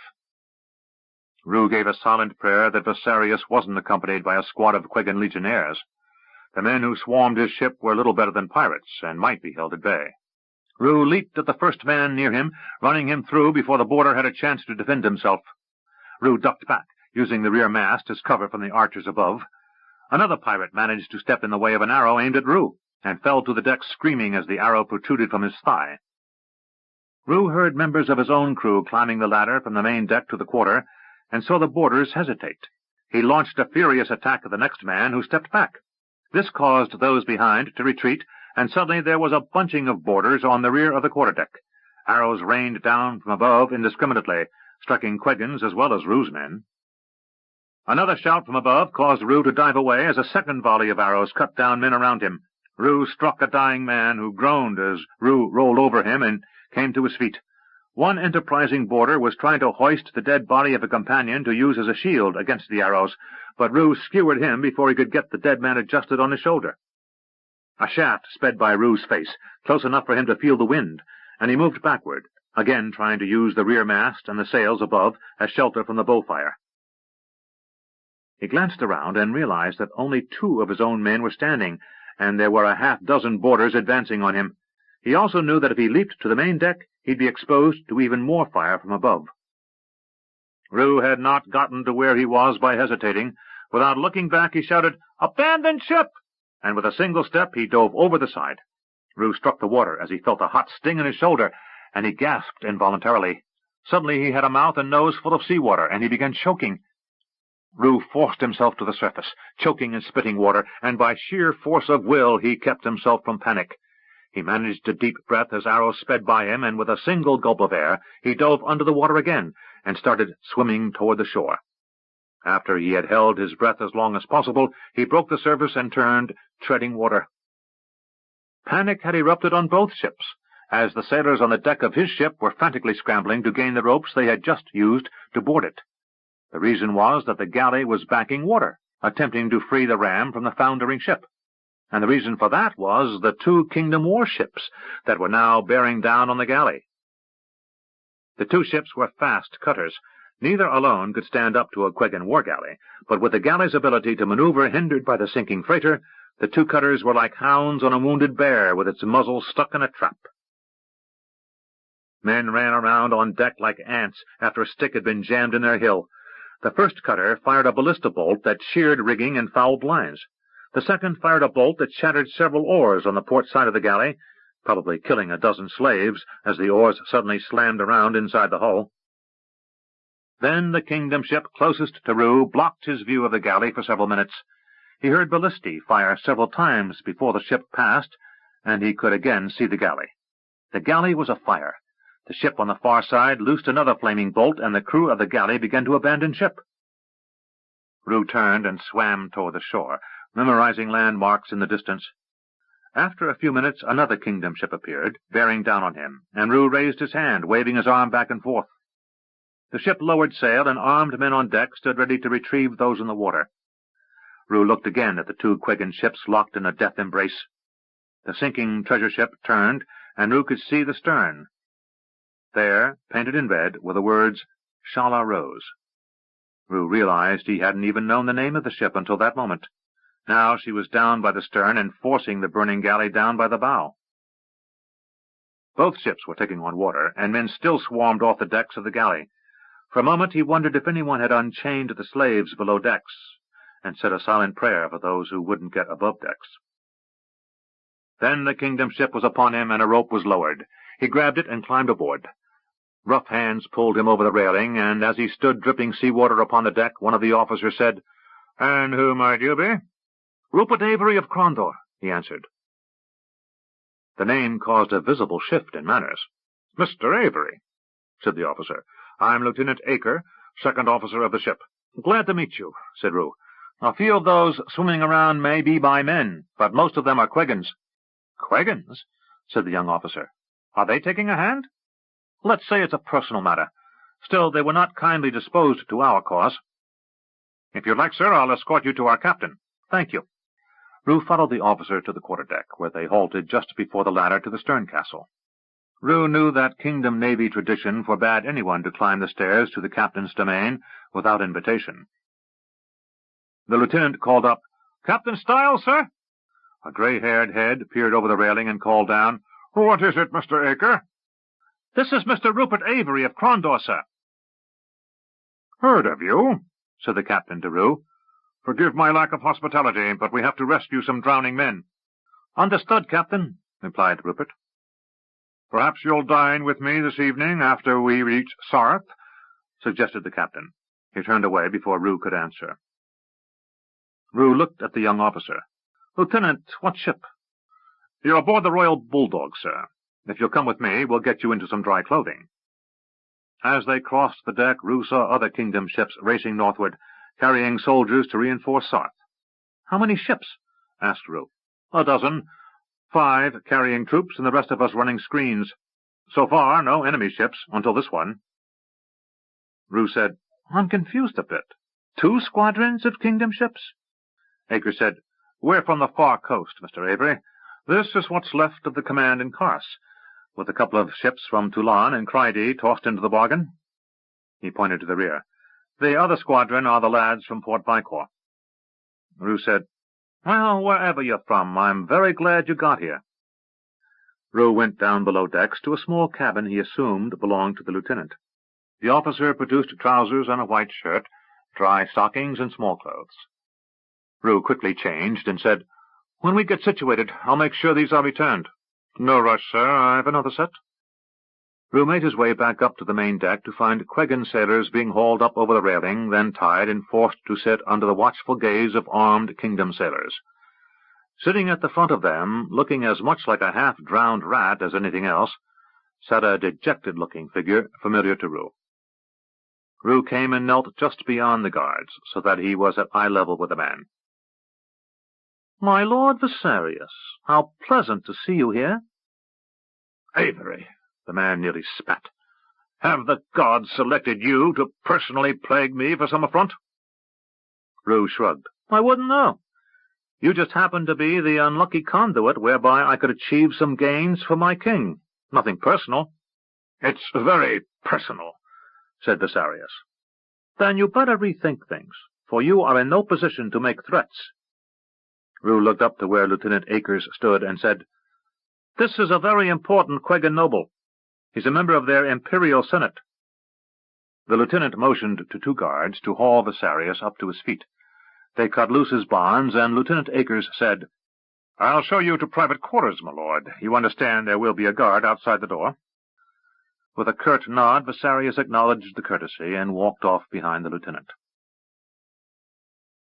Rue took the moment to regard the captured Quegan sailors. The last time he had seen a lot that miserable had been in the death cell in the palace at Crondor. Turning to a guard, he said, "What will happen to them?" The guard shrugged. "A work camp, I expect. If we ever get a treaty with Queg, maybe a prisoner exchange. Though the Quegans never release prisoners, so I guess we're stuck with these." Rue walked to the railing and again studied landmarks. The way the road turned, the odd clump of trees near a large boulder overlooking the beach. He glanced over his shoulder. Across the deck, where the Quegan galley slipped under the water with a burst of bubbles. Yes, he was certain he could find this spot again. Hire a magician from the Wreckers' Guild in Crondor to raise the ship and offload the treasure, and he'd be the Western Realm's wealthiest man again. Rue grinned to himself. Arutha ducked behind a door. An arrow sped through it, striking the hardwood floor of the main entrance to the abbey. Subai's men had control of the abbey, and Norden's invaders held the outer walls and the cookhouse. Subai had men on the roof of the abbey, and they were exchanging bow shots with those on the wall. So far, both sides were being isolated. Arutha said to Subai, "If we can keep them from getting out the gate, it's as good as a victory." "If all is going according to plan, we need to hold them until dark." Arutha glanced at the sun in the sky and judged it nearly noon. 6-7 more hours. Subai said, "I'm concerned, my lord. I think I've seen some signals between those on the wall and those in the stable. If they risked lowering a man on the outside of the gate, he may already be down the hill asking for aid." Arutha knew that if reinforcements arrived at the gate, they were done for. The abbey was originally an ancient warlord's fortress. The tower rose high above, seemingly touching the clouds. Kingdom soldiers were storming the tower from within, and once on the roof above, the abbey would be theirs. Around the tower, a large citadel had been erected, with an outer wall and 2 outbuildings. Arutha had studied the plans alongside Captain Subai and Brother Dominic until he knew it like his own sons' faces. He knew that from the outside it was a nearly impregnable fortification. Only by taking it from within would they gain control. Otherwise, a long siege would ensue, requiring that a substantial number of men be diverted from the coming campaign. "I'm not worried about that," said Arutha. "They'd have to risk getting shot to open the gate and let reinforcements in. Besides, if they can afford to strip men away from the defense of Sarth to rescue the men up here, we've lost this battle anyway." Suddenly a shout heralded a charge from the stable. Arutha stood shocked a moment, as armed men raced toward the main door of the abbey, a flight of arrows over their heads forcing him to retreat from the door.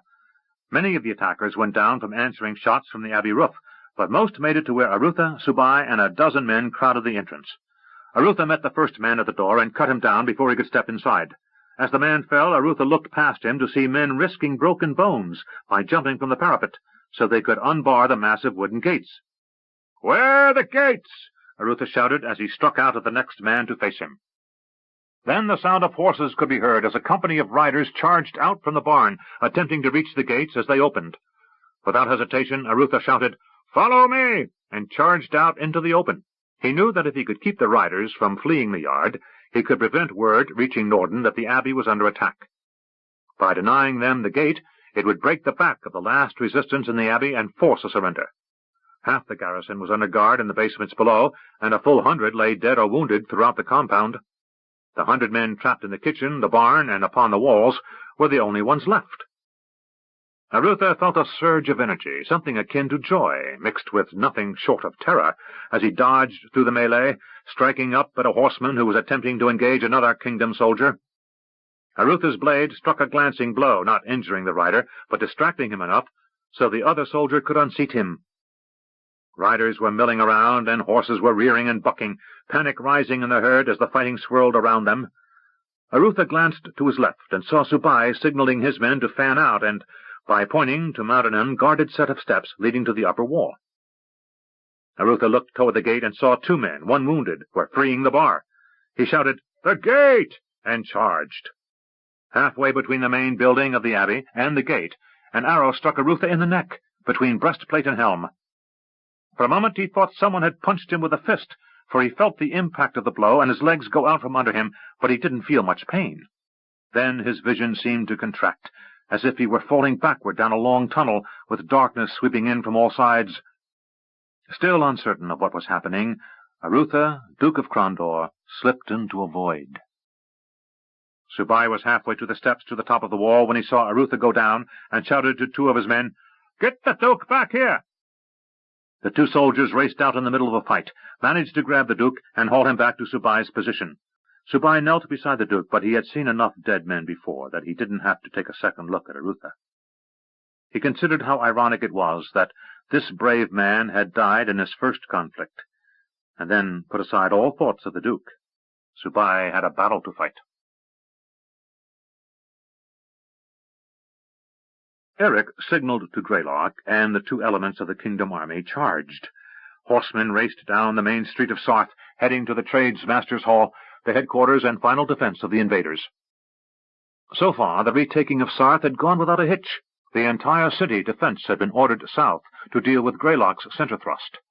As had been the plan, Greylock stood and engaged, while Eric's right flank element pushed through light resistance on the treacherous hillside east of the road, and while ships were unloading soldiers at the dock. Owen held a stable front, while Eric feigned a flanking attack from the right. The enemy shifted to face Eric, who withdrew just as soldiers under the command of the Duke of Ran struck them from the rear. Within minutes, it was a total rout. Many men fled north along the King's Highway, but a few hundred had barricaded themselves in the large building that dominated the town square. Eric's charging column wheeled to the right and flanked the building from the northeast, while Greylock's men stood on the southwest.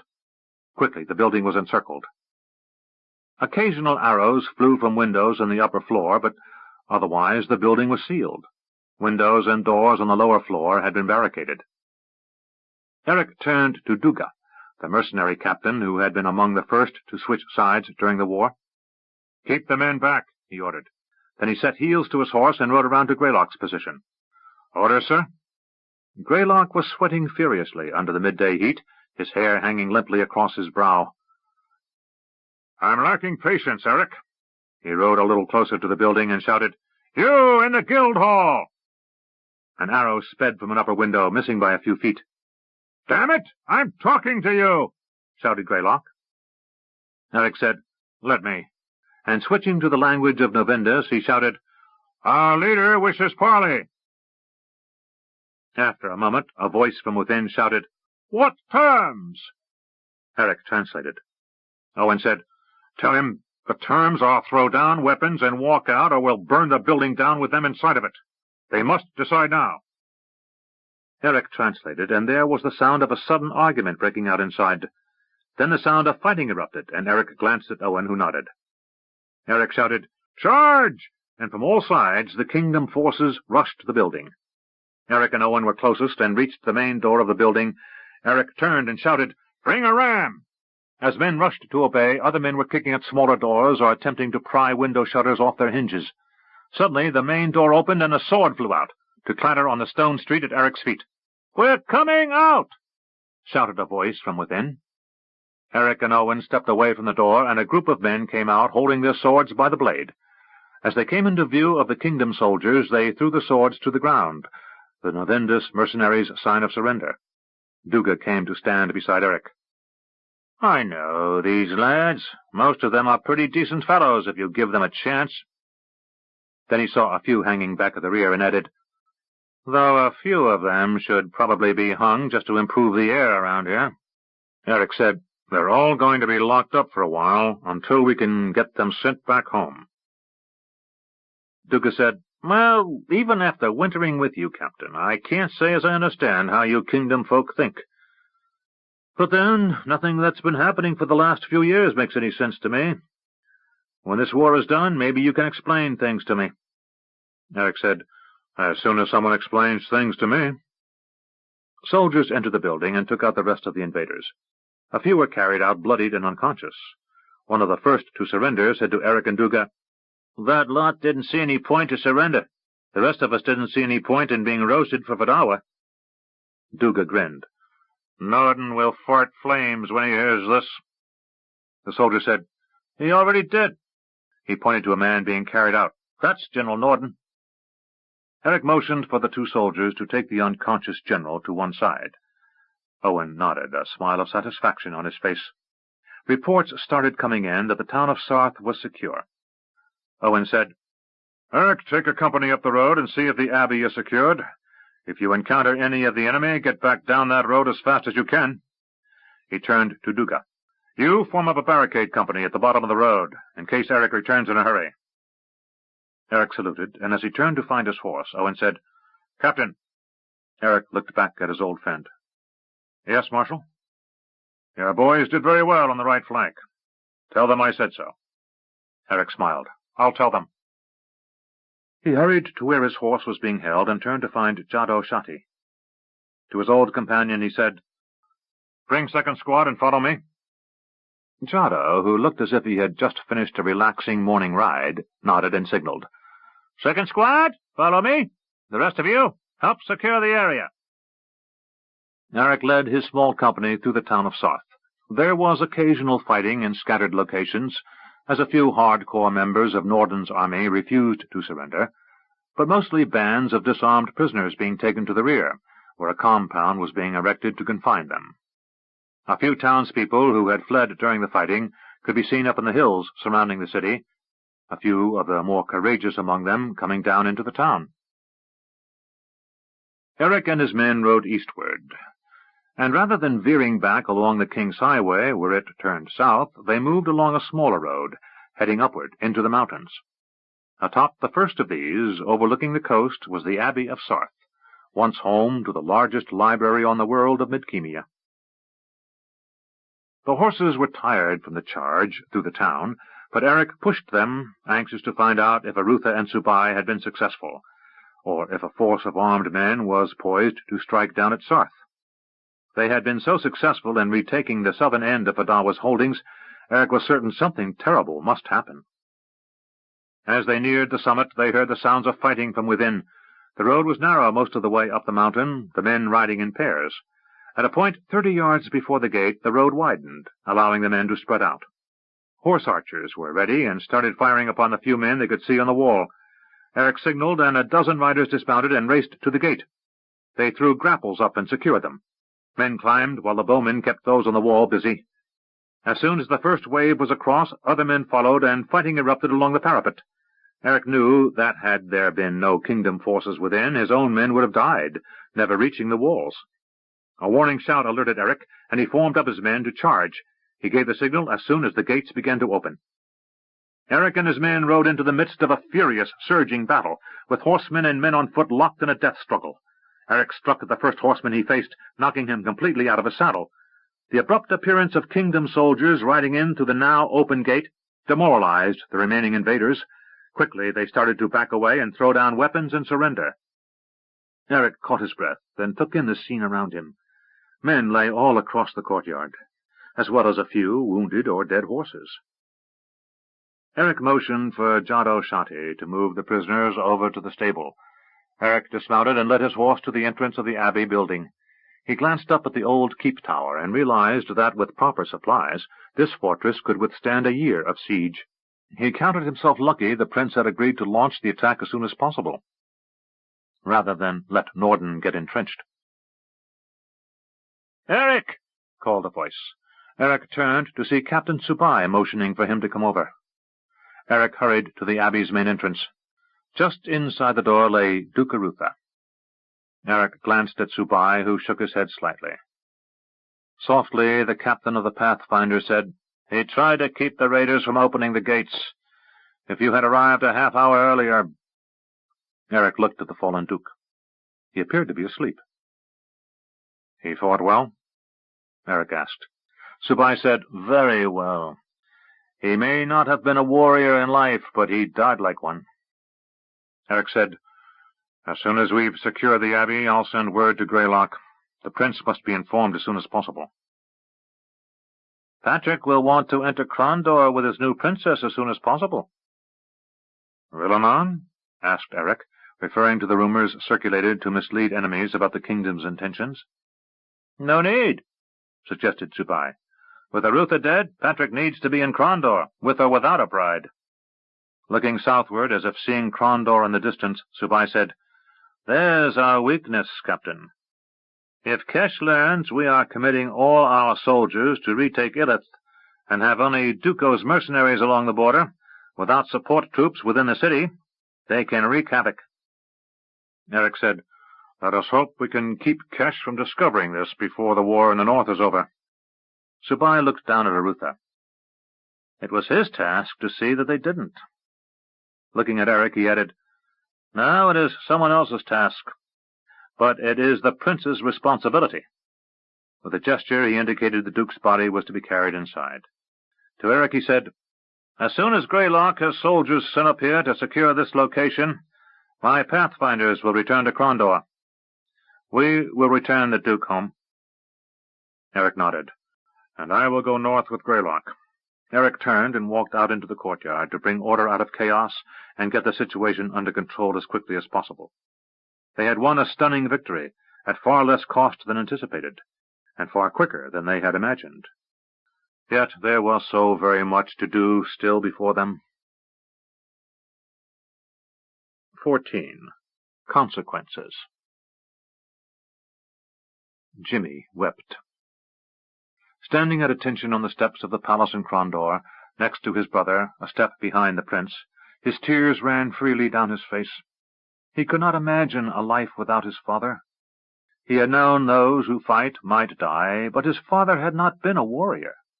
He had studied arms and armor like every noble in the kingdom, but his life had been one of administration, diplomacy, and judgment. Only once had he chosen to fight, and that decision had cost him his life. Dash had never imagined his father's return to Crondor would be on a wagon acting as a bier. He kept his features set in an unreadable mask as he watched the wagon carrying his father's body pass by. A day of mourning had been announced for Duke Arutha and the others who had fallen in retaking Sarth. Dash wondered if it was worth it. He didn't feel anything save a numb, empty place within. Jimmy was expressing his anger and pain, yet within Dash something lay buried. Looking at the assembled nobles and military captains of the kingdom, all bowing their heads in respect as his father's body was returned to Crondor, Dash just couldn't make any sense of it. His father had always been such a sensible man. He was a decent enough swordsman, at least for practice duels, and he kept himself fit, riding and swimming when the opportunity presented itself, but he had never fought in a military action. Then Dash realized he was thinking in present tense. He had been, from what Captain Subai said, a brave soldier at the last, but he should never have been allowed to go on that mission. Dash discovered tears forming in his eyes, and he blinked them back. Duke Arutha had been the practical member of the family. Their mother was always obsessed with the gossip of the royal court in Milanon, and with long visits back to her own family in Raldham. The boys' childhood had been dominated by nannies, tutors, and their grandfather, who would teach them how to climb walls, pick locks, and all manner of outrageous behavior. Their grandmother had been a soothing presence, and their father had been a rock, a calm, quiet man who had been affectionate and caring in little ways. Dash couldn't remember a time his father hadn't greeted him with a warm hug. He recalled the many times he would stand there, one hand upon Dash's shoulder, as if making contact physically was important. Suddenly, Dash was aware he was mourning the loss of his entire family. His grandparents in Raldham were strangers, for the most part. He had a half-dozen visits to that island kingdom in his childhood. His maternal grandparents only came to Milanon once, for his parents' wedding. His sister was married to the Duke of Faranzia in Raldham, and had never returned to the kingdom for a visit since her wedding. All that remained was his brother Jimmy. As the wagon vanished into the stable area, Prince Patrick said, "Gentlemen, the entire nation mourns the loss of your father. Now, if you would join me in council in an hour, please." He nodded across the courtyard to where Francie stood with her father, and turned and mounted the broad palace steps. As soon as the prince was out of sight, the rest of the assembled nobles in Crondor dispersed. Jimmy took a deep breath, getting his emotions under control, and motioned for Dash to accompany him. They followed the wagon around the central palace to where an undertaker was overseeing the removal of their father's body from the wagon. 2 soldiers gently removed the body of Duke Arutha, wrapped from head to foot in faded linen someone had found in Sarth. The undertaker turned to Jimmy and said, "You are Lord Arutha's son?" Jimmy nodded, indicating with a gesture that he and Dash were the Duke's sons. The undertaker attempted a compassionate pose. "The nation mourns with you, young lords. How will you wish to dispose of your father's remains?" Jimmy stopped and looked at Dash. "I never—" Dash said, "What is usual?" "As Duke of Crondor, your father is entitled to be interred in the palace vault. As the Earl of Vekar, he is entitled to be interred in the royal palace in Milanon. Or if you have family estates." Jimmy looked at Dash, who was silent. Finally, the elder brother said, "My family's estates are this city, but my father was born and raised in Milanon. That was always his home. Return him there." "As you wish," said the undertaker. Dash put his hand on Jimmy's shoulder and said, "Let's get a drink. Only one. We need to see the prince in an hour. We can get drunk in Father's memory after." Dash nodded as they walked back toward the main entrance to the palace. Malar Anaris was standing before the entrance when they reached it. "Sirs," he said, "most regrettable. You have my sympathies." The servant from the Vale of Dreams had found 100 ways to make himself useful around the palace. When Jimmy had returned, expecting to find the servant still under guard, he had been both amused and surprised to discover him working frantically around Duco's headquarters. He seemed to wonder when it came to organizing, cleaning, and keeping things orderly. He had attached himself to Jimmy again when Duco rode south to take command of the southern marches and oversee the sentry forts along the Keshian border. Malar followed the brothers inside. "May I do something for you, young lords?" Jimmy said, "If you would bring a bottle of very good brandy to my quarters, I would appreciate it." "I'll see what I can do," said Malar, rushing off.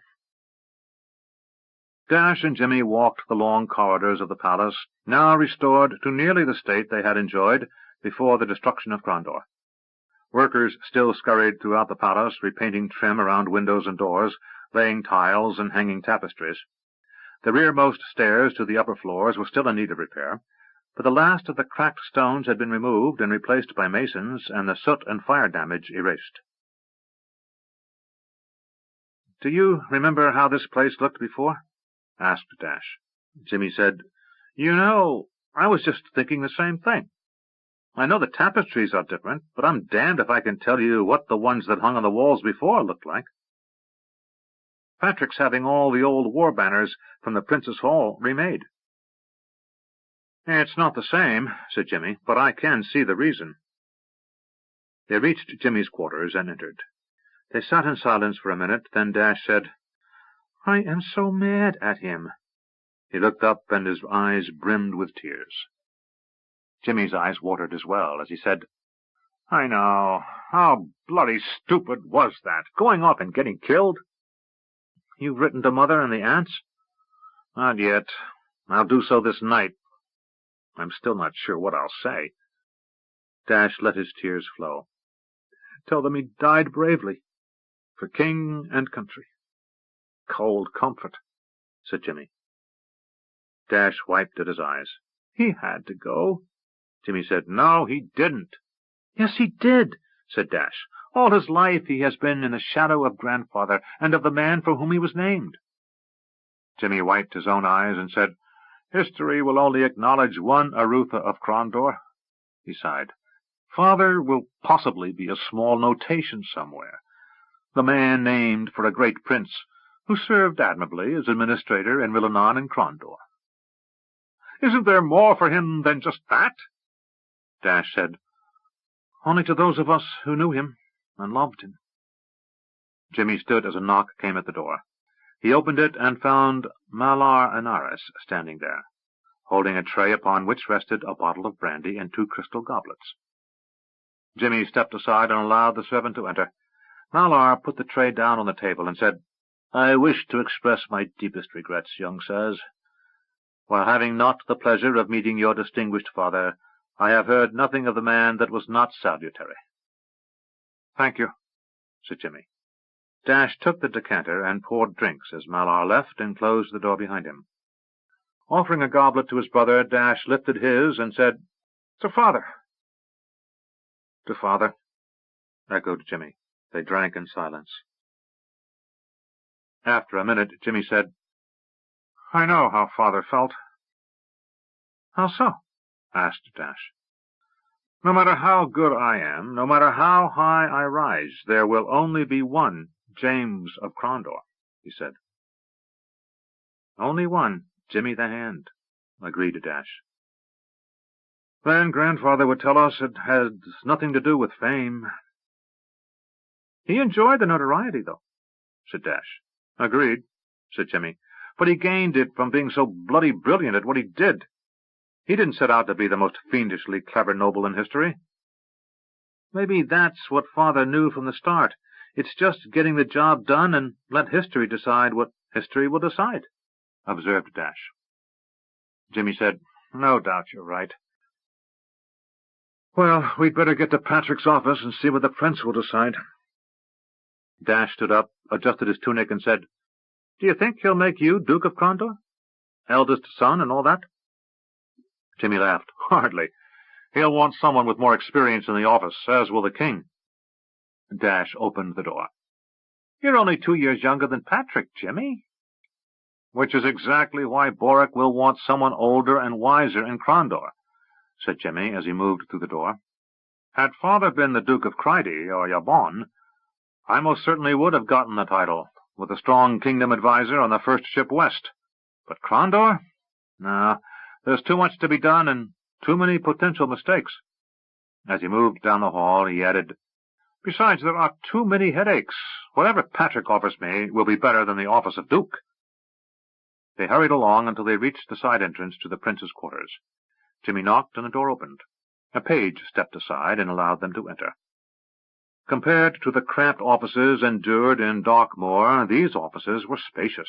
The books and scrolls that their father had ordered hauled to safety were being returned to their appropriate shelves or cubicles. Malar was handing a bundle of scrolls to a clerk. "Lending a hand?" asked Jimmy as they passed. "One helps where one can," said the servant with a smile. They passed into the prince's private chambers, and Patrick looked up. Standing next to the prince's desk was Duke Brian of Silden. He nodded at the brothers. They both knew that Brian and their father had been among the closest of friends at court, and that more than any other noble in the realm, Brian would share their sense of loss. Patrick sat back in his chair and said, "Gentlemen, first let me again express my sorrow at your father's death. His loss is not only to his family and friends, but to the kingdom as a whole." Patrick looked around the room as if seeking something. "It's as if I expect to see him at every hand. I know now just how much I've come to rely upon his counsel." Patrick let out a slow breath, close to a sigh, and continued. "But we must, as ever, press on. Lord Silden will act as my counsellor until the king sees fit to name a new duke in Crondor." Patrick looked at Jimmy and said, "I know you well enough to know you didn't expect the office." Jimmy shook his head. 10 years from now, perhaps, but not now." Patrick nodded. "Good, because we need you somewhere outside of Crondor." "Where, Highness?" "I need someone dependable to keep an eye on Duco. You seem to get along well enough with him, and I need someone down there who will keep him in line." Jimmy bowed his head. "Highness?" "I've sent a message to my father, Jimmy. Assume he'll accept my recommendation that you succeed your father as Earl of Vencar. It's a lovely little estate, and your father would want you to have it." Jimmy bowed his head in thanks. "Thank you, your Highness." Vencar was where they had been raised. Like many of the estates on the original island kingdom of Illanon, it was tiny by mainland standards. 100 acres of land, with a creek, meadows, and pastures.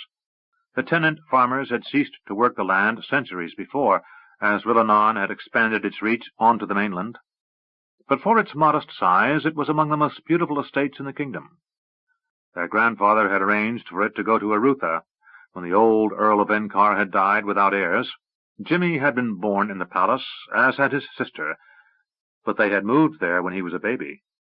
Dash had been born there. It was home. "So, unless my father writes back telling me I'm an idiot, from now forward, you are Earl James." Jimmy said, "I thank His Highness." Patrick said, "I have a special job for you, Dash." "Highness?" "We have a problem here in Crondor. The army is in the north, and Duco's swords are down south. I've got the palace guard, and that's all. The city is returning to life, and it's being overrun by thugs and ruffians, cutthroats and thieves. I need someone to bring order. I think of all those I have around here, you have the most affinity for the city streets. I'm appointing you Sheriff of Crondor. Until we can create a true city watch and office of constables, you are the law in the city. Recruit who you can, but keep this city under control until the wars are over. Dash said, Sheriff? Patrick said, You object? No, Highness. I'm just a little surprised. Life is full of surprises, said Patrick. He indicated some parchments on his desk. Reports from both fronts. The Keshians retreat before Duco at Land's End, but are raiding along the eastern front near Shamata. They won't get too close for fear of the magicians at Starduck, I think, but they're harassing our patrols, which are thin to start with. In the north, Greylock has consolidated in Sarth and is pushing northward.